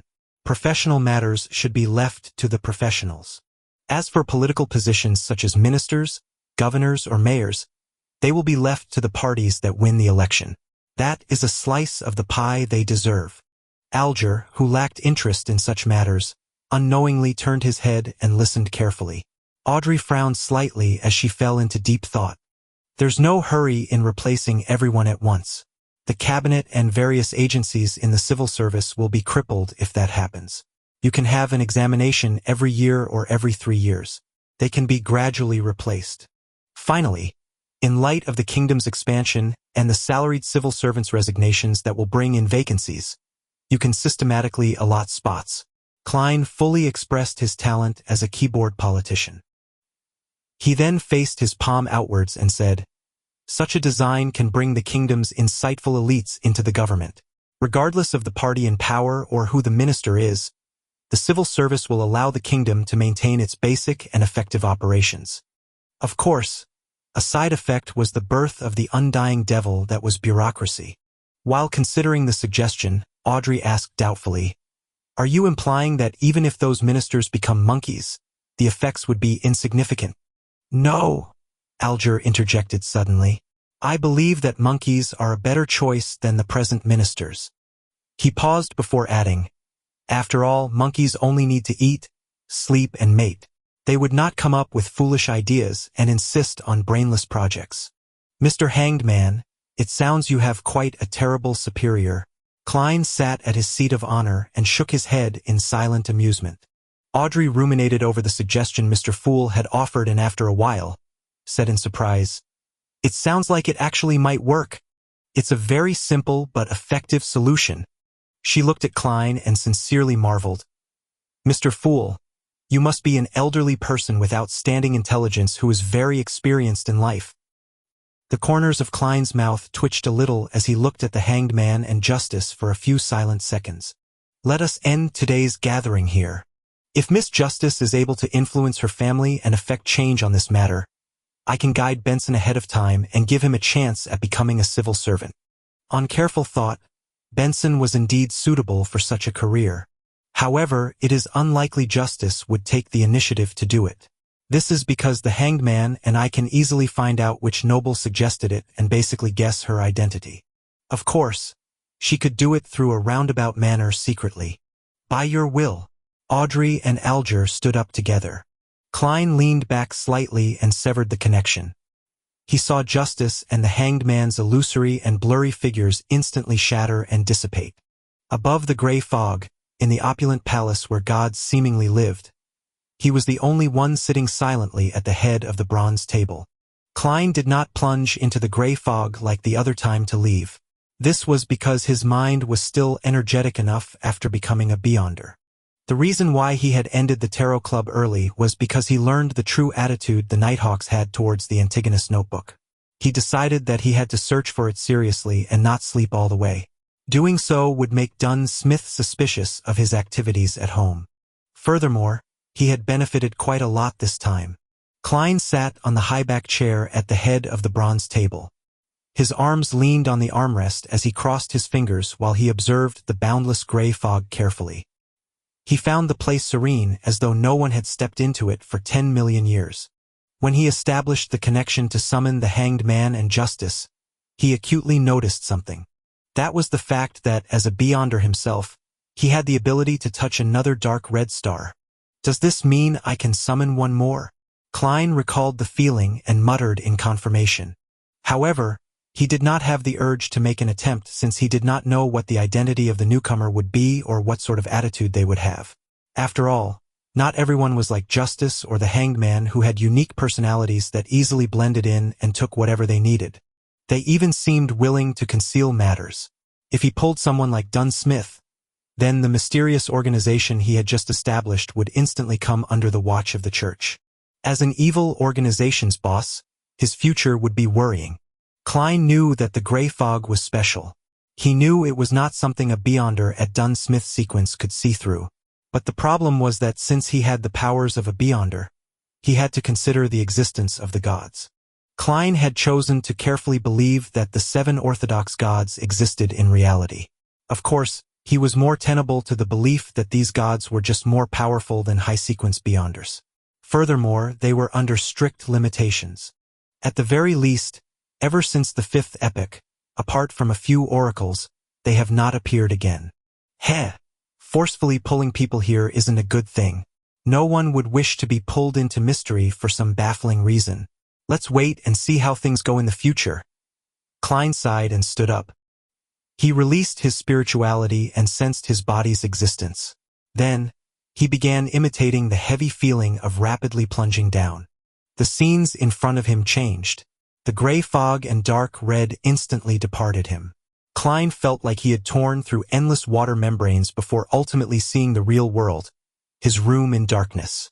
This time, he was fully awake and seriously took in the entire experience. Strange. There are some differences between the gray fog and the spirit world. Klein moved his limbs and felt the existence of his body. After he seriously thought through the experience, he shook his head, walked to the desk and pulled open the curtains. Whoosh! The curtains were drawn as sunlight poured in, illuminating the room. As he looked at the street outside the oriel window and the pedestrians going back and forth, Klein took a deep breath and muttered silently, "It's time to go out and work. How should I act as a seer? It cannot be rushed. All I can do is use spirit vision now." Backlund Empress Burrow. Audrey Hall looked at herself in the mirror. She saw her cheeks flushed red with excitement and her eyes, so bright that they would have daunted anyone from looking into them. She did not examine any of this as she hurriedly recalled. She picked up the ruby-studded fountain pen and wrote the formula to the spectator potion on the exquisite goatskin parchment. 80 milliliters of pure water, 5 drops of autumn crocus essence, 13 grams of cow teeth pianol powder, 7 petals of elf flowers, a matured manhal fish's eyeball, 35 milliliters of goat-horned black fish blood. Phew! Audrey heaved a sigh of relief as she read it a few times to confirm that she had not made any mistakes. She had the urge to dance again, but reminded herself to remain restrained. After some thought, she began writing various chemical names around the potion's formula. She then faked the page into complicated and messy chemistry. Yes, as long as one doesn't read it carefully, a person who flips through this randomly will not discover the details I have hidden in here. Excellent. Audrey praised herself and turned her mind towards the acquirement of the materials. I'll first search the few vaults we have. I'll then attempt to exchange for the missing parts with others. If I still can't gather them all, I can only seek help from the Hanged Man or the Fool. What can I offer as payment? After some thought, Audrey closed the notebook and placed it on a tiny bookshelf. Following that, she briskly walked to the door and pulled it open. A golden retriever was sitting obediently outside. The corners of Audrey's mouth curled as she revealed a radiant smile. "Susie, you completed the mission perfectly." In the serialized stories on the newspapers, detectives would often have a capable assistant. I think there should be a huge dog supporting a real spectator. In an underground basement lit only by a flickering candle, Alger Wilson raised his palm and looked at it carefully. After a long while, he let out a sigh. It's still that miraculous. I was unable to figure out any specific details at all. Despite having made sufficient preparations, he failed to understand how the Fool had completed the summoning.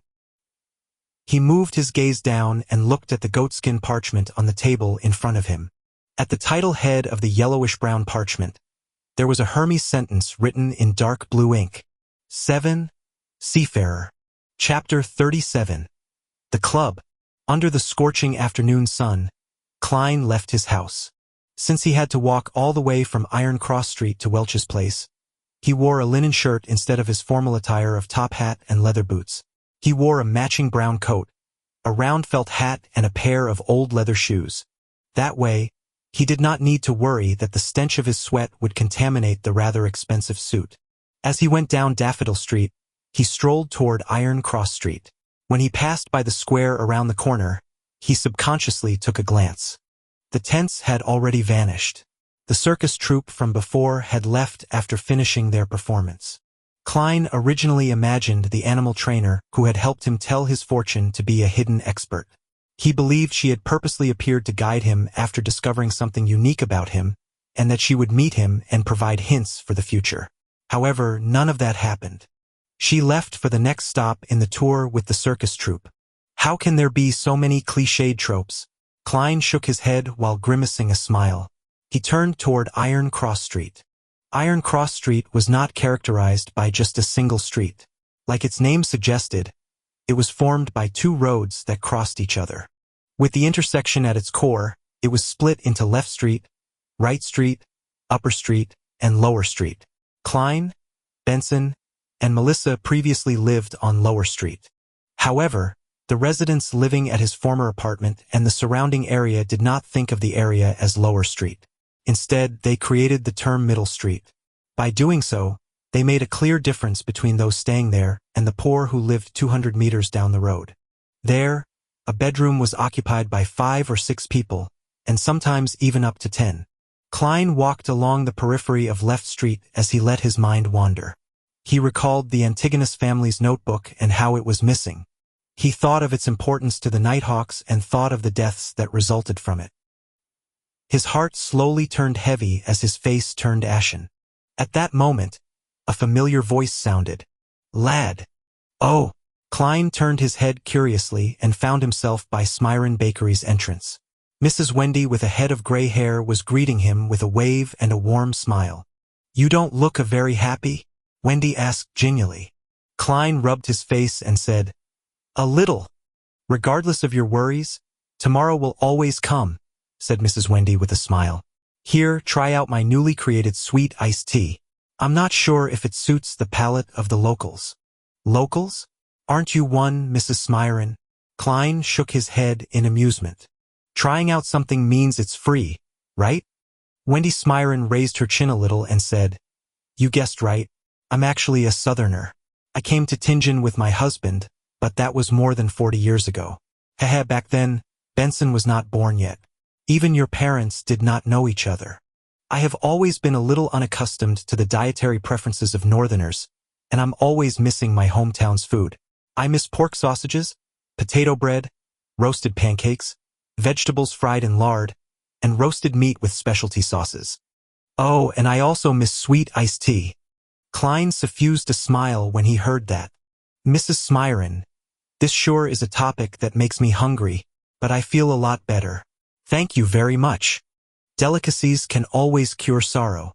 Wendy handed him a cup of brownish-red liquid. "This is sweet iced tea I made according to my memories. Try it and tell me if it's nice."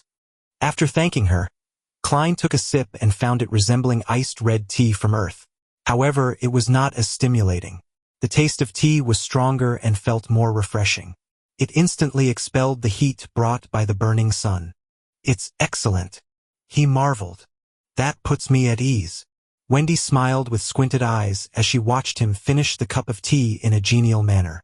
After chatting with Mrs. Smyron about his moving, Klein returned to the street he was most familiar with. There were far fewer street-side hawkers in the afternoon. They gathered again after 5:30. The ones that stayed behind looked drowsy and listless. The moment he entered the area, Klein's heart suddenly felt overwhelmed by darkness. His heart felt heavy, down, and gloomy for an inexplicable reason. "What's happening?" He sharply sensed something wrong about himself. He immediately stopped and observed his surroundings, but did not see anything strange. After some thought, Klein raised his hand and tapped his glabella like he was thinking. The extent of his vision immediately transformed. The auras of the hawkers and pedestrians all appeared. Before Klein could observe the colors of their health, his attention was pulled away by the colors that represented gloominess. He was unable to determine the exact thoughts of the observed, but the despondent, apathetic, and gloomy impression was deeply carved into his heart. As he surveyed the area, he realized that even the sun could not disperse those dark colors. It was a sense of gloom that tainted them from years of repression. Upon seeing this, Klein instantly understood the reason. Just as old Neil said, activating his spirit vision easily pulled him into unfamiliar environments and made him feel discomfort. It was also easy for himself to be affected by the emotions of others.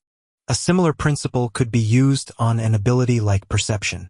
This was an ability he obtained without additional practice after becoming a seer. It was a passive sense that could not be declined.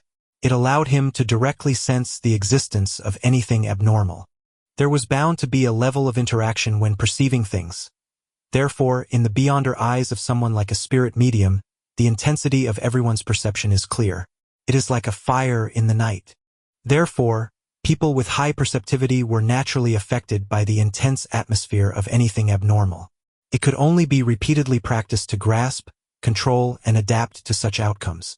Such a repressed color is probably formed over extended periods of time, right? Klein sighed as he shook his head, feeling somewhat affected. He tapped his glabella twice again and tried hard to converge his spirituality. Tap, tap, tap.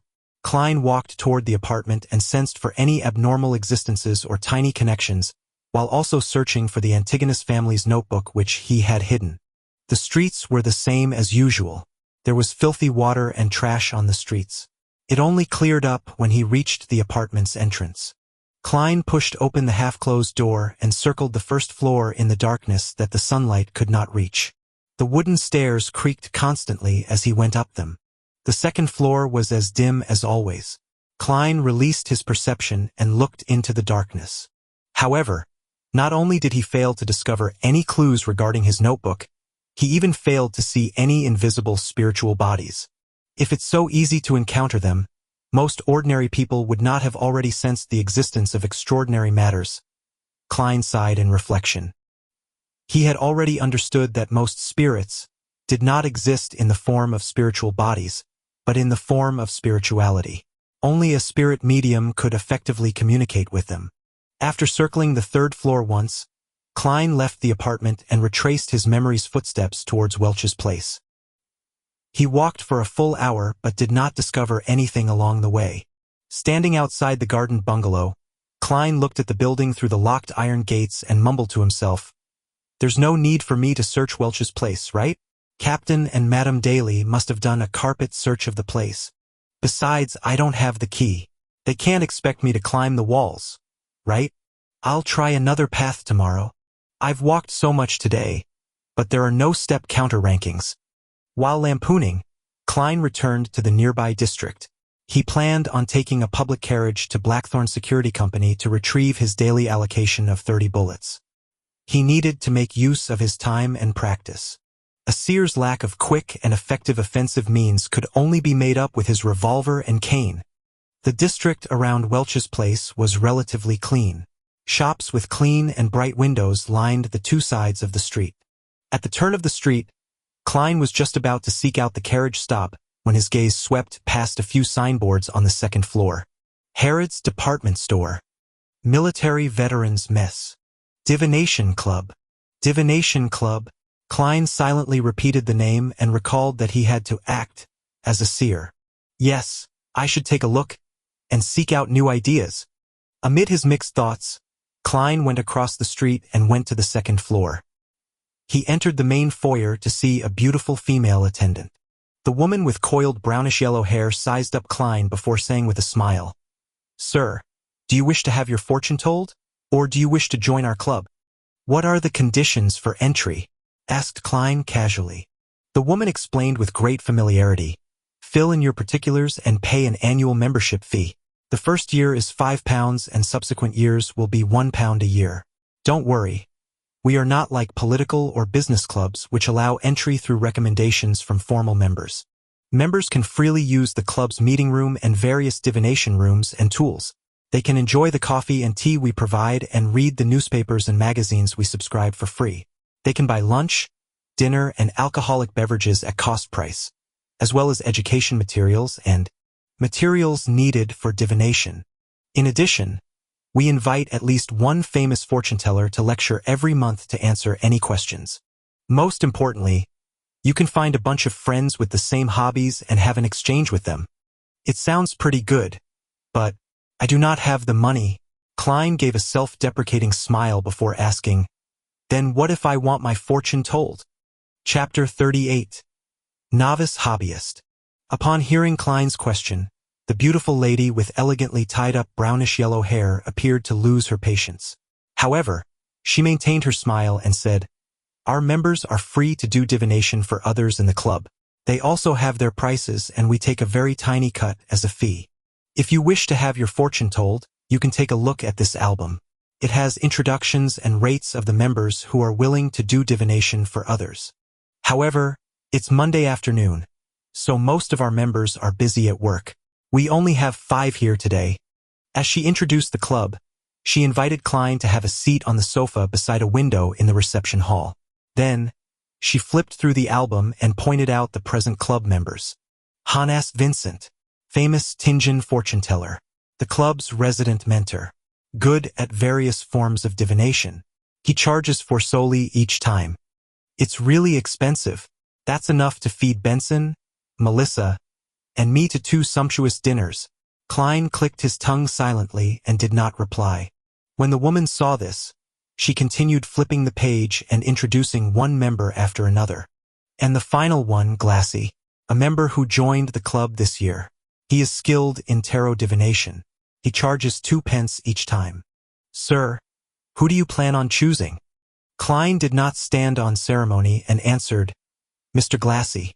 The female attendant fell silent for 2 seconds before saying, "Sir, I have to remind you that Mr. Glassy is only considered a novice." "I understand. I will be responsible for my own decision."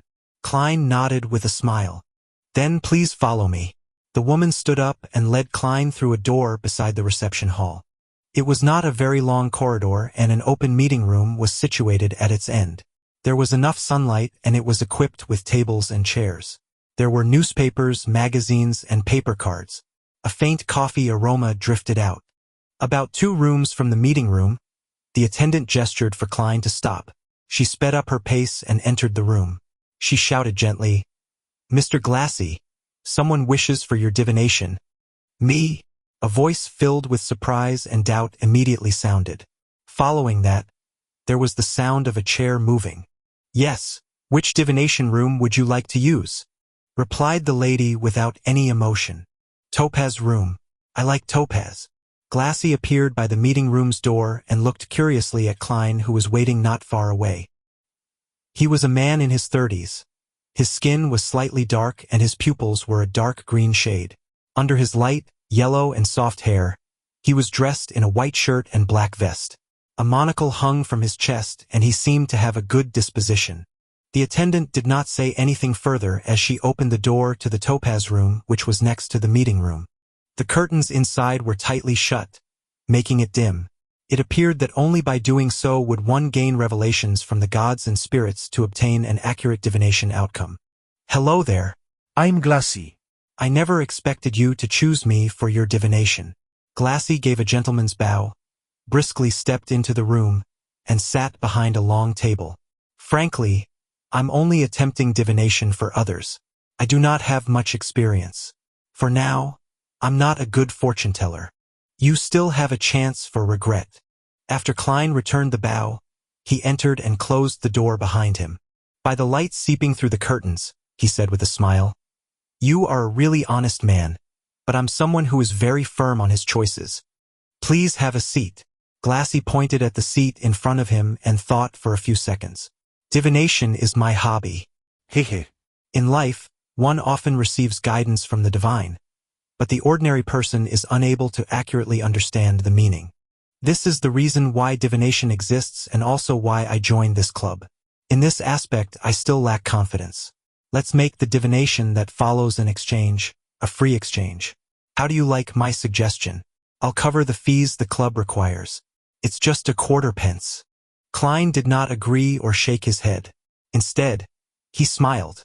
From the looks of it, you have a pretty well-paying and decent job.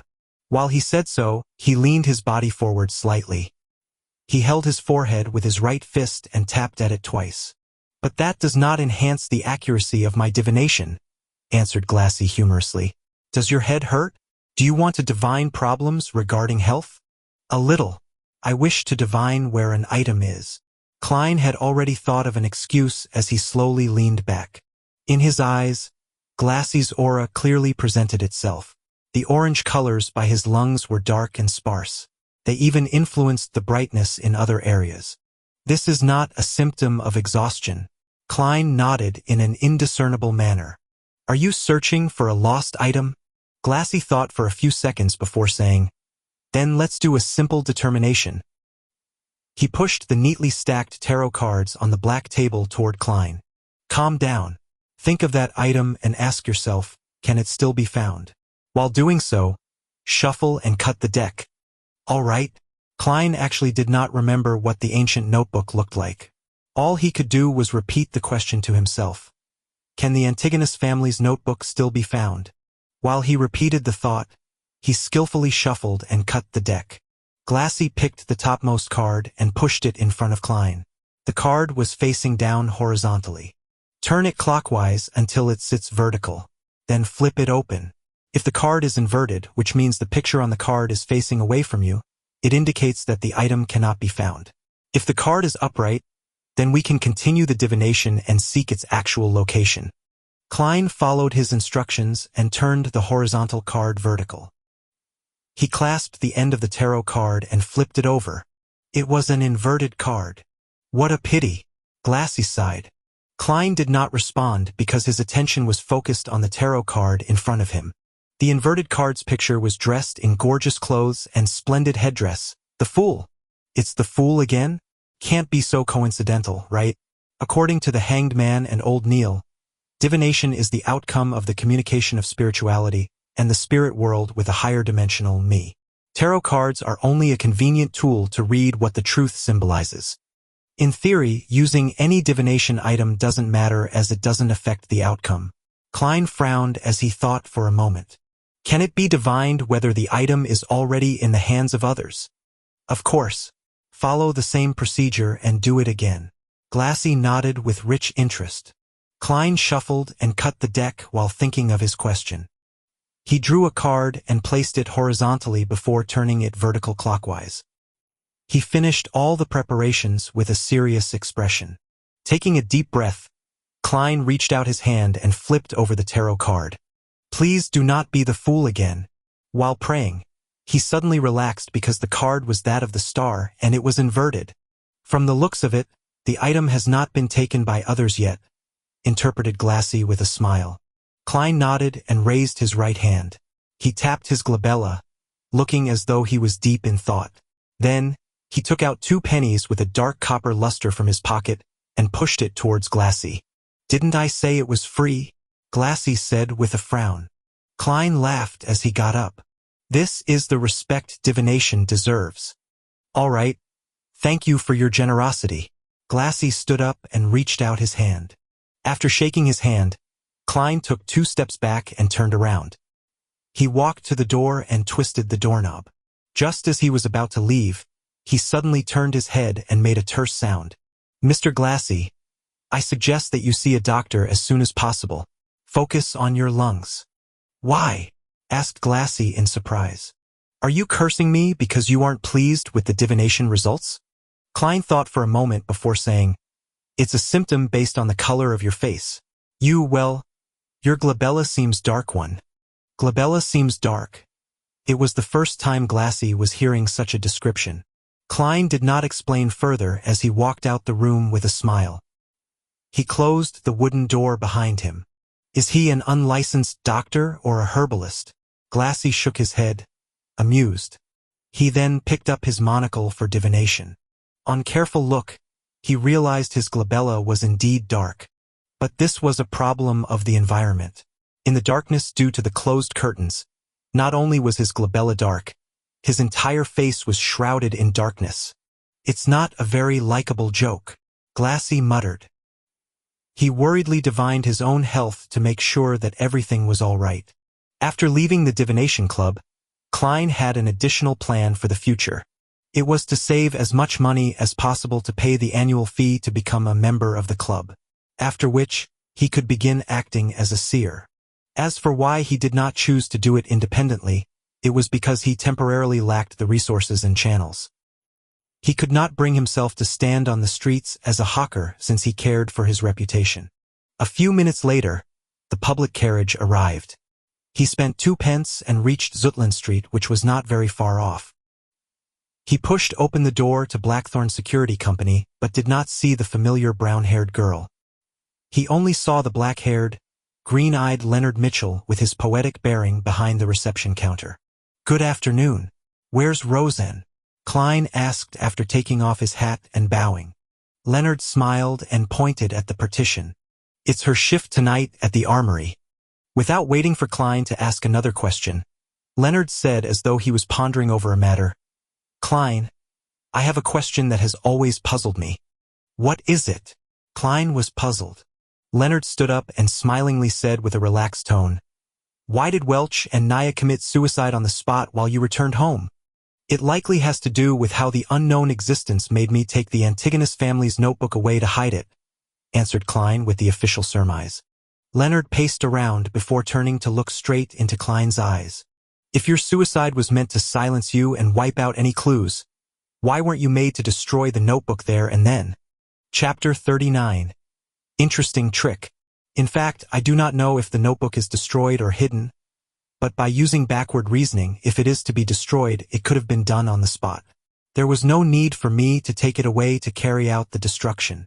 Upon hearing Leonard's question, Klein instantly went into keyboard detective mode and said with a sigh, "Perhaps when Welch, Naya, and I made contact with the unknown existence, it enjoyed the sacrifice of life or wished for similar situations to continue. With the suicide definitely easily discoverable, I was made to take away the notebook to hide it so as to prepare for the existence's second round of entertainment. However, some mishap happened during the process and I failed to succeed in my suicide." This was a reasoned guess Klein made from his consumption of novels, movies, and TV dramas which involved cult sacrifices. As for the mishap that happened midway, he knew very well that it was due to the unexpected variable of him being a transmigrator. Quite a good explanation, but I believe there might be other possibilities. Welch's and Naya's suicide sacrifice might have made it possible for the unknown existence to descend on this world. Then, that notebook is a vessel or a breeding ground for evil. It made you take it away to hide it, worried that we would destroy it if we discovered its birth, before it became strong. Leonard Mitchell suggested another possibility. Having said that, he stared into Klein's eyes and smiled slightly. "Of course, perhaps the notebook has been destroyed. The goal is to hide its content, to conceal the vessel or the brooding of evil. That way, there is a sufficient reason for your failed suicide." What does he mean? Is he suspecting me? Is he suspecting that the original Klein's body is a vessel or used for the brooding of evil? No, what he's being a vessel for is a transmigrator. Actually, brooding isn't a correct term. Klein was taken aback. While he secretly criticized the idea, he weighed his words. "I will not try to defend myself since I've lost memories from that period. Be it Captain or Madame Daly, they have already confirmed that I'm fine." "Your joke isn't funny. I'm only considering a possibility. It does not eliminate the blow the unknown existence encountered when it descended which caused your suicide to fail. We believe that the goddess will ultimately bless us." Leonard laughed as he changed the subject. "Did you discover anything in the afternoon?" After the conversation and the previous encounters, Klein was very wary of Leonard. He answered in a composed manner, "No. I plan on trying a different route tomorrow afternoon."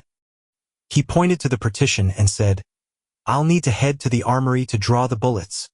The shooting club opened to 9 at night. After all, its availability increased only after many of its members got off work. "May Goddess bless you." Leonard smiled as he gestured the sign of the crimson moon on his chest. He watched Klein pass through the partition and listened to his footsteps down the stairs. Leonard's smile gradually vanished as a look of doubt appeared in his green eyes. He whispered something with a displeased tone. Down the stairs, Klein followed the gas lamp-illuminated corridor to the armory and archives. The iron door was open and the brown-haired Roseanne was standing in front of the table. She was chatting with a top hat-wearing middle-aged man with a thick black beard. "Good afternoon, no? Good evening. It's always night here. Klein, I heard from old Neil that you have become a beyonder? It's called seer." Roseanne turned her head and deluged him with her questions. She did not hide her curiosity and concern. Klein nodded with a smile. "Good afternoon, Miss Roseanne. It's indeed always night here, but it makes one feel a sense of serenity. The description you gave wasn't accurate enough. It should be said that the sequence potion I consumed has the name Seer. You still chose to become a beyonder after all?" Roseanne said with a sigh as she fell into a deep thought. Klein looked at the middle-aged man beside her and asked politely, "You are another Nighthawk member or one of the other two civilian staff I have not met?" Roseanne puckered her lips and said, "Brett, our colleague. He wishes to change slots with me to free up the night after tomorrow. He plans on going to the theater in the North District with his wife to watch The Prideful One.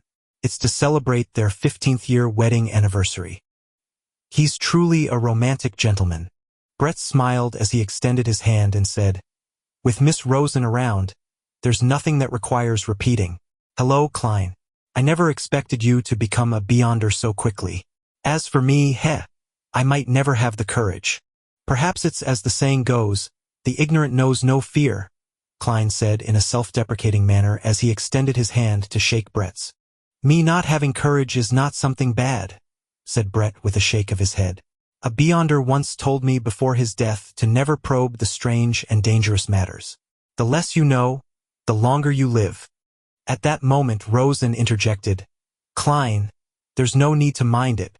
I heard from old Neil that as a seer you are used as support. It's relatively safe as long as you do not attempt to communicate with unknown existences. Why are you dressed in such clothes? It's so unbecoming of a gentleman. What are you here for?" "I'm here to draw my 30 bullets." Klein did not reply to Roseanne's first question. He believed that the lady would quickly forget the matter. "All right." Roseanne pointed at the table and said, "Brett, it's all yours. You should know where the keys and bullets are. Oh, old Neil really is petty. He did not even leave his hand-ground coffee behind. He promised me that I could drink my fill today." She prattled on as Klein received the bullets. The duo left together and went their separate ways at Zutland Street. One took a public carriage home while the other walked into the shooting club. Bang! Bang! Bang! Klein repeated the process, gripping the gun, raising his arms, shooting, releasing the cylinder, ejecting the empty shells and stuffing in rounds, again and again. He became familiar with the process and built it into his muscle memory. Of course, he had a few breaks in between to review and correct the process. After finishing his practice, Klein used the grounds to do various exercises like push-ups. He worked hard to train his body to improve his physique. Once everything was over, he sat in an untracked carriage home. Only then he realized it was nearing 7 and the sky was already dark. Just as Klein was planning to head to the market or streets to buy the ingredients for dinner, the door opened. Melissa had returned with her stationery-filled bag. Apart from that, she carried quite a lot of groceries. "I thought you and Benson would be home rather late. This morning, I took out one solely from the place you hide the money." Upon seeing her brother's questioning look, Melissa explained in her usual serious manner. "Since you took the money, why didn't you take the public carriage to school?" Klein had been reminded of the matter from the morning. Melissa said with a frown, "Why should I take a public carriage? Costs 4 pence to get to school. A return trip means 8 pence. Counting Benson and you, we will be spending 24 pence on transportation daily. That's a whole solely. In a week, yes, without counting Sunday, that's still 12 pence. It's almost equal to our rent." "Stop, stop, stop. Don't flaunt your mathematical prowess." Klein lowered his palm in an amused manner. Melissa first stopped before adding, "It's pretty good walking to school. Our teacher said that everyone should exercise frequently. Besides, I can pick some damaged components on the way. Klein chuckled and said, then let's do the math again. The public carriage costs 12 soldi. The rent is 12 soldi and 3 pence. It's a total of £1, 4 soldi and 3 pence. Using Benson's salary is enough to pay for it, and there will be quite a bit of change left. Yes, he has received last week's salary. As for me, I can still earn £1 10 soldi every week. Even if we eat meat every day while counting expenses like gas, charcoal, wood, and condiments, we would still have some left if we are frugal with lunch. We can even subscribe to the morning papers for just 1 penny. In 2 months, when I make up for the advanced payment, I can save money for both you and Benson. We can have new clothes. But we have to think of the possible accidents. Melissa stayed firm on her point. Klein smiled at her and said, then we can eat less meat. Don't you find spending 100 minutes on the road a waste of time? You could use that time to read more and think over problems and improve your results. That way, Melissa, you will be graduate with excellent grades. You will be able to find a job with a pretty good salary. When that happens, what is there to worry about? He fully displayed his experience gained from debating with people on message boards and finally convinced Melissa. She agreed to take the public carriage to school. Phew, I finally suckered her into doing it. No, how can I call it suckering? This is called convincing. Klein lampooned before taking over the groceries that Melissa had bought. He said with a sigh, remember to buy beef or meat like mutton and chicken.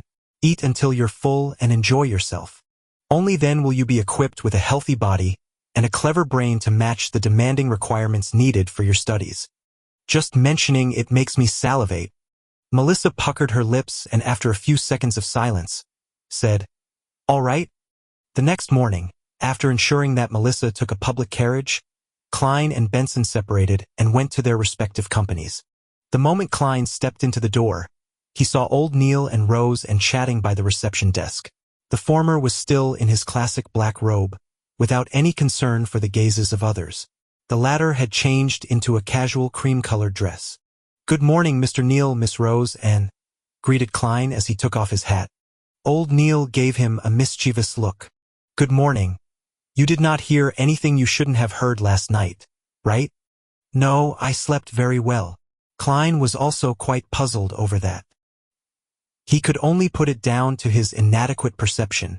Haha, don't mind that. Actually, it's not that easily heard. Old Neil pointed to the partition and said, go to the armory.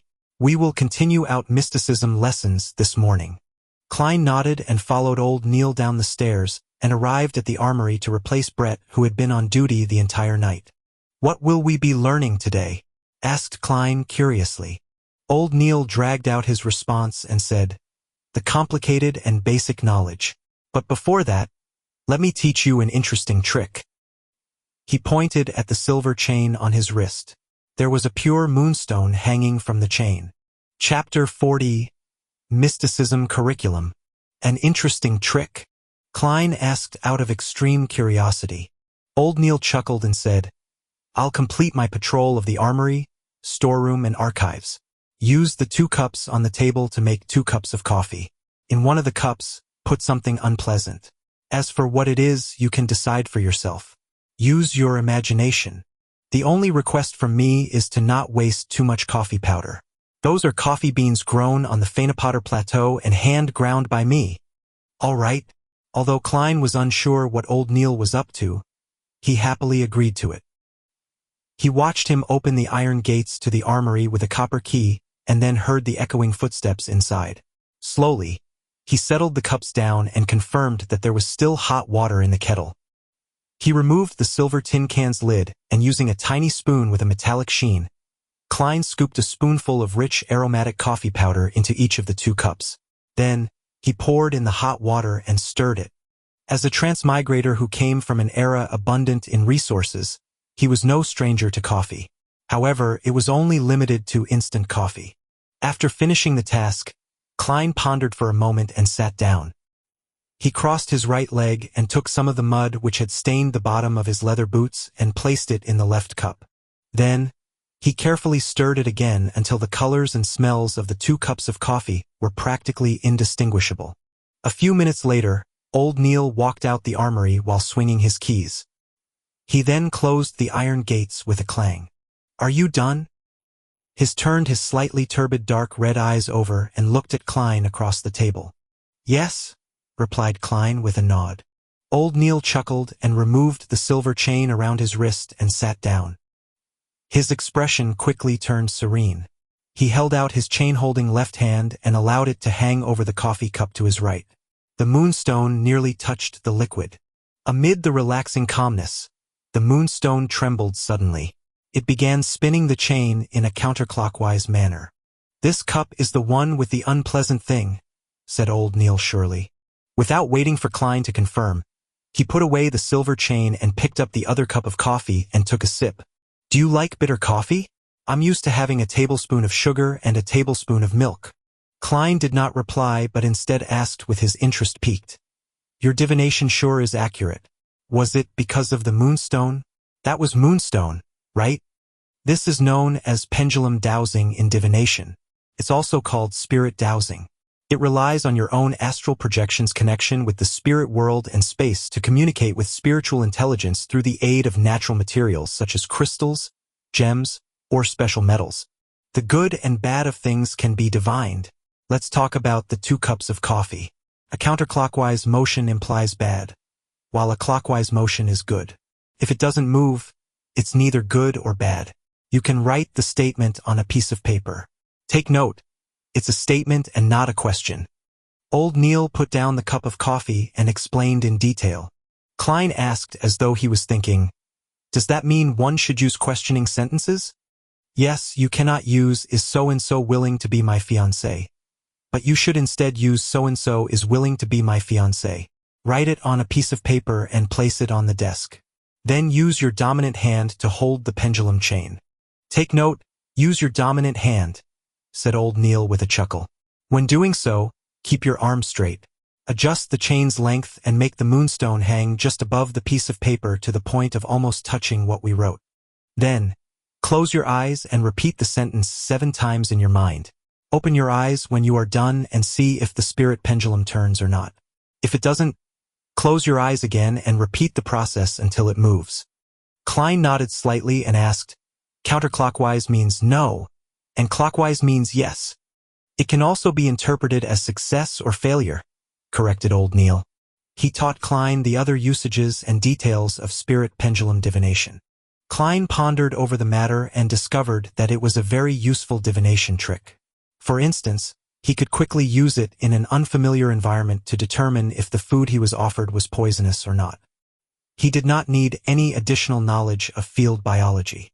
Of course, such divination methods were overly simple. The answers he could receive were limited to 2 or 3. There was no way for deeper investigation or interpretation. For example, although something could be harmful to the body, it could become very beneficial after some processing. An example was certain foods. They were indeed damaging to the body, but nothing serious. If one was on the brink of starving, eating it would not be a huge problem. These were things that spirit dowsing could not determine. "I will have to quickly save money to buy crystals or pure silver to create a spirit pendulum," Klein sighed. Old Neil looked at him in puzzlement. "You can apply for one directly. This is standard issue for beyonders, especially beyonders like us who take on a support role. There's still a topaz and pure silver spirit pendulum in the armory. But I'm still not a formal member of the team." Klein's heart palpitated in excitement, but he felt a little hesitant. Old Neil chuckled and said, "For beyonders, regardless of whether they are formal members or not, they have to be provided with conveniences in other areas since there's no pay rise. Maybe the word perk is more suitable. I'll apply with Captain later." Klein clenched his fists secretly as he made up his mind. How was he to know if Captain would approve his request without trying? "All right," said Old Neil with a smile. "We can officially begin our mysticism curriculum. The basics consist of symbolism. Do you know what symbolism means?" Klein recalled the bits and pieces he had heard and the things he had seen and heard from his spirit world and the gray fog. He deliberated and said, "Regardless of the spirit world or the illusory stellar space, as well as the unknown realms, they are beyond our sensory world. It's not something that can be accurately described by the information our ears, nose, and eyes obtain. What we obtain are simply indescribable experiences and direct revelations. They also appear as abstract characters or pictorial symbols. These symbols represent different items and different meanings. Very accurate, as expected of a seer. Old Neil nodded solemnly. Only by grasping the ability to interpret the symbols can you really take the next step into the world of mysticism. Yes, the pictures on tarot cards and each of the elements in the pictures are symbols. They are man-made symbols that help us understand and interpret primordial revelations. He pulled out a piece of paper and picked up a fountain pen beside him. He drew a short curve. Following that, he added a few vertical lines beneath the curve. He looked up at Klein and asked, "Do you know what this symbol represents?" Klein looked at it for quite a while before saying hesitatingly, "Eyelashes?" Old Neil exhaled. "This is the symbol of the bumper harvest constellation. This is the thunderous constellation, and this is the frost constellation." He casually drew a few more symbols. As Klein memorized them, he could not help but comment, "The names of these constellations are really, especially unsophisticated." Yes, unsophisticated. How tacky and primordial. Old Neil revealed a smile. Emperor Roselle thought the same back then. He always had the intention of changing the constellation names to things like Virgo, Cancer, and Scorpio. Unfortunately, he did not have the strength to go against tradition. At the very least, these constellations' old names and the corresponding dates they represent guide farming and harvests. I have to say that Emperor Roselle sure is a person with ideas. Klein was at a loss for words. Yes, Emperor Roselle was likely a decent person when he was alive. Old Neil was unable to understand Klein's humor as he continued explaining the various basic symbols, such as the various constellations, the sun, the crimson moon, the brown star, the red star, and the blue star. While talking about these, he would teach Klein how to draw the divination astrolabe and indicate what things to pay attention to. He also taught the materials and creation of a crystal ball and the choice of incantations. The teachings overwhelmed Klein. If not for his discovery that the seer potion had improved his memory slightly, he would have long asked Old Neil to stop to aid his digesting of the information. That's all for today's mysticism class. Think over it yourself and ask me if you have any questions. Old Neil took out a gold pocket watch and opened it with a snap to check the time. Do not forget to read the historical documents I prepared for you. To be frank, I feel fear seeing them. All right. Klein took the pieces of paper that were sketched with symbols by Old Neil. He quickly went through the mysticism knowledge he learned today to prevent himself from forgetting it. Old Neil took a sip of a newly brewed cup of coffee and said, "Memory itself won't do. You have to use it often. That way you can make the knowledge instinctual. Also, cogitation has to be carried on every day. Only more practice and usage will allow you to grasp the power of the potion, digging into the mysteries it hides away and removing its unpleasant effects." With this raised, Klein recalled acting and the divination club. He probed, "My potion's abilities are related to divination. Practicing by myself will not do. I need to make contact with lots of people and divine for them to quickly grasp it. I plan on joining the divination club after having some spare cash, the one on House Street in Northborough, to become a real seer." This was not something he could hide from the Nighthawks in the future. It was better to prepare them. "Your idea is very similar to Daly's. She has always clamored to be a real spirit medium." Old Neil shook his head and laughed. "But why must you wait till you have spare cash? You can apply to Dunn and get him to approve of the expenses. Organizations like a divination club might also have cultists or members of evil organizations in them. As a civilian staff member of the Nighthawks and a standard Beyonder, your membership makes it easy for us to monitor them. It's part of the job. We would regularly monitor these places, but as we lack manpower, we can't keep watch on them for long. Now, it can be handled to you." "I can do that?" As he looked at Old Neil's serious expression, Klein was dumbfounded. "This is making an expense claim for private matters. I know nothing about such matters. Indeed, I'm just a keyboard warrior. You wish to use your own money to do this?" Old Neil smiled as he added when he saw Klein's face. Klein immediately shook his head as he answered firmly, "I plan on reporting it to Captain."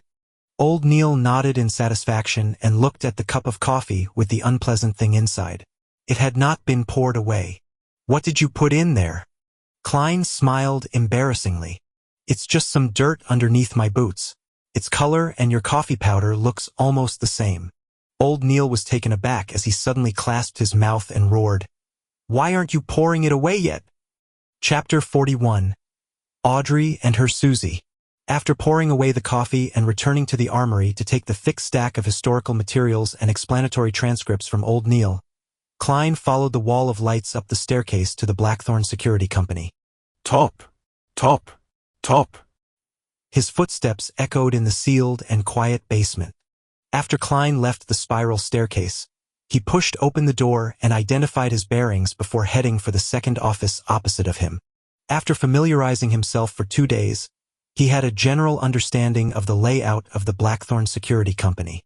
The entrance brought visitors to a huge reception hall with sofas and tables.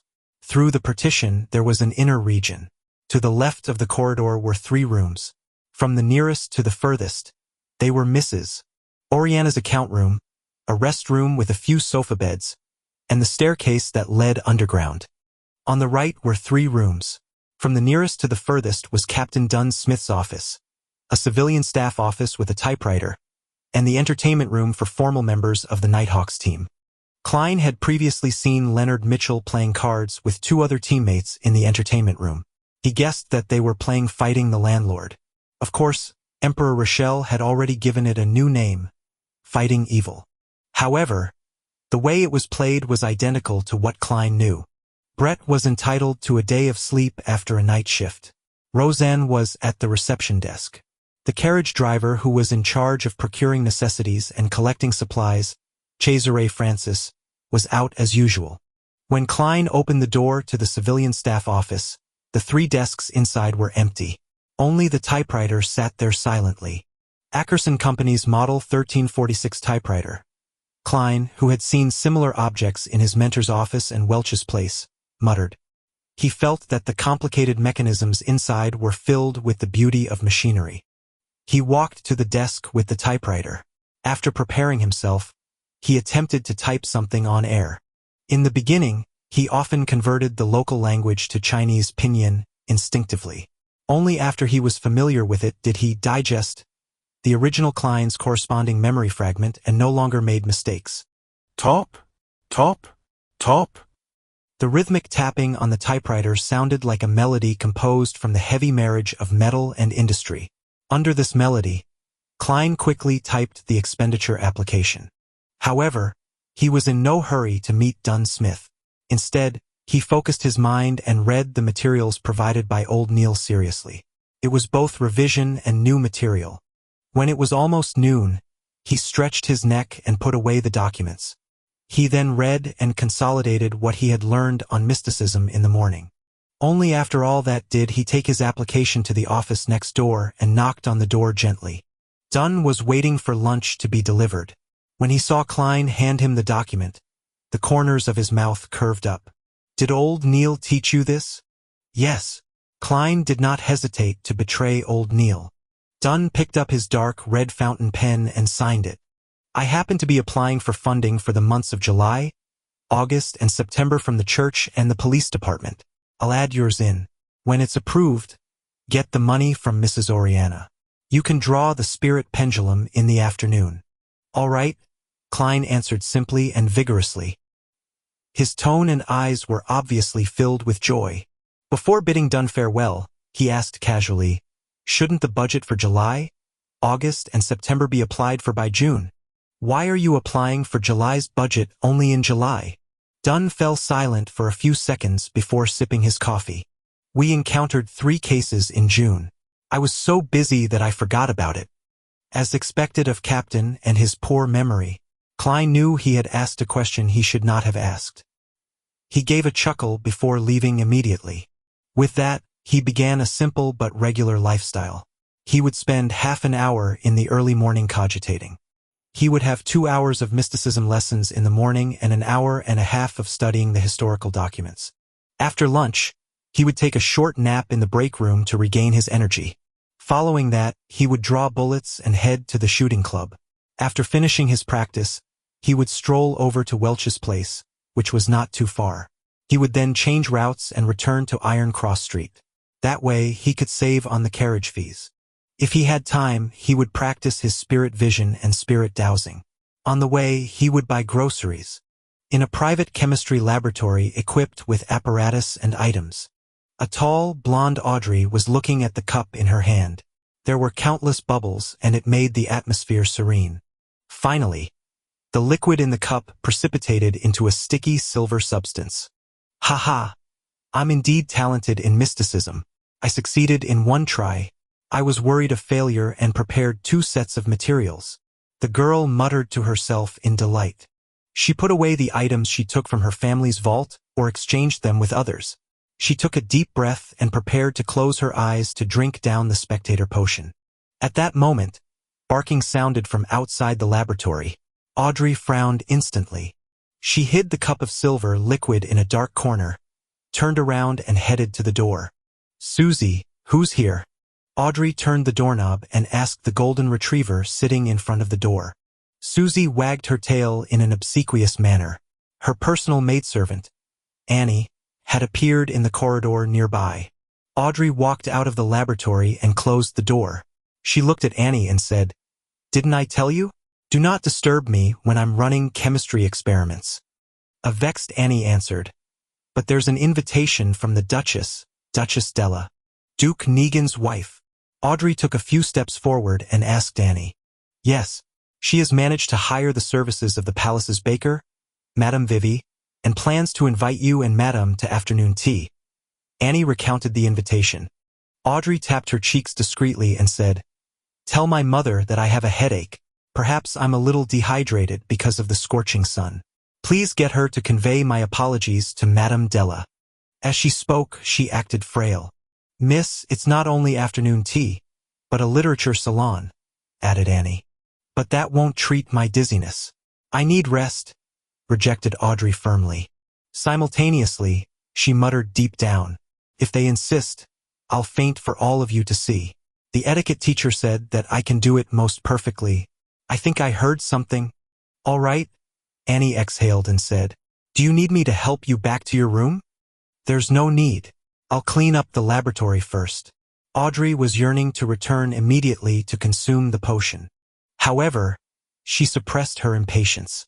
She only returned to the laboratory's entrance when she saw Annie leave. Suddenly, she discovered that the golden retriever, Susie, who was waiting outside, was gone. Furthermore, the door to the laboratory was half opened. "I forgot that Susie can open doors with handles. What was that sound? Not good." Audrey heard crisp sounds coming from within.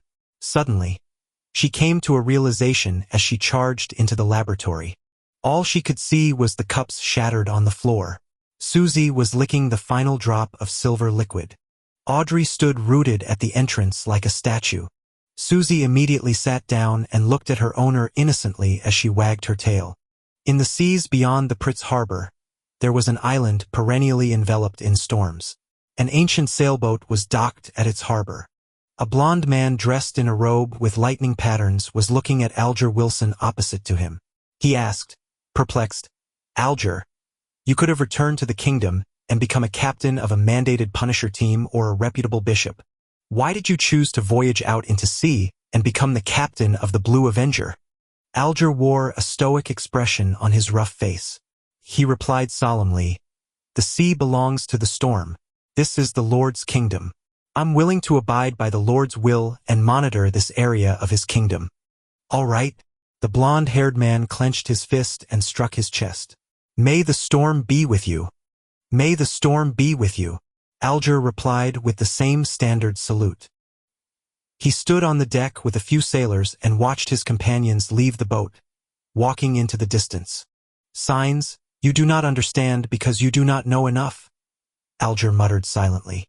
Meanwhile, Audrey finished her second concoction in a panic-stricken state. Seeing that the silver potion looked nothing different from before, she was nearly moved to tears. Gulp!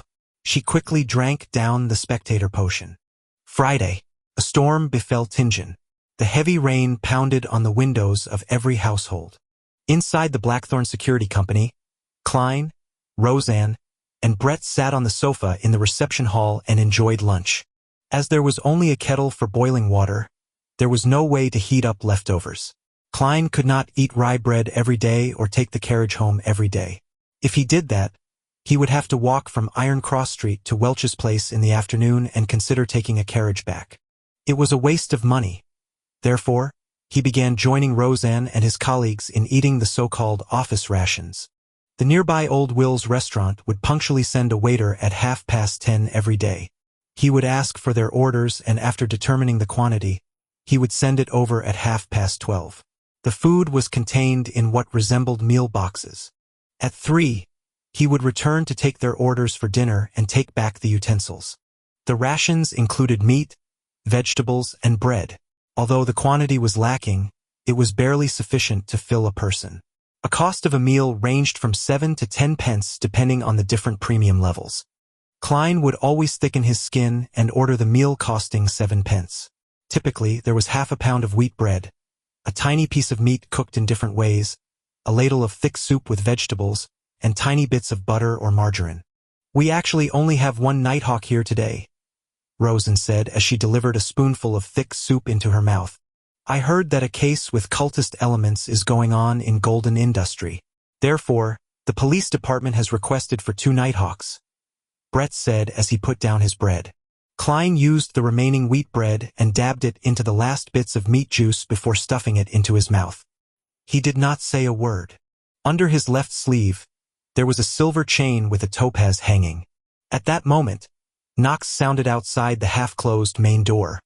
"Please come in." Roseanne was taken aback as she put down her spoon. She quickly used a handkerchief to wipe her mouth and stood up. The door was pushed open as a man in a half-top hat came in. The left shoulder of his black formal suit was drenched. The sides of his hair had grayed. He put away his umbrella and said to Klein and company, "Is this the former small mercenary squad?" "You can say that," answered Rose, and like clockwork. The lanky man coughed and said, "I have a mission request." Chapter 42. Butler Klee. A mission request. You probably came to the wrong place. This security company's signboard is really nothing but a signboard. Klein immediately held back his urge to lampoon when he heard the visitor. How he yearned for there to be a message board and a screen for him to share his thoughts. But he soon realized that he had once asked a similar question. The captain's answer was that they could take on jobs if they were free.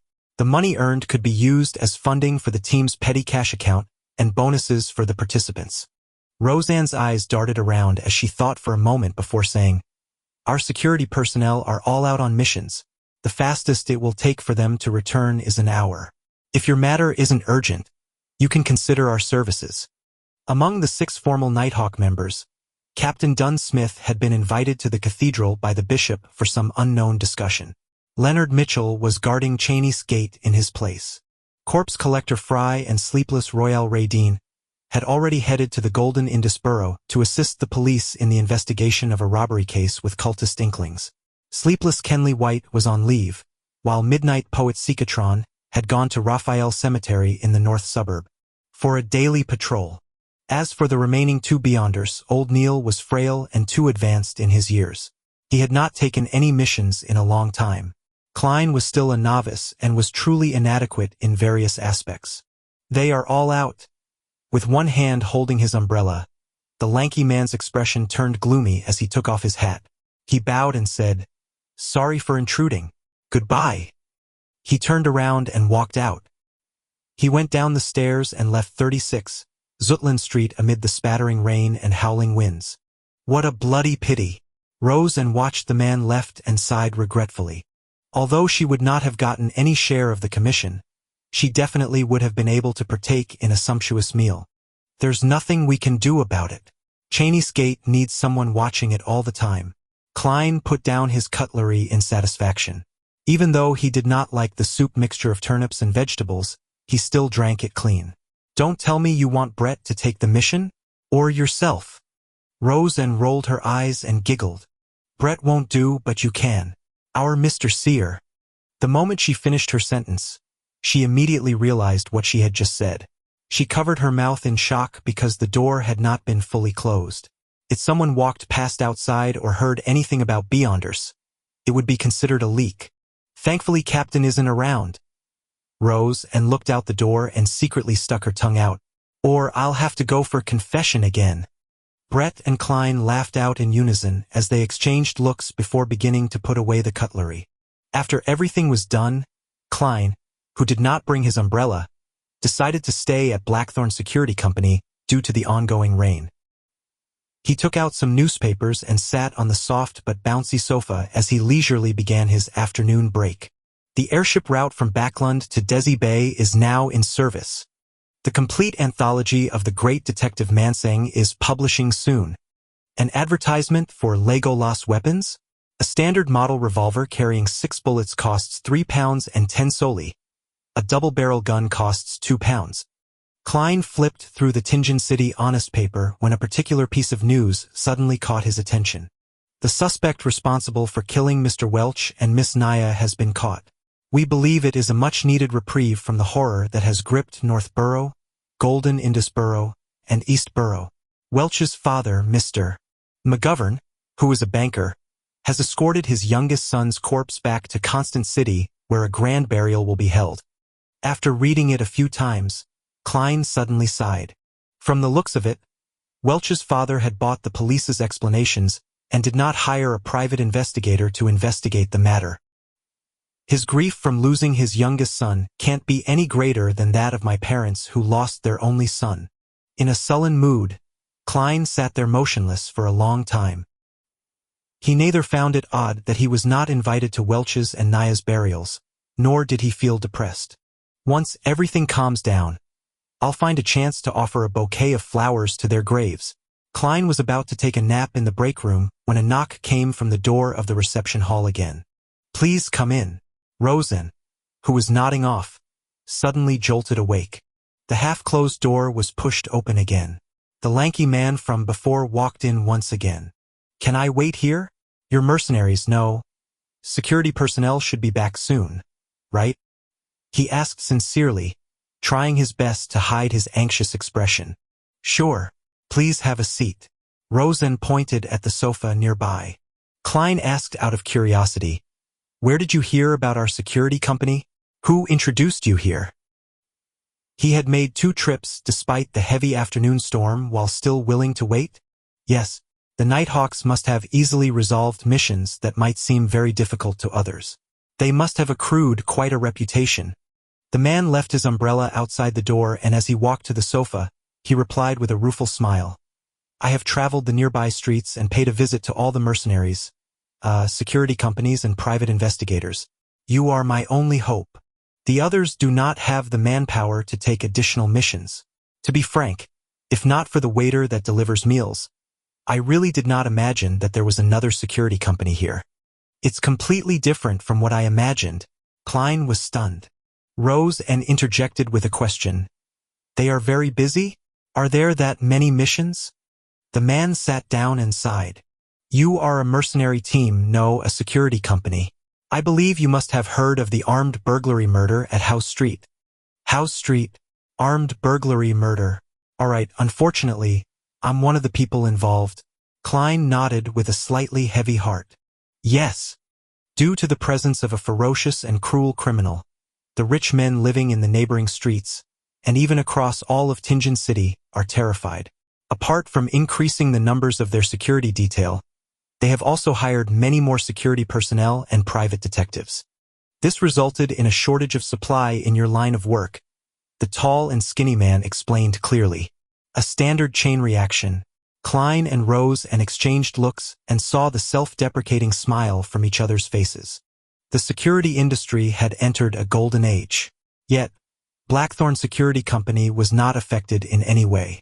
It was apparent how dismally the company was run. Of course, to a certain extent, it also proved the success of the Nighthawks in hiding themselves. After waiting for another 20+ minutes, Klein prepared to leave since the rain was coming to a stop. He planned on practicing at the shooting club. At that moment, the black-haired and green-eyed Leonard Mitchell walked out of the partition. He looked curiously at the sofa. This is a client. Is Captain back? Roseanne asked delightfully. Back? The lanky man was taken aback when he heard that.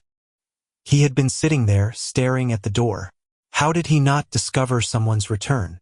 Roseanne's expression immediately froze as she chuckled. As a security company, we don't only use the front door. Figures. The lanky man nodded in enlightenment. He was also not surprised by the term captain. Security companies were mercenary teams or small-scale mercenary guilds. It was normal for captain to be used. Leonard did not tuck in his white shirt. His black vest was also casually draped on. He took a glance at the lanky man when he suddenly snapped his fingers and said, I'm a member of the security personnel at Blackthorn. How might I address you? How may I help you? Perhaps it was because he had long heard about the unrestrained characters of mercenaries that he did not feel the anger of being humiliated. Instead, he let out a breath of relief. He watched Leonard sit down and organized his words. My name is Klee, a butler of Mr. Vickroy, a tobacco merchant.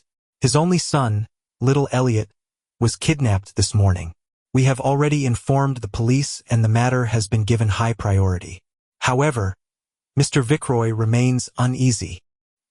He wishes to go through the channels which mercenaries, security personnel have, as well as your understanding of Tingen, to investigate the case from a different angle and ensure that little Elliot is rescued safely. If you are able to find where the kidnappers are hiding, Mr. Vickroy will be willing to pay you £100. If you have the means to successfully save young Master Elliot, he is willing to pay double. £200. Leonard Mitchell smiled leisurely. Mr. Vickroy seems to only wish for us to find the kidnapper's hideout. If not, he will not think that his only son is worth £100.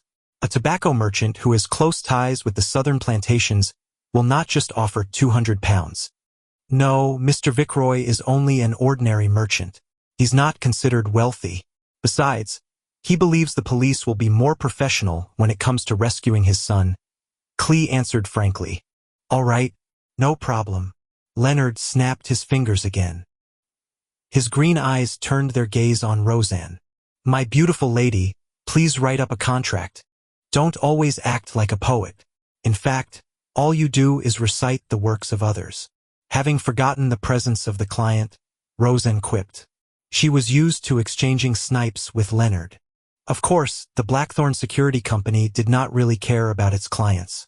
It was great to have them, but it was also fine not having them. Roseanne left the reception counter and entered the staff office. Soon, there were sounds of typing coming out from the office. The corners of Klein's mouth twitched a little. He found them too unprofessional. There was no standard template for a contract. This sure is tragic.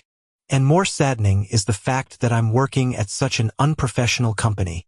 The moment these thoughts arose in him, Roseanne completed a simple contract that had only a few clauses. Then, Klee and Leonard Mitchell signed it. After Klee stamped it, she took the contract and returned to the accounting room and got Mrs. Oriana to stamp it with the Blackthorn Security Company logo, something that was actually useless. Dunn typically handed it to Oriana for safekeeping. On Sunday, it would be passed to Roseanne and Company. I'll wait for your good news. After receiving one copy of the contract, Klee stood up and bowed with his hat off. Leonard did not respond. He seemed to be in deep thought. He suddenly turned his head toward Klein and revealed a smile. I need your help. Ah? Klein was taken aback. I mean, you and I can finish this mission together. The corners of Leonard's mouth curved up slightly as he explained. I'm good at combat, shooting, climbing, sensing, and chanting, and taking on some support roles. But that does not include looking for people. You don't expect old Neil to go out in such weather, right?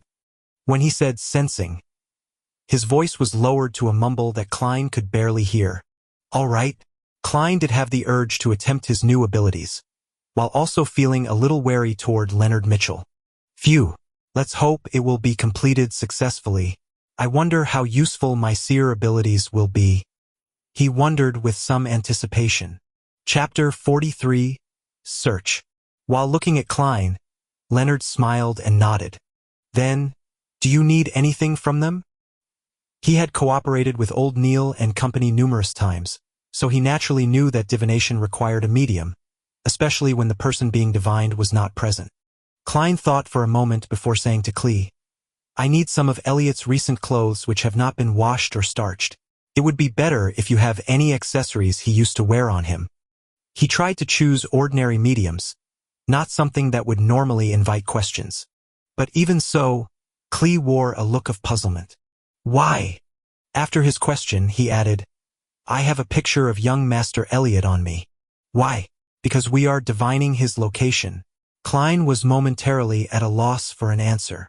If he answered truthfully, ignoring the fact that it violated the confidentiality clause, Klee would likely storm out immediately and rip apart the contract while cursing, "This bunch of cheats. If that works, why don't I find the most famous spirit medium in Awa County?" By the side, Leonard Mitchell chuckled and said, "Mr. Klee, my partner, colleague rears a unique pet. Its sense of smell is sharper than a hound's. That's why we need clothes that little Elliot wore and items he used to wear on him to aid us in finding him. As you know, clues typically bring you to a general region. As for the picture, we would need it too. Both of us need to know what little Elliot looks like." Klee accepted the reason by nodding slowly. "Will you be waiting here, or will you be going with me to Mr. Viceroy's residence in the city?" "Let's go together. It saves time," replied Klein simply. Not only was he eager to try out his abilities as a Beyonder, but he also wanted to save the child. "All right, the carriage is downstairs." As Klee spoke, he took out a black and white photograph and handed it to Leonard. It was a picture of Elliot Viceroy alone. He was about 10 years old with rather long hair that nearly covered his eyes. There were obvious freckles on his face and he did not seem to stand out. Leonard glanced at it and handed it to Klein. Klein took a careful look and placed the photograph into his pocket. Then he took his cane and put on his hat. He followed the two out of Blackthorn Security Company and boarded the carriage downstairs.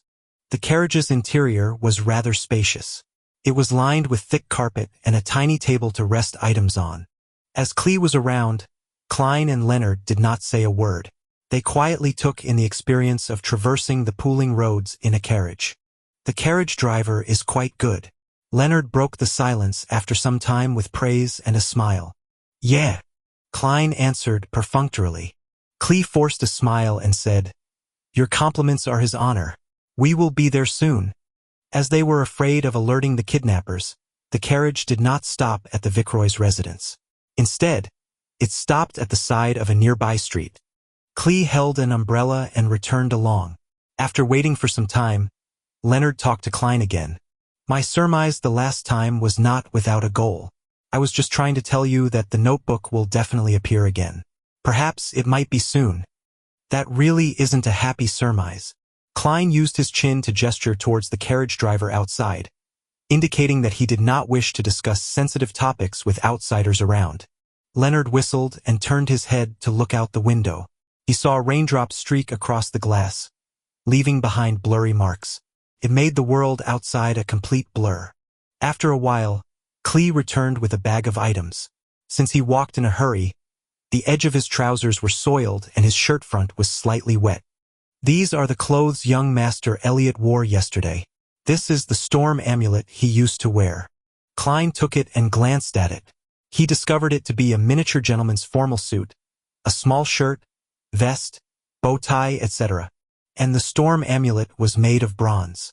It was carved with symbols representing gales and sea waves, but they did not trigger Klein's perception. "I'll recount in detail the incidents leading up to young Master Elliot's kidnapping. Hopefully, it will let you find him easier." Klee sat down and described the nightmare that happened in the morning, hoping that the helpers he went through great trouble to hire would be of help. Klein and Leonard held no interest in the specifics. All they cared about was the number of kidnappers, if anything unusual had happened, or if they had any weapons. 3, normal, armed with firearms. After obtaining the desired information, they bade Klee farewell and hired a 2-wheeled light carriage. Unlike public carriages, private hire carriages were either 4-wheeled or 2-wheeled. They were charged either by time or distance. The latter was at 4 pence a kilometer in the city and 8 pence a kilometer outside. The former cost 2 soldi per hour or part thereof. After the first hour, There were additional charges of 6 pence every 15 minutes. In inclement weather or if the customer needed to go faster, the fare could even be higher. Klein had heard from Azek that in the capital, Backland, these carriage drivers were famous for quoting outrageous prices. To him, taking a private carriage was quite a luxury. However, he did not need to worry about this at the moment since Leonard had tossed 2 one-solly notes to the carriage driver.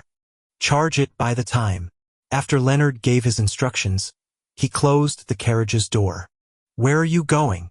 The carriage driver was delighted and puzzled as he held the 2 notes. Wait a moment. Leonard cast his gaze at Klein. Klein nodded slightly and took out Elliot's clothes. He spread it out on the carriage's floor and then wound the storm amulet around his cane's handle. He held the silver-inlaid black cane and hung it straight over Elliot's clothes. He gathered the sphere of light in his head as his mind rapidly turned still. His brown eyes quickly turned deeper in color as he entered a half-cogitation state. He felt his body's spirit turning light. He vaguely saw the world of spirits everywhere. He silently said, Elliot's location. After repeating it 7 times, he released his grip of the black cane, but the cane did not fall to the ground. It remained standing in front of him even though the carriage was shaking. Minute but invisible stirrings happened around Klein, and he felt as if pairs of eyes were looking at him. Over the past few days, Klein had felt this sensation occasionally when he was in the state of cogitation or spirit vision. With a little fear, he looked at the cane with his deep black eyes. He recited once again in his heart, Elliot's location. Elliot's location.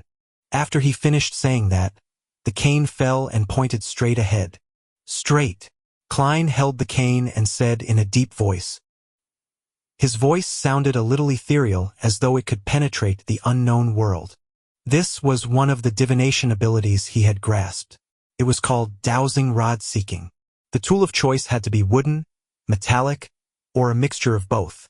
In ordinary circumstances, he would require 2 real dowsing rods. Dowsing rods were shaped like 2 straight metal wires tapered to an edge. He would hold on to the shorter side and turn it to ascertain the correct direction. But as a seer, Klein realized that through practice, he could search for people directly using this method. He could also use his cane as a replacement for dowsing rods. The direction in which the cane fell was the direction of the item he was seeking. As for the Antigonus family's notebook, Klein could not remember it at all. Without the slightest impression, there was no way for him to find it. Go straight. Leonard instructed the carriage driver loudly. We will tell you when there's a need to turn. The carriage driver did not understand why that was necessary, but the notes in his pocket and the willingness of his passengers to hand over the money kept him quiet. He chose to follow the strange instructions. The carriage proceeded slowly, passing through one street after another. Midway, Klein used dowsing rods seeking to correct their direction. After the carriage circled a building once, he finally determined that Elliot was inside. It had only been 30 minutes since they bade Clee farewell. After sending off the cane, Klein did not continue using Elliot's clothes. Instead, he placed the cane, entwined with the storm amulet, directly onto the ground. His eyes turned dark once again as the raindrops around him suddenly spun in place. The cane fell to the front with a slant. Klein pointed at the staircase and said, There. At times, I really envy old Neil. Similarly, I envy you now. Upon seeing this scene, Leonard smiled with a sigh. Klein shot him a glance and replied with a calm tone. This is nothing difficult. If you are willing to learn, you would definitely be able to master it. Your perceptivity should be very high, right? Leonard nodded and chuckled. That's not something good. He quickened his pace and walked into the building amid the ending rain. Klein was afraid of drenching his formal suit, so he jogged in tow. The building only had 3 stories. It was similar to a unit block from Earth. The entrance to each floor was situated along the flight of stairs. There were only 2 units on per floor. Klein used dowsing rods seeking on both the first and second floors, but the cane remained still while pointing upward. The 2 of them quieted their footsteps and arrived at the 3rd floor. Klein once again placed the black cane on the floor. Whoosh! A breeze blew across the stairs as his pupils changed colors. The darkness seemed like it could suck the souls of people. Whoosh, whoosh, whoosh. Sobs seemed to sound out around them. Klein relaxed his palm as the cane with the entwined storm amulet magically stood erect. He silently read Elliot's location again. He watched his black cane drop silently as it pointed to the right room. They should be in there. While Klein picked up his cane, he tapped his glabella twice. Various colors saturated as he looked at the right room. He saw all sorts of auras inside. 1, 2, 3, 4. 3 kidnappers and 1 hostage. The numbers match. One of their auras is short. It's likely Elliot. Mr. Klee said that they have 2 hunting rifles and a revolver. Klein whispered. Leonard chuckled. Let me recite a poem for them. Why be a kidnapper? Why can't you happily be civilized person? He put down the bag with Elliot's clothes and took 2 steps forward. His expression suddenly turned serene and melancholic. His magnetic and deep voice gradually sounded. Oh, the threat of horror. The hope of crimson cries. One thing at least is certain, that this life flies. One thing is certain, and the rest is lies. The flower that once has bloomed forever dies. Chapter 44, Fate. Leonard's singing sounded like a lullaby as it lightly resounded through the doors and into the winding wooden stairwell. Klein's mind immediately turned torpid. He felt like he saw a silent moonlight and serene rippling lake. His eyelids rapidly turned heavy as if he were about to fall asleep standing. Amid these indistinct sensations, he also felt a strange, formless, and indifferent focus on his back. It felt like he was wandering the spirit world himself. A baffling sense of déjà vu suffused as Klein suddenly found his train of thought once again. With his strong spiritual perception and extreme familiarity with cogitation, he barely escaped the influence of the midnight poem. However, he remained serene and could hardly evoke any emotions. Soon, Leonard stopped singing as he turned his head with a smile. I'm considering asking Captain's permission to apply for a Phaenopotter lute. How can there not be an accompaniment when singing? Heh, I'm just kidding. I can hear them asleep.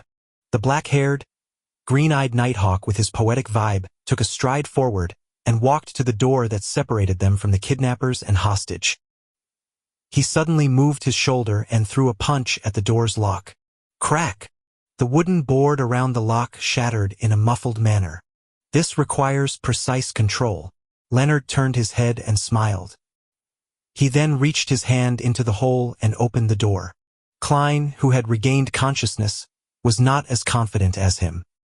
He reached under his armpit, drew his revolver and turned the cylinder, making sure that he could shoot at a moment's notice. As the door swung back, he saw a man sleeping on a table with a gun by his feet. Another man was rubbing his eyes in a daze while trying to stand up. Bam! Leonard slid forward and struck the awakening kidnapper unconscious. Klein planned to enter as well when he suddenly sensed something. He turned around abruptly and faced the stairwell. Tap, tap, tap. Footsteps were approaching from below. It became clear that something was a hatless man in a brown coat circling the stairwell in his progression toward the 3rd floor while hugging a paper bag of bread. Suddenly, he stopped. He saw a gun's barrel aiming at him with a metallic luster. His pupils reflected a young man dressed in a half-top hat, black formal suit with a bow tie of the same color. It also reflected the cane which rested along the rail and the dangerous revolver. Do not move. Raise your hands. 3, 2, 1. Klein's tone was deep but relaxed. He held the revolver with both hands as he tried to imagine the man as a target from his practice. Amid the tense atmosphere, the man in the brown coat threw the bag of bread and slowly raised his hands. Sir, is this a kind of a joke? Has there been a misunderstanding? He stared intently at the finger that Klein had placed on the trigger as he forced a smile. Klein was temporarily unable to determine if he was an accomplice or a neighbor, but he did not reveal any abnormalities. He said in a deep voice, Do not attempt to resist. Someone will determine if it's a misunderstanding in a while. At that moment, Leonard, who had finished handling the kidnappers, walked out and noticed the man in the stairwell. He said leisurely, So the kidnappers have another accomplice responsible for buying and delivering food? Upon hearing this, the man's pupils constricted as he suddenly raised his foot and kicked the bag of bread up in an attempt to block Klein's vision. Seemingly unaffected, Klein coldly pulled the trigger like his usual training. Bang! Blood burst out from the man's left shoulder. He tumbled to the ground and attempted to escape from the second floor. However, Leonard had already reached his hand towards the handrail before leveraging himself to jump over. With a dull thud, Leonard landed on the man from above. The man fainted as Leonard swatted away some of the blood that had splattered on him. He looked up at Klein and chuckled. Nice shooting. I was trying to hit his legs. The corner of Klein's mouth twitched in an indiscernible manner as he caught a whiff of the smell of blood. He discovered that despite not having any enhancements to his visual, auditory, or tactile senses after consuming the seer potion, he could still see obstructed objects and hear faint footsteps, allowing him to take preemptive judgment. Was this in the scope of spiritual perception? Klein nodded in thought as he watched Leonard find a sharp dagger in the accomplice's possession and drag him into the room. With a gun and cane in each hand, Klein entered the kidnapper's room. They saw Elliot Vickroy jolt awake from the gunshot as he straightened his body and sat up slowly from a huddled position. Leonard had securely tied up the 3 kidnappers with the rope they used against Elliot. Bunched together, they were thrown in a corner. The lack of rope was made up by tearing their clothes.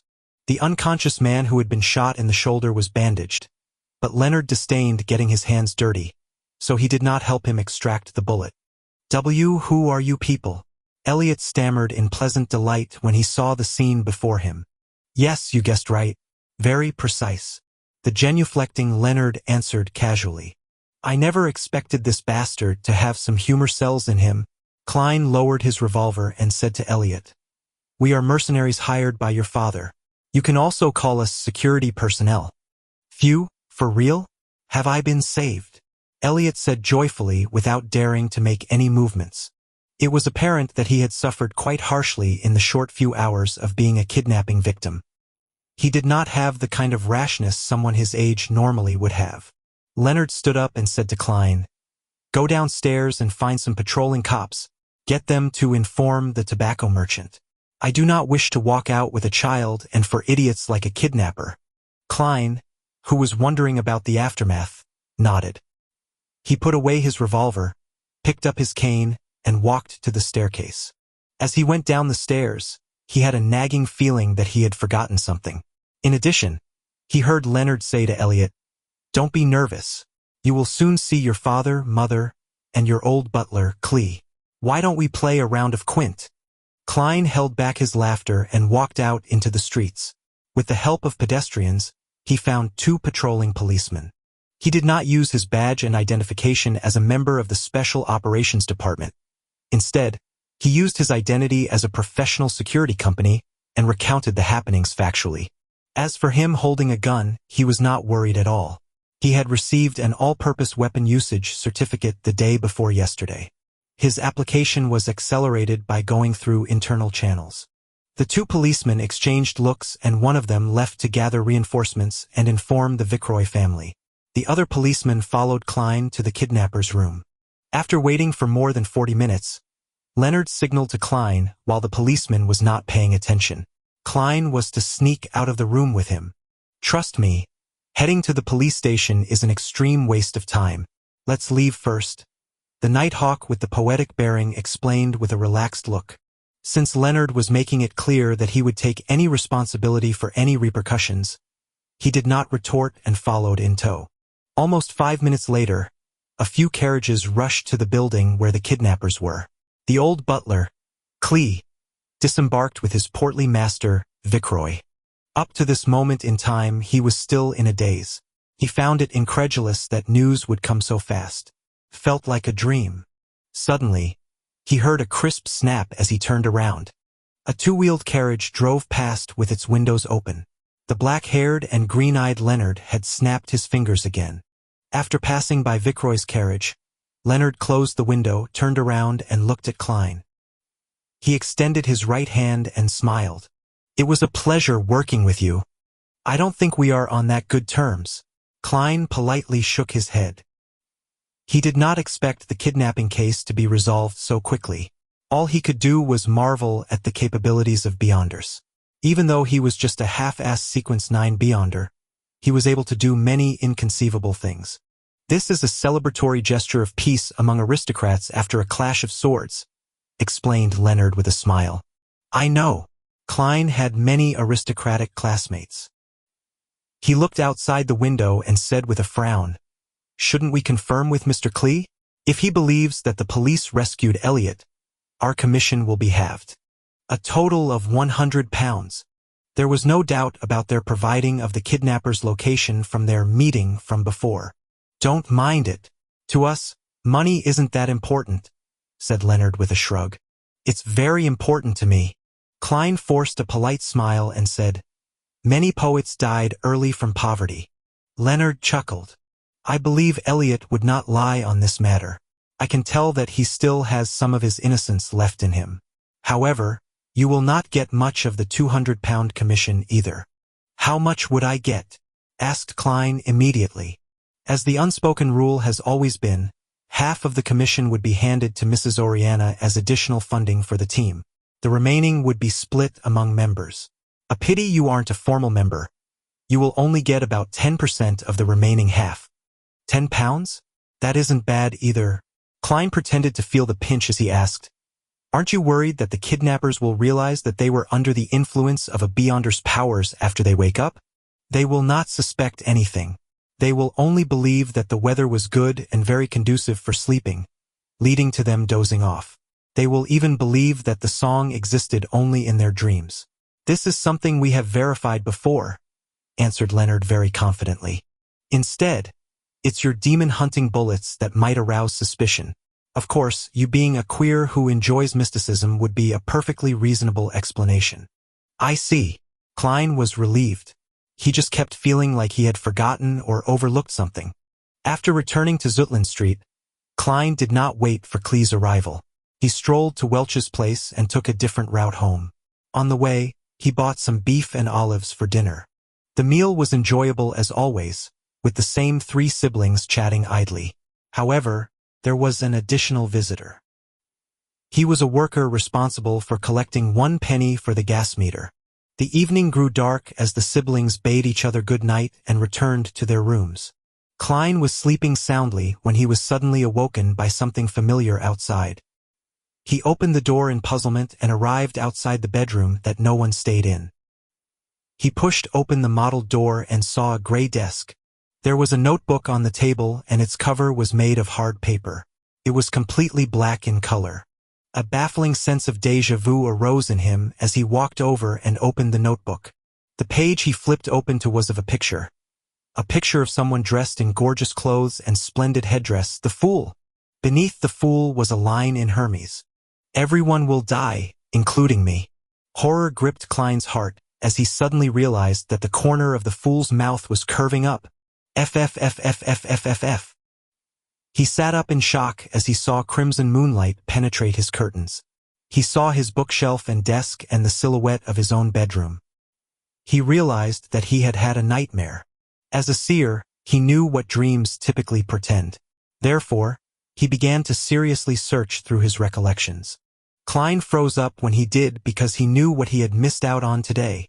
While he was immersed in Leonard's singing, he had sensed a formless and indifferent focus on his back. The feeling of being observed felt different from the usual cogitation or experience he had from using spirit vision. It gave him a sense of déjà vu. According to Captain Dunn, once a feeling of déjà vu arose in him, it probably means. Klein suddenly sat straight and confirmed the feeling. Yes, it's that notebook. That Antigonus family's notebook. Chapter 45. Returning. The Antigonus notebook is in the apartment across the kidnappers. Although it was very coincidental, Klein believed that his intuition was correct. He immediately got out of bed and rapidly changed out of the old clothes he usually wore to bed. He picked up a white shirt beside him and draped it on, quickly buttoning from top to bottom. 1, 2, 3. He suddenly realized that he was missing buttons. The left and right sides did not seem to match. On careful look, Klein realized that he had made a mistake buttoning the first button, causing the shirt to warp. He shook his head helplessly before taking a deep breath and slowly breathing out, using some of his cogitation techniques to restore his calm. After putting on his white shirt and black trousers, he barely managed to wear his armpit holster steadily. He pulled out the revolver he hid under his soft pillow and holstered it. Without time to tie a bow tie, he draped his formal suit on and with a hat and cane in each hand, he walked to the door. After putting on his top hat, Klein gently twisted the door handle and walked into the corridor. He carefully closed his bedroom's wooden door and sneaked downstairs like a thief.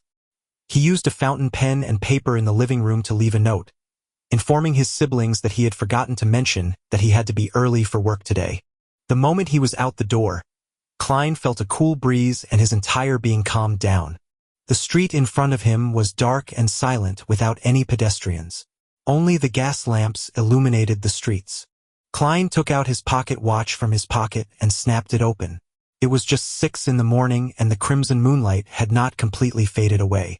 However, there was a hue of sunrise over the horizon. He was just about to seek out an expensive-for-hire carriage when he saw a 2-horse, 4-wheeled trackless carriage approaching him. There are public carriages this early in the morning. Klein was puzzled as he went forward and waved for it to stop. "Good morning, sir." The carriage driver stopped the horses skillfully. The ticketing officer beside him had his hand to his mouth while yawning. "To Zutland Street." Klein scooped out 2 pennies from his pocket and 4 halfpence. "4 pence," the ticketing officer replied without any hesitation. After paying for the ride, Klein got onto the carriage and found it empty. It exuded a clear loneliness amid the dark night. "You are the first one," said the carriage driver with a smile. The 2 brown horses widened their pace as they proceeded briskly. "To be honest, I never imagined there to be a public carriage so early in the morning." Klein sat near the carriage driver and made idle chatter to divert his attention and relax his tense mind. The carriage driver said in a self-deprecating manner, "From 6 in the morning to 9 at night, but all I earn is £1 a week. Are there no breaks?" inquired Klein in bafflement. "We take shifts to rest once a week." The carriage driver's tone turned heavy. The ticketing officer beside him added, "We are in charge of plying the streets from 6 to 11 in the morning. Following that, we have lunch and an afternoon break. Near dinner time, which is 6 in the evening, we replace our colleagues. Even if we do not need rest, the 2 horses will need it. It wasn't anything like that in the past. There was an accident that should not have happened. Due to fatigue, a carriage driver lost control of his carriage and it toppled. It resulted in us having shifts. Those bloodsuckers would never become this kind so suddenly otherwise." The carriage driver scoffed. Under the illumination of dawn, the carriage drove towards Zutland Street and picked up 7 to 8 passengers on the way. After Klein was less tense, he did not converse further. He closed his eyes and recalled the experiences from yesterday, hoping to notice if he had forgotten anything. By the time the skies were bright when the sun was fully up, the carriage finally arrived at Zutland Street. Klein pressed his hat with his left hand and briskly jumped off the carriage. He quickly stepped into 36, Zutland Street and arrived outside Blackthorn Security Company after going up the flight of stairs. The door was still closed and had yet to open. Klein took out the ring of keys by his waist and found the corresponding brass key, and inserted it into the keyhole and twisted it. He pushed forward as the door slowly opened. He saw the black-haired, green-eyed Leonard Mitchell sniffing at a recently popular cigarette. "To be honest, I prefer cigars. You seem to be in a rush," the poet-like Nighthawk asked in a relaxed and cozy manner. "Where's Captain?" Klein asked instead of answering. Leonard pointed at the partition. "He's in the office. As an advanced sleepless, he only needs 2 hours of sleep in the day. I believe it's a potion those factory owners or bankers would like the most." Klein nodded and quickly passed through the partition. He saw that Dunn Smith had opened the door to his office and he was standing at its entrance. "What's the matter?" Dressed in his black windbreaker, he held a gold-inlaid cane with a solemn and stern expression. The feeling of déjà vu came to me. It should be the notebook. The Antigonus family's notebook. Klein tried hard to make his answer clear and logical. "Where was that?" Dunn Smith's expression did not have any obvious changes. However, Klein's intuition told him that a clear and invisible stir had happened in him. This was possibly a flash of his spirit or a change in his emotions. "It's at the place Leonard and I saved the hostage yesterday, opposite the kidnapper's room. I didn't notice it back then until I had a dream and received a revelation." Klein did not conceal anything. "From the looks of it, I missed out on making huge contributions." Leonard, who had walked to the partition, chuckled. Dunn nodded slightly as he instructed with a solemn expression.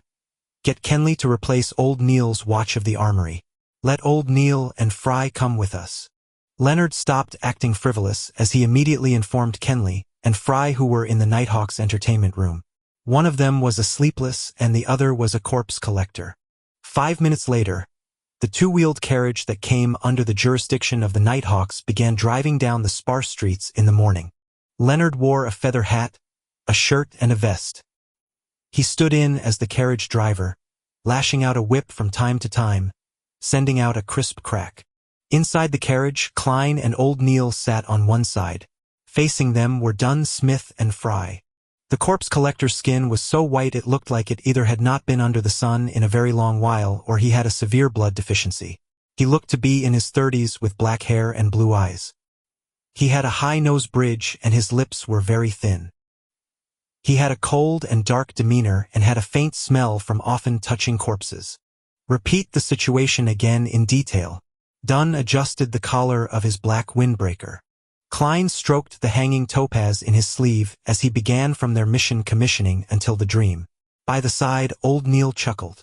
"Your fate seems to be entwined with that Antigonus family's notebook. I never expected you to meet it in such a manner." "That's right. Isn't this too much of a coincidence?" Thankfully, Leonard just mentioned that there was no indication of hidden factions of mysterious powers at play from the preliminary investigations of Elliot's kidnapping. It was solely a crime motivated by money. Otherwise, I would really suspect if someone had deliberately arranged for this to happen. Klein found the situation rather curious. It was too coincidental. Dunn did not express his ideas as he was in deep thought. Likewise, corpse collector Fry maintained his silence in his black windbreaker. Only when the carriage stopped at the building mentioned by Klein was the silence broken. "Let's go up. Klein, you and old Neil walk behind. Be careful, very careful." Dunn got off the carriage and pulled out a strange revolver with a clearly long and thick barrel. He stuffed it into his right pocket. "All right." Klein did not dare take point. After Leonard found someone to watch the carriage, the 5 Beyonders walked orderly into the building. With very light footsteps, they arrived at the 3rd floor. "Is this the place?" Leonard pointed at the apartment opposite the kidnappers. Klein tapped his glabella twice and activated his spirit vision. In this state, his spiritual perception was enhanced again. He found the door familiar as if he had once entered it before. "Yes."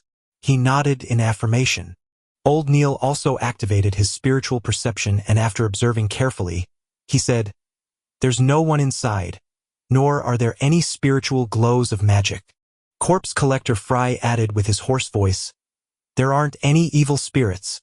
He could see many spiritual bodies, including evil spirits and restless wraiths, even without activating his spirit vision. Leonard took a step forward and, like yesterday, punched the door's lock. This time not only did the surrounding wood shatter, even the door lock flew and fell noisily to the ground. Klein seemed to feel an invisible seal instantly vanish. Immediately following that, he caught a whiff of an intense stench. "Corpse, a rotting corpse," Fry described coldly. He did not appear to suffer from nausea. Dunn reached out his black-gloved right hand and pushed open the door slowly. The first thing that they saw was a chimney. For early July, there was an abnormal heat emanating the room. In front of the chimney was a rocking chair. Sitting on it was an old woman dressed in black and white. Her head hung low. Her body was abnormally large. Her skin was blackish-green and swollen. It felt like she would explode from a simple prod, spewing a foul, rotting stench from within. As maggots and other parasites squirmed between her flesh, blood, and rotting juices, or clothes and wrinkles, they appeared like points of light in spirit vision. They seemed to cling close to an extinguished darkness. Bah! Bah! The old woman's eyeballs dropped to the floor and rolled a few times, leaving behind a yellowish-brown streak. Klein felt disgusted and being unable to tolerate the putrid stench any longer. He bent over and puked. Chapter 46. Portrait. Iugiha! Iugiha! Klein squatted there, vomiting involuntarily. He was soon done with his puking since he did not eat breakfast. At that moment, a tin-colored square flask that looked like a cigarette box appeared in front of him. The mouth, which had lost its stopper, emitted a mixture of smells akin to tobacco, disinfectant, and mint leaves. It cleared up Klein's nose and rejuvenated him. The pungent smell continued to linger, but Klein no longer felt nauseous. He soon stopped vomiting. He traced the tiny flask up and saw a pale hand that did not seem to belong to a member of the living. He saw the mouth of a black windbreaker's sleeve and saw corpse collector Fry with his cold and dark bearing. "Thank you." Klein recovered completely, and with his hands on his knees, he stood back up. Fry nodded without any expression. "It'll be fine once you are used to it." He put back the flask stopper and put it into his pocket and turned around, walking to the highly decomposed corpse. Without gloves, he began examining the old woman. As for Dunn Smith and Leonard Mitchell, they paced slowly around the room, occasionally touching the table's surface or newspapers. Old Neil pinched his nose and stood outside the door, grumbling in a muffled voice. "Seriously gross. I'm going to request for additional pay this month." Dunn turned his head over and touched the wall beside the chimney with his gloved right hand. While doing so, he asked Klein, "Does this place look familiar?" Klein held his breath and constructed the silver pocket watch in his mind to calm down. With him already in his spirit vision state, he immediately felt different. A scene that came from the deepest recesses of his memories flashed past his eyes. Chimney, rocking chair, table, newspapers, the rusty nails on the door, the tin cans inlaid with silver. The scenes were dark and dull, like a documentary from Earth. However, it was even more blurry and illusory. The scene quickly stacked against what Klein was seeing. The feelings of déjà vu and having been here before presented themselves clearly. An illusory and ethereal scream seemed to pass through invisible walls. "Hornacis, Phlegria, Hornacis, Phlegria, Hornacis, Phlegria. It feels a little familiar," Klein answered honestly while his brain felt a stabbing pain. Thankfully, he quickly tapped his glabella twice. Hornacis, the Hornacis mountain range that appeared in original Klein's diary. That is content that was deciphered from the Antigonus family's notebook. The murmurs were very similar to one of the previous ones. It involved the word Hornacis. Is this a form of enticement? Klein was gripped by shock as he did not dare think deeper, afraid that he would place himself on the trajectory of losing control. Dunn nodded slightly and walked to a cupboard. He suddenly reached out his hand and pulled open its wooden door. The bread inside was moldy, and there were about 7 gray, stiff, dead rats. "Leonard, go downstairs to get patrolling cops and explain the situation here," instructed Dunn. "All right." Leonard turned and left the apartment. Following that, Dunn opened the door to 2 other bedrooms and did a careful search. After being certain that there were no clues as well as any sign of the Antigonus family's notebook, Fry also stood up. He wiped his hands with a white handkerchief he brought along with him and said, "The time of death was more than 5 days ago.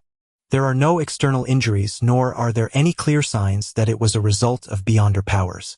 The exact cause of death will require a post-mortem." "Did you discover anything?" Dunn turned to look at old Neil and Klein. The two who were no longer in spirit vision state shook their heads in unison. "Apart from the corpse, everything else is normal. Actually, no, there was an invisible energy sealing the apartment in the beginning. As you know, there will usually be similar processes when we use ritualistic magic." Old Neil thought for a few seconds before adding. Dunn was just about to say something when he looked outside the door. A few seconds later, Klein and old Neil sensed something and turned to look at the stairwell. A few seconds later, faint footsteps grew louder as Leonard walked up with a policeman. The policeman's expression changed once he caught the noxious smell. He immediately cooperated with his colleague, from the Special Operations Department and began knocking on the doors of the residents on the second floor to gain an understanding of the situation on the third floor. Moments later, the corporal with his 2 silver chevrons looked at the corpse on the rocking chair. Katie Stefanio Bieber. Between 55 and 60 years old. Widow. Has rented this apartment with her son, Ray Bieber, for more than 10 years. Her husband was formerly a gem artisan. Her son is about 30 years old and is single. He inherited his father's trade and earns about £1.15 a week. According to their neighbors, they have not seen them in more than a week. Before the policeman continued, Klein already knew the critical point that followed. Missing. To be more precise, it was unknown where Ray Bieber had gone to. The ancient notebook could very well be on him. Do you have a picture of Ray Bieber? Dunn looked at the police officer. He was acting as the role of a high-ranking inspector. However, it was not really acting, since he was indeed a high-ranking inspector on the police department's roster. His salary and various allowances were also paid according to his rank. Of course, it did not include his salary from the church. The police officer shook his head nervously and said, "I'm not sure. I'll have to return to the station to search for it. It's not typical for us to have pictures of every single person." Got it. Continue questioning the residents on the first floor. Ask them in detail. Dunn gave the order. As he watched the police officer leave, he closed the door and turned to old Neil. "I'll leave the rest to you. If not, we will have to make all the residents sleep and obtain Ray Bieber's looks." "Yeah, I don't really trust sketches based on verbal descriptions." Old Neil nodded. He took out a few thumb-sized bottles from a pocket in his black classic robe and scattered the liquids in a particular order. Immediately following that, he pulled out a clump of powder and scattered it in a circle around him. Strangely, a biting smell spread and was not influenced by the nauseating smells in the room. Klein also suddenly noticed that there was an invisible force field around him. It separated him from the environment and everyone else. It was like the room in its previous state. Old Neil half closed his eyes as his lips mumbled a soft and indiscernible incantation. Without being prepared, Klein vaguely heard the words, "Goddess, give me strength. We look forward to the protection of the night." Hum! A sudden wind tore through the windows and blew up the powder. Klein's heart quaked suddenly as he felt goosebumps all over him. He found it difficult to describe. A terrifying smell that made him afraid of looking directly spread rapidly. He was confused as he tensed up, unable to relax. It felt as though he had plunged into a state similar to what one would have after working on a highly advanced mathematical problem. Suddenly, old Neil's eyes opened, his eyes pitch black. He took out a fountain pen from his pocket and began drawing on a piece of scrap paper on the table. He was so fast that his entire body was trembling. Klein focused his gaze and saw a face with recessed eyes and a tall nose bridge rapidly appear. When the natural curly short hair was done, old Neil wrote a single line beneath the portrait. Black hair, deep blue eyes. Left of his mouth is a fully ceramic tooth implant. Pada. The fountain pen in old Neil's hand fell onto the paper as his body convulsed a few times. This is the image of Ray Bieber according to what's left in the room. Old Neil whispered as the color of his eyes restored rapidly. Then, he turned back to his original spot and slowly circled it. The invisible force field that isolated things immediately dissipated in the form of a breeze. Praise the lady. Old Neil tapped his chest in 4 spots, forming the shape of the crimson moon. Klein's taut nerves relaxed as he made more acute observations.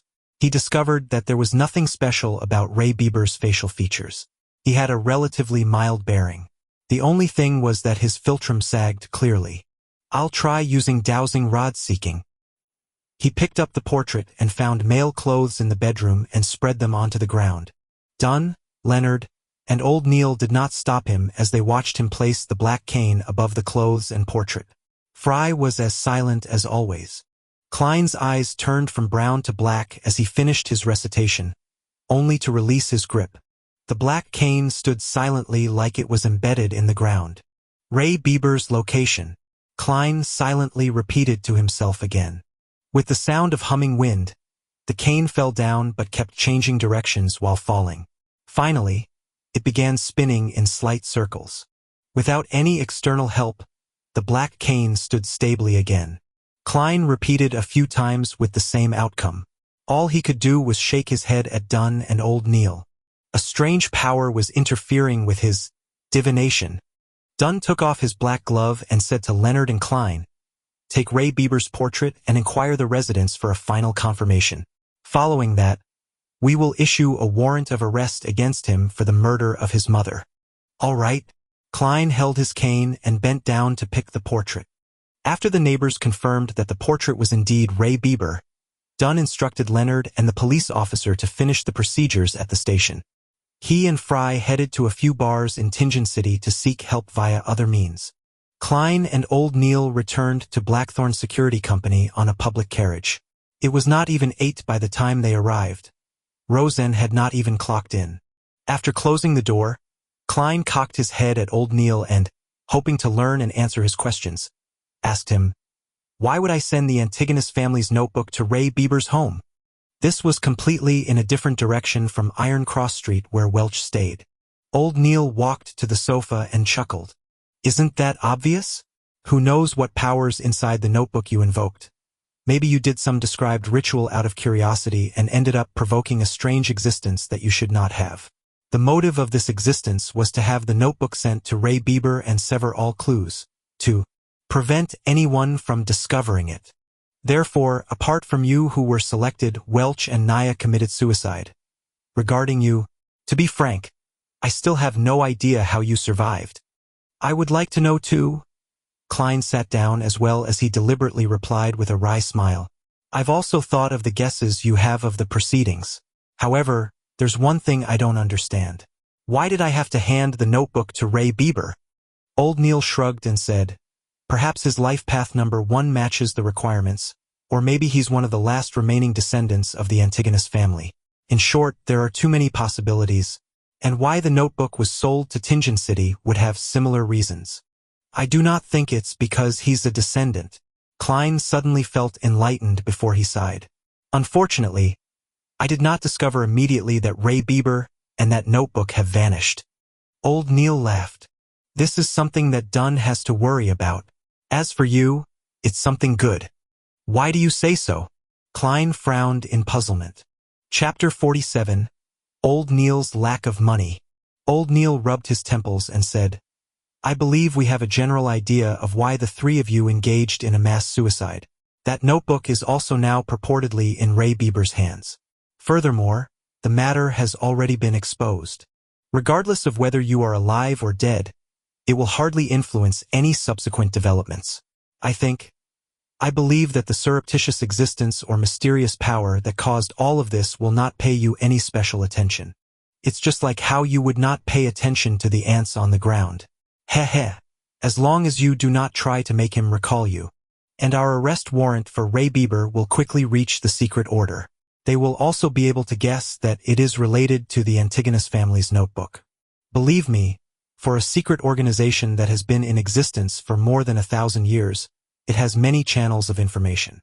Therefore, their focus will be diverted to Ray Bieber's whereabouts, in a bid to find the notebook before us. They will not, nor is it possible for them to harass, stalk, or deal with you. Lad, congratulations on stepping out from the shadows of the past. What follows will be a brand new journey filled with sunlight." Klein nodded when he heard that as he said in a happy and relieved manner, "I hope so." Having transmigrated here, he had been enveloped in uncertainty. Now, it felt like it had finally dissipated. However, Klein was still feeling uncertain because the notebook seemed to be tied to him in a certain manner. It went to the point of him bumping into remnant clues coincidentally from a normal mission of rescuing a hostage. He was afraid that there would come a day when a delivery man would send him a parcel, only to realize that it was that Antigonus family notebook after opening it up. Let's hope everything will go as old Neil described. He silently prayed. When old Neil heard his reply, he immediately scoffed. "You don't seem to be a devout believer of the goddess. At this moment, shouldn't you be drawing the sign of the crimson moon at your chest and say, 'May goddess bless us'? Mr. Neil, you don't seem like one either. A real devotee would not say, 'What follows will be a brand new journey filled with sunlight.'" Having been studying mysticism under Old Neil, Klein had established a decent friendship with him, so he did not stand on ceremony to return a sarcastic remark. Both of them locked eyes and chuckled with great rapport. At the same time, they tapped their chests 4 times. Praise the lady! At that moment, they heard the grinding sounds of machinery as the main door to Blackthorn Security Company opened. The elegant Mrs. Oriana with her fashionably coiled hair stepped into the reception hall with a light green dress. Good morning, Mr. Neil. Good morning, Klein. She held a small leather handbag as she greeted with a smile. It's another fabulous day today. A pretty good day. Good morning, Oriana. You are still as beautiful as 10 years ago, replied Old Neil with a chuckle. Oriana's eyes turned to slits as she upturned her face. Mr. Neil, the way you praise is still as infuriating as 10 years ago. She enunciated the words, 10 years. Is that so? Old Neil looked at Klein, confused. He wore a perplexed look. Never mention anything that will remind the ladies of their age.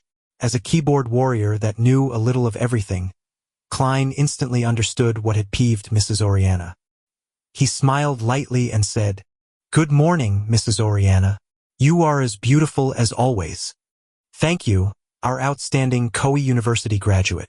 Oriana smiled with a nod before saying, That old butler has already paid the mission's commission.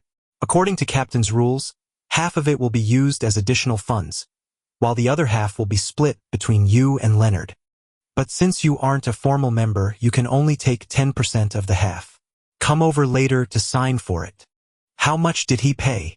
Klein asked happily while also feeling the pinch. 200 pounds. This was what he said back then. Lord, the esteemed Storm. I never imagined or believed that this was resolved just like that. This is even harder than us having a dream. Why is your security company so unknown? It's an insult to the entire industry. Mrs. Oriana mimicked the old butler's southern accent. Klein thought seriously for a few seconds before saying humorously, This is just too unfair for those kidnappers. 2 Beyonders had resolved the problem quickly using methods that could be described as easy and pleasant. This is like an adult bullying a few kids while in full combat attire. They were just too unlucky. They must have lost the protection of the divine, said Oriana with a soft laugh. I told the butler that we were only lucky. One of our informants happened to see the kidnappers bring the child into the hideout. Therefore, do not have too much hopes for us. We really are just a very ordinary security company. Typically speaking, the more you emphasize something is ordinary, the more extraordinary it is, Klein lampooned with a smile. He watched Mrs. Oriana walk through the partition and enter the accounting room. Old Neil puckered his lips by the side and said enviously, You really are a lucky lad. You haven't joined us for long, and you've encountered a job worth 200 pounds. Is that very rare? Klein asked in puzzlement. Prior to this, he was either studying history or mysticism, or wandering aimlessly outside, hoping to find clues with his spiritual perception. According to Oriana's accounts, we might not encounter a single job an entire week, and most jobs are worth less than 20 pounds. Old Neil rubbed the moonstone by his wrist and sighed. Following that, he looked at Klein with anticipation. If you encounter any similar jobs in the future, remember to inform me. Upon hearing Old Neil's words, Klein suddenly felt a strange feeling arise in him. Therefore, he asked directly, Mr. Neil, you seem to be lacking in money. How much do you get paid a week? If you aren't comfortable telling me, just ignore my question. Old Neil leaned back into the sofa and chuckled. This isn't something that needs hiding. I've been here for so many years. At present, I will obtain salaries from both the church and the police department every week. A total of 12 pounds. A weekly salary of 12 pounds. Klein blurted out in surprise. A weekly salary of 12 pounds with 52 weeks a year. That meant more than 600 pounds a year. Back when he read the Tianjin Morning Post and Honest Paper, they had mentioned that high-profile lawyers only earned 800 to 1,000 pounds a year. And those were the best lawyers. As for the managers of Benson's trading company, they only earned 6 pounds a week. That was already quite a decent job. Yes, such a salary is actually quite generous, and we do not need to pay any taxes, added Old Neil with a smile. Klein had heard from Benson that one had to pay E-type taxes when their weekly salaries exceeded £1. In other words, the government and corporate employees had to pay 3% of taxes if they earned £1 to £2, 5% for £2 to £5, 10% for £5 to £10, and 15% for £10 to £20, capping at 20% for those above £20. Other than that, he also read of 4 other kinds of taxes on the newspapers. A-type was related to land, housing, and other earnings from material items. It included property and rent. B-type was a tax paid by farmers. C-type was a tax on profits from bonds, funds, and equities. D-type was commercial, finance, or professional income. It's something admirable, Klein echoed Old Neil. However, Old Neil shook his head. Such a salary is insufficient for beyonders like us who have to frequently study the hidden mysteries, practice and attempt rituals. Aren't materials obtainable via application? Asked Klein in puzzlement. Old Neil scoffed. There's a limitation to it. At times, we have to give a sufficient legitimate reason. If you want to learn more and experiment in the field of mysticism, you can only spend your own dime to buy materials. It can be bought internally or at underground markets. Klein jolted in surprise as he immediately asked, "There are beyonder materials that are sold in underground markets? I thought the churches would not permit their existence." He was lacking in means to obtain materials. With him having a mysterious organization in its nascent stages, he could not always have them settled via the Nighthawks, right? There's no way to control such matters. Yeah, from the viewpoint of mysticism, all beings are sentient with their spirits and they stem from the same source. The materials we use are not limited to those extraordinary creatures. It also comes from ordinary animals, plants, and minerals.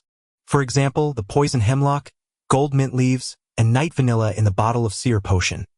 They are items we can encounter frequently in our daily lives.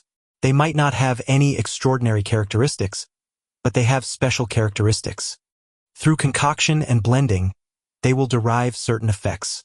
Therefore, this is not a trade that the church can ban, explained Old Neil in detail. Without waiting for Klein to say a word, he continued, "Besides, it's not only the core of extraordinary beings that are of use. For example, the Lavo squid.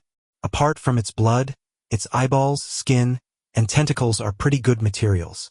Unless the church captures it entirely with its own manpower, to completely corner and control any outflows would be a tremendous financial burden.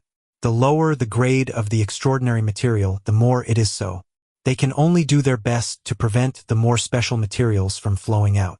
Old Neil suddenly laughed. "There's another important reason. It's better to know of an underground market than not knowing of it. Under the premise that secret organizations have not been fully eliminated, this is a pretty good strategy. Besides, it can help us obtain materials we are lacking. Of course, with the existence of such markets, contraband items will appear. As long as it's not something ridiculous or overly dangerous, we will turn a blind eye to it. At most, we would use them to enrich our vaults. Is it because the few large churches put each other in place, so no one can take excessive action?" Klein guessed. Old Neil acknowledged tersely but did not elaborate. "I'm a seer. In the future, I'll definitely need to practice and will need more materials. Mr. Neil, can you take me to the underground market to have a look?" Klein requested with a valid reason. Old Neil appeared to be placed in a difficult position. In fact, those guys who are active in those places are mostly not beyonders. Some of them might be aristocrats that like mystery or rich people who have inclinations towards mysticism. All right, I have a £30 bill that needs paying soon. It wouldn't be convenient for me to head over there for the time being. All right. Klein never expected the reason to be Old Neil's owing of money. Moments later, he said with deliberation, "Mr. Neil, do you need me to lend you money?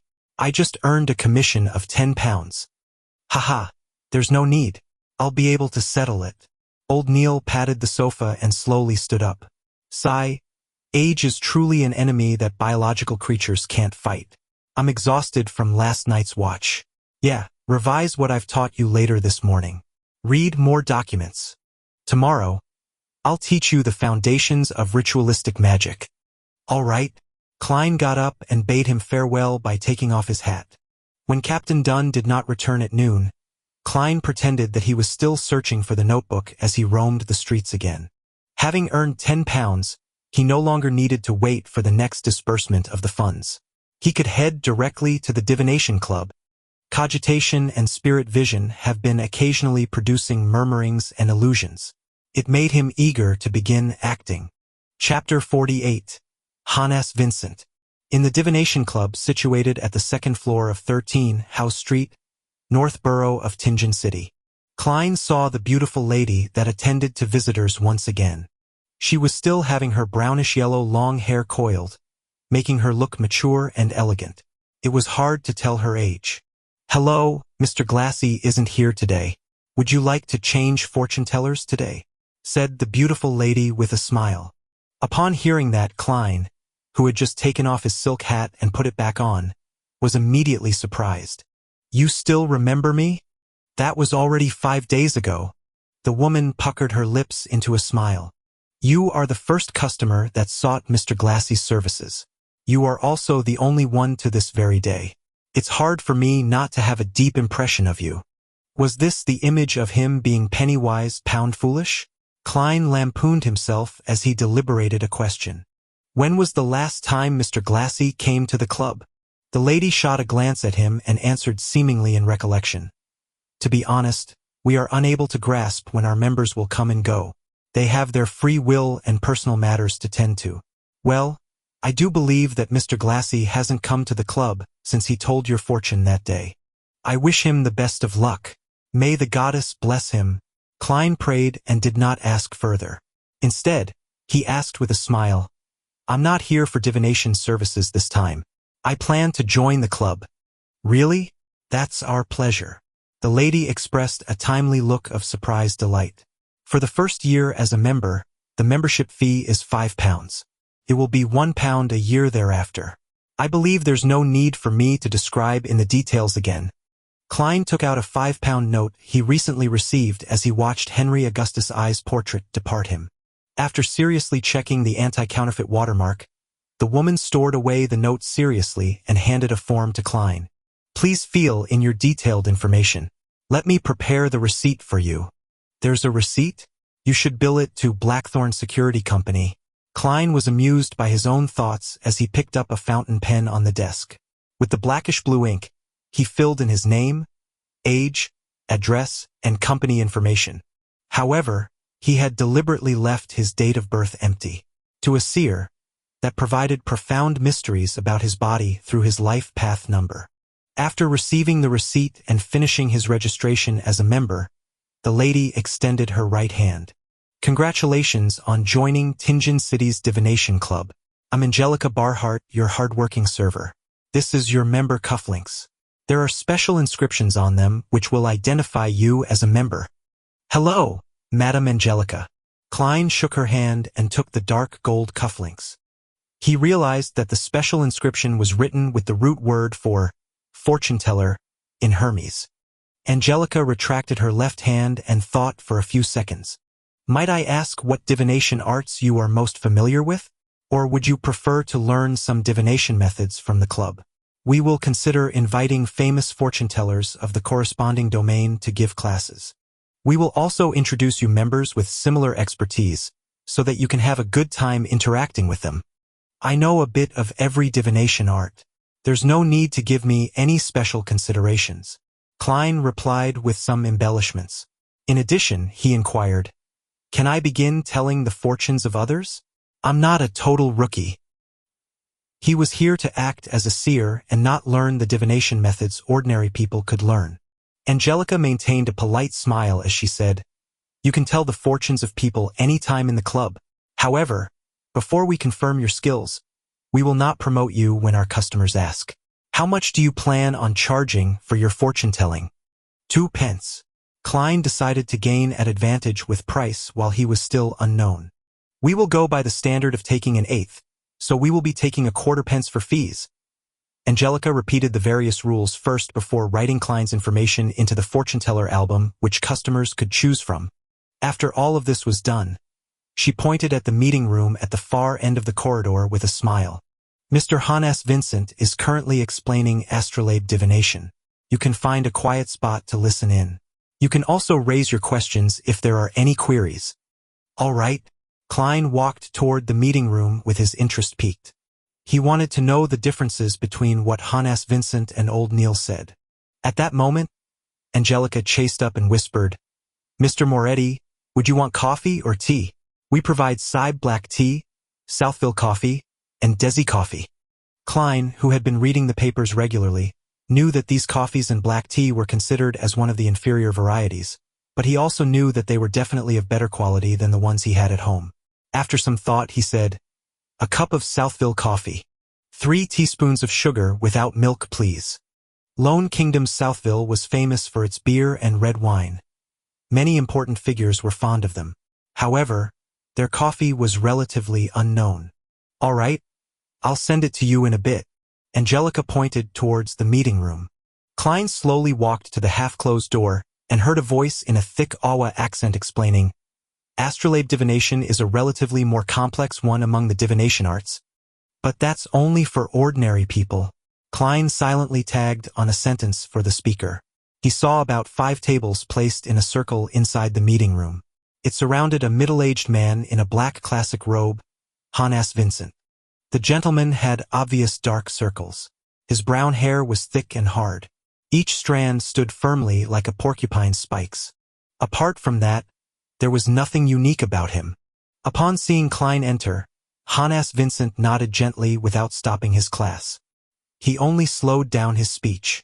Klein had one hand in his pocket while the other held his cane. He found a seat to the sides and sat down, leaning back comfortably in the process. He scanned the circle of 6 members. There were 4 men and 2 women. Some of them were attentively taking notes, whispering, or returning Klein a rueful smile. After placing his cane down, Klein adjusted his half-top hat and tapped his glabella twice in the process. He cast his gaze at Hannes and saw the different colors, brightness, and thickness of his aura. Dark red. He's a little worried. Actually, every other part of his body is healthy except that part. "I wonder what's wrong." Klein listened to the class while muttering to himself. At that moment, he clasped his right hand and covered his mouth to prevent his laughter from sounding. He suddenly felt like he was a quack. He was rather pleased with his spirit vision ability. Although he could only make a general judgment and not the details, it was enough to gain him many useful information. After surveying his surroundings, he tapped his glabella twice again, as though he was pondering over what Hannes had just said. Astrolabe divination was one of the astromancy divination methods. However, ordinary people could also attempt to interpret things. For instance, the most basic birth horoscope was to determine the inquirer's fate by determining the positions of the sun, moon, blue and red stars at their birth, the corresponding spots in the sky, matching the representative symbols to the astrolabe, and the corresponding situations of the different constellations. This required the fortune-teller to be able to calculate the states of the planets and constellations, which was rather complicated. Of course, there were publications that aided people to look up the values. Some even simplified it by making a vague read with just the constellations. Klein listened silently without interjecting or asking any questions. From time to time, he would caress the hanging topaz at his sleeve or take a sip of the Southville coffee which Angelica had brought in. After some time, Hannes rubbed his glabella and said, "Perhaps you will need to attempt at creating your own astrolabe. Ask me if you have any questions. I will be in Moonstone." After he left, a young man in a white shirt and black vest got up with a smile and walked to Klein's side. "Nice to meet you. I'm Edward Steve." "My pleasure." I'm Klein Moretti. Klein stood up and returned the bow. "Astrolabes are too complicated. Every time I hear about it, I can't help but doze off," said Edward self-deprecatingly. Klein grinned and said, "That's because Mr. Vincent can't help but pass the knowledge he grasps to us. It's like giving us an intis feast. It's just indigestible. I'd be able to finish the intis feast. They usually use a huge plate to serve tiny bits of food." Edward chuckled and sat up. He asked out of curiosity, "Are you new?" "I've not seen you in the 2 years I was here. I just joined the club today," answered Klein frankly. "What are you good at?" "I'm best at tarot and poker divination," Edward casually asked. "I know a little of everything, but just a little. Klein gave a description he used to give himself. He was not being modest since there was just too much mysterious knowledge he had not grasped in the domain of divination. Just as the other members were thinking of talking about horoscope divination, Angelica walked into the meeting room. "Mr. Steve, someone wants you to tell their fortunes." "All right." Edward stood up with a smile. "I can tell you are an excellent fortune teller," said Klein as he looked at him. "No, it's because my price is most suitable," said Edward with a soft chortle. "When ordinary people come to have their fortunes told, they will absolutely not choose the most expensive ones. And unless they had their heads kicked by asses, they would definitely not be choosing the cheapest few. It's easiest to gain opportunities if you are in the middle. I'm one of those that had their heads kicked by asses." When he saw Edward leave, Klein suddenly shook his head with a wry smile. "It seems the price I set is problematic." He stood up, picked up his cane and left the meeting room. He found Angelica again. "I wish to change the prices of my divination. Set it to 8 pence. Angelica took a deep look at him and said, "We will satisfy your request, but we will also tell customers that you only recently joined the club." "No problem." Klein did not mind as he nodded. At times, mystery was also an important element for a seer to attract customers. After changing his details, Klein returned to the meeting room. At that moment he saw Hannes Vincent walk out of Moonstone. He held a silver-coated mirror. This well-known fortune teller said to the 5 members in the meeting room, "I recently learned a new divination art, magic mirror divination. Does anyone want to learn?" "Magic mirror divination? That's not safe." Klein paused outside the meeting room and frowned. Chapter 49. Divination Art. As a seer who had just stepped through the gates of mysticism, Klein did not dare to claim he knew much. However, he was certain he knew more than ordinary people. He was aware that the various kinds of divination arts could be split into 3 categories based on particular standards. And that standard was based on the source of the revelation. The first category of divination included tarot, poker, pendulums, dowsing canes, and dreams. By using the inquirer's own spirituality and its communication with the spirit world to gain a revelation, it could be interpreted for an answer. However, spirit pendulums and dowsing canes had very high requirements of one's spirituality, spirit body, and astral projection. Non-beyonders were unable to obtain precise or clear revelations. Card divination provided fixed symbolism, presenting even an average person's faint revelation. Dreams were somewhere in between the other forms. The second category included spirit numerology and astromancy, as well as their derived forms. The fortune teller used either the personal details of the inquirer or changes in nature before using calculations, inference, and interpretation to answer their questions. With this method, the initiative did not lie in the inquirer, but the fortune teller. The third category used an external third party, separate from the inquirer and the fortune teller. The Ouija boards that Klein was familiar with from his previous life belonged in this category. They used rituals to ask for a direct answer from the unknown or the supernatural. Even though there was a high chance that an average person would not succeed, there were cases where they managed to communicate with malicious spirits or entities that drove them to insanity. These methods of divination usually led to tragedies. The magic mirror divination that Hannes Vincent mentioned belonged to the third category. In mysticism, mirrors were connected to the unknown and mystery, like they were the doors of the spiritual world. Thus, Klein stopped outside the meeting room, intending to learn how the famous fortune teller would explain the divination. Klein wanted to ascertain if he needed to inform the captain or not, raiding him at night. Of course, there was a safe way to do the magic mirror divination. One could ask for answers from the 7 orthodox divinities. Even if it was very difficult for an ordinary person to receive any real revelations, they would not be in any danger or suffer any after effects. The magic mirror divinations that were strictly controlled by the Nighthawks and mandated punishers were those that asked evil gods or mysterious existences for help. Furthermore, the fortune teller couldn't randomly fabricate things. Some phrases or qualities had the potential to invite the attention of unknown entities. In the world where the powers of the Beyonders exist, such divinations would often lead to tragedy. Klein even suspected that the original Klein, Welch, and Naya had committed such a forbidden divination by following the instructions of the Antigonus family's diary. At that moment, Hanas also explained the principle behind magic mirror divination and described the actual process. First, you choose a suitable time and date according to the divinity you believe in. You can decide this using the astromancy manual. For example, we all know that Sundays symbolize the evernight goddess, for Sunday is the embodiment of rest. 2 to 3 in the early morning, 9 to 10 in the morning, 4 to 5 in the evening, and 11 to midnight are all related to the moon. Thus, they are controlled by the evernight goddess. Thus, fortune-tellers that pray to the evernight goddess can use magic mirror divination during these times on a Sunday. Quite a good foundation. Klein nodded slightly while using the half-closed door to the meeting room to conceal himself. It had to be said that, with the 7 major churches keeping each other in check, some mysticism knowledge had indeed leaked. For example, many of the meanings behind the symbolism could be found in the astromancy manual. However, without the potions or beyonder powers, ordinary people were unable to obtain the desired effects. Second, we must scrutinize the mirror carefully.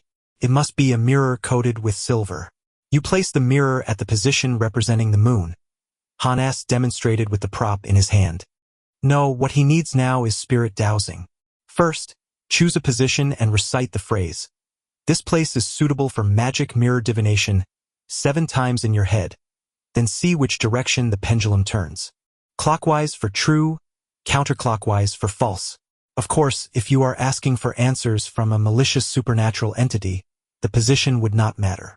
Rather, it would depend on whether the entity is interested in answering your questions. Klein silently corrected him. At this point, he felt like a teacher listening in on a lesson. Hanas Vincent could not hear Klein's mental musings as he described the preparations in detail in a normal tone. When the members finished taking notes, he continued explaining. After showering, confirm that you have drawn all your curtains and locked your doors. After that, light up a candle and place it in front of the mirror before sincerely praying to the divinity you believe in. Try to keep your questions simple, as there's no need for fanciful embellishment. After praying 7 times, pick up your mirror and gently toss it on the ground. Make sure to be gentle. Remember the way it shatters, as that is a revelation from the gods.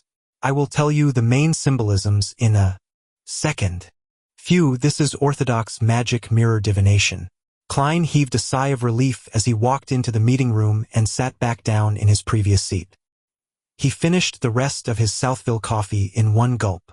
So-called orthodox divination meant that it was possible to obtain revelations, but it was impossible to truly interpret it. And for beyonders who reached this step, they could look straight into the mirror to obtain clear information if they received a response. As there were many potential symbolisms after the shattering, Hanas taught for a long while. He was not done even when Edward Steve returned to the room after finishing his fortune-telling.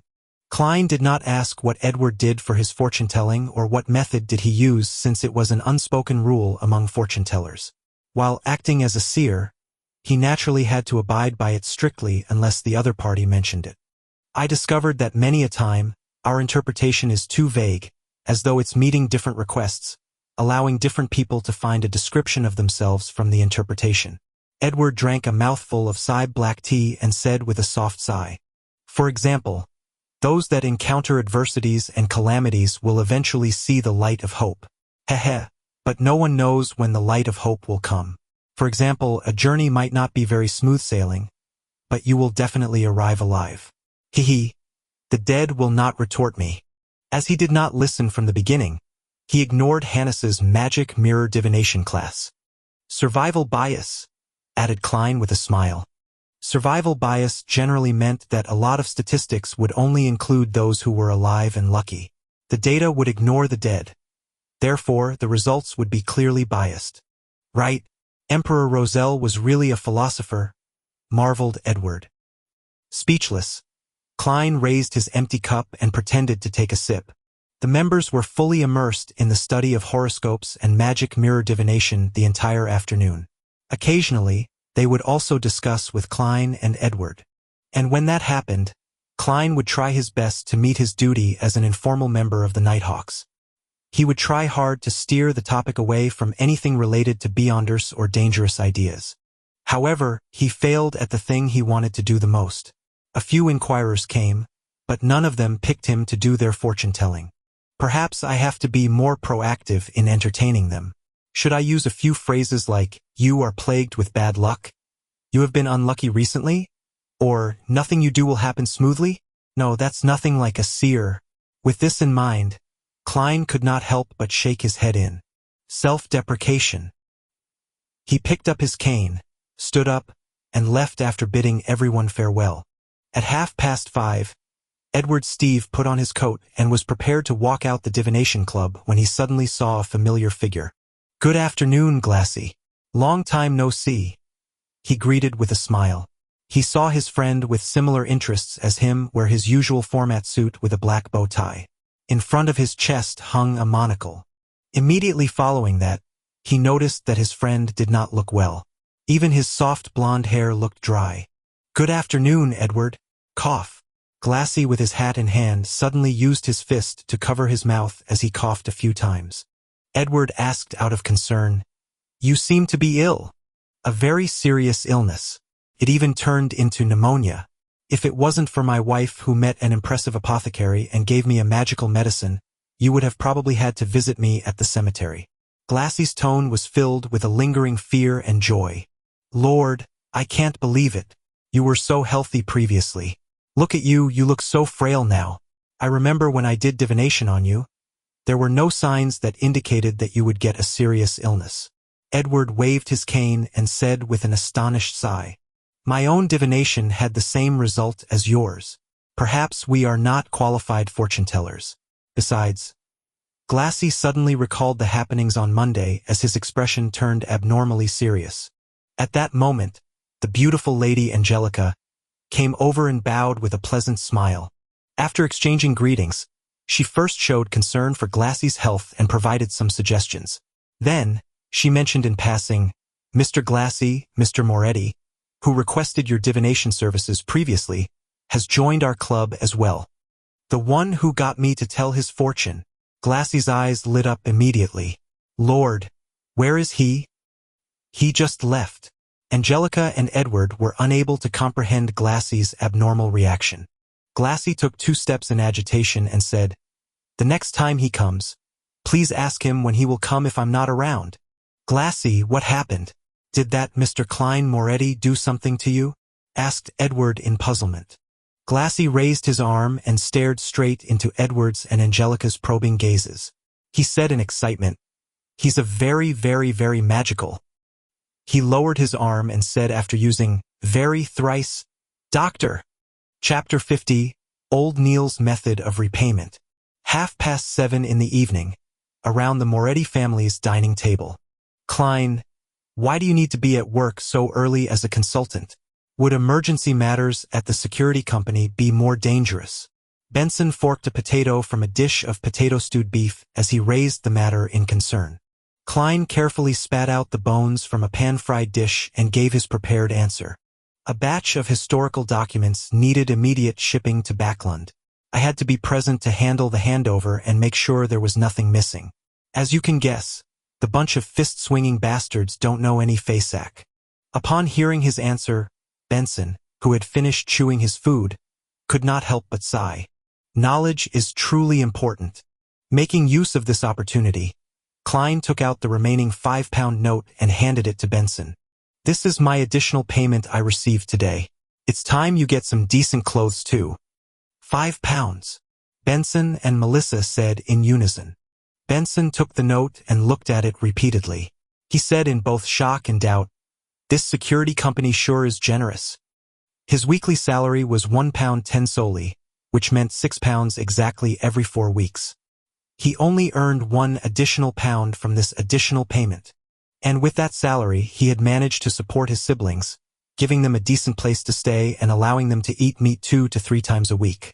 Every year, they could get a few new clothes. "Are you doubting me?" Klein deliberately returned with a question. Benson chuckled. "I doubt you have the ability nor the guts to rob a bank. You aren't someone who can lie," Melissa answered seriously after lowering her fork and knife. "I am now someone used to lying." Klein immediately felt a little ashamed. Although it was a result of the circumstances of his reality, his sister's belief in him left him melancholic.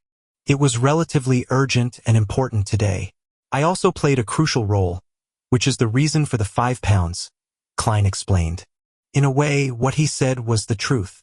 As for the £5 that he would be reimbursed with, the one he would use to join the divination club, he planned on concealing it.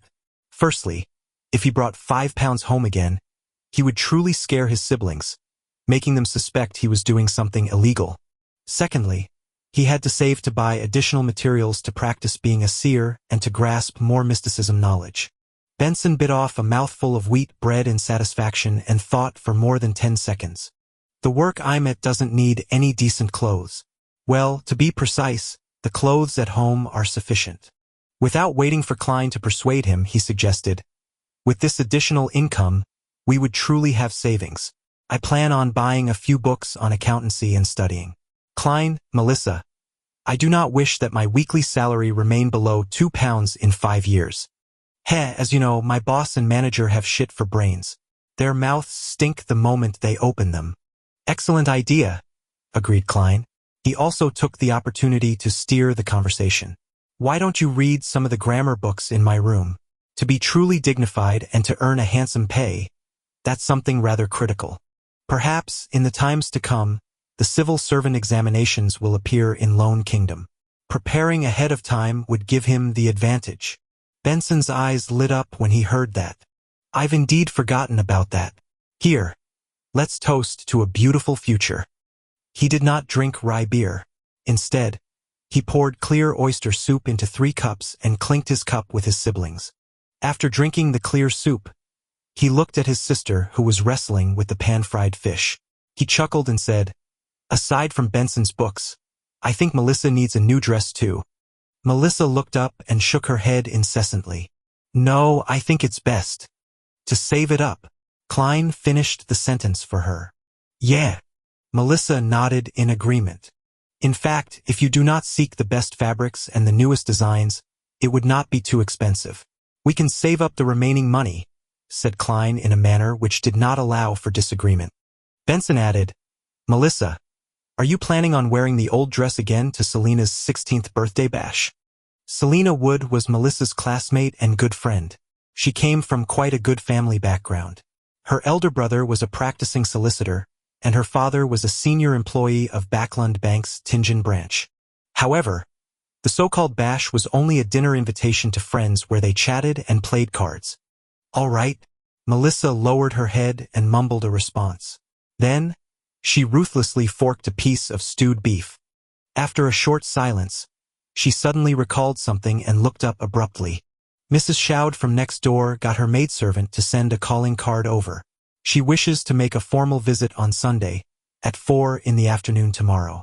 She wants to get to know her new neighbors. Mrs. Shoud. Klein looked at his siblings, confounded. Benson rapped the side of the table with his fingers and appeared to be thinking. Mrs. Shoud from 4 Daffodil Street? I met her husband before. He's a senior solicitor. Senior solicitor? Perhaps he knows Selena's brother, said Melissa with some hints of delight. We are at 2 Daffodil Street. Klein nodded slightly. It's imperative we get to know our neighbors. But as you know, I still have to be at the company on Sunday. I only have time off on Monday. Please pass my apologies to Mrs. Shoud. With that said, he suddenly recalled the neighbors of his former life when he was young, as well as the neighbors in the apartment from Iron Cross Street.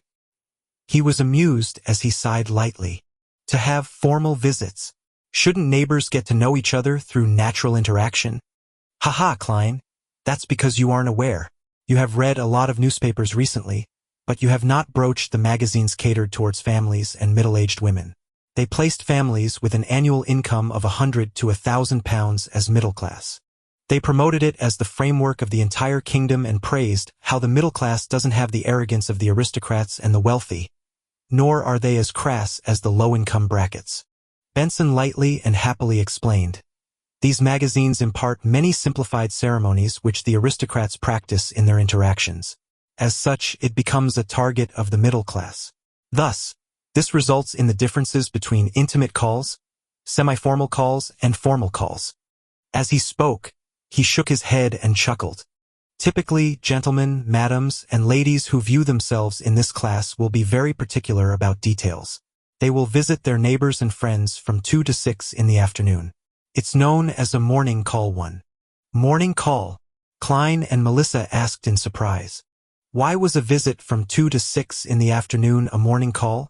Benson put down his fork and knife, threw his hands up and smiled. I do not know why either. All I did was read the magazines my female colleague brought. Yeah, perhaps it's because they wear their morning gowns to make the call. Morning gowns were a form of formal attire worn during mass or gatherings. Later, it was considered as formal attire for the day, different from the formal attire for evening functions. All right, remember to buy some good coffee powder and tea leaves in the afternoon. Buy some muffins and lemon egg tarts from Mrs. Smyron. We must not ill-treat our neighbors. Klein chuckled as he dipped his remaining bread into the meat sauces, grabbed some potato and put it into his mouth. The next morning was a Sunday morning. Klein finished the last mouthful of inferior tea, put down the newspapers, and wore his half-top hat. Picking up his silver-inlaid black cane, he sauntered out the door and took a public carriage to Zutland Street.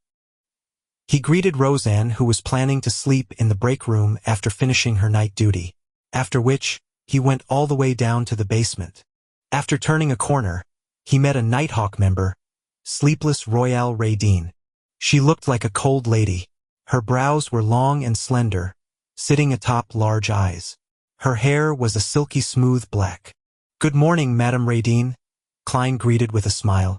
Royale used her deep blue eyes to glance at him and nodded indiscernibly in return.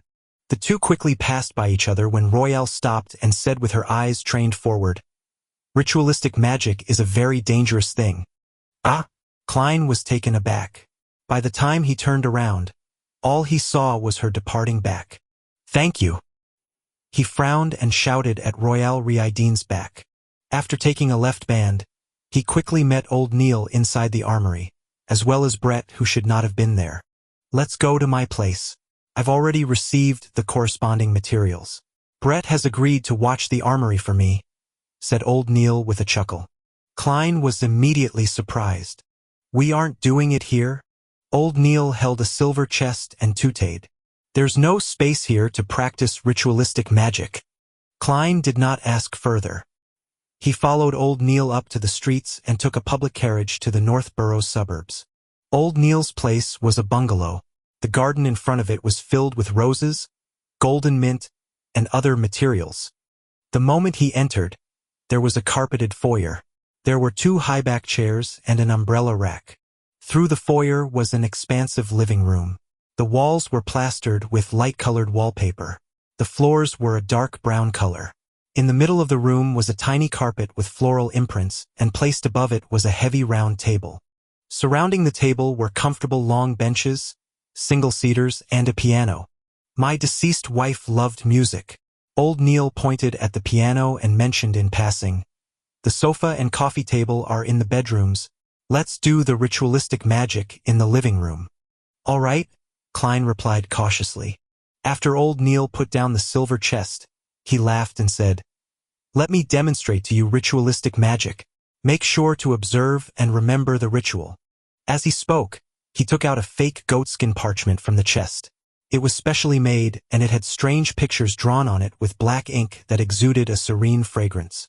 Klein kept watching and finally discovered that old Neil was possibly drawing an IOU. When old Neil filled in the corresponding field with the number 30 and the corresponding pound symbol, Klein could not help but ask out of puzzlement and confusion, Mr. Neil, what kind of ritualistic magic are you doing? Old Neil coughed and answered very seriously, I'll be using magic to settle that debt of 30 pounds today. You can do that? Klein's eyes widened as his mouth gaped. Chapter 51. The Grounded Ritualistic Magic. Using magic to settle an IOU? Is he trying to curse his debtor to death or create counterfeit notes? I might not have a solution to the problem, but I can finish you instead? All sorts of thoughts appeared in Klein's mind as he looked at old Neil with an oddly. He seriously considered the possibility of calling the cops, of informing the Nighthawks. Old Neil shot a glance at him and said peeved, I can see ignorance, foolishness, and the weak and shameless disbelief in your eyes. Didn't Dunn tell you the maxim of the mystery priors?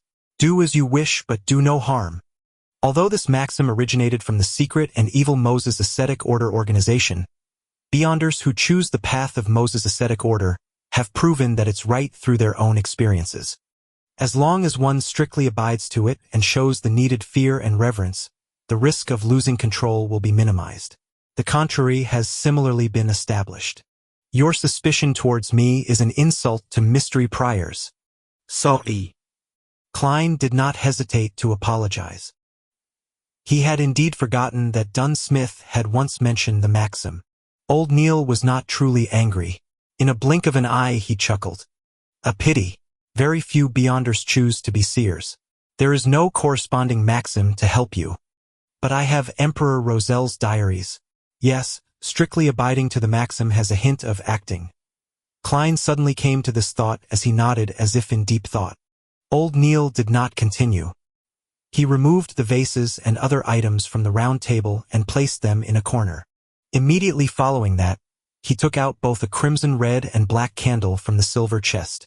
He explained, if ordinary people attempt ritualistic magic, they have to follow the results from astromancy or read corresponding manuals. They have to choose suitable dates and times. For example, the day representing the goddess, the period when she rules over the moon. But for us Beyonders, especially Beyonders good in this domain, there's no need for that. Our acute spiritual perception and potent astral projections are key. Of course, if you are not confident about the ritualistic magic you are attempting, it's best to choose a suitable date and time. It can increase the probability of success. Alright, this is based on a premise. Remember carefully to abide strictly by the rules. Old Neil placed 2 candles and turned to the side and looked at Klein, saying very solemnly, low-sequence Beyonders are not strong enough. Almost all the ritualistic magic they can perform are the seeking of external powers and help. Therefore, you can only consider orthodox divinities like the goddess or the Lord of Storms. Absolutely do not attempt to communicate with the unknown or unpredictable existences. Even if people believe in them or the promises recorded are filled with enticements. Believe me, don't take any chances. As long as you attempt once, you will go down a slippery slope into the abyss with no return. Any work or resistance will only slow it down with no way to change the trajectory. I'll remember, Klein said in a deep voice. However, he felt a little afraid. My luck enhancement ritual has apparently sought power from an unknown and unpredictable existence. Furthermore, I have gained powers capable of pulling people into the fog that even a senior Beyonder like the Hanged Man finds unbelievable. Well, at least I think he is a senior Beyonder. Thankfully, I haven't gone mad or have any signs of losing control. While worrying over this, he proactively changed the subject. So, Nighthawks should seek the help of the goddess. No one will stop you if you pray to the Lord of Storms.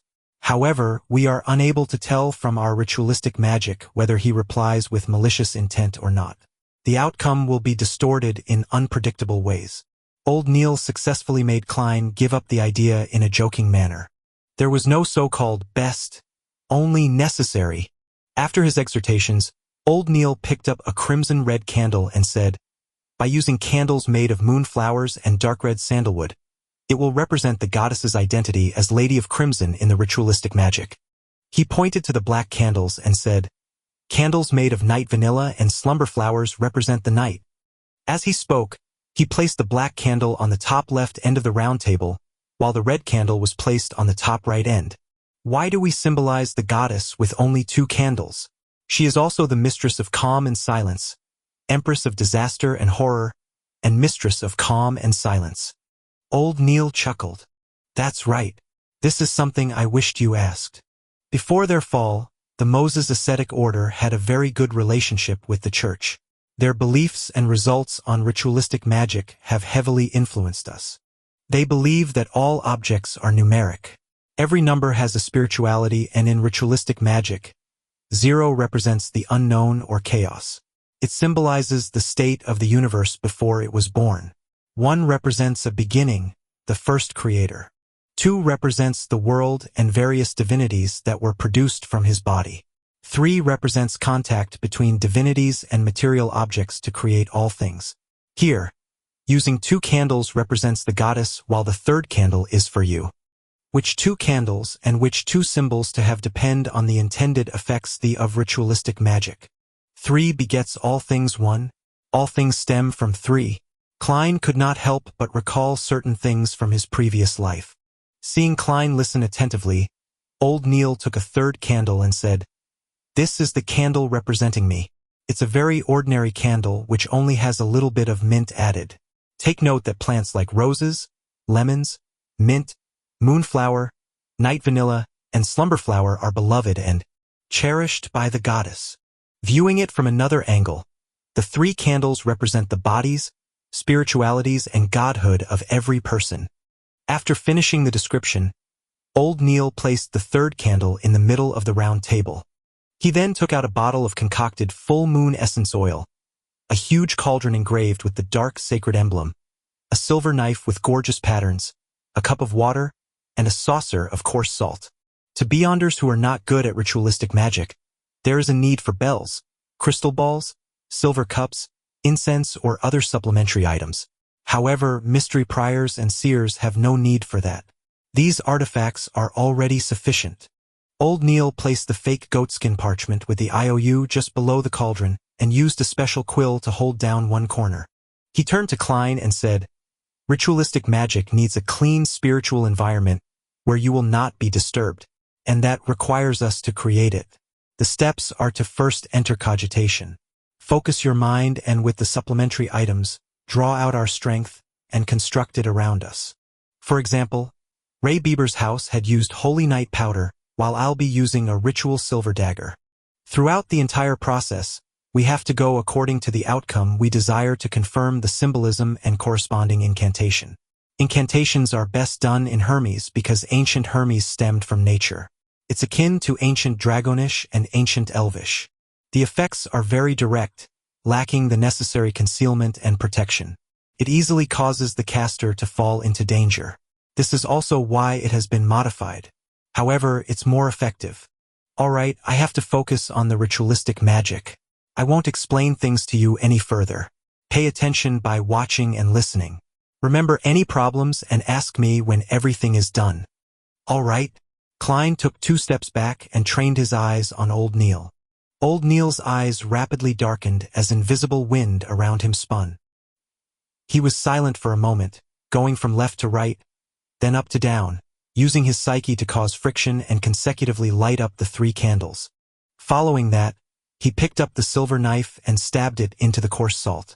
Then he chanted in Hermes, "I sanctify you, blade of pure silver. I cleanse and purify you, allowing you to serve me in this ritual. In the name of the Evernight goddess, the Lady of Crimson, you have been sanctified."